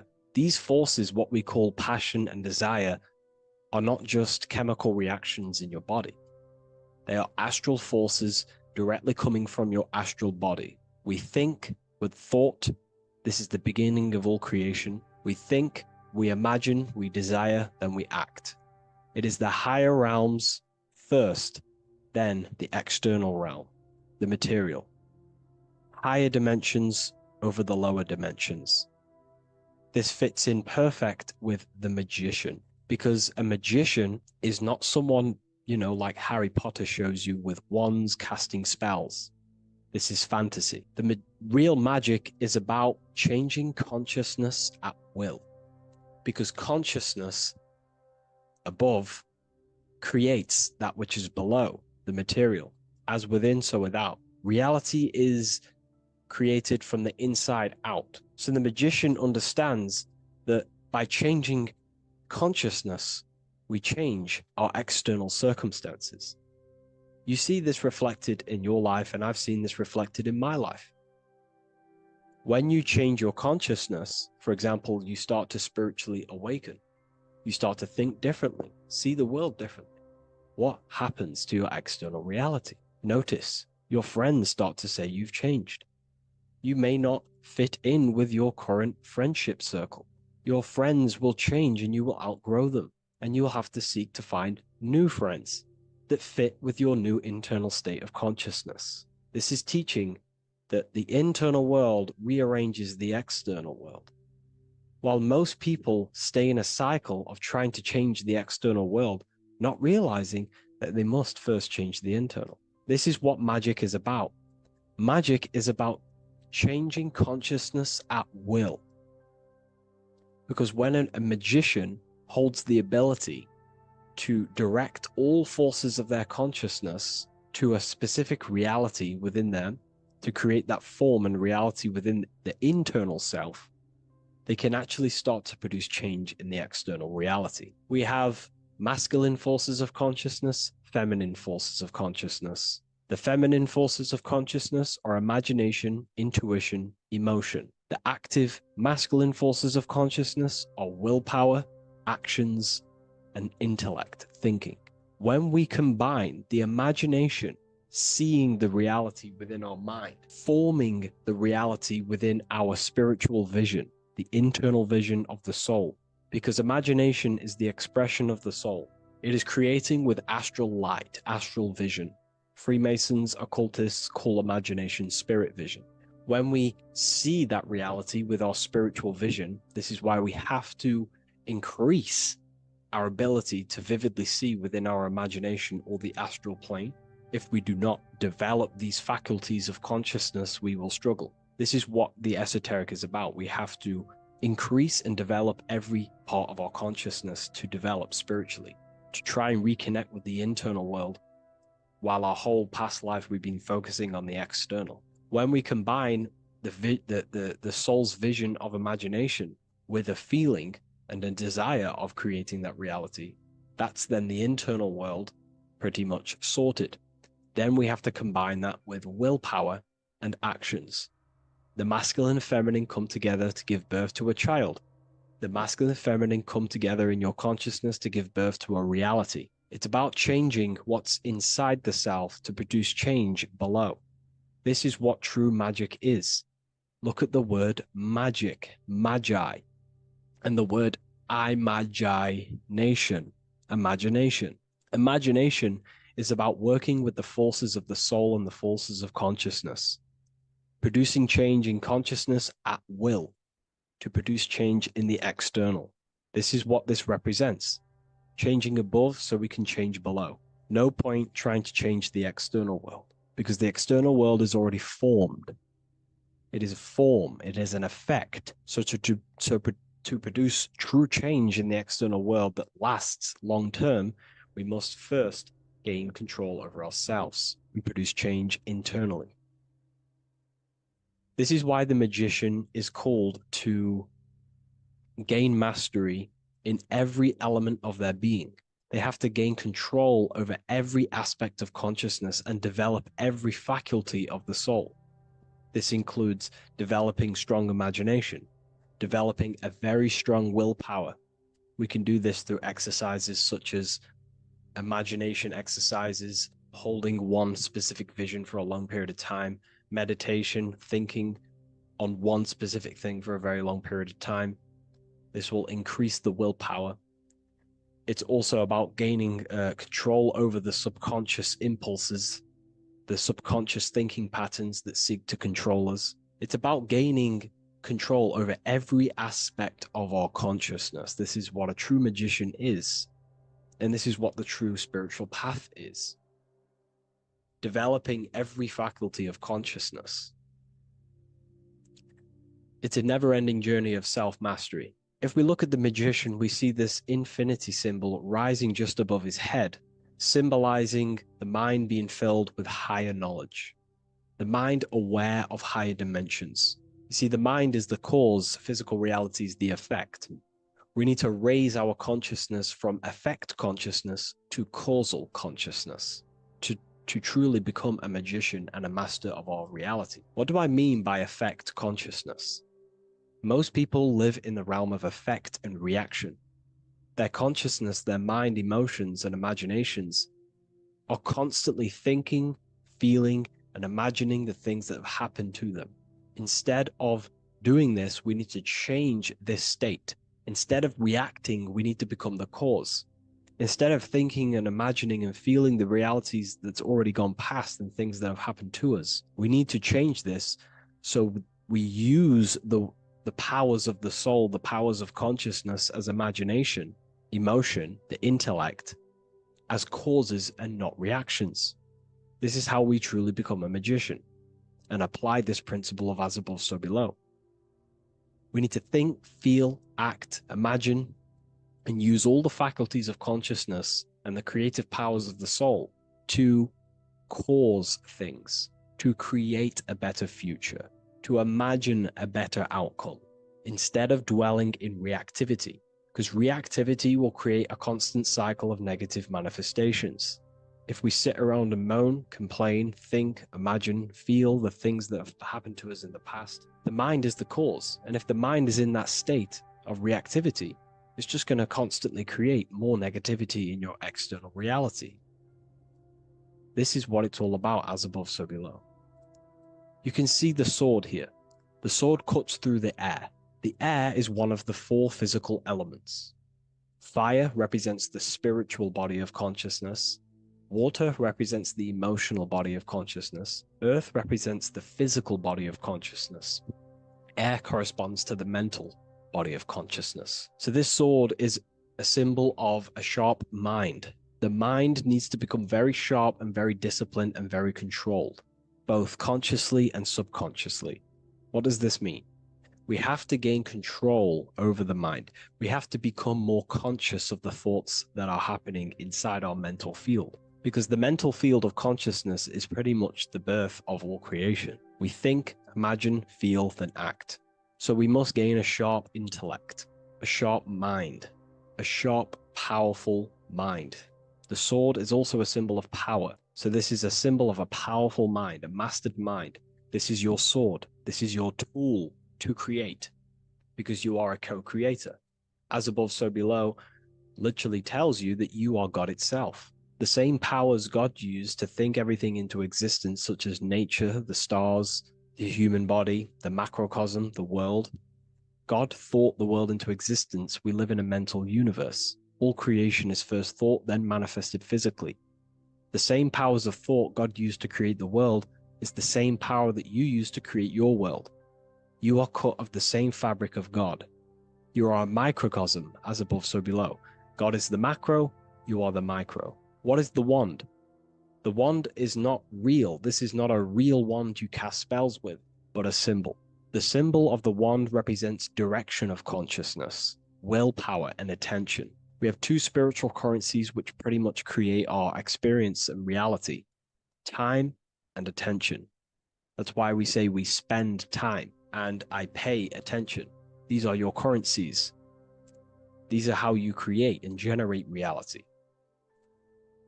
Moving on to Jesus and Satan, we see there's an exact same symbolism within the ancient paintings. Jesus pointing up, Satan pointing down. Satan is the egoic force within one's consciousness. He is a symbol. Satan is not a real identity or being or entity. He is a symbol of a personality and a force within one's consciousness. Satan represents the negative forces of the ego that tells you to do things that is wrong. In your heart, you know what is morally right and wrong. Let's say you're thinking, you get a random thought of stealing an old lady's purse. You, in your heart, know that is wrong. But Satan is the force inside of you that says, do it anyway. Don't listen to the heart. Get the personal gain. I want the money. That's Satan. Jesus is the higher mind, the aspect of our consciousness that dwells above the ego. It's the part of our heart that desires the spiritual. Our heart is the generator of our reality. And whatever we desire is what we generate. You only take action and generate your life on what you care about or what you feel. If someone's talking about something you don't care about, you say, oh, I don't care about that. But if you care, you will listen. If you care about something, you take action towards it. If your heart desires the material, you have been taken over by the egoic force of Satan. Not a real entity, a part of your consciousness, a part of your nature, the dark side of yourself. Jesus represents a heart that desires the spiritual wisdom, the things that cannot be seen. The heart must desire the things that can't be seen, because this is what gives true satisfaction to ourselves. We feel void when we chase material things, because nothing material can satisfy our hearts. So this is as above, so below. Jesus is the higher mind. Satan is the lower mind. We must place our hearts on the higher things and give our hearts and desires to knowledge, the things that we cannot see, because this is what gives us true fulfillment. We also see this symbolism in the Baphomet. As above, so below. The material realm below and the fire up here. The fire symbolizes spirit. The spiritual made manifest in the physical. This is all the same symbolism. It corresponds to everything. You can use as above, so below to determine truth. If someone tells you something, tries to make you believe it, and it does not correspond with the law of correspondence, then you know it's a lie. You can use as above, so below to manifest things.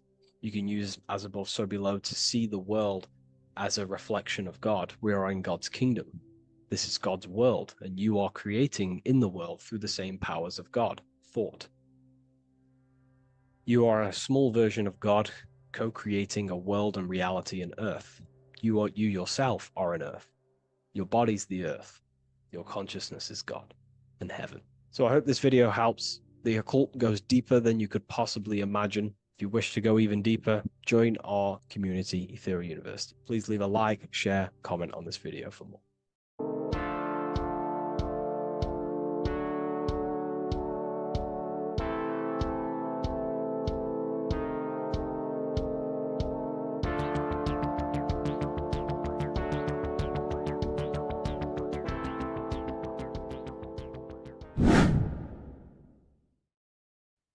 What is up, people? How are we all doing? Today, we're talking about the flat earth cosmology. So let's jump straight into this. Please drop a follow and leave a like to help the algorithm. So we live in a torus field. Everything's made out of torus fields. And every torus field has motion. It's what it is. It's the motion of energy. And every torus field has a center, which is the black hole. It's a womb of creation. It's counter space. Now, this is why the North Pole is magnetic, because the center of this torus field is the most magnetic part, the strongest part of the field. So this is why all compasses will point you to the center. And the Earth's magnetic field is spread across the whole of the Earth. And it's spinning, as you can see here, it's like a tornado at the center. And this tornado is the force which is spinning the sun and the moon around us. You got the sun, the moon, Polaris, just like in the Masonic cosmos here. The sun, the moon, Polaris, the all-seeing eye. Now we'll get into Polaris a bit later, but the sun is the magnetic force. Sorry, is the electric force, because every field is electromagnetic. Now, the sun is electric. It's positively charged. It's gonna give you energy. It's feeding energy. The moon is more magnetic energy, which is taking your energy away from you. And this is why you become sleepy when the moon comes out, because it's taking away your energy. So these two forces is the balance. It's the yin and yang. It's the balance. Everything in this creation is balanced, because the torus field is the Earth is the plane of inertia, the 0 point within the field, because physical matter is a result of two opposing forces equalized on the plane of inertia. And that is where matter crystallizes into physical results. And this physical plane is the plane of inertia, planet Earth. And at the center of this plane is the black hole, the womb of creation. And outside of this black hole gives birth to light. So the torus field is constantly rotating, going into counter space, the black hole, and then out of counter space gives birth to the white hole, white light. You see? So it's going around, black hole, birth again, black hole, birth again. And it just keeps going around. It's an infinite cycle of energy. And this is where the infinity sign comes from. This is the motion, this is the force which is creating everything to spin inside of this circle. Okay? And it's making the stars spin. It's making the sun and moon spin around us, around this center point. Now here you see Horus and Set. Horus and Set putting their feet inside of this dome. This is the royal arch, the arch of the dome above us, which is like you see in the Masonic cosmos, the royal arch of Freemasonry. This is the dome above us, the firmament that the Bible talks about. You see, they're putting their feet in because Set symbolizes the moon and Horus is the sun. Horizon, Horus. Horus is rising, the sun. So they're both putting their feet around this center magnetic pole, which is the pole, North Pole. And above the North Pole, you have Polaris, the pole of electromagnetic energy. You see? And this is how we get the sun and the seasons. Because the sun, for us, when it becomes summer, it's on the Tropic of Cancer. Then it spirals outwards, going out and out and out, then goes to the Tropic of Capricorn. That's winter for us. Then it comes back in and creates summer again.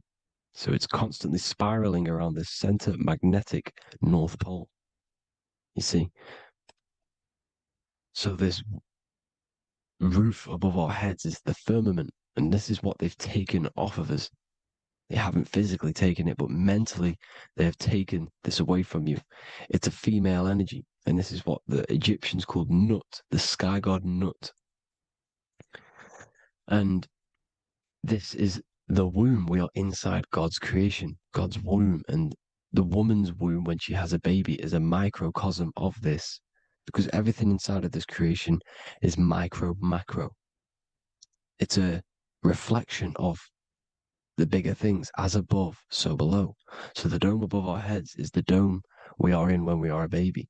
And you can see the sacred geometry of it is the exact same. It's the dome. And when we are inside of the womb, the woman, the sacred maker, which is the M, the Masonic M, this is the G male symbol. The Masonic M is maker, mason, matter, male. She delivers the male, you see. She delivers the male because it's the maker, the female, the magnetic. The woman is magnetic in nature. The male is electric in nature. So when we are in this womb, the female, we are being fed by the center umbilical cord, by the center of the mother's stomach. We're connected to the center of the woman's stomach, just like we are when we are in the earth. The center is where the aurora borealis is being emitted from, the electromagnetic aurora borealis, the northern lights. This is our spiritual umbilical cord, connecting us to counter space, connecting us to the realms beyond this world. Because at the center of every torus field is counter space. And at the center of the earth is our spiritual umbilical cord. And this is the earth's belly button, as you see. As above, so below. We had a physical umbilical cord. We have a spiritual umbilical cord. And this gets cut when we die, when we're cut away from the physical reality. You see, here's the ancient Egyptian tablet showing this female. You can see the hair, it's a female above us because the female energy is nurturing, helping, looking after. And that's exactly what the dome is. It's protecting us. It's the Ark of the Covenant, the Ark covering us, you see? And this is what they've taken away from us. By you believing in space, it completely destroys the idea of this being a sacred creation. They've taken the roof off your head, whether if you believe in space, you believe that there's chaos, there's planets, there's asteroids that could kill us at any moment. But this isn't true. They've made you fear your own creation that you're inside of. They've made you fear what's above you. You see, and it's to hide the power of astrology, the power of the lights in the firmament, which are constantly flowing through the ether. These powers which are above us are sending rays down to the earth, which are influencing our psychology and how we behave. And this is what astrology is. It affects human consciousness. It interacts with our consciousness. And there's a different energy every day because the planets are in different houses, different alignments. And this is, we'll go into this a bit deeper later on. So the world tree, this magnetic north pole, the pole of electromagnetic energy, was symbolized as a tree, the great tree at the center of the earth. You see? And this tree is symbolized everywhere. You can see here how the center person, this Egyptian person, is holding up the sky. This is the North Pole, the hyperboloid, at the center of every torus field. And this tree was in the Mayan cosmology. This is an ancient depiction. This is the torus field. There's the plane of inertia. Here's the center tree. Here's the tree in the center, the magnetic North Pole, the woman holding the stars. Here's the Hindu with the two birds symbolizing the sun and the moon revolving around this center tree. The Mayan tree, his Horus and Set around the North Pole. They all knew this flat earth cosmology. They knew these secrets. It's so sacred you understand the creation that you're inside of. Because if you don't, you'll be led astray. You don't know where you are. You're lost. You see? And here's the Masonic art with the rays of the stars coming down with the tree in the center. So it was personified as a tree. And we are in Asgard, Midgard, the middle garden, where there's good and evil. So the 7 layers of heaven, which is talked about in the Quran. Each planet has a different layer of the firmament, and this is the 7 layers of heaven, and these are our 7 layers of the energy centers in our body. So we start in the stars, so we are stars in a physical body. And this is why we say Mr., Sister, Fraudster, Sinister. Stir is star, and we are in the stars, and our star descends into the soul system, not solar system. And as we descend into the soul system, We enter Satan's kingdom, Satan's world. As it says in the Bible, Satan is the God of this world. Well, if you've been into my research for a while, you know Satan is Saturn. Saturn's world, because Saturn's the outermost ring. He's the Lord of the rings. And you enter his kingdom, the kingdom of time. And this is why Saturn's the time god. As soon as you go past the rings of Saturn, you're now in the soul system. You're now in time. You're now bound by space and time. And you're bound to the earth plane, the heart. Earth is heart. It's a rearrangement, it's an anagram for heart. And the heart of the electromagnetic color spectrum is green, and that's why the earth is green. And above green is blue, and this is why the sky is blue. In order to go to heaven on the macro scale, you have to go through the blue sky, through the 7 layers of heaven. In order to reach heaven in your body, whilst you're here, you have to go through the blue chakra to your head, which is heaven. It's micro, macro. Everything is micro, macro inside of this creation. It's an ancient, I think this is a French image, piece of art from the ancient French, with obviously the 7 layers of heaven, which they all depict. And notice how it's like a dome. We'll go into this dome symbolization, the Royal Arch of Masonry, which is next. But these 7 layers of heaven give us the 7 metals, the 7 days of the week, the 7 diatonic tones, the 7 chakras, the 7 everything. It's God's favorite number. And this is why the Masons use the G inside of the compass, because the G is the 7th letter, and God starts with G. You see? So it's 7. God is 7. Here's another depiction of the heart, the soul system, the 7 layers of heaven.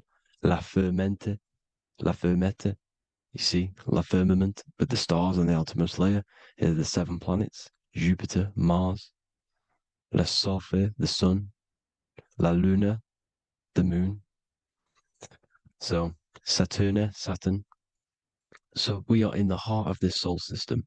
In order to ascend, we need to ascend up our chakra system, reach 144,000 hertz, God consciousness, the God man. You have to unfold God man, master of the mind, mastery of the mind.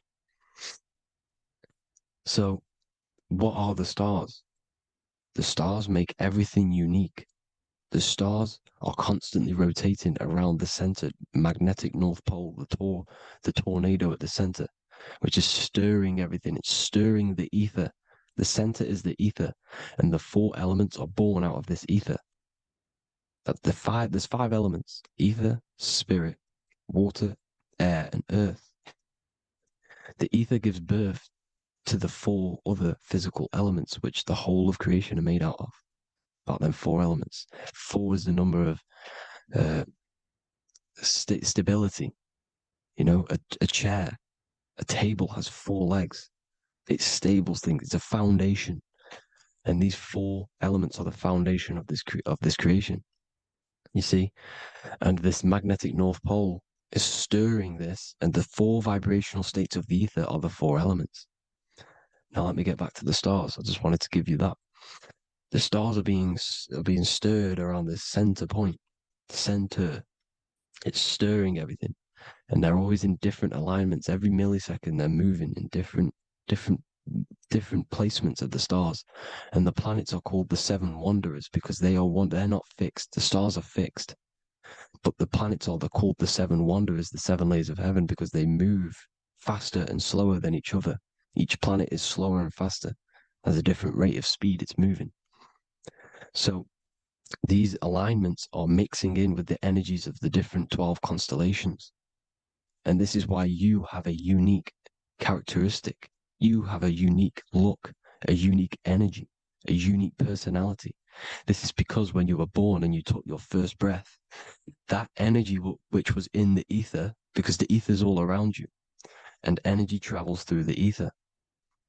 The energy that the stars were casting down and the energy that the planets was mixing in with the 12 constellations was in the ether. So when you came out of the womb and you your first breath, because breath is spirit.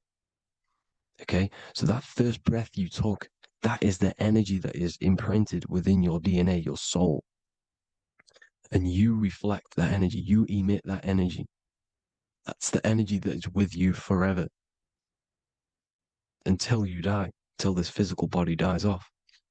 And that's what the stars are. The stars are giving a unique energy, characteristic, personality to every living thing. Every dog, every cat, every animal has a unique personality because it was born at a different time and place in the sky. Okay, the stars are your destiny. Now, the stars are constantly changing as well. If you look at stars through a telescope, they're constantly changing and forming different forms. You can see here, it looks like water. It looks like light through water because it's the ether above us, a sea of ether. And this light is being emitted through it, and it's just constantly changing, giving different energies, each star. So this is why this is what the zodiac is. It's the expression of energy. It's the expression of the stars. And each constellation has many different personality, different energies, different traits. Each planet has different traits, depending where your planets are, depending what energies you hold. No two person have the same energy. There's no one. It could be similar, but no one's the exact same. It's because of the stars. The stars are never in the exact same split place. The planets are always in different houses. So here's some Royal Arch symbolism. Here's the Royal Arch of Masonry, as it says here. The sun and the moon, the constellations. Here's Cancer, the 7 planets, the 7 stars. Here's the Royal Arch. This is the firmament. Here's the duality. Black and white, duality, good and evil, rest and motion. Dielectricity, magnetism. See? So this is what the Royal Arch is. It's symbolizing the cosmic dome above us. The womb we're in. We're inside God's womb. And here's George Washington, the Freemason, inside of the Royal Arch. You see? With the G, the Masonic G, God, 7.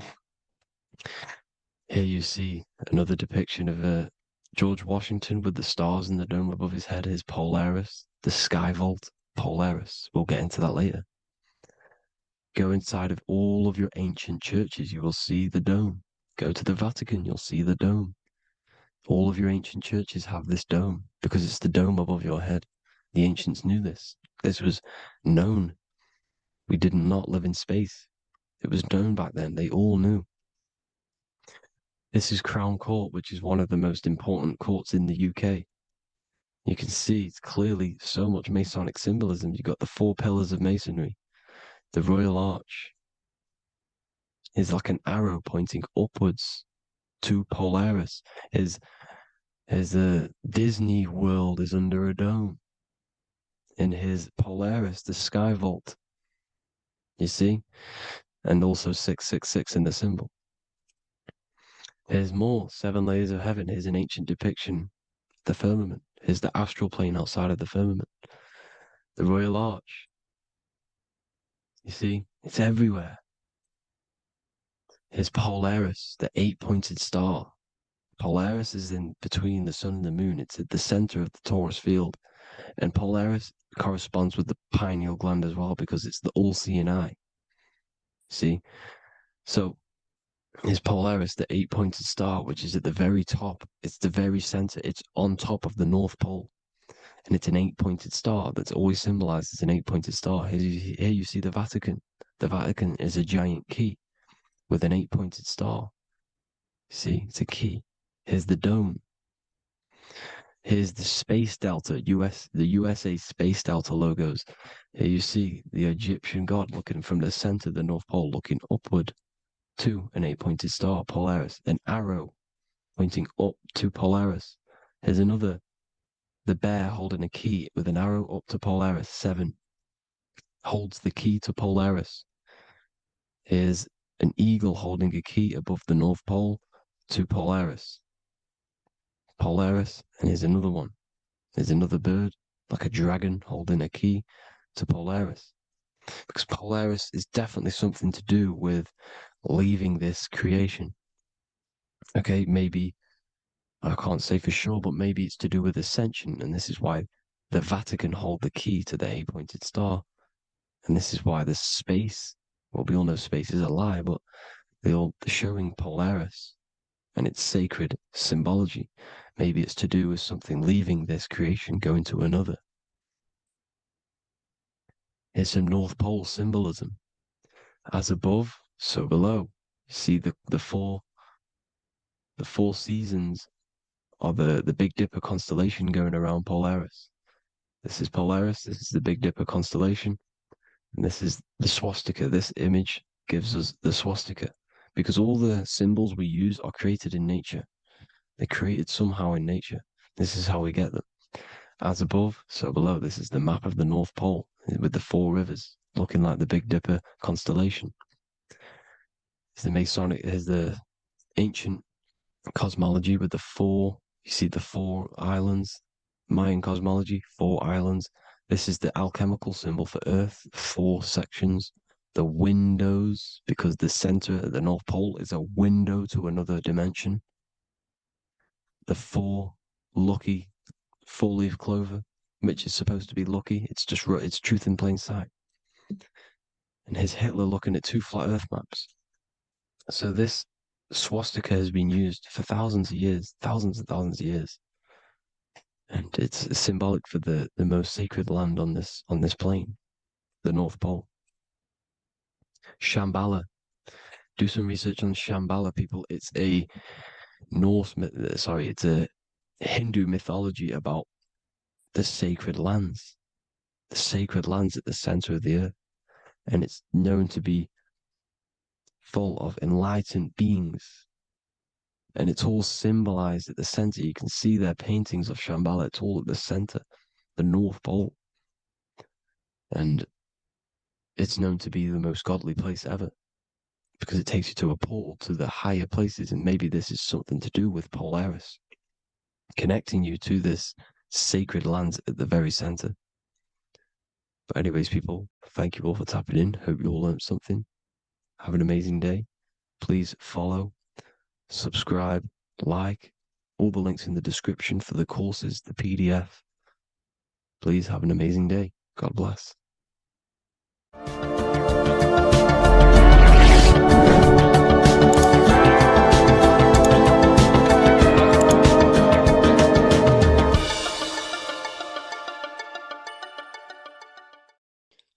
What if I told you you don't have one body? You in fact have 4. There's a secret hidden right in front of you, and most of you overlook it. And by learning these teachings today, this will change your perspective on life, on yourself, and completely change the conception of yourself. This is the key to your highest potential. If you stay with me today, you will find secrets about yourself that will change your life. But I warn you, once you step this path of esoteric knowledge, there's no going back. Once you see, you can't unsee. So stay with me, and we will discuss the 4 bodies of your soul and how you can master yourself to reach your highest potential. The first thing we must understand is that there is a sun. And just like the sun gives life to the earth, there is this life force within the sun that gives life to all matter. We must understand that matter itself is dead. It has no life potential. It has no ability to create or destruct anything. All of the life comes from above, from the sun, from the life-giving power of this infinite energy source we call the sun. No matter what model you believe, the sun still gives power to this physical realm, giving life to all of the crops, giving life to animals, giving life and growth to all things that the rays come in contact with. This is a macrocosm process. We must understand the teachings of as above, so below. This means that the macrocosm repeats itself in a microcosm form. Now, what do I mean? Humans are made in the image and likeness of God. You are a miniature version of God, a spark of the divine consciousness made in human form, in physical form. Just like the sun gives life to all physical matter and growth to all crops on the earth, your soul is a miniature sun. And your soul is giving life to the body. Your body is a miniature earth, which also goes through the cycles of the 4 seasons of the sun. We feel different in each one of these seasons. It's because our body does not only go through these cycles externally, but these cycles happen within ourselves, within consciousness.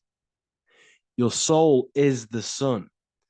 The sun you see in the sky is an externalization of your soul. Your soul is the life force. You are the soul, not the body.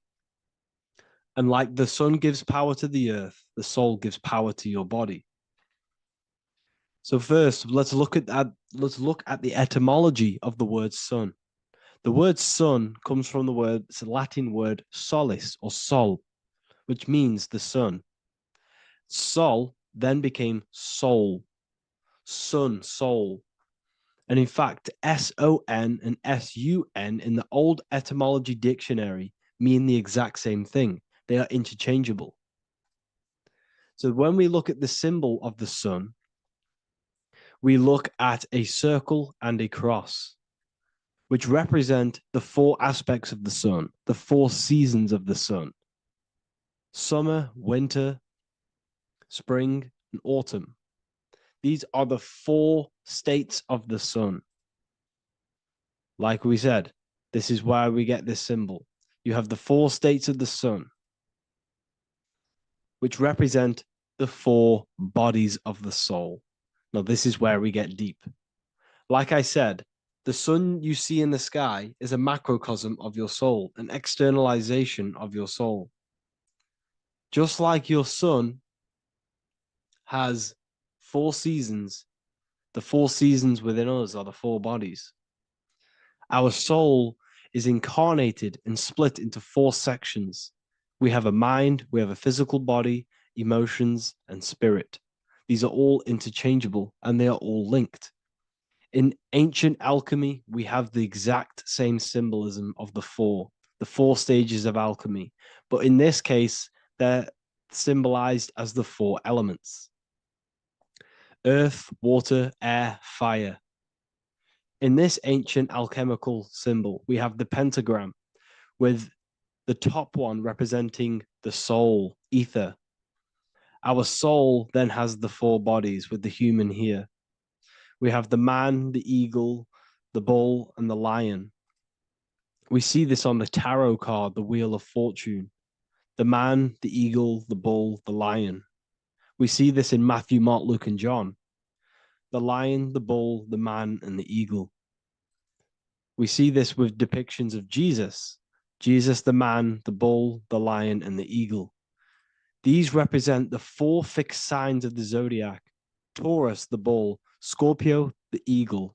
Scorpio was symbolized as an eagle. It's an ancient symbol. Now it's been changed to a scorpion, of course. Leo, the lion; Aquarius, the man. These represent the 4 fixed signs, which are 4 different elements. Taurus is an earth sign. Scorpio, a water sign. Leo, a fire sign. Aquarius, an air sign. Taurus is the earth.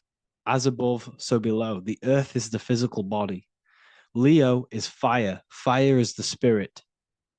Scorpio is water, which is the emotions. Aquarius is the mind, which is an air symbol. Air is the mind. That's why we call people airheads. Okay? So what we're actually looking at here are the 4 aspects of our soul. We have the sun in the middle and the 4 bodies of the soul. This is what Jesus is symbolizing. Jesus represents you. God made flesh with the 4 aspects of the soul. The 4 gospels are all depicting Jesus in 4 different ways according to the different body of consciousness. The Wheel of Fortune are representing the 4 bodies of the soul. This represents the 4 bodies. Now, how are they 4 bodies? They are 4 dimensions of consciousness. The mind is not made of the same substance of the emotion. The emotion is not made of the same substance of the physical body. The spirit is not made of the same substance as the physical body also. They exist in 4 dimensions of consciousness. They are four bodies of our soul. And the most important teaching here is what I'm actually getting to, is the powerful one. This is what gives you power. Most of us live in chaos. Our mind is thinking of doing something. Our emotions are feeling something else. Our body is lusting and wanting to do something else. And our spirit's energy is completely off. Most people live in unbalance. None of these four bodies are working together. This is why we produce chaos in our lives. When these bodies are in balance, are not working together. So in alchemy, they symbolize the four elements, which are the four bodies of consciousness. These are the furnaces with the fire. They represent transmutation of each body. We have to sync these bodies. We have to sync the mind with our emotions, and our emotions with our actions, the physical body, and with our spirit. These four key bodies need to be in line in order for us to create consciously in our life. Because each one of us is a creator, a miniature version of God, creating our own earth, creating our own material reality. And in order for us to create consciously and with effect and power, we must have these bodies unified so that we can create consciously and not create chaos. So this is very, very important. And this is a secret teaching found in all ancient societies. But this is what the hidden symbolism of astrology actually is. The sun is our soul, and the 12 zodiacs are 12 aspects of our soul. And we have the 4 aspects of the 4 main bodies. This is what we're looking at. We're not looking at the sky. We're actually looking at aspects of ourselves, aspects of our soul that we must master and transmute in order to become our highest potential. So I hope this makes sense. And it may take a while for you to fully understand this, but the key knowledge in order for you to understand any of these teachings that I've gone through today is the major teaching of as above, so below. What is above is below. What is within is without. Your inner reality projects the outer reality. What is inside of you is outside of you in some form or way. Whatever roots that go down will always shoot up. When you throw a bouncing ball, you shoot it down, it will go up. As above, so below. As within, so without. God did not make a creation separate from himself. We are all extensions of the divine made in physical form. And we are incarnated into 4 sections. Our soul is separated into 4 sections. These are the 4 corners of reality. These are the 4 pillars of reality that we must control. So in order to access our soul in meditation, we must turn off these 4 things. Turn off the mind, the emotion, the spirit, and the body. And then we access the soul. So I hope this video helps today. And you can learn all about this in the Book of Wisdom, Volume 2. This book is a revolution in consciousness. I do not recommend everyone reads this book. This book is only for people who are serious and want to transform their lives. This book is a book that will change the scope you see reality. It will change your perspective on yourself because you will resonate with this. This book does not just give you information. It gives you a sense of well-being. It gives you truth, and you will find your power from this information. This information is not just information, it's a key to your path of enlightenment and transformation. So you can find this book in the description of this video. And if you are part of the university, I will see you on the live calls. Thank you, everyone. Please leave a like, subscribe, and a comment, and let me know whatever videos you want me to make next. Anything that you fail to understand or have any confusion with, I can make a video on it. So let me know in the comment section any reviews or anything I should do. Thank you all, people. Have a great day. Hello, Seeker. Welcome to Revival of Symbolism, a channel devoted to the language of esoteric symbolism, helping you discover yourself and expand your consciousness into new realms of thought. I'm Harry B. Joseph, also known as Revival of Wisdom, and in this video, we're going to be discussing the symbol of the double-headed eagle, also known as the emblem to represent the 33rd degree Freemason. So let's jump straight into this. We have a piece of Masonic artwork here, which is what we call a complex symbol. A complex symbol is not just one symbol, but many different symbols in one piece of artwork coming together, forming a greater meaning. So we have many different symbols to break down here. And we're going to start off with a little bit of context so we can understand this symbol. This symbol represents the 33rd degree Freemason. Once you reach the 33rd degree of the York Scottish Rite Mason system. So once you reach this level, this symbolism corresponds to that individual. So therefore, this piece of artwork is representing the consciousness, the mindset, the ways of thinking, the ways of viewing the world of the 33rd degree Mason. It represents the consciousness of the 33rd degree Mason. And this is what esoteric symbolism is about. Esoteric symbolism is symbols and emblems representing states of consciousness and teachings within the forces of consciousness. So let's jump straight into this. The first thing that I see when I look at this piece of symbolism is the double-headed eagle, okay? The double-headed eagle. What is this eagle doing? So the thing with symbolism is that symbolism trains the mind to think in a subconscious way. Now, what do I mean? To the person who thinks in linear thought, straight line thought, A to B thought, they see an eagle. They see a piece of artwork. They just see a piece of artwork with no meaning. But to the person who is trained in the occult, these symbols are representing thought vibrations. One example would be in occult symbolism, what we're meant to do. These symbols represent thought forms in the mental plane, within the mind of the individual. Instead of me just giving you the answers, in the occult, they give you symbols. And what you're meant to do is look at these symbols, stare at these symbols, and see what kind of thought arises in your mind, and follow the chain of thought. This is how you unlock deeper levels of symbolism. This is what we call the chain of thought. Now, what do I mean by the chain of thought? If I look at the eagle, I see an eagle on a basic level thought.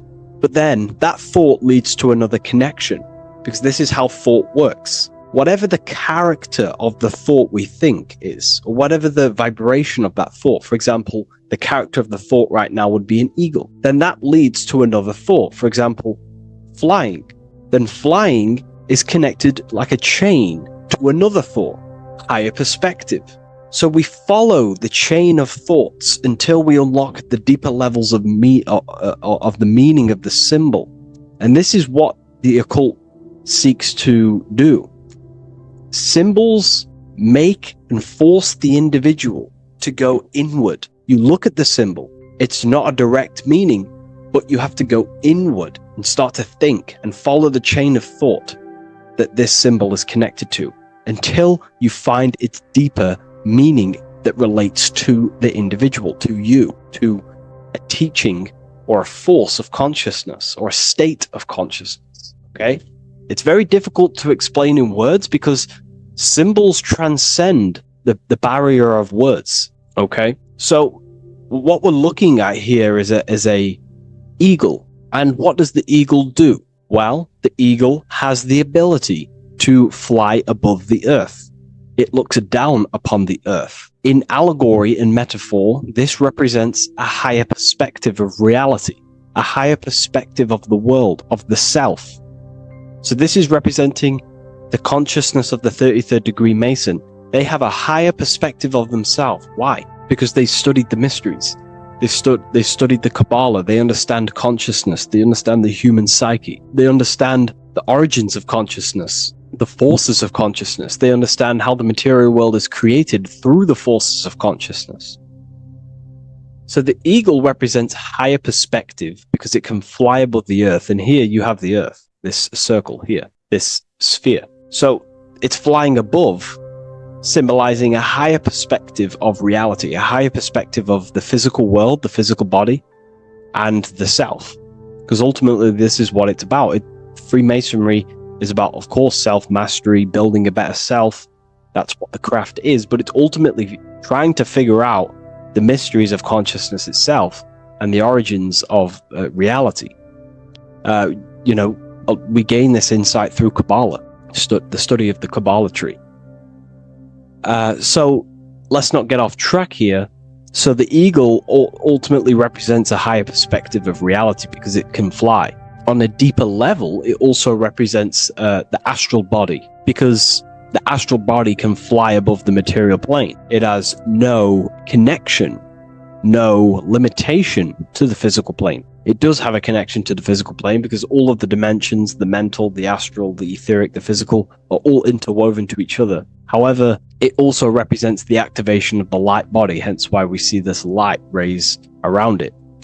But that's a bit too deep for now. Let's go a little bit deeper into about the basics of this symbol. If you look at this eagle here, this eagle's looking backwards, and this eagle's looking forward. So this is forward and backwards. This is symbolizing time. So we have an eagle looking into the past and an eagle looking into the future. This is called the mastery of time. This is how you master time. You have a crown in the middle of these two heads. A crown is something worn by royalty, and royalty has a lot of power. So this is symbolizing personal power and mastery. How do you gain your personal power and mastery over time, over the past and future? Well, it's very simple. In order to master time and master your future and master your past, you have to look at the forces in your past that have led you to this very moment. Here we have a triangle which represents the number 3. Remember, in this middle, which is the present. So you have to look into the past to see what thought, emotion, action, the number 3, the 3 expressions of consciousness. Consciousness expresses itself through thinking, feeling, and acting. That's how consciousness manifests itself in 3 different ways. You have to look into your past to see what thought, emotion, and action has led you to this very point in your life in the present moment. And what you can do now, which is your power, the present moment is your power, you can ultimately change your thought, emotions, and actions now to create a better future. You observe the past to see what thought, emotions, and actions created your present moment. You notice the mistakes and you change the now through thought, emotion, and action to generate a better future. This is how you master time. Now, keep in mind, this is always in the mind of a 33rd degree Mason. Someone who is highly, mastered, they keep this in mind. Just like they keep in mind what thoughts they are paying attention to. 33rd degree Mason has a lot of self-mastery power, and they hold conscious thought. Most people think unconsciously and without power. A 33rd degree Mason is trained, their mind is trained. Therefore, their mind thinks powerfully. They do not think randomly because they understand thoughts are the seeds to physical creation. All physical creation is a crystallization of thought. So ultimately, this double-headed eagle representing left and right, and the crown in the middle represents mastery over time. That's how you master time. Again, here we have the eagle standing on top of a sword. The sword is, of course, on a basic level, the sword represents power. Because if I hold a sword to you, I hold the power over you because you will more likely fear. But if we go even deeper, the sword cuts through the air. When you swing it, it moves through the air. Therefore, it's a symbol of the air. because you can't really make a symbol of the air because air is invisible. So the sword is a symbol of the air. And the air is one of the 4 physical elements in alchemy. We have water symbolizing emotion. We have fire representing the spirit. We have earth symbolizing the physical body. Then we have air symbolizing the mental body. The mental body. So the mental body is symbolized by this sword. A sword has to be continually sharpened. If you don't sharpen the sword over a long period of time after using it, it will become dull and it won't be very effective. This is an allegory symbolizing the human mind, because the human mind is like a sword. If you do not sharpen your mind, you will lose control of your mind. When you stop doing the meditations, when you stop being conscious, when you stop doing the affirmations, the mind falls back into old, unconscious thinking patterns, and we start to lose control of it. The mind is seen as a sword within the occult, because this is pretty much your tool. Your mind is your tool. This, just like the sword is a tool. Your mind is a tool to create reality. So we need to make sure this tool is always sharpened, that we stay on top of the mind, hence why the eagle is on top of the sword, symbolizing control over the sword, mastery over thought. This also goes into thought forms. In the occult, there's something called thought forms. Thought forms are basically taught to the individual and understood by the individual, who understands that the mind is not just in the brain. The mind is a part of a mental field. All around you, there is not just a field of energy. There's also a field of mind surrounding you. It's a mental universe. And this field of mind is what we call the mental plane. The field of mind is where all of the possible thoughts in the universe infinitely express itself. So each area has different thought forms. Each postcode, each place you go has different thought forms. This is why if you walk into a cathedral, for example, an ancient, amazing structure, your mind instantly becomes, you're amazed. You feel different when you walk into these areas, because all around you is a mental field. And there's something called thought forms. Thought forms are basically what religion call spirit guides or angels, helpers. This is what thought forms are.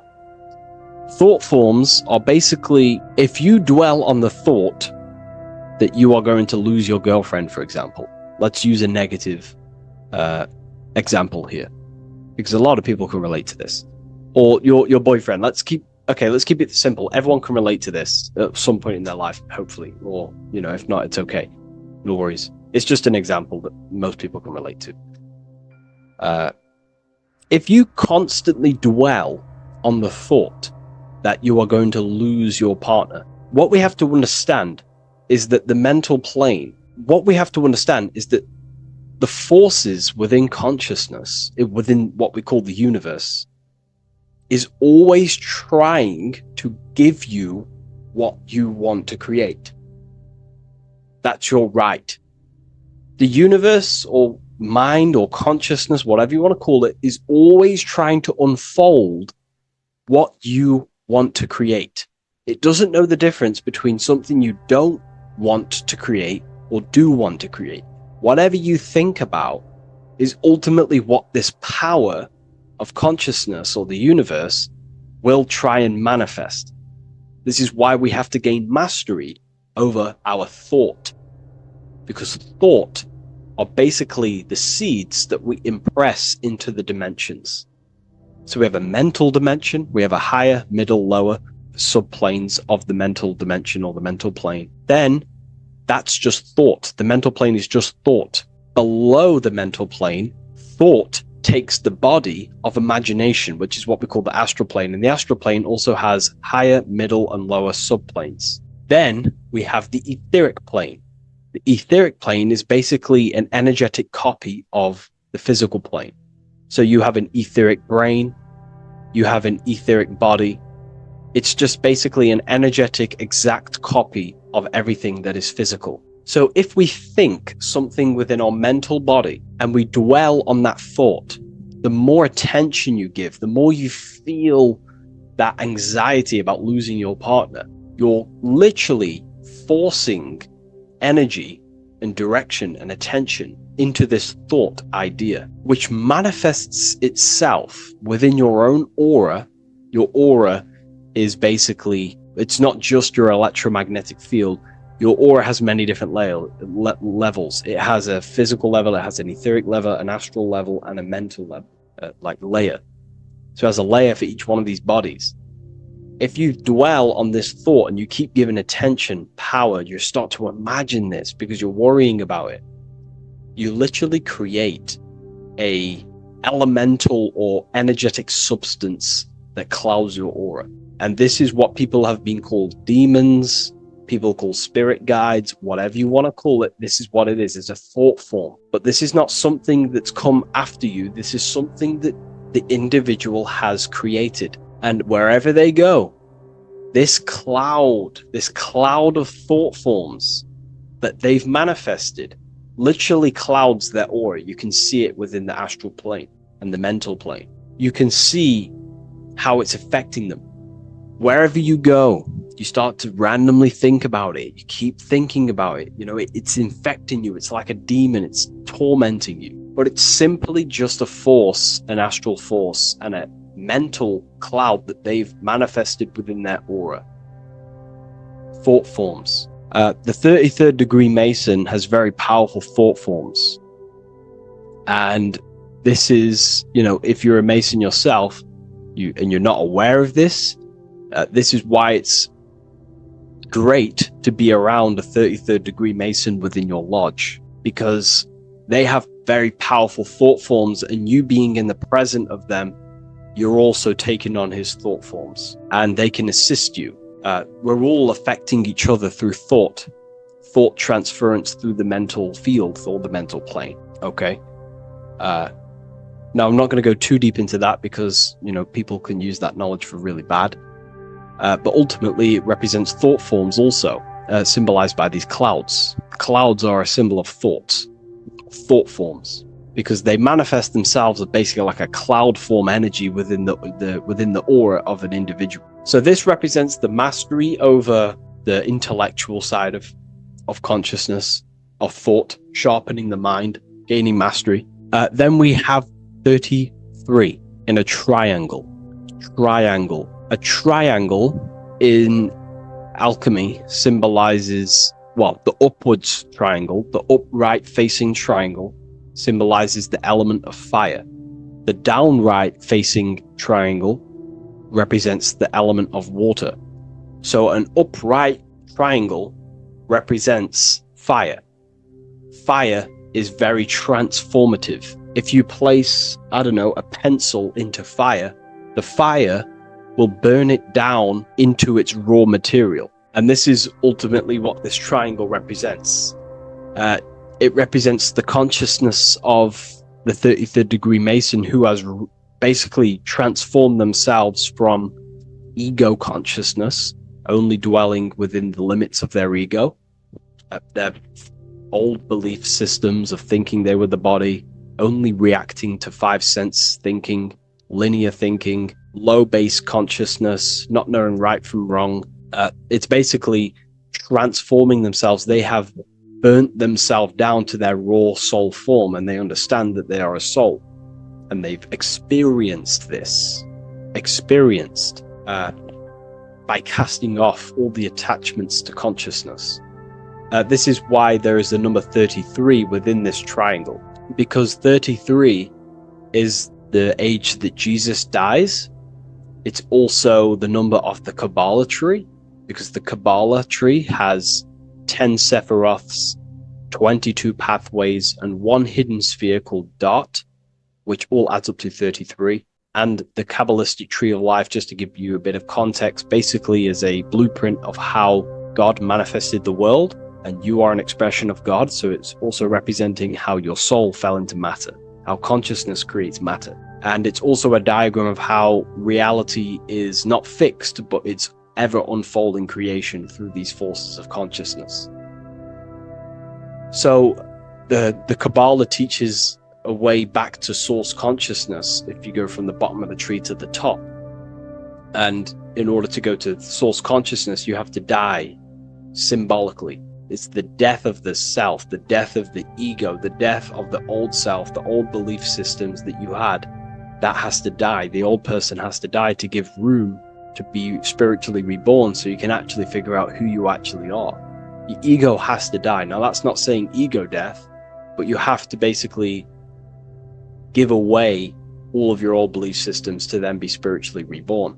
That's why Jesus dies at 33 and is resurrected. Ice melts from ice into water at 33rd degree. So it's symbolic of transforming. And again, the upright triangle is the fire element, symbolizing burning things to its base raw material. 33, which is again death and resurrection. So it's all about burning the old self and being spiritually reborn again. This is the teachings of Hermeticism, Christianity. It's in everything. You'll see this symbolism or this story of death and resurrection absolutely everywhere in the ancient myths, because it's all talking about the same thing. You have to symbolically die. You have to kill off the old self to be spiritually reborn, to be initiated into a mystery school. So the 33rd degree Masons basically saying, well, they have resurrected. They have resurrected the connection to their soul, because as we grow older in this life, we lose connection with our true authentic self as the ego develops as we get older. And if we don't stop developing the ego, we never actually connect with who we truly are, which is a divine, immortal, formless being who has the infinite power of creation. This is what you actually are. Okay, so it's also symbolizing the union of opposites, hence why we have a double-headed eagle here. It has opposites. Obviously, this is massive within the occult. You see this everywhere, union of opposites. Okay, so union of opposites goes from, basic teachings to the most advanced teachings that most minds are not ready for. Union of opposites is on a basic level, is union of the mind and the heart, going from mind consciousness, which is basically ego, the lower self. That's not to say the mind isn't powerful, but that is the house of the lower self. The ego. It's the house of the ego. So we have to learn how to use the mind for what its proper use. The mind's proper use is for the soul to create.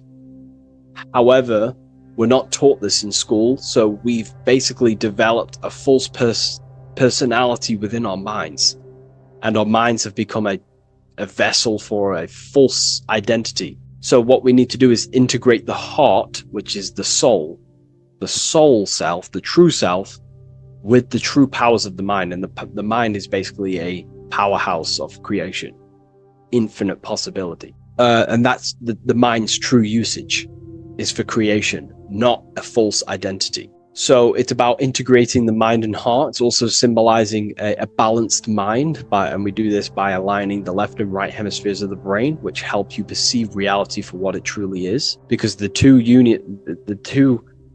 double-headed eagles, they're joined together, so it's union of opposites. So it's about reintegrating the female and male aspects of self, such as the left and right hemispheres of the brain, the mind and the heart, all working as one system.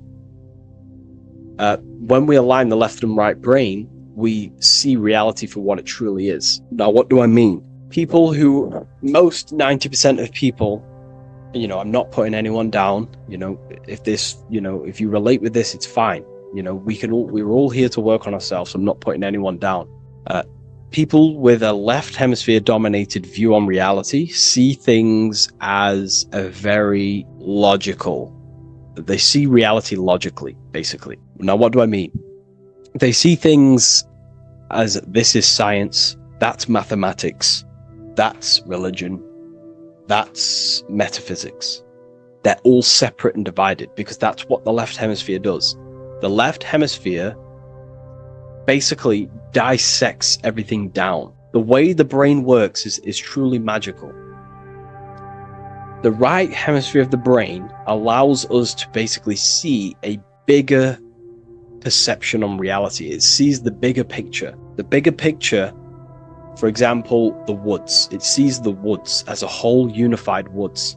But then the left hemisphere of the brain takes that view and perception of the woods, dissects it down and analyzes it into individual branches, trees, leaves, animals, insects. But in reality, it's all one, because all is manifested from the one God, the one source, the unmanifested consciousness, the unmanifested force. So it's union of this. We have to view the world as in, yes, everything is one, but I'm also living in my personal consciousness. Yes, there is a collective consciousness. We're all one consciousness, but I also have my personal consciousness. I need to think about both, making sure that my thought, emotion, and action is contributing towards the evolution of myself and the evolution of humanity. A person who is only left hemisphered only thinks about themselves mainly, 90% of the time. They only, they're trapped in ego, and the individual can't see pattern recognition, really. Pattern recognition is more the right hemisphere because it sees the whole. So it's about aligning the brain hemisphere so we can actually see reality for what it is, so we can, without distortion or illusion, and be neutral. Okay, we have light rays. Light rays are very symbolic within the occult, especially Freemasonry. Light rays are symbolic of force and form. These are the two dualities within the occult: force and form. The internal world is force, external world is form. Everything outside of you is a formation of force. No force ever takes place on the physical plane. All force takes place within mental, astral, or etheric. The physical world is formation. Therefore, what is the force that drives you? What is the desire that's a force? Emotion, force, thought, force. What are the forces driving you to take action in the physical world? And we need to gain mastery over these forces. Light is also a symbolic of knowledge, because knowledge is considered light. This is why Freemasons say going from darkness to light. Darkness is ignorance. People who are only aware of their five senses, they don't want to know anything else. Their minds are completely shut off. I have my belief system. That's it. I'm happy. I don't care. That's their ego limiting themselves and building their own prison. Light, on the other hand, is about going from a state of unconsciousness, of not being aware, into a state of light. Light makes things reveal itself. If I shine light on you when it's dark, I reveal truth. You're there, you're manifested. If you're in a dark room and I shine a torch on you, you're revealed. The veil is lifted. The darkness is gone. So this is symbolic of light revealing higher truths to yourself as you walk the path of self-realization and gnosis. So light is symbolic of this also. They have high amounts of intelligence, a 33rd degree Mason. They have a lot of light. They have a lot of knowledge. They've researched a lot of things. They're intelligent in many different areas of life, within speech, within grammar, the way they portray thought, their mastery, their level of mastery, their understanding of themselves is very advanced. They also know a lot about physiology, about the brain, about the body, life, consciousness, astrology. They know a lot. They have a lot of light. 33rd degree Mason. Me, myself, I'm not a part of Freemasonry, and if I ever do become a part of Freemasonry or any order, I will openly share it to all of you. This information has come from following the chains of thought through self-study and self-realization, and studying Freemasonry from an external view. You can gain a lot of insight just by studying symbolism itself. Masonry is about being a builder. That's what the word Mason is. Mason is about building.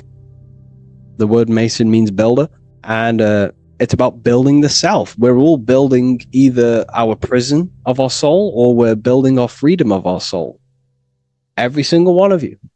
Every time you reject something that you were, if you reject where, if you did something wrong and you reject your, you being wrong, someone tells you were wrong, but you reject that, or they try to give you a piece of information and you reject it, you're building your mind's prison, stone by stone. But the person who has an open mind to all things is freeing their mind, freeing their soul. So we're all builders of our soul, and we're all builders of reality also. And we're all building Earth. This is the building project is Earth. We're all contributing towards it through our thoughts, emotions, and actions. These are our God-gifted powers, thought, emotion, action. These are our rights to operate in the world. These are your buttons to control the character in the game. So I hope this information has given you a lot of insight about this symbol. Please leave a like, comment, and subscribe. And if you wish to go even deeper, because the occult goes deeper than you could ever possibly imagine, I have a whole private community filled with hundreds of hours of esoteric teachings, self-mastery, things. We have a whole library. If you wish to go deeper, the invite is there and the door is open. I'll leave a link in the description. Have an amazing day, everyone.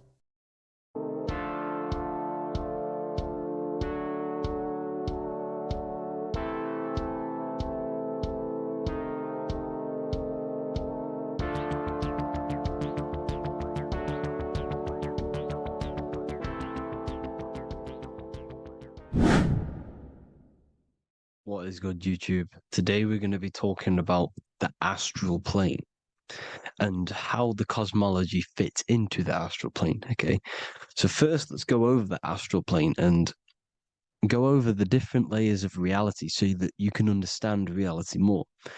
You are a multi-dimensional being.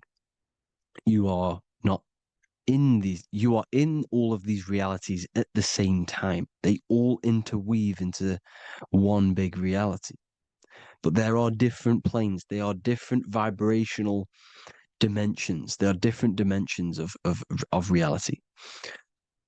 The mind is the root cause of reality. We're living in the mind of God. Everything is being thought into existence from the root cause, from the universal mind.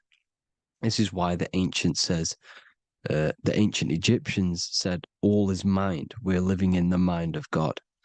And we are a microcosm of this mind. This is why we all have the same mind. This mind is the world of thoughts. Now, this world of thoughts is just the thought alone. For example, it is the thought of a chair.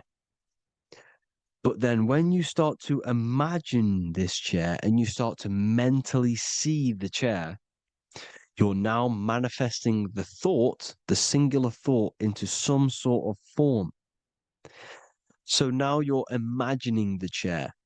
You're imagining the form of this chair, which is then manifesting into the astral plane. The astral plane is the world of thought forms manifesting. So when you are imagining something, you are seeing into the astral plane. Okay? Your third eye, it is an eye because it sees the astral plane. It is seeing the other side through imagination, through dreaming. Well, we'll go over dreaming later. So the thought of a chair is a singular thought.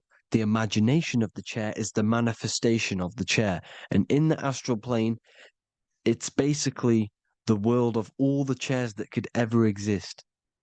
So you're thinking of the chair as a singular thought, which is the mental plane. The astral plane is the imagination of that chair, is the thought, the manifestation of it. Depending on the vibrational state of the thought will depend what level of the astral plane it will go to. For example, if you're thinking about a chair to torture someone on it, it's going to go on the lower astral plane. Or if you're thinking and imagining happy things, it's going to go to the higher astral plane. So wherever your mindset is, that we call it a mindset because Your mind is setting frequencies to certain things. Thoughts are frequencies. And a mindset is setting your frequency, setting your mind to a certain frequency. So when you set your mind to a certain frequency and you imagine something in that frequency, you're going to match everything in the astral plane that are on that similar frequency, just like you would in the physical world. Because we're all in these worlds right now as we speak, but we can't see them with the two physical eyes. We can feel it though. When you're around someone and you've just met a new person, for example, you can feel their vibration. And if you're not on a similar vibrational match, you will not get along with that person, or you just won't not get along, but you won't connect with that person because you're on two opposing frequencies, not matching. And this is something you can't see, you can only feel, because it's the astral plane. It exists within the astral plane. Everything in the astral plane is made out of vibrations. So if you do astral project, and if you already know how to astral project, you will see beings and people and things that are on the same frequency as you. This is why before you astral project, you need to sort your vibration out before you astral project, because you are projecting your consciousness into this. It's the mind. The mind is the bridge. It can move between realities. You are a observer. You are a observing soul which observes different realities.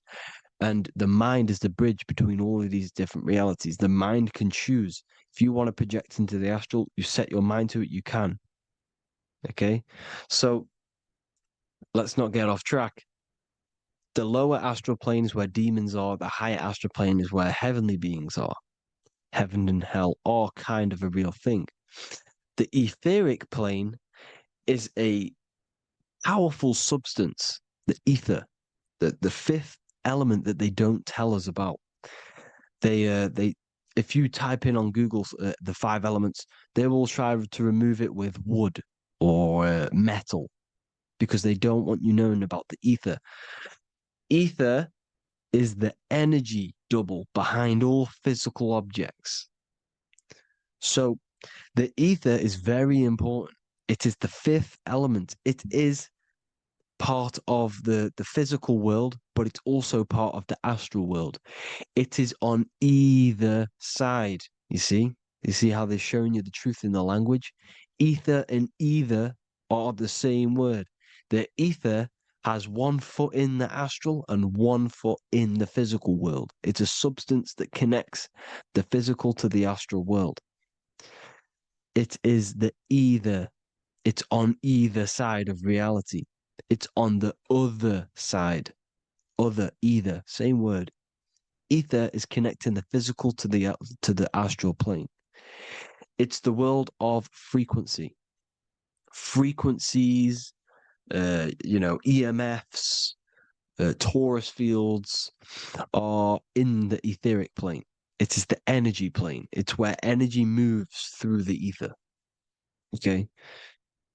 So then you have the physical world, the world of effect. Everything you see in the physical world is the effect of the higher planes. Each plane is a product of the plane above. So, and it melts into each plane. The physical plane is the lowest plane, it's the most densest, and the highest is the most fluid. This is the most fluid, this is the most dense. This is where we get the saying, as above, so below from. As above, so below comes from the different planes of reality. And magicians understand this. This is why magicians always say as above, so below. Because they understand if you manipulate the higher planes of reality, you manipulate the lower planes. Because the astral plane is a direct copy of the physical world, but in the astral plane. It is mirrored. The physical world is mirrored in the astral plane. They are both the same world, but just different vibrational states of the world. kind of. It's hard to put this in words, people. So just try and understand. The astral plane is the double. It is whatever happens in the astral plane happens in the physical plane. This is why magic works. This is why demons work. This is why spirit communication works. Because if you manipulate the higher planes, you manipulate the lower planes. As above in the astral, so below. Leonardo da Vinci showing you to look up, pointing up. You got to look up. He's telling you to change the mind, you change the physical world. You change your emotions, you're out on the astral plane, you change the physical world. You change your reality by changing the higher planes. This is the Masonic 11, the two pillars. This is the 11, also symbolizing the two hemispheres of the brain here. But the 11 symbolizes the two mirrors. 11, 11, 9, 11. 9, 11 adds to 11. 9 plus 1 plus 1 equals 11. The Twin Towers were an 11. Flight 11 was hijacked because it's a mass ritual within the astral plane. Now, we're going to go deep into that later, and I'll show you these rituals they do in order to manipulate the astral plane. So, this is what the 11 is. It's the mirroring of reality. If you contact spirits and conjure spirits, you can either summon or attract demons and spirits. Summoning is creating a spirit. You create demons. Okay? Like I said here, the mind is the root cause of reality. If you think of if you think of a traumatic event that happened in your life over and over and over and over again for years and years and years, where attention goes, energy flows. The mind is the director of energy. If you are directing energy into the specific emotion, the specific thing that is torturing you in your mind, that will manifest as some sort of being in the astral plane, which is called an elemental.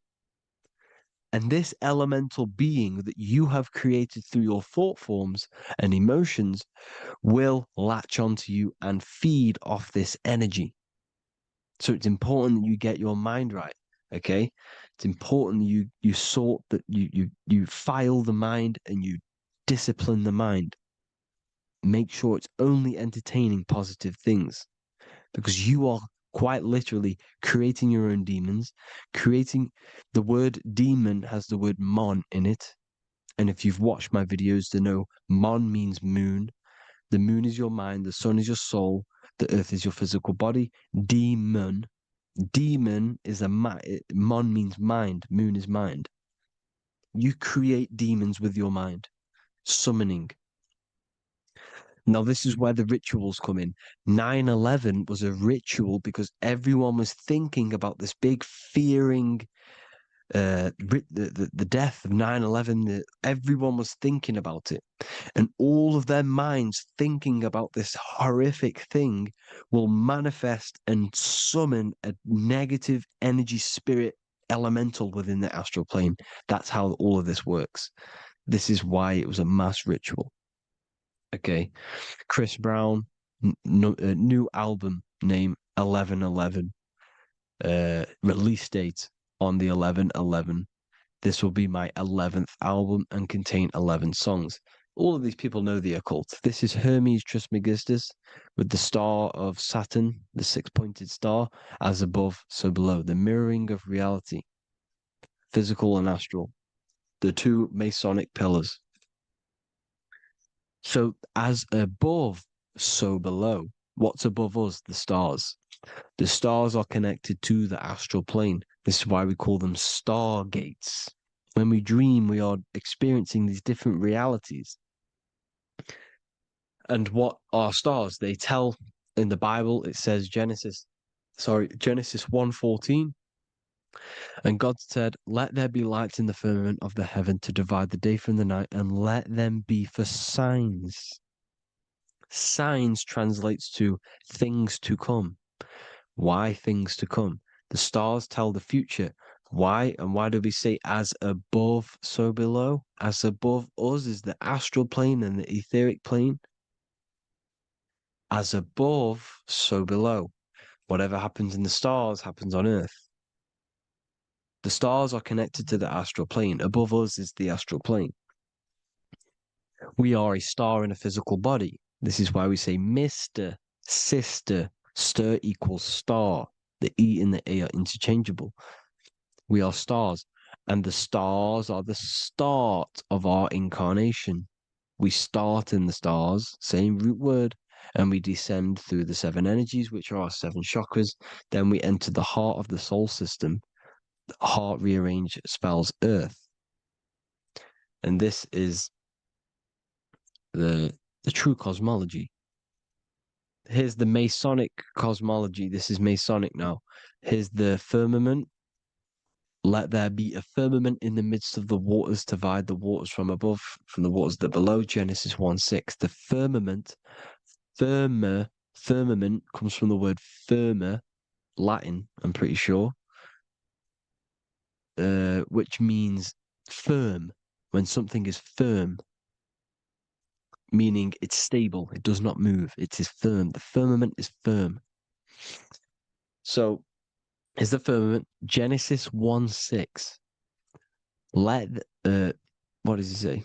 Genesis 1:3, sorry. Let there be light. This is before the sun and the moon was created. Let there be light.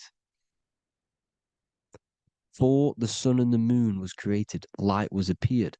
So what's that tell you? This is a holographic projection from some sort of light being, some sort of projector. And that projector is the all-seeing eye you see in the Masonic cosmology. This is the all-seeing eye projecting the light beams. Let there be light. Everything is made out of light. The universe is created out of light waves. The torus field is 1 unit of light. The light projecting this reality is Polaris. Okay, the famous all-seeing eye. Now, what else? Then we have after let there be light in Genesis 1:16, and God made the 2 great lights. This is the sun and the moon, electric, magnetic, male and female. Then we have the Masonic checkerboard, the black and white symbolizing dualities within the dualistic reality we're in, spirit and matter, light and matter, rest and motion, positive and negative, good and evil. Everything's dualistic here. Okay? And it's a dance. The universe is a dance between flickering of white and black light, which is the torus field. We're not going to go over that, but this is all connected to the astral plane. This is the true cosmology. The astral plane cannot work on a spinning monkey ball in the middle of space. Does not work. Cannot work. It's impossible. Okay? Impossible. So, even in the Quran, it says, Allah has made the earth for you as a carpet, flat. Quran 15:19. And the earth we have spread out like a carpet, set there on mountains, firm and immovable. It is immovable. In the Quran, it also says 65:12, it is Allah who has created the 7 heavens of the earth. The 7 heavens, meaning the 7 layers of heaven, the 7 planets. And Psalms 104:5, he set the earth on its foundations and it can never be moved. Never. So here you see in Isaiah 40:22, he sits enthroned above the circle of the earth and its people are like grasshoppers. He stretches out the heavens like a canopy and spreads them out like a tent to live in. We live in a tent. This is the tent. The projection of light. Here you see an ancient picture here. Here you see the ethereal barrier, meaning the firmament, the etheric barrier. And here you see his head popping out. Why is his head popping out? Because your head is heaven. Your heel is hell. Your head has access to the astral plane. This is why your head is heaven. The pineal gland, when stimulated, has access to project consciousness into the astral plane. Here you see another ancient picture here with the Masonic Royal Arch with the zodiac here, the zodiac on the top, arching because there's a firmament above us. Here's God in the brain. Consciousness is God. Here you see the Masonic Royal Arch symbolizing the firmament. George Washington above the Masonic Royal Arch. These are the stars. This is Polaris projecting reality. Here's ancient churches with the dome. Polaris projecting reality with Jesus. Disney World is under the dome. The seven layers of heaven, ancient paintings, all depict if you go and look at the ancient paintings, they'll all depict the firmament, the arch above us. This is where we get interesting. The Masonic Royal Arch has the 6-9, which is Cancer. The constellation Cancer, which is 6-9 is associated with portals because CERN is the 6-9. Okay, CERN is opening portals. They're trying to create a portal to the other side. Cancer has the word CERN within it, so there is a link between Cancer and the opening, the firmament opening above us to ascension. Here you see the Masonic art with the Royal Arch and the light and the opening. Here you see the light and the opening. This is the opening of the firmament. Here's the Hebrew cosmology with Sheol, the underworld, and the opening. So Cancer is definitely some sort of portal in and out of this reality. I'm just connecting dots here. Now, we're going to go change a bit now. These celebrities that you are seeing they have not sold their soul to Satan, okay? They have not sold their soul to Satan.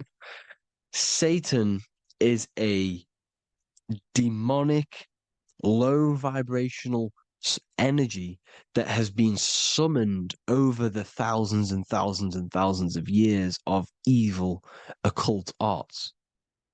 So since Babylon was summoning this demonic energy, and this demonic energy in the astral plane will grow and grow and grow. It has no form.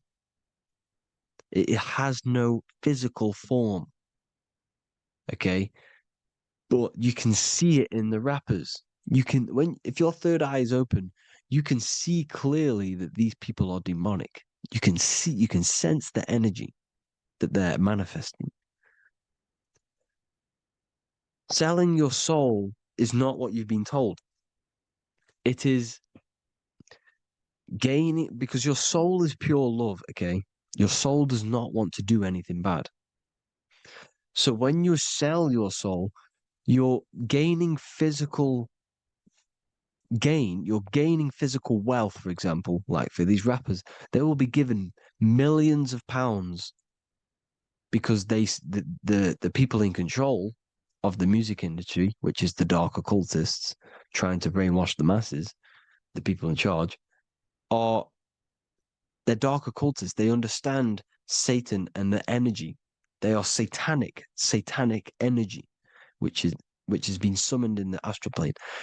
They see that they have influence over the masses, so they will go to them and say, "I'll give you this amount of money forever if you manifest this satanic, demonic energy through the music and through social media to blind the masses, to brainwash the masses into this demonic energy." Because when you listen to music, music is frequency. Whatever you listen to, you become that frequency. So if you're listening to these people, they're throwing energy, this demonic, satanic energy that they sold out to. Soul, same word. When you sold something, you've got your soul involved. They have exchanged money, physical gain, so that they manifest this satanic energy within the astral plane and through the music, through the videos, through social media, to keep us in this vibrational frequency, in this low state of consciousness. This is what it actually is. It's not a You're not selling your soul to some sort of devil. This satanic energy has no physical form it is formless in the astral plane. It's a summoned energy. Now, the root chakra is red. This is why the devil is red, because it symbolizes the animal nature of man. When you are operating off your root chakra, you will kill, you will fight, you will do anything to survive, because it's all about survival mode in the root chakra. They want you keeping in that fighting mode, that surviving mode, so that you are manifesting this low vibrational frequency, this satanic energy, this demonic red energy. This is why the devil is red. And the devil has a tail with the red arrow pointing down because it symbolizes your light body. This is your Merkaba. Your Merkaba is your light body. Mer equals light, Ka equals spirit, Ba equals body. Merkaba, this is the devil's tail pointing down, the descension, your heel, up to your heel, hell, ascension to heaven, head. You see, this is the all-seeing eye with the illumination coming off it, your head, when you're illuminated. The Merkaba is your celestial sphere to portray different planes of reality. It is the vehicle of ascension. It's your light body. It's in the word Kabbalah, Kabbalah, Ka, spirit, Ba, body, La, light. Same thing, Kabbalah, Merkaba. Same thing. It's all about the light body. This light body sees different realities. So when you see the goat in the music industry, it's this satanic summoned energy that's been summoning for thousands of years within the astral plane. When it becomes to the physical plane, it will manifest through different things. A goat, an owl, Satan, Moloch, Baal, same deity, same demonic energy that's been summoning in the astral plane. And this is why the Baphomet has a goat head. Drake's new album is the goat. The Polo G, the Masonic G, with the goat. And here's Ryla Rodriguez in the mirror with the goat in the mirror and him in his physical body. It symbolizes, the mirror symbolizes the astral plane because he's manifesting the goat, the demonic energy. He's sold out to the demonic energy. And in the physical plane, he's his physical body. The mirroring, the Masonic 11, the mirroring of reality, the astral and the physical. And what do you call them when they're an amazing rapper, the best rapper? You call them the goat. Because the goat, you're the goat because you're manifesting the goat energy, this satanic, demonic energy within the astral plane. So Baal, Moloch, all the same thing. Because in the astral plane, if you want to gain spirits to come to you and communicate you in the physical world, if you want to communicate with spirits, you have to gain their attention. You can either gain their attention or come together and agree to create some sort of being, which is Satan. Okay.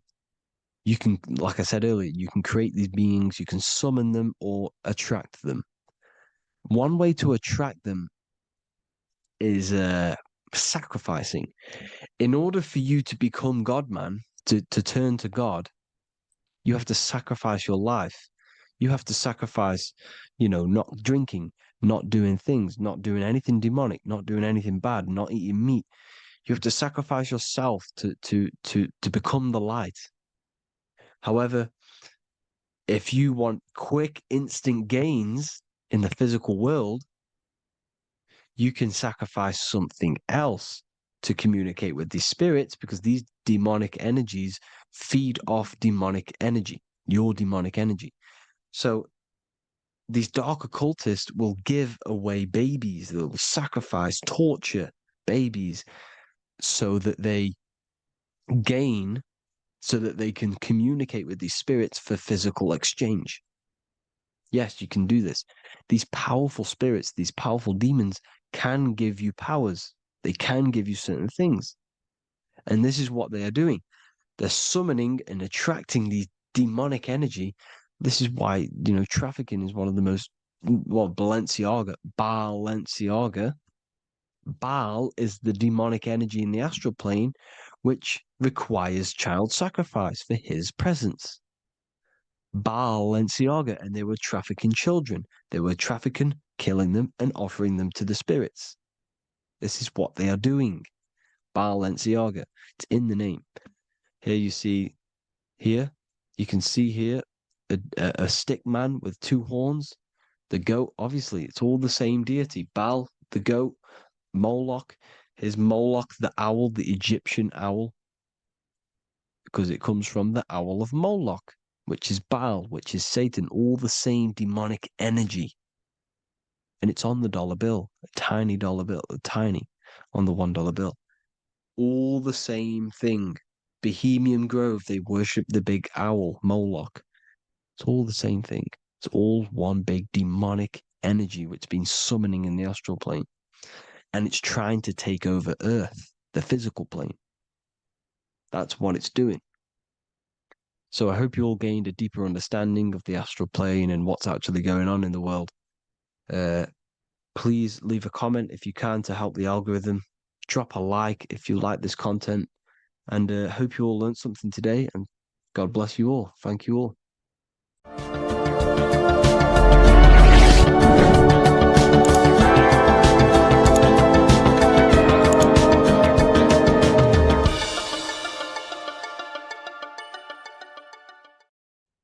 What if I told you many people around you have probably sold their souls? It's more popular than you think, and it's very easy to do. Selling your soul is not something that you can just go and meet the devil and do it. It doesn't work like that. But before I tell you exactly how you can sell your soul and how not to sell your soul, what is the soul? So looking at Jesus, we always see two lights surrounding his head, one surrounding the heart. And as of course, if you've been watching my channel, you know Jesus represents you. He represents the divine essence of the universe made in human form. Each one of us possess a fractal of God's infinite consciousness. We are all God. We are all God experiencing himself in a three-dimensional divided form, separated from his oneness. God wanted to experience himself. So he made this world.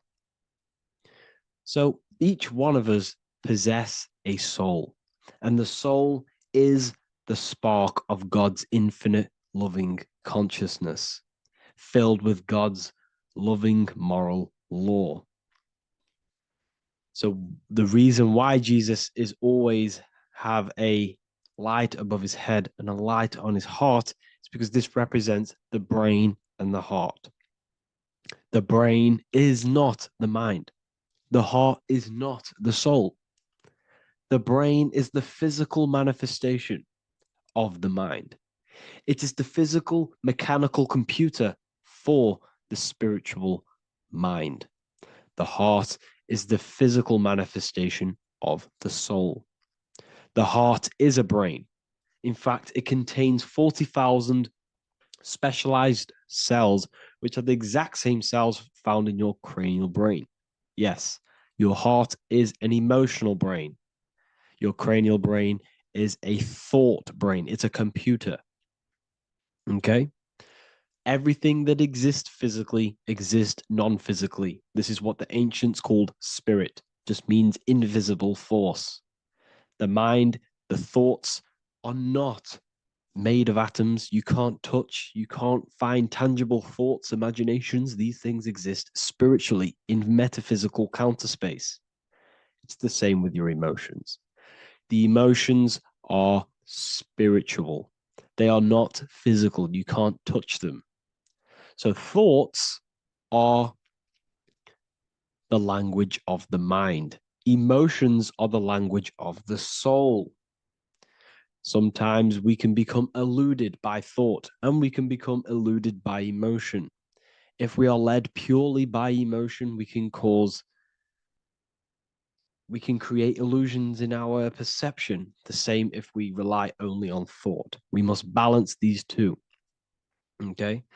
So the mind is the creator. The soul is the operator.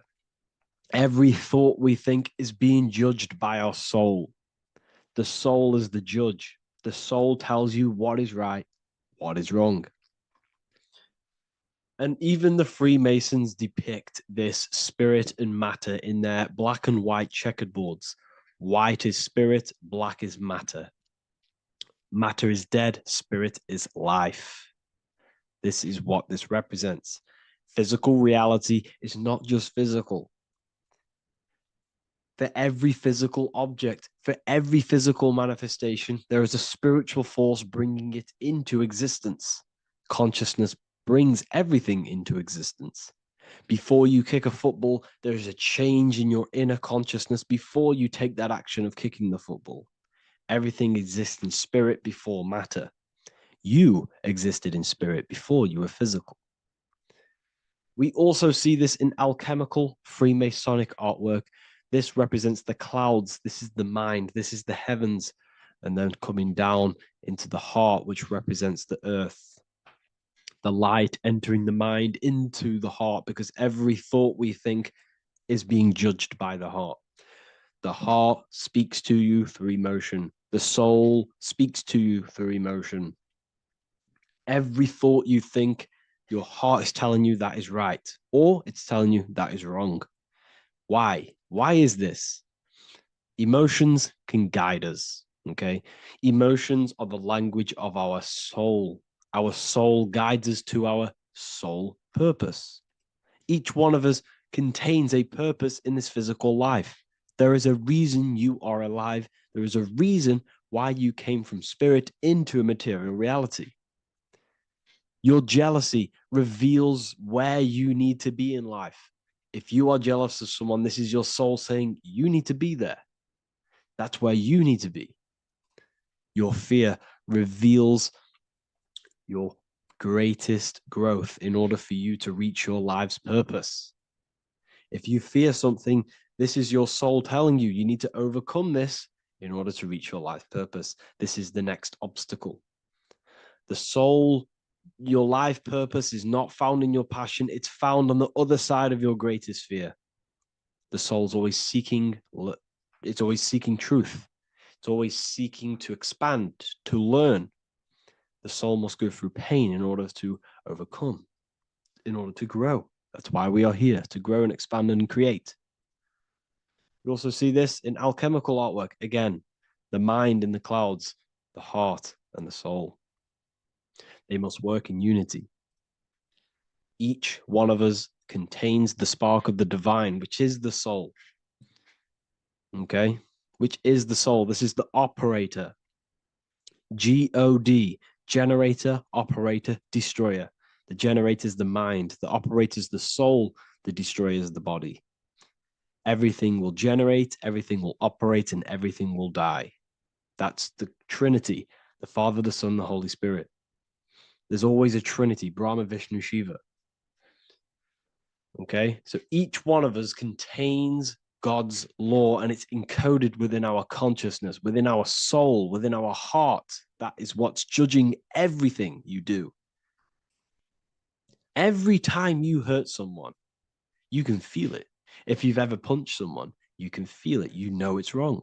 If you've ever stole something from someone, it doesn't matter what you've learned in the past. If you steal something, you know deep down within your soul it's wrong. This is because each one of us are encoded with God's law of love and integrity. I don't care how tough you think you are and how hard you think you are and what you've done in your life. I don't care. You know what is right, what is wrong, because you are encoded with love. Does not matter how far your mind can take you away, how corrupt your mind can become. There is always a spark of love and empathy in your heart, in your soul. You know this when a child. When you're a child, you're not racist. You don't want to hurt anyone. You don't want to steal. As a child, you're pure love, you're pure awareness, you're pure You would never think about being racist. It's the corruption of the mind that leads us to corruption. Our soul always wants to do good. So the soul is encoded with God's law. And when we go against this law, this destroys our body. Yes, because your body is electromagnetic, and that's being casted from your heart. So every time you go against the heart's guidance in moral law, we weaken our electromagnetic field, which weakens our body. If you've ever looked at someone who's very negative, you can see them. You can see that they are aging quicker. You look at Scrooge, for example. If you ever watched Scrooge, look at how corrupt he looks. That's his heart. You can see the people's hearts on their face. People who do negative things and have negative thoughts, negative emotions, you can see it in their eyes and their face. It's because it corrupts you. It corrupts the body. It ages the body. Goodness is life. Okay? So can you sell your soul? You cannot sell your soul physically. But what you can sell is your conscience. What you can go against is that moral law.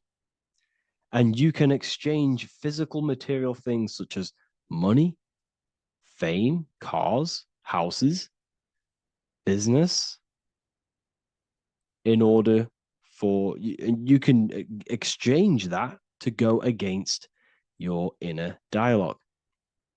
For example, these rappers, celebrities, what are they doing? They're not selling their soul. You can't sell your soul to some entity on the astral plane.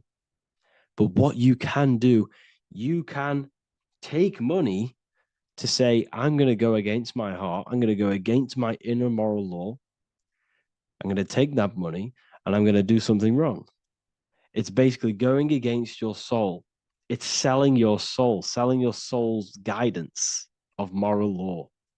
That's what selling your soul is. And that's what these rappers are doing. That's why they're so sad. You know, this is why all these rappers are on drugs, doing all sorts of things to escape, to short-term escape what they've done. They're going against their inner guidance for money. And yes, short-term pleasure may be happy for now, but in the long run, it will leave you feeling voidless because nothing material can ever satisfy your soul. Nothing. You could gain £1 million tomorrow, guaranteed within 2 weeks, you'd be back to the exact same position mentally, emotionally as before, because nothing physical can ever satisfy you. Guaranteed, if you received $1 million if you received $1 million now, in a week's time, you'd be hunting for the next million because it does not satisfy you.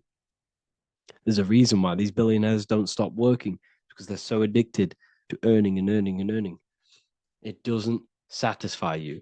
The only way you can satisfy yourself is through Christ consciousness, is through self-love, is through loving thyself, knowing thyself, and becoming balanced internally in consciousness instead of seeking external validation through material things, which end up leaving you feeling voidless, empty inside, and sad and depressed and anxiety.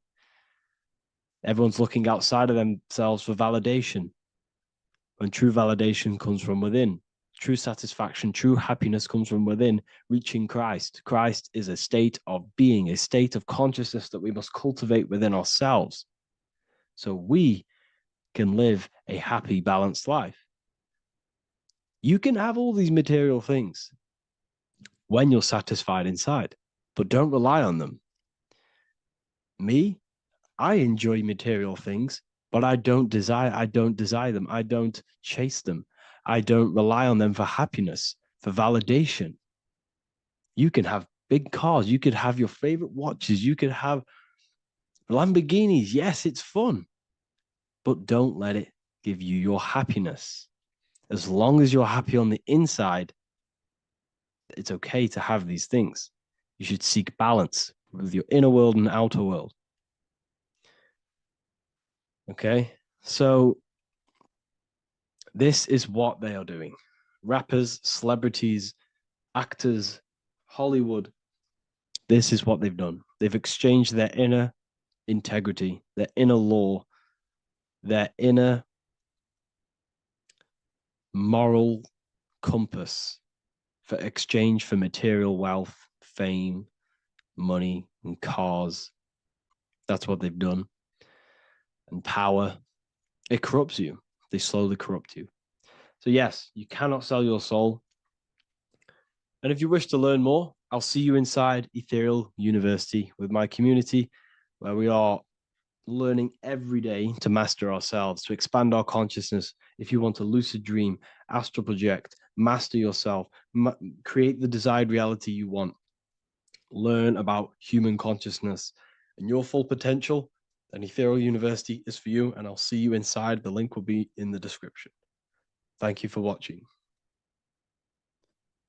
Neo is plugged into the matrix on the back of his neck. And if we look at the human brain, the back of the neck is the reptilian brain stem. And when one operates their life out of the reptilian brain stem, they are unaware, unconscious. They are consciously dead, because the reptilian brain does not really critically think. It acts on instinct, fight or flight mode. This is considered in the occult spiritually dead. When one is taking actions without intention, simply very reactive to life. They're not living, they're simply experiencing. When you're walking down the street and you see someone, and in your mind you think me versus them versus me, that is an animalistic way of thinking. I used to be trapped in this way of thinking, always thinking of fight or flight, always judging people, always reacting to the world, never consciously creating and commanding with intention in the world. This could be considered the matrix, when one lives unconsciously, simply surviving in the world. Another symptom of living in the reptilian brain could be obsession, a constant need to assert your power over others to feel safe or superior. Views relationships as power hierarchies, not as mutual connections. It could be a conquest for sex, lust, seeking validation through sexual activity. Sex becomes a tool for dominance, escape, and self-worth. Intimacy is avoided. Pleasure is pursued without emotional depth. Seeking pleasure all the time. This is all to do with the reptilian brain. Seeking safety. It could be compulsive eating or food hoarding, driven by craving and not actual hunger. Eats to soothe fear or emotional discomfort, often unconsciously. This is the unconscious. Fear-based decision making. Every choice is shaped by perceived threat or insecurity or fear within the subconscious mind. Long-term vision is sacrificed for immediate safety and gratification. All the reptilian brain. Territorial behavior overacts when personal space, possessions, or status is threatened. Acts as though survival depends on ownership or status. Addiction repeats patterns to feel safe, even if they are harmful. Avoids anything unfamiliar or unpredictable. Low empathy. No empathy or emotional care for one another and for fellow beings in the world. Sees people as threats, tools, or competitors. This is all to do with the reptilian brain. Intense jealousy or possessiveness. Sees others as rivals or objects to control. Cannot tolerate perceived threats to loyalty or status. Quick to be angry. Slow to reflect. Reacts with rage, withdrawal when challenged. Lacks emotional regulation or deep self-awareness. So this is considered, this brain could be considered the matrix, hence why Neo is plugged into this brain. He's operating the life out of this brain, unconscious, simply navigating life like an animal. I was in this state, and you can only really realize this when you come out of this brain and you start to function from the higher regions of the brain, which we will discuss very soon. And my life was chaos, because there was chaos operating internally. I was never thinking about the future. I was always operating life out of fear, out of lack. Never had care for another person. When you operate life out of this brain, the matrix, things outside you, can easily control control you. This is why they keep us in a constant state of fear. So we operate life out of this. So we never gain full control over our reality, over our actions, over our thoughts. So Neo is called Neo, and he works at a place called meta cortex, very symbolic of the neocortex, the higher region of the brain. Now, this brain makes you human. It ultimately allows you to hold control over the animal urges. Okay, the neocortex is the brain that allows you to have self-mastery, that allows you to control your urges, your instinctual survival urges. So humans can overcome their reptilian animalistic state and start to operate their life in a conscious mastery state. And Neo is plugged out of the reptilian brain, and he starts to use his neocortex, the human brain. This allows one to learn to have self-control, allows one to create, allows one to think about others. It allows one to critically think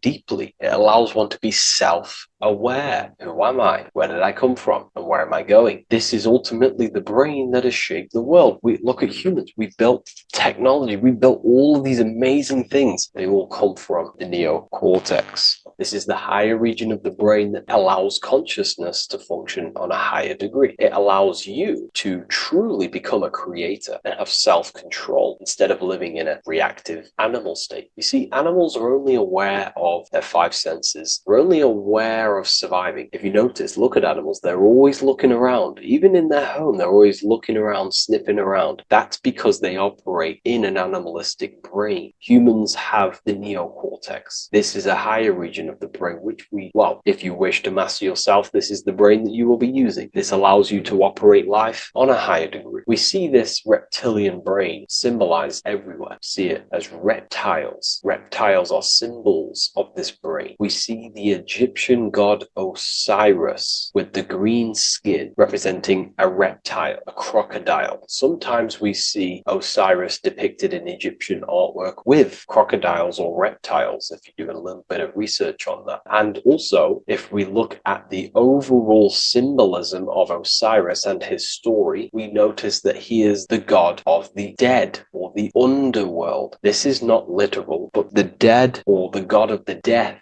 the god of the death of self, the dead of consciousness, because you are a divine being with limitless potential to create. And ultimately, to create, we have to master our reptilian brain. But when we function from this reptilian brain, we are dead to our higher powers of creation, of imagination, of actually gaining control and operating life from the higher mind, operating life as the divine being as you are. But if you operate life in Osiris, he is the god of dead. You are spiritually and consciously dead. You act unconsciously. You are dead, not physically, but mentally and spiritually. So what we're looking at here in the Egyptian artwork is the reptilian brainstem. We have the left hemisphere and the right hemisphere of the brain. Notice a curve. The feminine body is very curvy. This represents feminine. The masculine body is very liney. So if we study geometry, we know that lines are masculine, hence why the word masculine, line, and the feminine body is,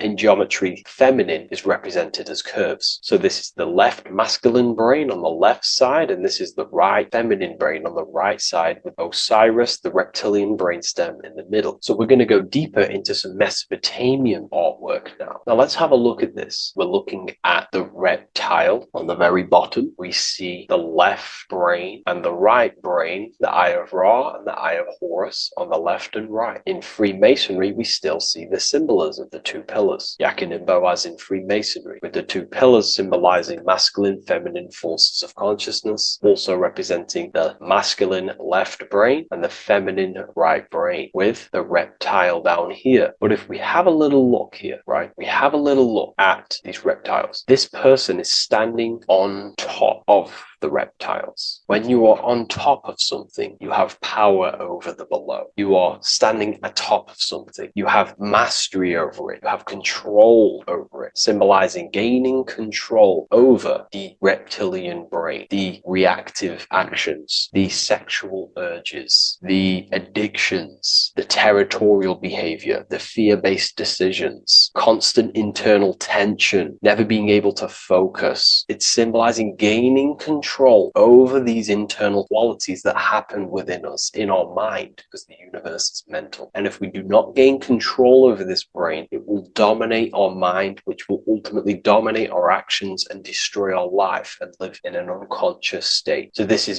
basically instructions in this ancient Mesopotamian artwork of becoming self-mastery, to operate on a God consciousness level. So we have a person symbolizing your awareness, the internal you, having mastery over the reptilian urges, the reptilian brain, the reptile thinking. We have a person, a face in between, and it's standing in between these pillars symbolizing balance of the brain hemispheres. Because the face, we see the eyes in the middle, we see the person is you, your consciousness, standing in the middle pillar. So representing seeing reality as neutral. Everything in the world is neutral. It's the mind's perception that gives it a positive or negative charge. When we adapt this mindset, this view of reality, this knowingness of reality, we see the world for what it truly is. And if you see things as neutral, it allows one to transform the situations in your life accordingly, instead of simply choosing a side. This is a major problem in society, and this was a problem within myself also. We like to choose sides, and choosing sides can keep your consciousness locked in a certain mindset, in a certain belief. And belief is what is ultimately destroying humanity. It's about knowingness, and knowingness is in the middle. We want to seek to know things. Knowing things allows you to go out there, directly experience it, and know it for yourself. For example, I know I'm not on a spinning global ball flying through space. Why? Because my senses tell me I'm not doing that. My senses tell me I'm not going 1,000 miles per hour and 360,000 miles per hour through space while spinning around the sun. I know that because I know myself. I know I'm not my body because I've had direct mystical experiences beyond the physical body. So we should seek to know things, and that's what we call gnosis, direct knowledge obtained through direct experience, knowingness. And that is a middle pillar quality. So in Freemasonry, we see the middle pillar. The matrix is designed to give you two wings all the time. Democrats, Republicans, feminism, and then there's another side. There's always two sides that they're giving you because they want you locked in either way, which is seek the middle pillar, seeing things as neutral, seeing things as the middle pillar, seeking direct experience, gnosis. And this aligns with the brain because the brain gives us these two perceptions also. The right brain sees the woods, the whole woods, but the left brain sees the individual trees and branches and leaves. If we're too left hemisphered, we're going to see everything as divided. If you're too left hemisphered, you're only going to see yourself. You're only going to think about me, myself, my ego, my consciousness, my life. And I'm only going to operate in the world, take actions only towards me without considering the collective, which is the right hemisphere quality. The right hemisphere allows you to see the bigger picture, how we're all connected, we're all one family of consciousness, we're all one being separated in different bodies, one consciousness operating in different bodies. So it's about aligning these perceptions of the brain and standing in the middle, and also conquering the reptilian brain. This allows us to operate in the world and see the world for what it truly is and operate from a place of balance. We also see some more symbolism in Egypt of the ram sphinx in Egypt. Ram sphinx. Please leave a comment, and please leave a like and a subscribe onto the YouTube if you like my content. Smash that like button and we'll get straight to this. So this is the ram sphinx in Egypt, also symbolizing the brain. This is my research. These are my conclusions. You can take this with a pinch of salt and go out and do your own research. This is what makes sense to me based off my information I've gained, my symbolism that I can read. So take what you can from it. I'm not here to obstruct anything. I'm not here to place anything in your mind. I'm simply here expressing my research. Never take anything off anyone as solid truth. I've never have said everything I say is solid truth. This is my research. If the research aligns with you, that's great. Maybe it doesn't with some people, that's fine. Simply take things with a pinch of salt, go out and collect as much research and information from many different sources and place together your own understanding of symbolism and your own perspective on reality. But like I say, seek to know and not believe. So this is the ram sphinx in Egypt. This is a more powerful symbolism of the brain. We have Osiris here, the god of the dead, which is the reptilian brain, and an Aries symbol here symbolizing the hippocampus in the brain. So this is the reptilian brain stem, heavily aligned with the reptilian brain stem here. We can see the connections if we look closely. So this represents the dead of consciousness. This is the dead of self, living in impulsive animalistic state, the symptoms that I listed earlier. I'm not going to go over the symptoms again. And Aries symbolizes the hippocampus in the middle of the brain. It's the hippocampus. And Aries is a symbol of a state of being. Why? You see, ancients and the ancient Egyptians, according to my research, Freemasons still use this symbolism today. So what they do is they use the path of the sun to symbolize a state of consciousness or a journey in consciousness. So what do I mean? So Aries here is the transition from the winter arc. So this is the winter arc from Libra, Scorpio, Sagittarius, Capricorn, Aquarius, Pisces. This is when the sun is dead. This is when the electromagnetic waves of the sun are not very present. This is the winter. This is when there's more darkness in the world. However, from Aries, Taurus, Gemini, Cancer, Leo, Virgo, and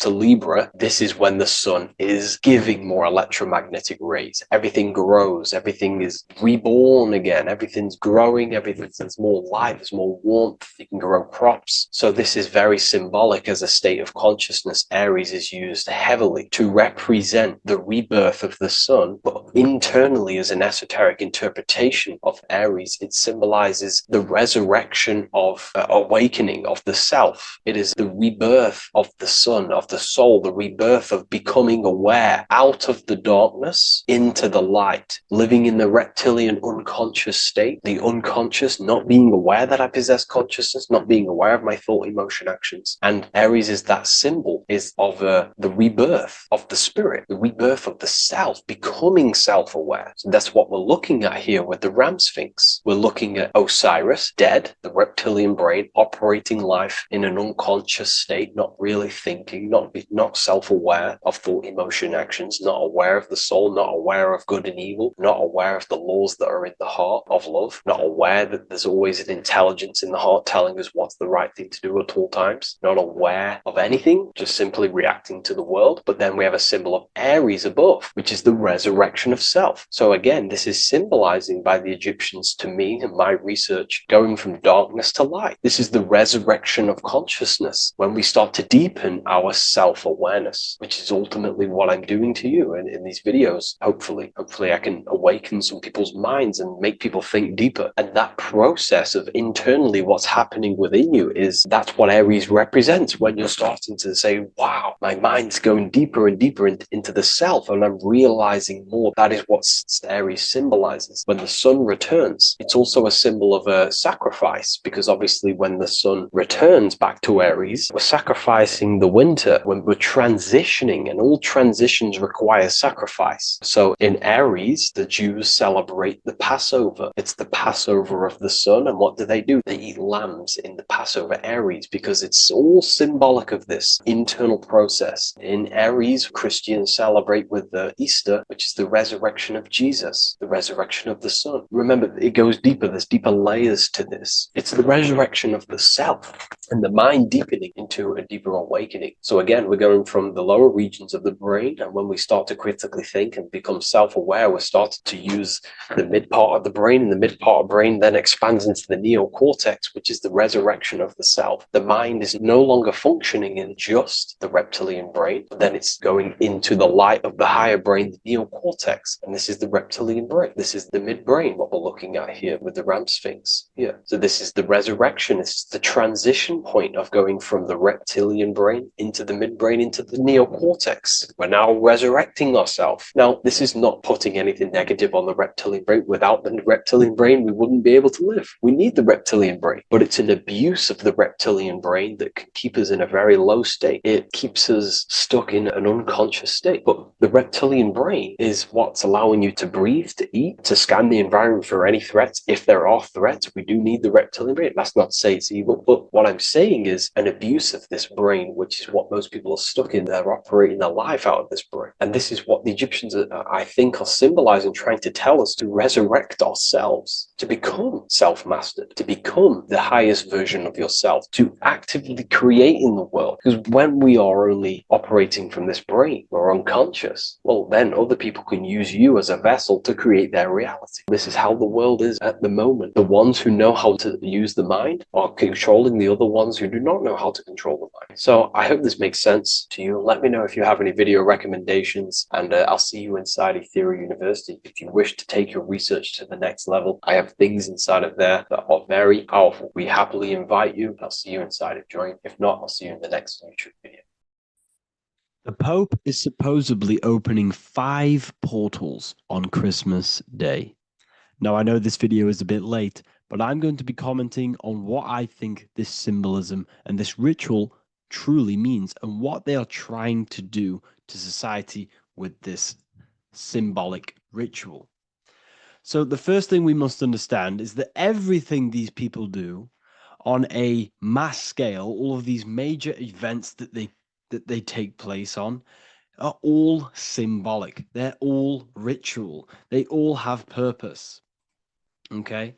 So when we look at the locations of these 5 doors that are in Rome, we actually see the sigil of Lucifer when we connect the dots of all of the 5 door locations. This is the sigil of Lucifer. Lucifer is not what you think. Lucifer, sigil of Lucifer, represents the outline of the human brain and our visual perception field. Now, the human perception field is how our brain interacts with the external reality. Our external reality is not physical. The only thing that exists outside of you is pure energy, formless, vibrational energy and light. Your brain is an energy decelerator. Your brain decelerates this light, this energy, into a material reality or perception that you can interact with. You don't look into the external world. The energy, the light, enters the eye retinas, goes through the optic nerve, and travels to the back of the brain called the visual cortex. And the visual cortex is what shapes your visual screen. Now, if you are seeing the screen, this means that you are not the body, you are not the brain, you are the perception observing the screen that you are seeing. You are the eye behind that, you are the person behind that. So, what this is actually symbolizing is perception. This is a symbol of perception, of perceiving the material plane, of how spirit interacts with matter. Now, what's Lucifer? Now, the word Lucifer means the light bearer. He's known as the light bearer. The word Lucifer originates in Latin. Luci means light, and fer means to bring. It's the light bringer. The eyes, the visual perception of the light bringer to your reality. You see, everything outside of you is light. You are made of light. The word hue man means light. Hue means color, which is a form of light. And man means manifest. We're light manifested into material form. Every single one of us is Lucifer. When we fall for the material world, the external world, is an illusion. It is the false world. It can elude you. It can make you fall in love with the material things, material pleasures, lust, money, fame. These things make you fall. This is the fall of Lucifer. This is the mythological story. This is the symbolism behind Lucifer. It's you. Are you falling for material pleasure because you are a divine spiritual being from the higher planes, not from this plane? Now, if you let your divine being fall for this material plane and fall for the evil that can take place in this plane, then you are Lucifer. It represents the false light, the false reality. This symbol, the sigil of Lucifer, it symbolizes the interplay between light, consciousness, and the perceptual experience of the physical reality. The external world is truly internal. What we visually perceive is essentially light waves carrying information, which then gets processed by our brain, the central computer of our nervous system. Okay? So, how many doors are open? 5 doors. So 5 is the number of perception as well. 5 fingers on each hand, 5 points on the human body, 5 toes on each foot. We have 5 senses. 1, 2, 3, and 4, they're spiritual numbers. 6, 7, 8, and 9, they're material numbers. 5's the gateway. 5 is the middle bridge of how our spiritual self interacts with the physical self, how spirit interacts with matter. So this ritual is symbolic of perception. This is maybe bringing in a new perception. A new event will happen after this, a new perception of the world.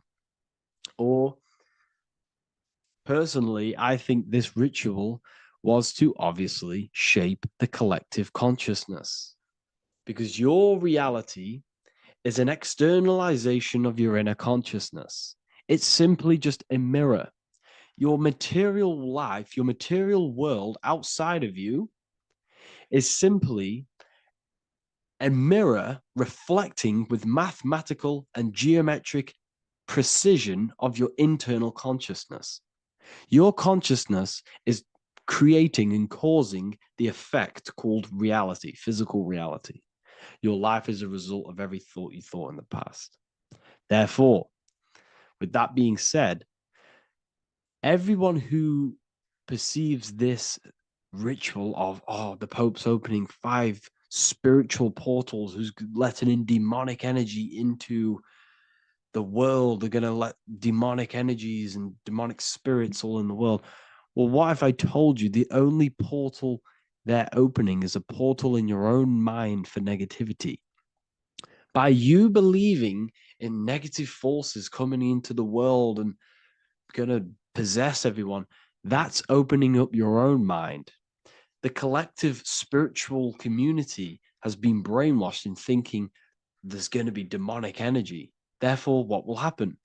There will be demonic energy. Not because the Pope opened up a portal to the demonic energy, it's because everyone opened up their own minds to the demonic energy. Therefore, we as a collective consciousness shape the external world on a macrocosm scale.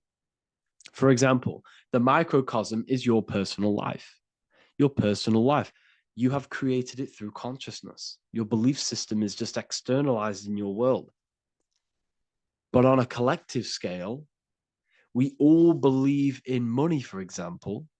And because we all believe in money and we believe that this piece of paper holds value in our minds, okay, in the mental plane, this has an effect on the physical plane by shaping the physical plane by being ruled by this belief on a macrocosm scale.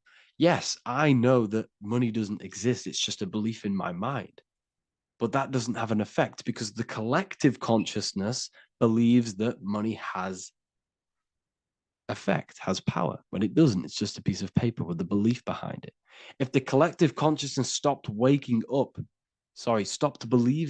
in money, then the collective consciousness would have broke the spell and we would have no longer had a material plane ruled by money.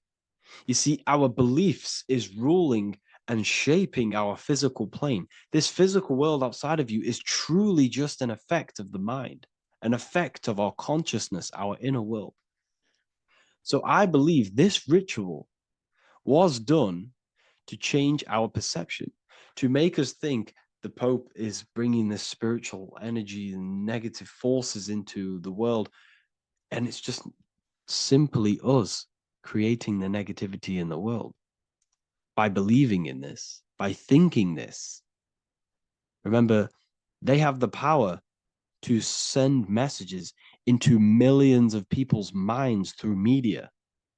And then messages are then believed, and that belief is shaping our world. What have I told you? That the New World Order is not manifested by the elite, it's manifested by you and us. We're all manifesting the New World Order. They can't manifest it. We can, because we are the ones believing it. We believe it. It is reality. It shapes our own prison. We're all shaping our own prison by believing in the prison, by believing in money. So this ritual was all to do with perception, creating a new perception, creating fear in our minds to, of course, distract us from what's really going on. This is all a ritual to implant messages in your own mind. So I hope you all understand this video, and I hope you all gain some insight, and I'll see you inside the university.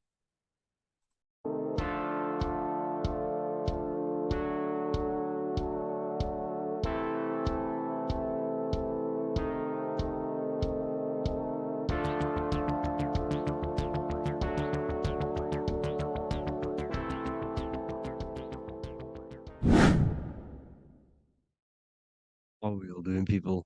Survival wisdom. Today we're going to be breaking down the Bible and its real, true metaphysical meaning. All of these slides within this video is taken from my book, The Book of Wisdom. So you can get all of these slides. So the Temple of Solomon, you are body, mind, and soul, which is the Holy Trinity. The moon, sun, and earth. The sun is your soul because the sun is its infinite source of energy. It is its own source of energy. And that is what your soul is. It's its own source of energy. The moon is mind. This is why you call people a lunatic. You're a lunatic. Luna means the moon. And inside of your mind, you have a specific mood. Mood is moon. And mind in German is Mond. And the word Mon means moon. And earth is your physical body because your body contains of the four elements, the four physical elements. Well, the Temple of Solomon is the temple of the soul and the mon, the soul and the mon, the soul and the mind. And it's the temple of the Holy Spirit in the Bible. Everything leads back to one singular point in the center of the brain. The brain is not the mind. It's mind over matter. Okay? The brain is the physical manifestation of the mind. The brain is the electrical computer which decodes the light waves given to it by the mind. This is why everything in the body leads back to one singular point. And we'll go over this in a minute. But this is controlling the physical body. This is the within. If you rearrange within, it spells high twin because within you is your twin, your true self. And it's just an entity in the center of the mind. And if you shut your eyes, you can feel it. Your awareness is in the center of the brain. So there's just an empty chamber in the center of the two cherubs, the two brains. They are two separate brains. They're two hemispheres. And the empty chamber, when scientists chop it up and see it's just an empty chamber, well, because you can't see in that plane of reality. You cannot see the mind. You cannot see thoughts. It is invisible to the human eyes, to the visible light spectrum, to the two eyes. The reason why we call it the third eye in the center of the brain, it's not the third eye, it's your true self. It's the mind and soul. It's an eye because it does see. It's the all-seeing eye that you always see here. There's some Masonic artwork showing the two pillars, the two cherubs, the two hemispheres of the brain, and the inner eye. This is the eye that sees all things. What do I mean by seeing all things? Not physically. It sees the mind. It's what, because your soul is watching the mind. You can observe the mind. You are not the mind. And if you meditate deeply enough, you can go beyond the mind. It's the all-seeing eye. It sees the mind. It sees what emotions you're feeling. It sees what you're thinking. It sees what you're seeing with the two eyes. It's the all-seeing eye. It sees all things. It's omnipresent. It's everywhere. Because the mind can be anywhere. The mind can switch itself into any place it wants. There is no limitations with the mind. So there is two hemispheres in the brain. And in the Bible, there is a quote saying the most holy place between the two cherubs. The two cherubs is the two hemispheres of the brain, and the most holy place is between them, which is what the Masonic artwork is showing. This is the all-seeing eye, the soul and the mind in the center of the brain. And you will not see this with the two eyes. So when scientists come to seeing the empty chamber in the center of the brain, they wonder because they do not understand the occult side of the world. They do not understand the layers of reality. How the two eyes, everything physical comes from the unseen. Everything seen comes from the unseen. Now, the two hemispheres of the brain play a major role in our lives. The right hemisphere is the artist. The left hemisphere is the scientist. The right hemisphere controls the left side of the body. The left hemisphere controls the right side. So there's a crossover. Now, the right hemisphere is to do with your feminine energy, creativity, unification, metaphors, visualization, intuition. The left hemisphere is to do with sequencing, facts, materialistic details, language, and logic.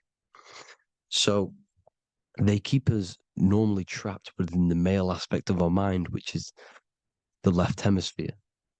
You know, if you listen to Spotify, Apple Music, and radio, they're all tuned to 440 hertz, which shuts down the right side of the brain, makes you left brain dominant. And we learn, well, 90% of people learn to write with their right hand. They're taught to learn with their right hand, which is to do with the left brain. You see, so we are being trapped within this left side of the brain, which is all to do with logic, thinking logical, not creative. You know, very analytic. But the right side of the brain is to do with your creativity. So the right side of the brain is perceiving reality as a holistic perception. Now, what do I mean? If you're riding through a woods, for example, if you're riding through a woods, your right hemisphere is seeing the whole woods as one unified woods. The left hemisphere's job is to break down the perception given to it by the right hemisphere and break it down into individual trees. So what am I saying? The right hemisphere is seeing humans and everything in creation as one unified consciousness. The left hemisphere is seeing individual egos. This is why the left hemisphere is the place of the ego, the right hemisphere is to do with the higher self. They're both needed, though. I'm not saying one's better than the other. It's balance. Now, they don't want you to see the unified picture, perception of creation. They want you to think everything is individual, everything doesn't come from the one, because all things come from the one. And we experience the two in this reality, dualism. In order to understand the one, we have to experience the two to advance. So anyways, let's get away from the two hemispheres. The right hemisphere, like I said, is to do with the higher self. And this is why in John 21:6, it says, cast the net onto the right-hand side of the boat and you will find fish. Meaning, cast your energy, cast your perception into the right hemisphere of the brain, and you will find God, unification, and higher self. You will see things from a unified perspective. How we are all one, because we are all the same consciousness. The same spark that is in me is in you. This is why I am you and you are me. We are all the all-seeing eyes of God, just split up into individual bodies. We are all made up of the same essence, consciousness. And that consciousness, that mind and soul, is in the center of the brain. You are just in different avatars. And until we see this, we'll forever be divided and conquered. Until we figure this out as a collective consciousness, we will forever be divided and conquered and ruled over. This is why the Bible says, ye are gods. You are the sons of the Most High, because we are. We are the Word made flesh. We are God made flesh.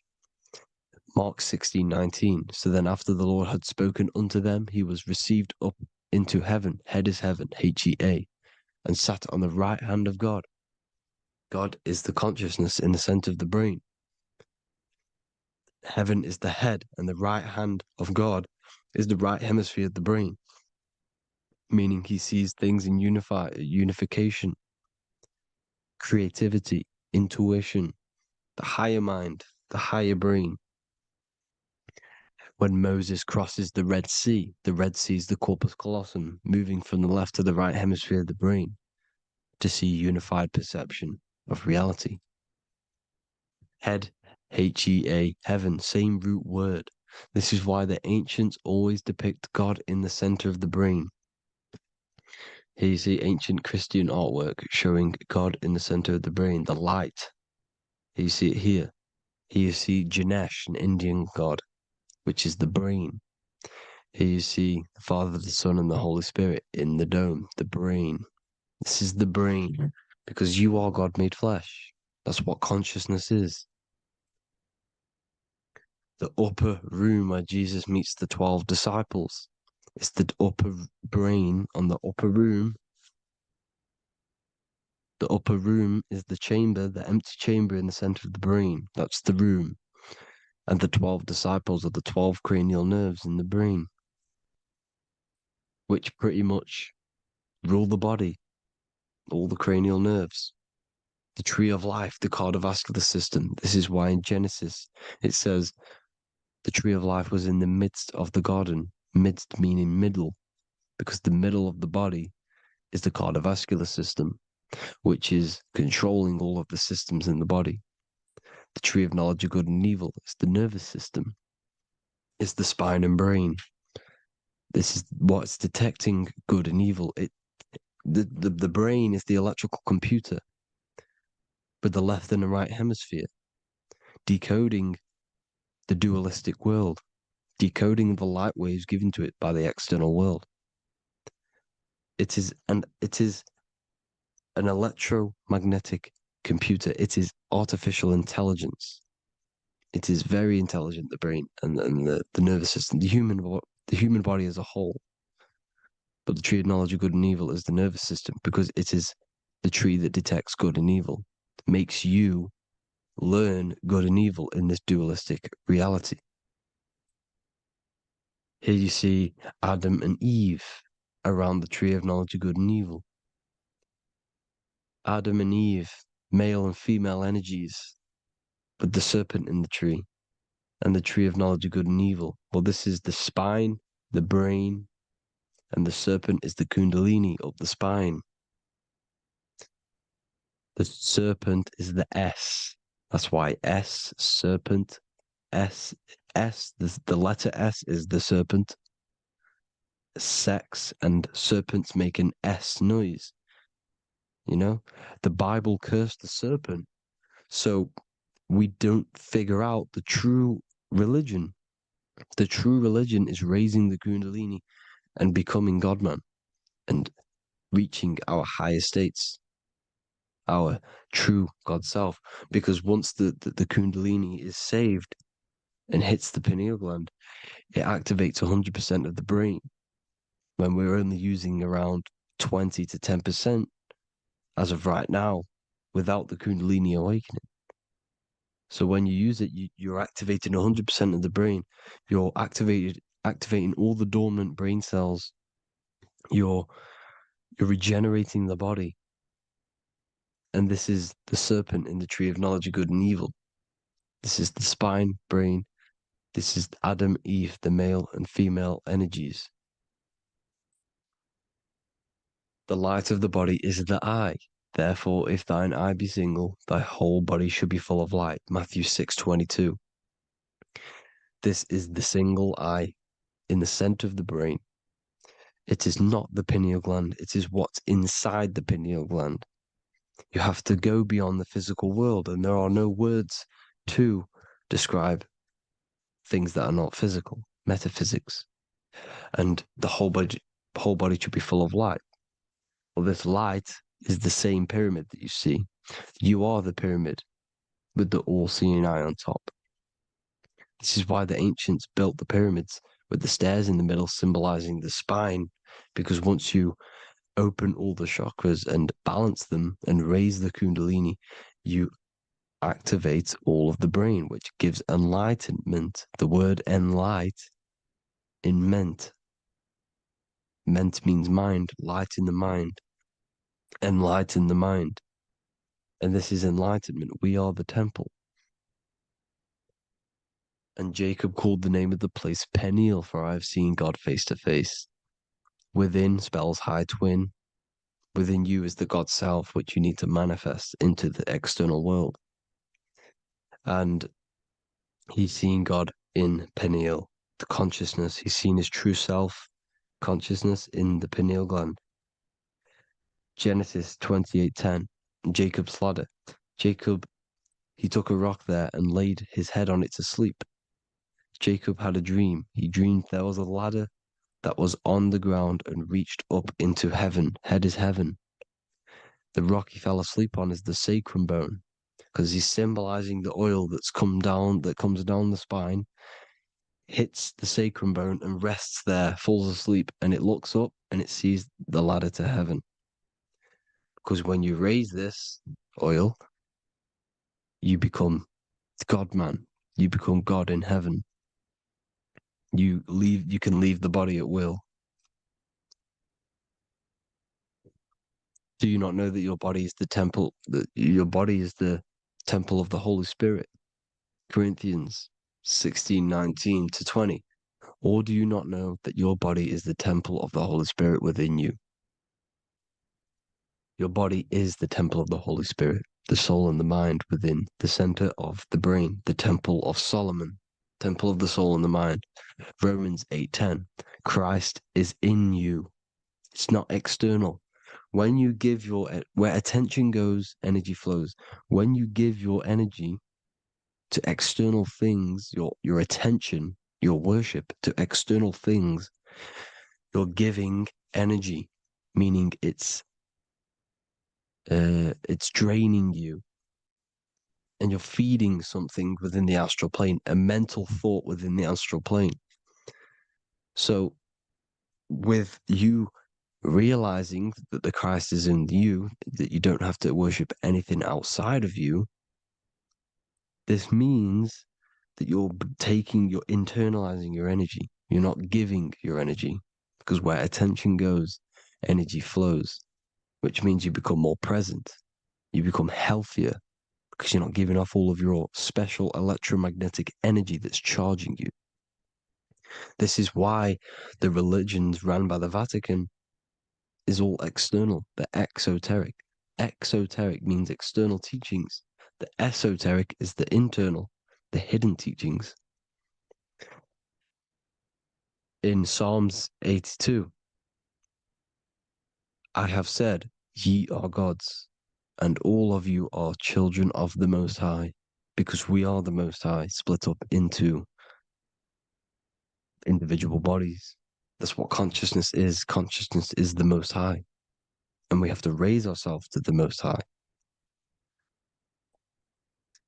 Brahma, Vishnu, Shiva, the Father, the Son, and the Holy Spirit. Why is it always a trio? It's a trio because it symbolizes us, the soul, mind, and body. The mind is the bridge for the soul to be in the body. What is the soul? It's the life force. It's the watcher. It's the all-seeing eye. The soul sees into different realities, and it gives life to the body of every reality it goes in. This is why you always see light around the all-seeing eye, because it is the energy, the life force, the light, life, L-I. Life is light. And it's the eye because it sees into the different realities. It sees into the dream world. When you're going to sleep at night and you dream, it's not a dream. It's another reality. You're a multi-dimensional creature. We live in a multiverse. There's infinite amount of yous. And there is a version of you which is the highest self in a reality somewhere. And this eye has the ability to switch realities, which is exactly what astral travel is. Astral travel is the ability to switch reality beyond the 3D construct of this world. The Father, the Son, and the Holy Spirit, Brahma, Vishnu, Shiva. Brahma, the soul, inhabits different bodies. This is why they have different heads. Vishnu, the mind, symbolizing gnosis, meaning knowledge. This is the serpent. The serpent symbolized knowledge. Shiva, the body. Father, the Son, and the Holy Spirit. The bird, the soul, because the bird symbolizes the soul. This is why you have here the Egyptians showing you the soul leaving the body. Here you see here with the twin head, the same head, and it's a bird. This is the soul self. This is the ego self. The Egyptians knew this. They knew all of this. Of course they did. Now, the whole story of Jesus is all metaphorical for the process which goes on within your body. Your neck and head is the Holy Grail, which the sun and the moon creates. Sorry, the sun and the moon creates the fluid within the Holy Grail, the brain, the skull. And the moon creates the milk. Sorry, the moon makes the milk. The sun makes the honey, the land flowing with milk and honey in the Bible. The land flowing with milk and honey is the center of the brain in the Holy Grail. Here you see the Masonic artwork showing you the sun and the moon creating the fluid in the spine. Here's the serpent.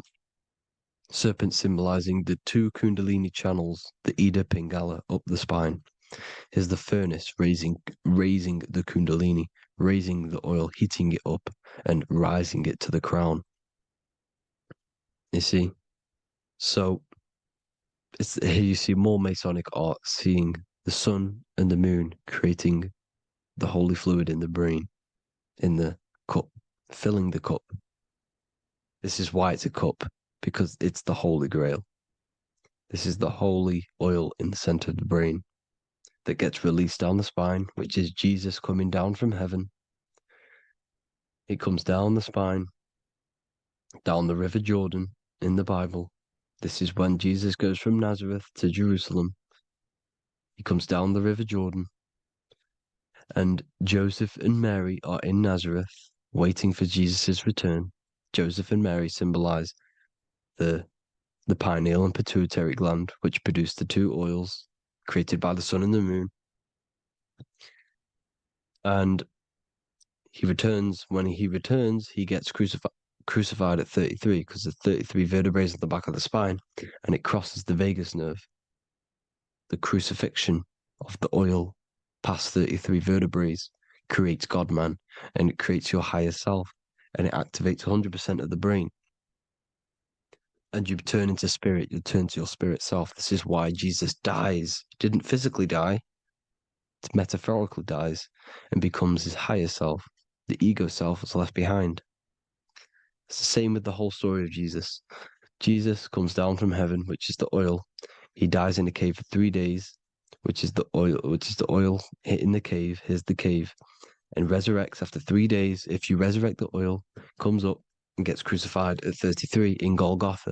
Golgotha translates to a place in the skull. The three wise men from the east. Well, if you look at the Masonic artwork, they'll always show you a ladder up to the east. Okay? Here you see north, south, west. This would be east. Here you see east here. East here. The ladder up to the east. The east is the top, up. Three wise men from the east. The thalamus, pituitary, and pineal gland in the center of the brain. The most important glands in the body.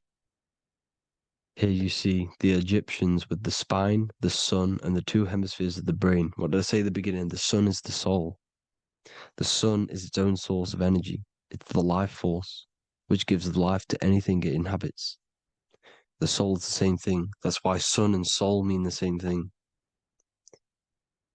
So, what I'm saying is consciousness is God. And this is why when it refers to as God in the Bible, means your higher self, pretty much. And returning back to this higher self, because God is something that you need to manifest. Consciousness is God, and your body is a reflection of the creation by God. This is why everything in the body corresponds with the stars. The stars rule the body. We are an image of the stars. This body is an image of the whole of creation. Aries rules the head. This is the cerebrum. The ram in the brain is the ram, Aries. And we have something called the cerebrum. The cerebrum.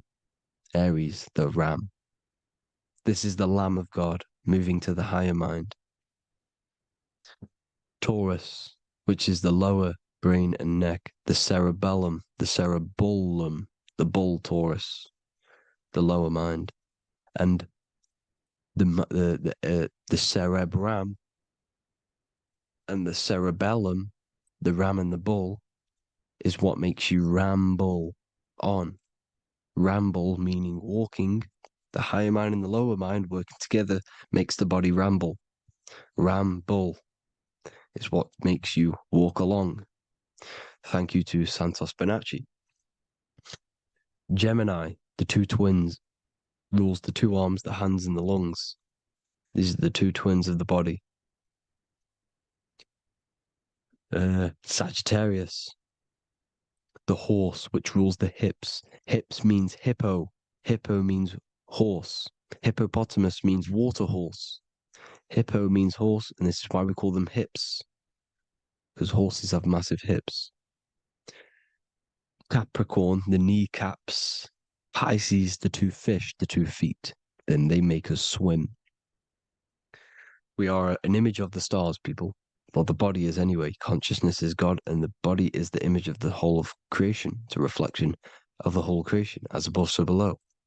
12 systems in the body, 12 cranial nerves for the 12 constellations, 12 cell salts. The body's made out of 12 cell salts. So this is where it gets kind of deep. You know, this is where we get deep. And he said Jesus was known as the fisher of man. And fisher of man, meaning man does not mean man as in the male. Man means mind. He's the fisher of minds. So the Bible is not patriarchal. It's not patriarchal. Man just means mind, pretty much.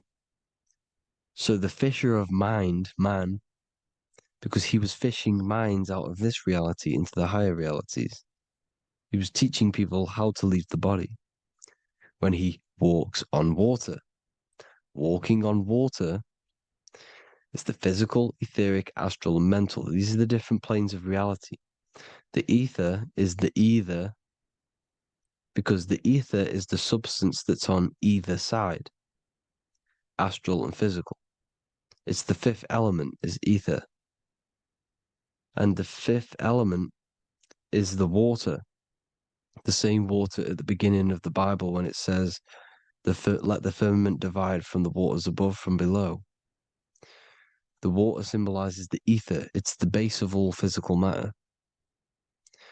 And the ether symbolized is known as the water. So when you're walking on water, you're walking on the ether, meaning you're leaving the physical body. So when Jesus walks on water and he's teaching Paul to walk on water, Paul becomes scared and falls back into the water. Well, when you astral travel and you become scared when you're projecting, you'll fall back into your body. So he's pretty much saying walking on water is leaving the body, and walking on the ether, because the ether is the veil between the astral, and that's what devil means. Devil has the word veil in it, because the devil is trapping you between one veil, which is this world. They're trapping you in this world, this thin layer of reality. Your dreams are different veils. The ether, the astral, the mental are different veils. Devil is the veil. The veil. You need to escape being stuck into in one reality and live in between realities. And this is when you truly become a multi-dimensional being, because your soul is just the eye. That's what you are. You're just an eye, and you see into different worlds. And it also, when Jesus means the fisher of man, the fisher of minds, he is there are, I truly believe, because of my research, that there is other worlds. It's not just this one. There's higher worlds. There's an infinite amount of you, and you've been in you, in them dreams you call dreams. Them dreams are other realities that you are in. That's why when you're there, you don't feel like you're in a dream. You feel like it's 100% real, because it is real. So this is why the ancients always depicted the many different heads, because there's many different versions of you. And this I, the soul, the watcher, is switching itself into different bodies at all times. Well, when you sleep, when you astral project. And this is what the ancients were doing.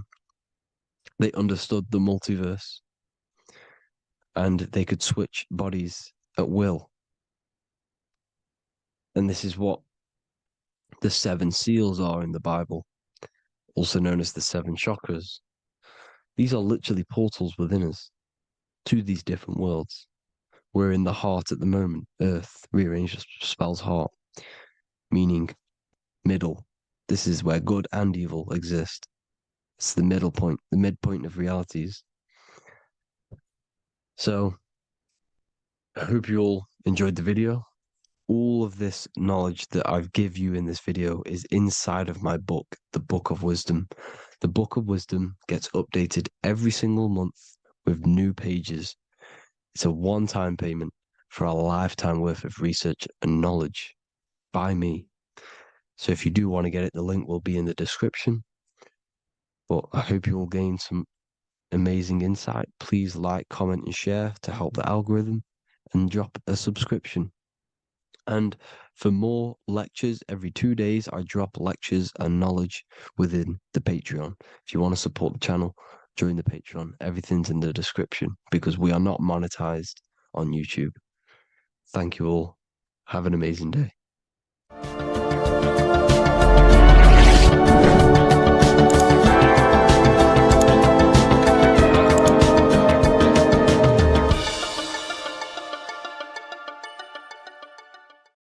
Greetings everyone, it's Revival of Wisdom. I facilitate human enlightenment through occult and esoteric teachings. I hope this video expands your mind into a new field of thought. In this video, we're going to be discovering the true esoteric meaning of the 7 planetary energies. So let's jump straight into this. In order to fully understand this, you must understand the esoteric teaching of as above, so below, and as within, so without. Our inner world is mirrored into our external material reality. We have a physical voice, which you are hearing right now, and I also have an inner voice, which no one else can hear. The inner world is invisible, and the external world is visible. In other words, the inner world is the spiritual world, and the outer world is the material world. The inner world of ourselves reflects and projects our outer world, which means everything in our external reality is somewhat reflection of our internal self. You are made in the image and likeness of God. You yourself are the universe experiencing itself in a 3-dimensional physical form. The Newtonian science has programmed you to believe that you are a physical being inside of a physical universe. They did this to limit your mind to only believing there is a physical universe and that you are separate from the universe or God. But you yourself are the divine essence of the universe, experiencing itself in a physical plane, which means everything you see is inside of you, including the stars, the planets, and the elements. As above, so below. As within, so without. An example of this is the 4 physical elements: fire, earth, water, and air. In the external world, These are physical elements. In our internal world, they represent the 4 bodies of consciousness. We have 4 different bodies. We have a material body, we have a spiritual body, an emotional body, and a mental body. The mind is not made out of the same substance as the body. The emotions is not made out of the same substance of the mind and the body. These bodies exist in 4 different dimensions, 4 layers of consciousness. With that being said, the 4 physical elements are inside of us. The earth is our material physical body. Fire represents our spiritual astral light body. Water represents our transformative and emotional body. Air represents the mental body, the communicative and thinking body. This is the teaching as above, so below. If that resonates with you and you can comprehend it, please leave a like and a subscribe to this channel to see more content.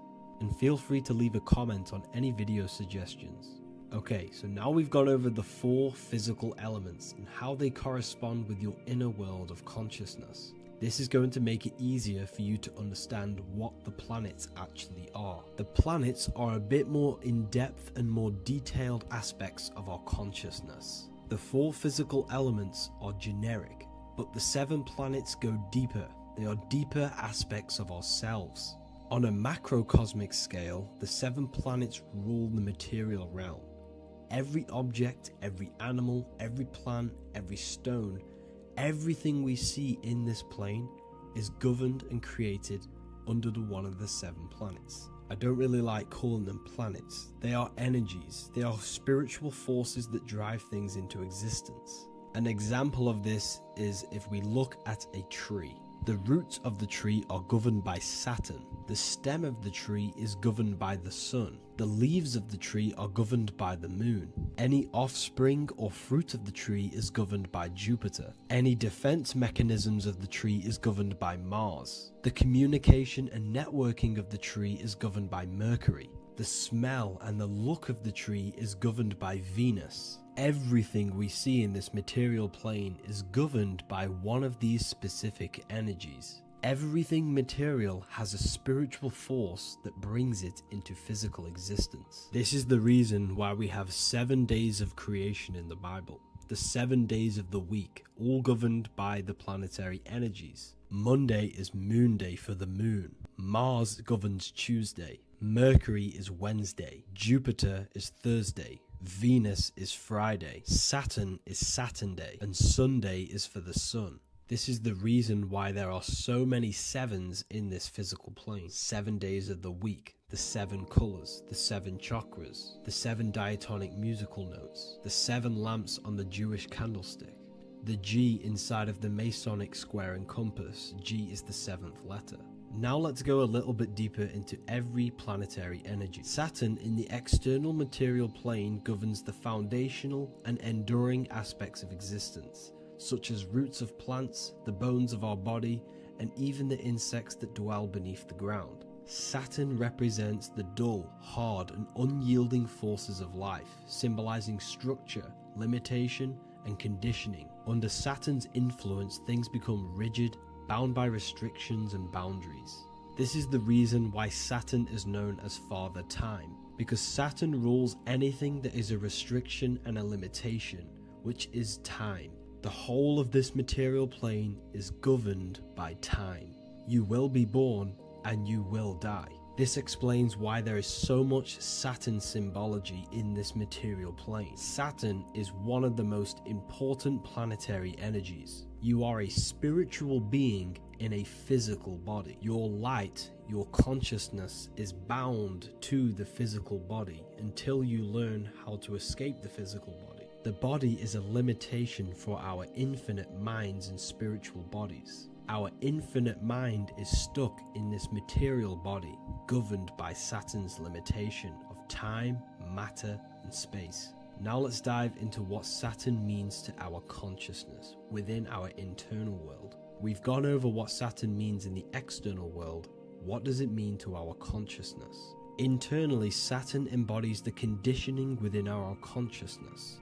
When the Saturnian aspect of our consciousness dominates, we become overly rigid, fixated, and restricted in our thinking and actions. For example, Saturn's influence is strongly felt in today's world, where many people's minds are confined to societal norms and conditioned responses. Saturn is the aspect of our consciousness, our minds, such as limiting belief systems and limiting thoughts and emotions. This is the negative thought that you can't get rid of, that's holding you back. This is a Saturn aspect of our consciousness. However, this is not a negative thing. The Saturnian aspect of our consciousness is a great teacher, guiding us through difficult life lessons that ultimately lead us to growth and expansion. Saturn's energy allows us to experience and overcome fears and limitations so our minds can expand into new fields of thought, into new life. Although Saturn's energy is harsh and often challenging, it helps us develop resilience, discipline, and wisdom. However, in the modern day, this Saturnian energy has overpowered the minds of the masses, fostering excessive rigidity and limitation. This is why we see so much Saturn symbolism. It's literally everywhere because our minds are being dominated by the Saturnian limiting aspect of our consciousness. Now, let's move on to the moon.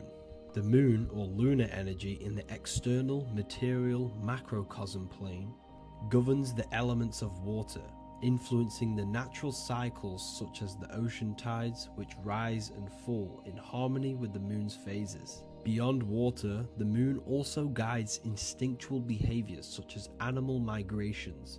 Birds, insects, and other creatures rely on the moon's subtle energies to navigate their journeys. For example, dung beetles use polarization patterns in the moonlight to orient themselves and travel safely home. The moon creates the months. M-O-N is moon. There are 28-day cycles, and this 28-day cycle of the moon is reflected in the woman's body, known as the menstrual cycle. The moon is a feminine energy, governing the feminine elements such as water and the feminine cycles of the body. The moon is the womb. This is why eggs have the same color as the moon, because eggs are ruled by the moon's energy. Now that's the external world. The internal world, the moon symbolizes the emotion aspect of our consciousness. It represents the subconscious mind, the seat of intuition and psychic abilities. Just like in the external world, things are born out of the moon, such as eggs and the womb. The subconscious mind acts as a womb for our conscious mind. Our deep subconscious emotions and programs are born into light into the conscious mind and controls the conscious mind.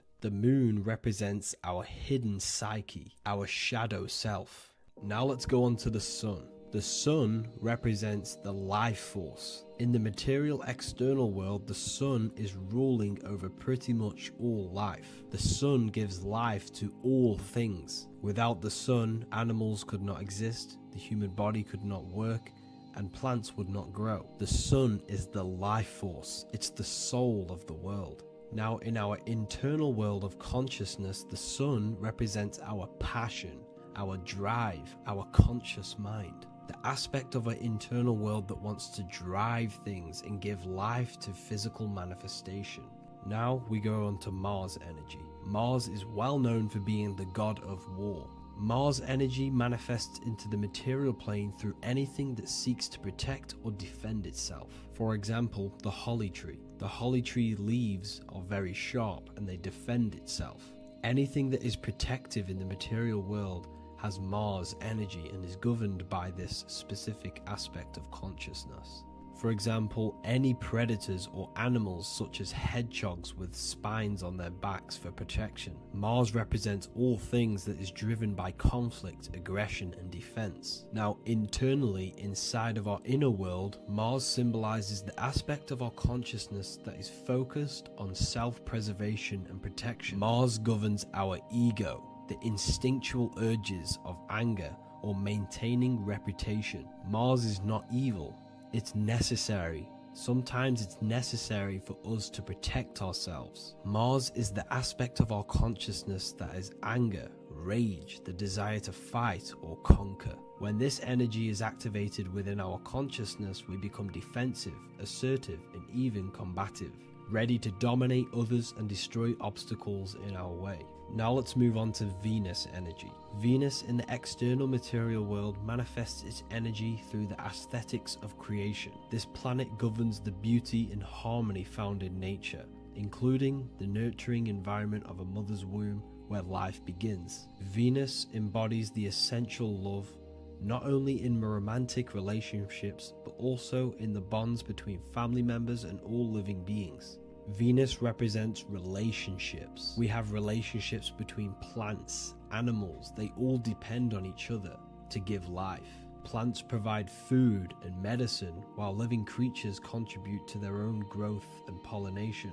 Internally, Venus represents the aspect of our consciousness that yearns for relationships and connections with others. This is an aspect of our consciousness that encourages to care for our physical appearance and embracing beauty. Aesthetics play a role in our interactions and self-expression.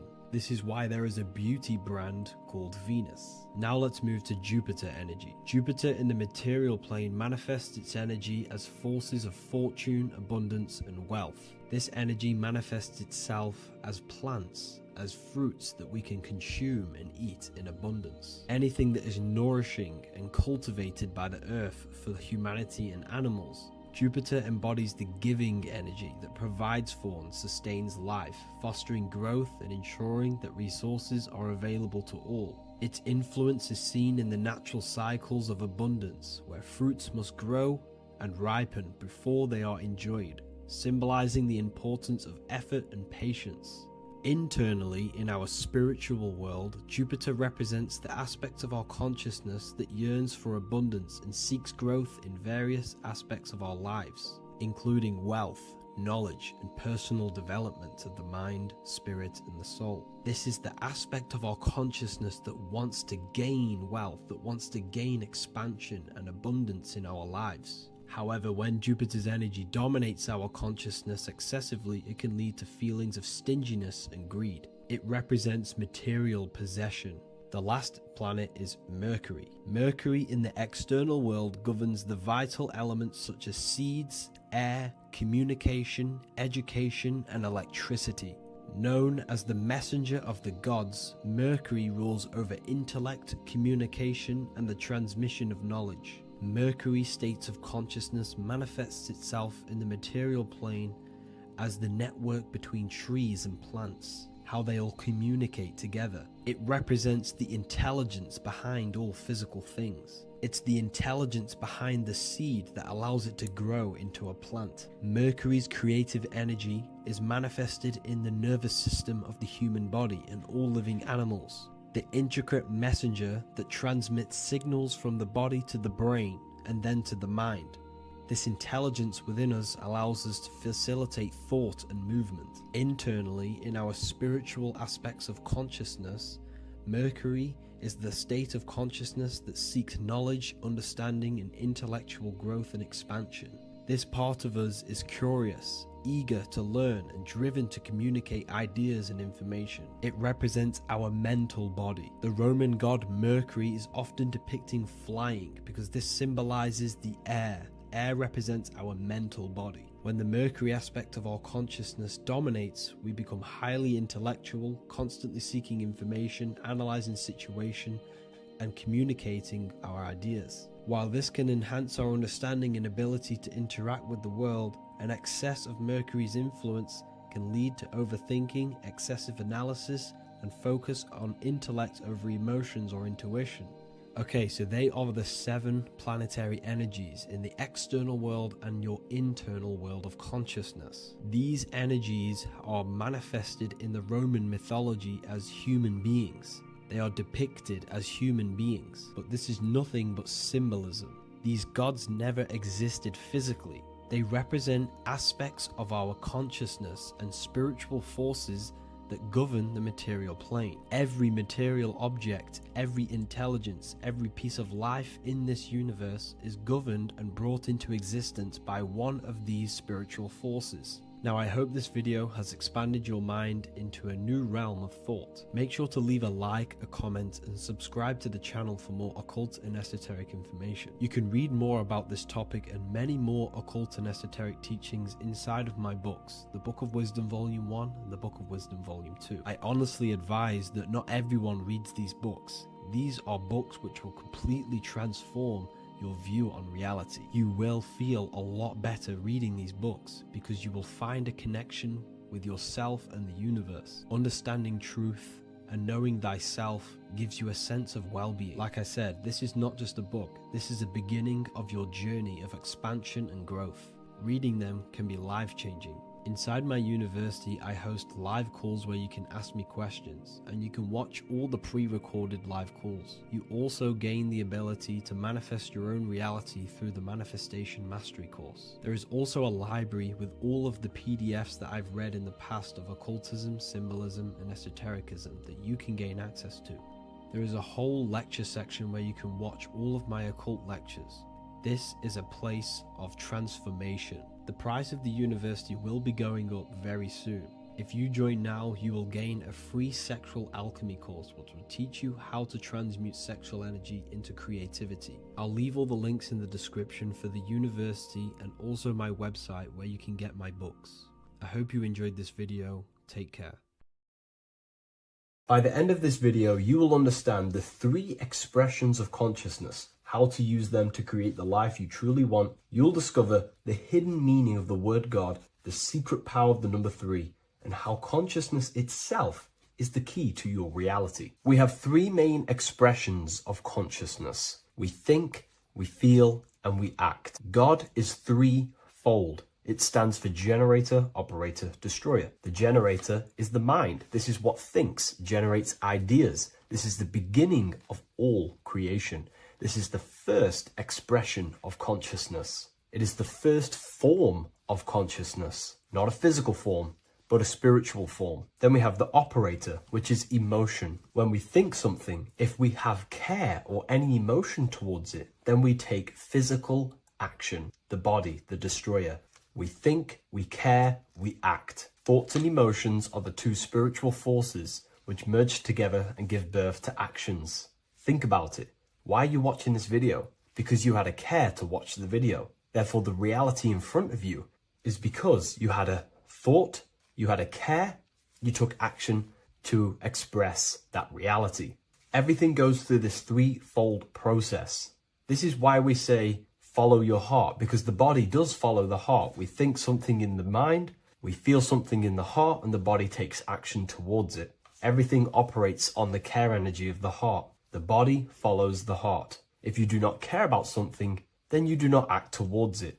It is the care energy that guides our actions in this world. Going back to the generator, the mind is a part of the mental plane, the infinite dimension of infinite information. There is no limitations in the mind. Everything already exists as a piece of information or a thought. This is the beginning of all creation, the spark of creation itself, thought, the mental plane. And our mind exists like a radio, our conscious mind. This is why we call it a mindset. What we set our mind onto through attention, mental attention, whatever we set it on, we receive thoughts that are very similar to what we set it on. The mind is like a radio, and whatever we tune that radio to, we receive that frequency and play that song. So if we purify our minds through ritual work, meditation, and affirmations, the mind can become a temple to receive higher thoughts, higher ideas, and better genius ideas. Going back to operator, this is the Holy Spirit. This is what we care about, our emotion. This is the feminine side of consciousness. Thoughts is masculine, the Father. Emotion is the Holy Spirit, which is feminine. And these 2 create a child, which is Jesus, the Son, which is actions. When thoughts and emotions merge together, you have a physical action, which is a masculine force, which is why it's a son. The Holy Spirit represents a purified heart, love consciousness, holding love in the heart. And when we purify our minds, we have an effect and purify our hearts. And the reason why I say that is because whatever we think in the mind directly corresponds to what we feel in the heart. As above, so below. Thoughts create emotions. If we think something and our heart tells us that is bad, we have a feeling that that is wrong, then we should not take physical action towards it. And if we do take physical action against the feeling of knowing it's bad, then you are going against the spirit. That's what the word Satan means, or Satan. The Hebrew word for Satan is Satan. It means adversary or opposer. You're opposing the Holy Spirit. You're opposing what you know is good. You're taking a sin against the Spirit, against the guidance from your soul, the knowingness of good. So when we do purify our mind, we purify our hearts. And when we cultivate love for the self and one another's in our hearts, we gain the Holy Spirit, which is love consciousness. And when we think in our mind with the love of the heart and we merge our thoughts with love, it gives birth to perfect actions. This is what the true Christ consciousness is. We think with the love of the heart and it gives birth to perfect actions. And if everyone did this in the world, we would live heaven on earth. Everyone would be balanced within themselves and the world as a whole would be balanced. So we need to gain full mastery over these three aspects of our consciousness, over what we give mental attention to, gaining love for ourselves and the collective in our hearts, and gaining a strong disciplined willpower for our physical actions. And if you can gain full control over these three-step process, you can gain full control over your reality. The number 3 represents this 3 aspects of creation or transformation. This is a transformative process from going invisible to the visible. This is also why Jesus dies in a cave for 3 days. It's all about transforming the self. Transformation is the number 3. Me personally, I think the Holy Spirit has been replaced for the sacred feminine aspect of consciousness. They do not want us connecting to our feminine side of consciousness, because then we will cultivate love in our hearts for the self and one another. And love is the most potent force there is in the whole universe. It is what unifies everything.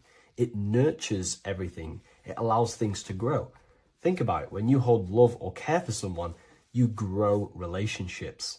The sun is the perfect symbol and representation of love energy. The sun gives abundantly, expecting nothing back, and allows everything on the earth to grow. It's a caring, nurturing, feminine force that allows things to grow and unify and come together. In today's world, we mainly have thinking and acting without emotion, without care, without the judge of our hearts. It's all about gaining unity consciousness. We think, we care, true care for one another and the self, and we act. And if you align these 3 forces towards something, your business, whatever you're trying to create, you will fully create that reality, because these are the 3 forces that you can use to generate a reality. You can do ritual work to create care in your heart about something, and then you will take more action towards it. The book I'm using here is the Book of Wisdom, Volume 1. You can get this paperback or PDF on my website. So I hope this video has helped you. Please leave a like, comment, and a subscribe on the channel if you like the content. Let me know what you think about the Holy Spirit and if it is covering up the feminine side of consciousness in the comments section. In this video, we're going to be talking about the evolution of consciousness. You are born human, however, you possess consciousness, which is the awareness behind your being, the awareness behind your thoughts, the experiencer behind your 5 senses, the experiencer, the observer behind your thought, emotions, and senses. You are an eye, an invisible consciousness looking through a lens, which is your body. Your body produces this physical world that you experience. Your brain produces this world. Your brain and body is a technological computer. However, you are an infinite, ever-expanding consciousness behind this physical body. And there is an evolution of consciousness, a cosmic journey of expansion. And this is why we see so much pyramid symbolism in the occult and esoteric world, and especially within Freemasonry. Because the pyramid represents climbing, an evolution, a raising state of consciousness, a journey Steps symbolize a journey upwards. This is the raising and the evolution of consciousness, our inner world, the transmutation of our inner selves, of our souls and consciousness and our minds. So when we see this pyramid, we're seeing a evolution, a way up to source consciousness. And the eye in the pyramid represents your source consciousness. It represents illumination. It represents divine guidance through this evolution of consciousness. This is why we see the ladder. Consciousness is ever expanding on an infinite journey of evolution. Each individual is a part of this cosmic process, contributing towards the ongoing expansion of both mind and awareness. As we evolve, we collectively explore deeper levels of existence, expanding the boundaries of thought and consciousness. The mind has the ability to expand infinitely into new realms of thought, into new dimensions of mind. The mind cannot be filled up. It is not a physical substance. The body can be filled up because it is a physical thing, but you cannot fill the mind. Therefore, the mind is constantly expanding, ever expanding into new fields of thought. So what we see in Freemasonry, the ladder, is again a journey, an elevation of consciousness. When we are born with an infant consciousness, and as we gain older, we gain an adult consciousness. Our inner world, our inner mind, and our emotional intellect changes and evolves. We are significantly different from when we were very young as an infant. It's because our consciousness evolutes, it changes, it alters like water. So just like this evolution of your own consciousness as growing up, there is consciousness of beings existing in cycles beyond our own. And their consciousness is unimaginably different from ours. They operate on a higher level of understanding and knowing, experiencing reality in ways that transcend our current comprehension. Our minds right now cannot comprehend the highest states of consciousness. There are entities, there are beings beyond our own, existing in higher dimensions of consciousness that we cannot comprehend because they have expanded. They are on a further way up the ladder of consciousness. However, we are all on the same journey. None of us can take the same journey. There is one ultimate goal, reaching source consciousness. However, this is always ever expanding. However, we are all on a different journey. There is one truth, one source, one goal.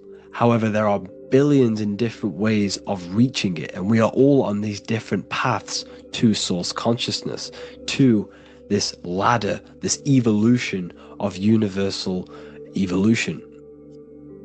Okay?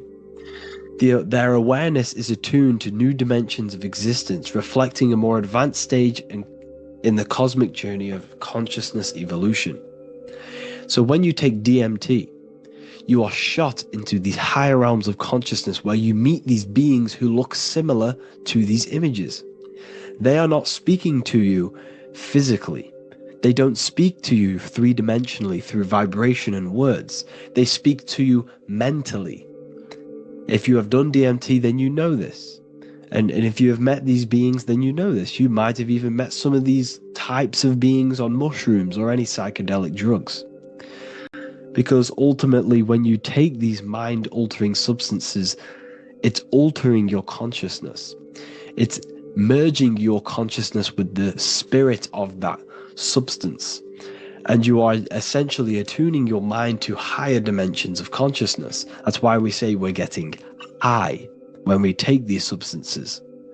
Therefore, when you meet these beings on DMT, you are essentially meeting beings who are attuned to higher dimensions of consciousness, and they speak to you mentally. They speak to you telepathically through thought, because the universe is mental. Everything exists within the mind.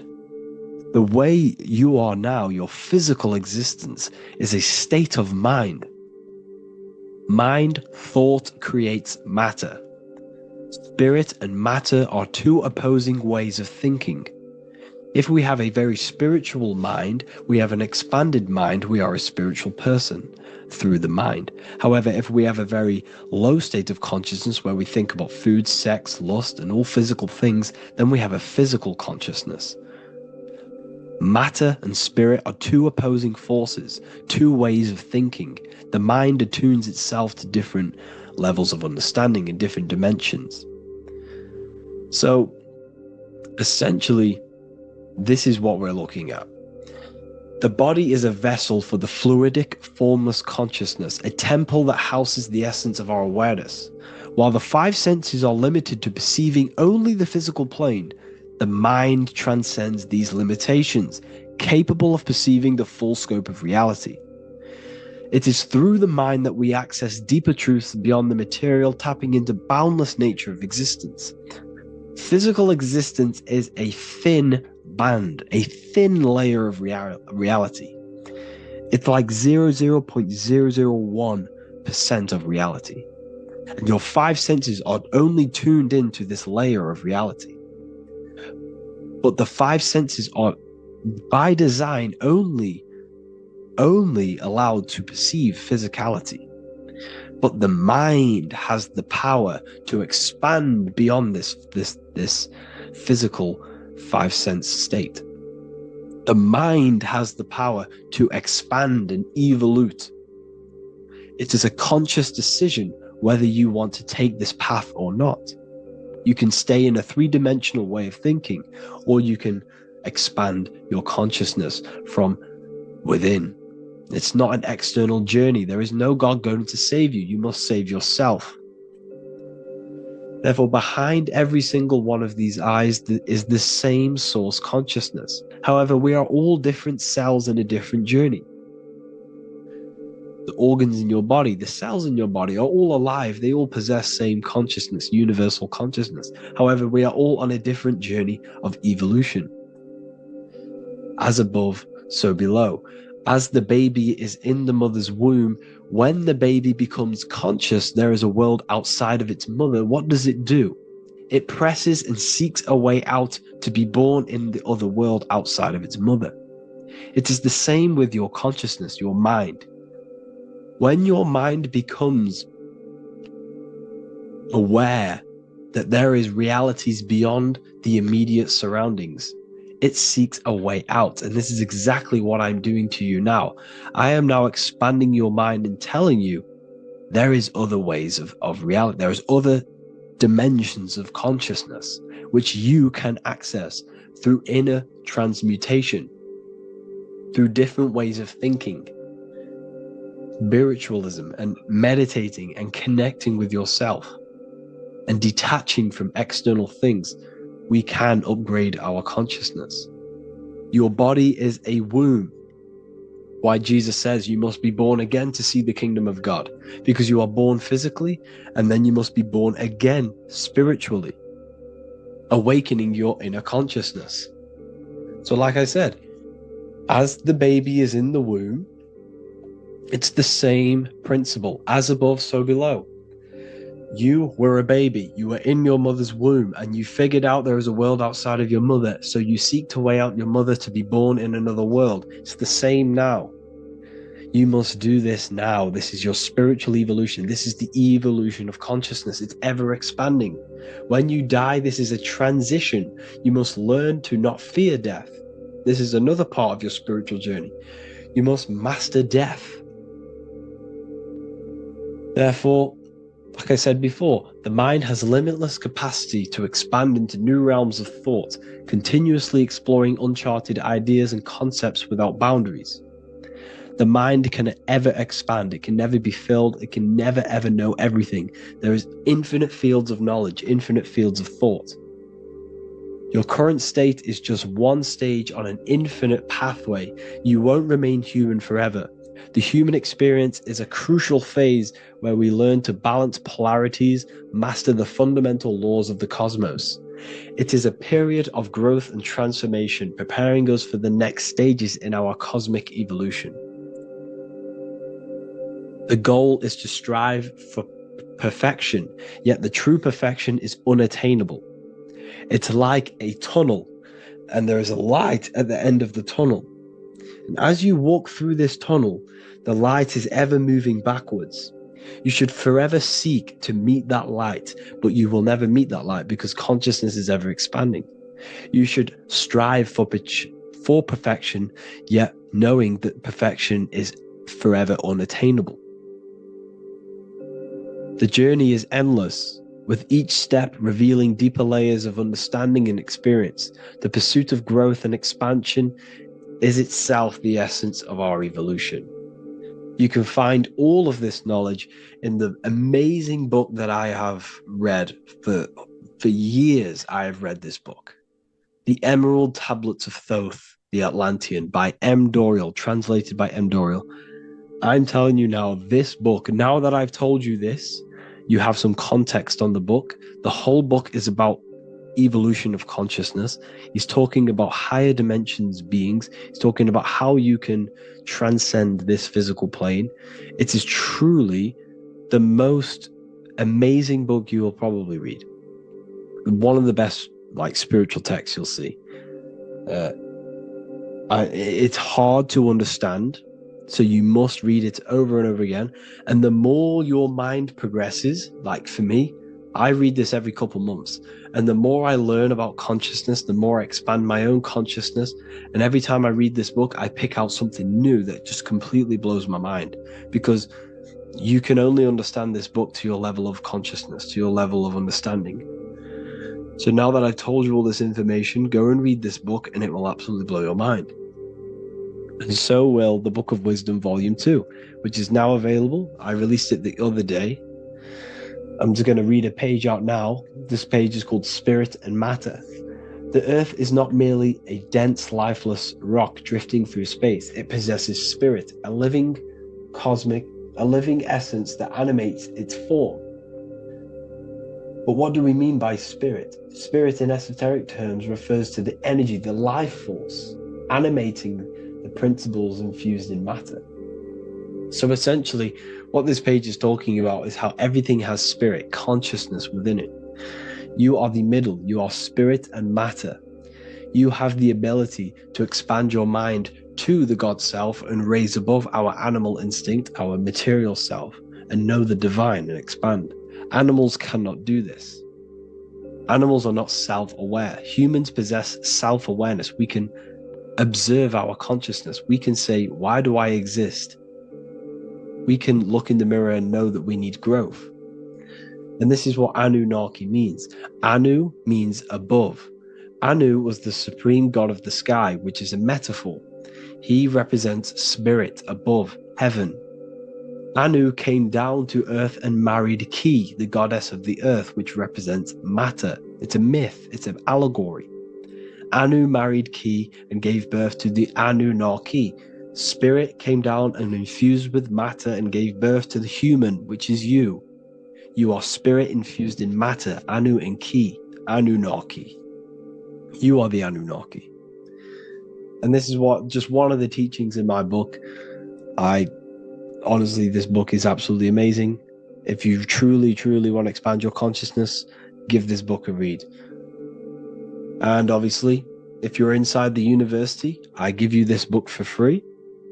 A paperback version. If you join the university, follow the steps inside of the general chat, you'll be able to download this book. Not download it. Order a paperback for free. All you have to do is pay for the shipping. You'll also gain amazing knowledge inside of my library, where your mind will just be overblown with the amount of esoteric books. There's over 45 rare occult books, plus you get a PDF of the Volume 1 and Human Health Guide. You get reoccurring updates where I expand on symbolism, occultism, where you will just feel absolutely amazing once you understand esotericism in yourself. You'll also learn how to create the dream reality that you want with the Manifestation Mastery course, where I teach you how your consciousness creates reality.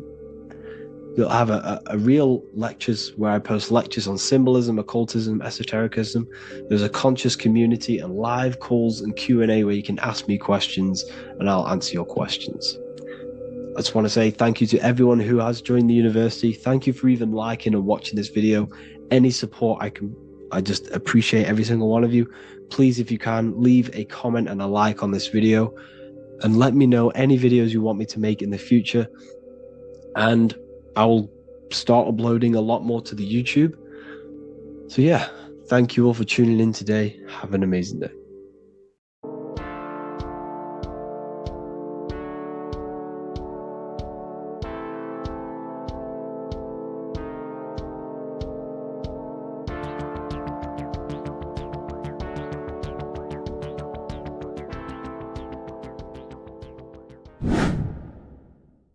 The earth has become a realm in order to trap souls within so that they can harness our electricity, our energy. Even the Bible is talking about how this realm is controlled by the wicked one in John 5:19. We know that we are the children of God and that the whole world is under the control of the evil one. Ephesians 6:12. For our struggle is not against flesh and blood, but against the rulers, against the authorities, against the powers of this dark world, and against the spiritual forces of evil in the heavenly realms. So the Bible is telling us that this is not the only world. There are other worlds, there are other realms that we can go to, considered as heaven. Heaven being a higher realm where there is no evil, no darkness. This is a midpoint realm where there is good and evil. Now, we're going to explain how the soul trap is how it's working and how your soul is being harnessed for its energy and how you are tricked to come back to this realm after death. What you need to understand is first is that you are the invisible intelligence behind the physical body. You are the mind and soul. The soul is the true you, the good you. It is pure love, pure bliss, eternal, never dies. The mind can be corrupted, though. The mind is the intelligence of the soul. It is invisible. It has no true form. The intelligence inhabits the brain. The brain is the computer to control the electrical machine called the nervous system, which is choice, program, and action. You are the invisible intelligence behind the body, and this will prove it even more. You do not even see into the external world. You are seeing an image produced by the brain because the light is being sucked through the retinas of the eyes. The image is produced in the visual cortex at the back of the brain. What does this mean? This means that we are the consciousness in the center of the brain, in the pineal gland, that is experiencing the program being ran by the central nervous system in the brain. This is the sigil of Lucifer. Lucifer in Latin is Lucy. Lucy is light in Latin. Lucifer is known as the light bearer. This is how the eyes work, people. It's not a demon or a devil. The sigil for Lucifer is how the eyes work and how the left eye is controlled by the right brain. The right eye is controlled by the left brain. There is a crossover. It's the same with the body. The left side of the body is controlled by the right brain. The right side of the body is controlled by the left brain. There's a crossover with our hemispheres in the brain. Now, this empty chamber in the center of the brain is where this universal cosmic intelligence is held, known as the most holy place in the Bible, the throne of God. Okay, this is above the 33 vertebrae on the spine. As you can see here, you are the being in the center of this point. All of the nerves are being sent back to this one particular point, which is the seat of our invisible intelligence. You can see it's an empty chamber. Our consciousness, our intelligence is not a physical thing. This intelligence is the true voice inside of your head. This is why your head is heaven, your heart is earth, your heel is hell. Your head is heaven because this is the seat, the throne of God. God is in heaven because the consciousness, this divine intelligence that's controlling the body, is sat in the center of the brain. The brain is taking commands of this invisible intelligence.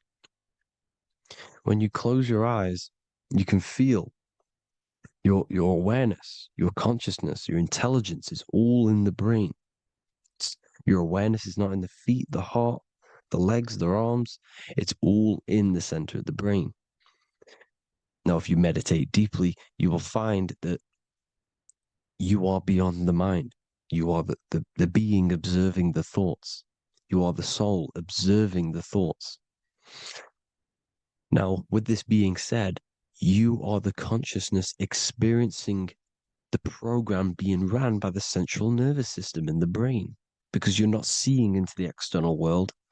It's an image, it's a simulated image produced by the brain and the central nervous system. You do not experience the external world. You do not feel the external world. You feel electrical impulses on your nervous system. Your nervous system is decoding what you are feeling. So the only thing that you truly feel is the electrical impulses on your nervous system. This is why the nervous system is the tree of knowledge of good and evil, because it gives your invisible intelligence, your mind, the knowledge of good and evil. It can detect good things, it can detect bad things. If it's hot, if it's warm, if I need to go, the nervous system is doing this. It is the tree of knowledge of good and evil. Okay? Now this universal intelligence is symbolized as the single eye. Okay? Matthew 18:9. It is better for you to enter life with one eye than to have two eyes and to be thrown into the fire of hell. What does this mean? It's symbolic, it's metaphorical, people. It is metaphoric. Your universal intelligence is the single eye, the one eye. It's the balance between the two poles, between the left and the right, the good and the evil. It knows the right thing to do all the time. This is our inner guide. The inner self is the inner guide. And when you are operating your life off duality, using your two eyes, you'll be thrown into the fire of hell, lower states of consciousness, because you're split. You need to live in oneness, even, balance. Matthew 6:22, the light of the body is the eye. The light of the whole body is the eye. You are a light being. Human. Hue means an attribute of a color. Man is the word manifested. We are light manifested into physical form. Depending on your vibration is depending on what color that you are vibrating on, which is a hue, a human. If therefore thine eye be single, thy whole body should be full of light. Again, it's talking about the single eye, oneness, completeness. When you balance the hemispheres of the brain, we'll go over that later. But anyways, the body is the earth. This is what we need to understand, people. The body is running the simulation, the program that our consciousness is experiencing. So when we leave the body during death and astral projection, we leave the earth. This is how it works. The body is the vehicle for the earth, for this realm. Everything exists within our mind. You have the soul, mind, and body. The soul is the observer, the watcher, the true being. This is why she has many different heads, because the soul inhabits different bodies. This is the serpent, which means knowledge, which is the mind, wisdom. And this is the body, soul, mind, and body, Brahma, Vishnu, Shiva. The mind is the bridge between the soul and the body. So what do I mean? When you astral project, you are using your mind to project your awareness, your observing consciousness outside of the physical body. The mind is the projector, projecting consciousness. By using your mind, you can project your consciousness outside of the body, which is known as the astral realms, which is known as walking on water. Jesus was never walking on physical water, people. It's metaphorical. Believing the physical body. The water is the ether, which is the veil between the physical and the astral realm. It's a fluid substance. It's on either side. It's physical and astral. The ether is the fifth element that they hide from us. Why? Because they're trapping you in the physical. They are hiding all of these realms. Etheric, astral, and mental. People think their mind is their brain. It's two separate dimensions. These are completely different dimensions. The mind is way more intelligent. The mind is formless. There is no form to the mind. You can think anything you want. You can manifest anything you want within your mind. It is not a physical object. The physical realm is being controlled by the mind. Everything's being controlled by the mind. Everything exists within the mind. This is why the Egyptian says the universe is mental. So when we project our consciousness outside of the physical, we go to the astral. The ether is the water that Jesus is walking on. This is the veil between the physical and the astral world. The word together has ether within it because it joins the two worlds together, together, the astral and the physical. The word either is ether because the ether is on either side, physical and astral, physical and spiritual, physical and non-physical. In the astral realm, the mind can manifest anything we want. We incarnate to restrict our minds. This is why Saturn, if you go and watch my video on Saturn, how Saturn is this simulation, okay? Our minds can manifest anything we want in the astral plane in the click of a finger. However, when we incarnate in matter, we now have to labor for our manifestations. This is why Saturn's known as the great teacher in astrology, because he teaches you a lesson. When your mind incarnates into matter, it's teaching your mind a lesson, the knowledge of good and evil. This is why the Bible says you shall be gods and know the knowledge of good and evil. When you incarnate here, you have to know the knowledge, you need to know the knowledge of good and evil to become a god. Okay? Now, the square is the physical plane, the triangle's the ethereal plane, the circle's the eternal plane. The circle has no beginning, no end, it's eternal. The physical plane is the square, it's limited. The square is limited. The cube is the geometric shape which gives rise to matter. Now, the term think outside the box has truth in plain sight. You have to think outside the box to project your consciousness, use your mind to project your consciousness outside of the box, the physical plane, into the astrals. The astral realm is the realm of the stars. Above us is the stars. Through the stars is the astral plane. This is why astral has the word star within it. The devil is the deveil. When you sell your soul to the devil, quote unquote, it's metaphorical. The devil exists in the physical plane. It's the lowest state of consciousness. The deveil, you deveil yourself into the physical when you are the devil. The deveil. The ethereal plane. Now, we all know what the famous symbol of the all-seeing eye, right? The all-seeing eye with the eye in the triangle. Look at the Masonic artwork showing you the triangle above in the sky. This is symbolizing the ethereal planes. The eye in the triangle symbolizes your invisible intelligence, your mind. which has the ability to see on either side. Because the triangle's the ethereal plane, the eye is your consciousness, your intelligence, and this intelligence has the ability to see in the physical plane and to see in the ethereal planes, in the astral planes. This is why it's above the earth, it's above the ground, because it can see here, it can see in the heavenly realms. Now, the stars are, well, this is known as heaven, the realms of the astral planes. This is some quotes from the Emerald Tablets of Thoth. Out of the darkness ye must rise upwards, one with the light and one with the stars. Man is in process of changing to forms that are not of this world. Grows he in time to the formless, a plane on the cycle above. So there's other worlds. The Bible's telling you there's other worlds, there's other realms. Know ye must become formless before ye are one with the light, the astral light above, which shining through the stars.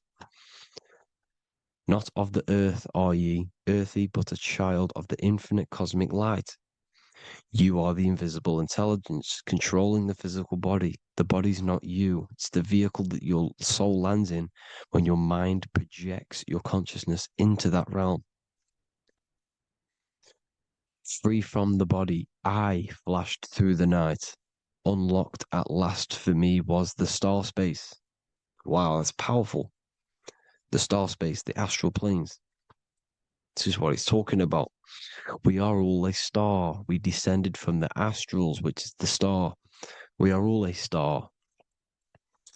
Look at the ancient paintings of Jesus' birth. It's the star beaming his consciousness down into the physical plane. Here's another one. Here's some Freemasonic artwork showing you, again, the ether, that invisible intelligence, the I, manifesting itself inside of here, in the physical realm, where the people are. You see? It's the same here. This is Jesus. Here's the bird symbolizes the Holy Spirit, your invisible intelligence, descending into the waters, the ether, the ethereal, everything. The ether's the base of all physical matter. Here's Truth in Plain Sight. Mr. Bean, the famous TV program in England, in the UK. He begins the program like we all begin the program from falling from the stars. He falls down with a beam of light. And this is Truth in Plain Sight. This is false. The aliens don't exist. They're a lie, alien.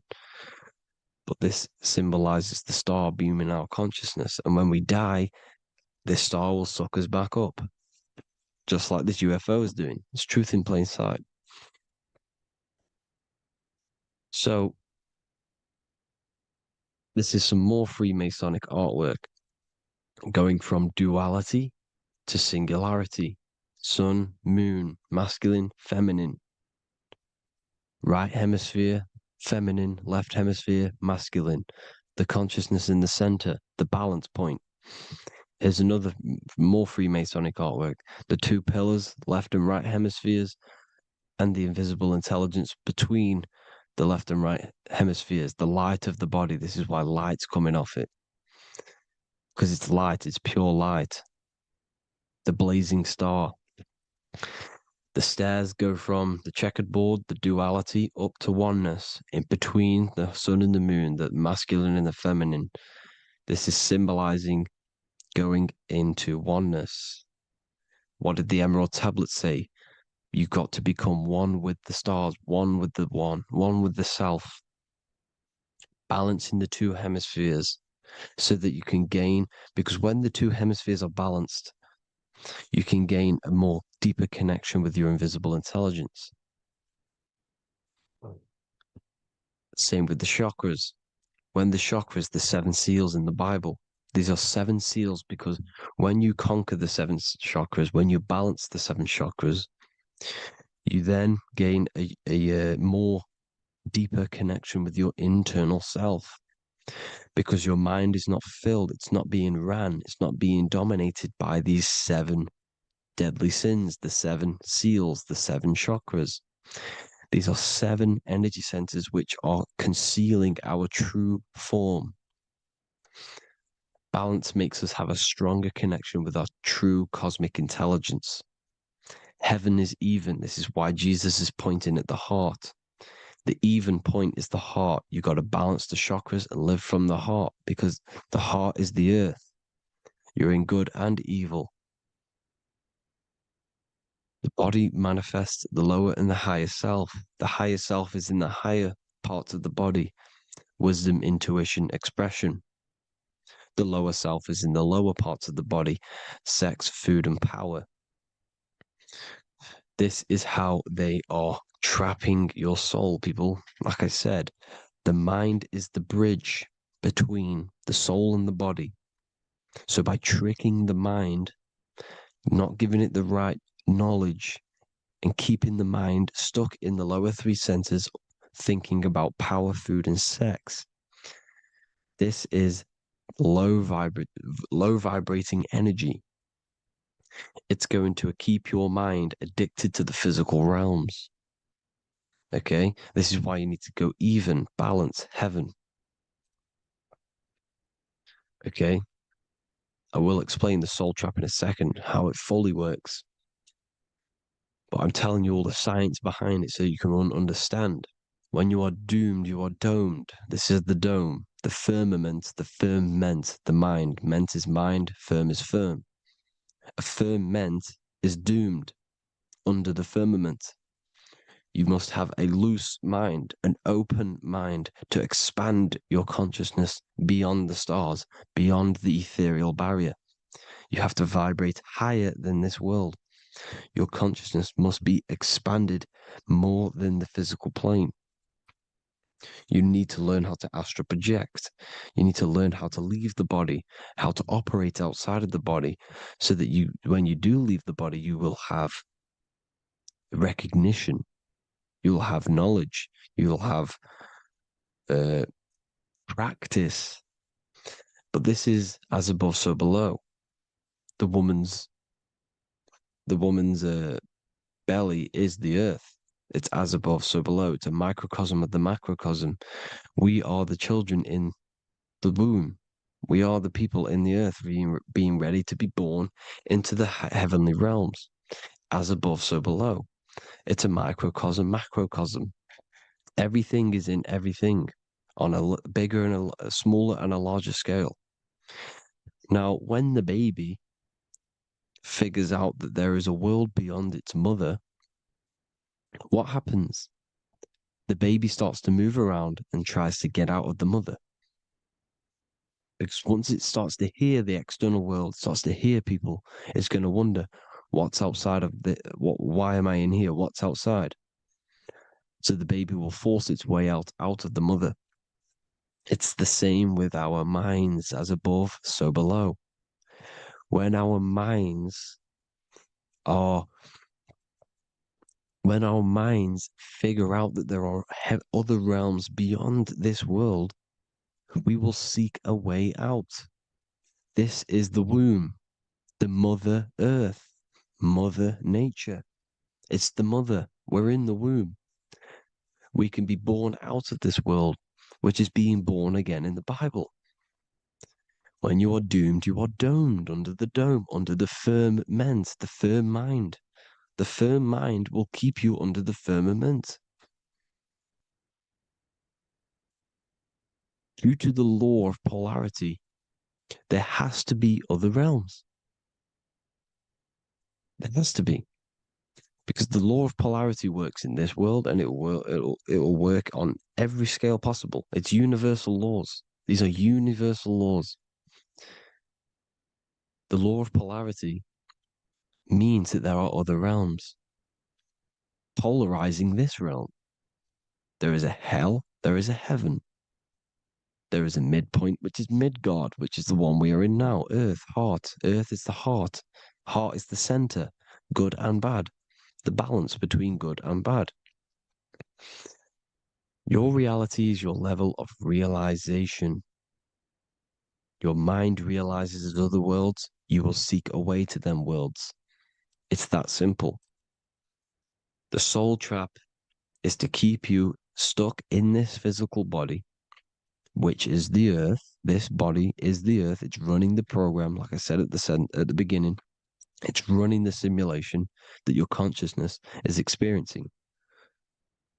You are an electromagnetic being, and you're hidden in a cage, your rib cage, and you're stuck in cells, a prison cells. Look, you're in cells.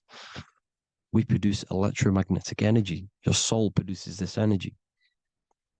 And by trapping your consciousness inside of this physical realm, they harness this energy within the astral realms. They're using you to manifest demons, because your mind creates demons through emotions and mental thought energy, which is a whole nother video. I can make a video on that.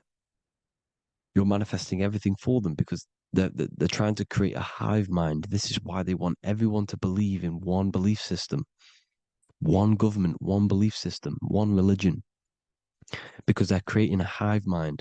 This hive mind will manifest and be summoned within the astral planes, because the mind manifests the astral plane. The astral plane is the realm of imagination. The mental plane is the realm of just thought alone. The etheric plane is the energy. The physical plane is the matter. So all of our minds together are manifesting these demons within these subconscious realms, the astral. Now, how are they keeping you stuck to this realm? Well, when you die and you're stuck in your lower three chakras, okay, when your mind and soul detaches from the body, which is the earth, when you leave the earth, you're still going to have these mental addictions to the food, the sex, the materialism, the phone, the cigarettes, everything. This is why they get you addicted to everything possible. The TikTok, the YouTube, they get you addicted to as many things possible. Because when your mind is addicted to these things, and when this mind leaves the physical body, you're still going to have these addictions. Okay? You're still going to have these thoughts. And you will be manifested into the lower astral realms because you're thinking materialistic, you're thinking negative, because your level of realization was your reality. You were manifesting hell on the earth. When you leave the body, you're going to manifest hell in the astral planes, which means you'll be vibrating on the very low, which will put you in the lower astral realms. So guess what? You're going to come back. You're going to come back into materialism. You're going to reincarnate. Because you haven't prepared for life after death. You must detach from the external world. Okay? Moon is mind. The sun is the soul. The earth is the body. The moon is the mind. This is why we say lunatic. In your mind, you have a specific mood. Moon. Money, M-O-N, is the moon. Money exists in the mind. They get you addicted to the money. The Bible's telling you this. Do not conform to the pattern of this world, but be transformed by the renewing of your mind. It's telling you. Of this world, but be transformed by the renewing of your mind. Who knew that the Bible was this deep? Matthew 16:26, what good will it be for someone to gain the whole world yet forfeit their soul? James 4:4, don't you know that friendship with this world means enmity against God? Therefore, anyone who chooses to be a friend of this world, of the world, becomes an enemy of God. John 4:4, dear children are from God and have overcome them, because the one who is in you is greater than the one who is in the world. It's talking about the invisible intelligence. It's greater than the physical world. John 2:15, do not love this world, nor the things it offers you. Because this world will create you to, if your mind has attachments to what this world offers, sex, money, and power, pretty much, you will reincarnate here. You will come back here. Because when you leave the body, your mind will still have these addictions. Do not love the world, nor the things it has to offer you. All of this is in my newly published book. The paperback versions are now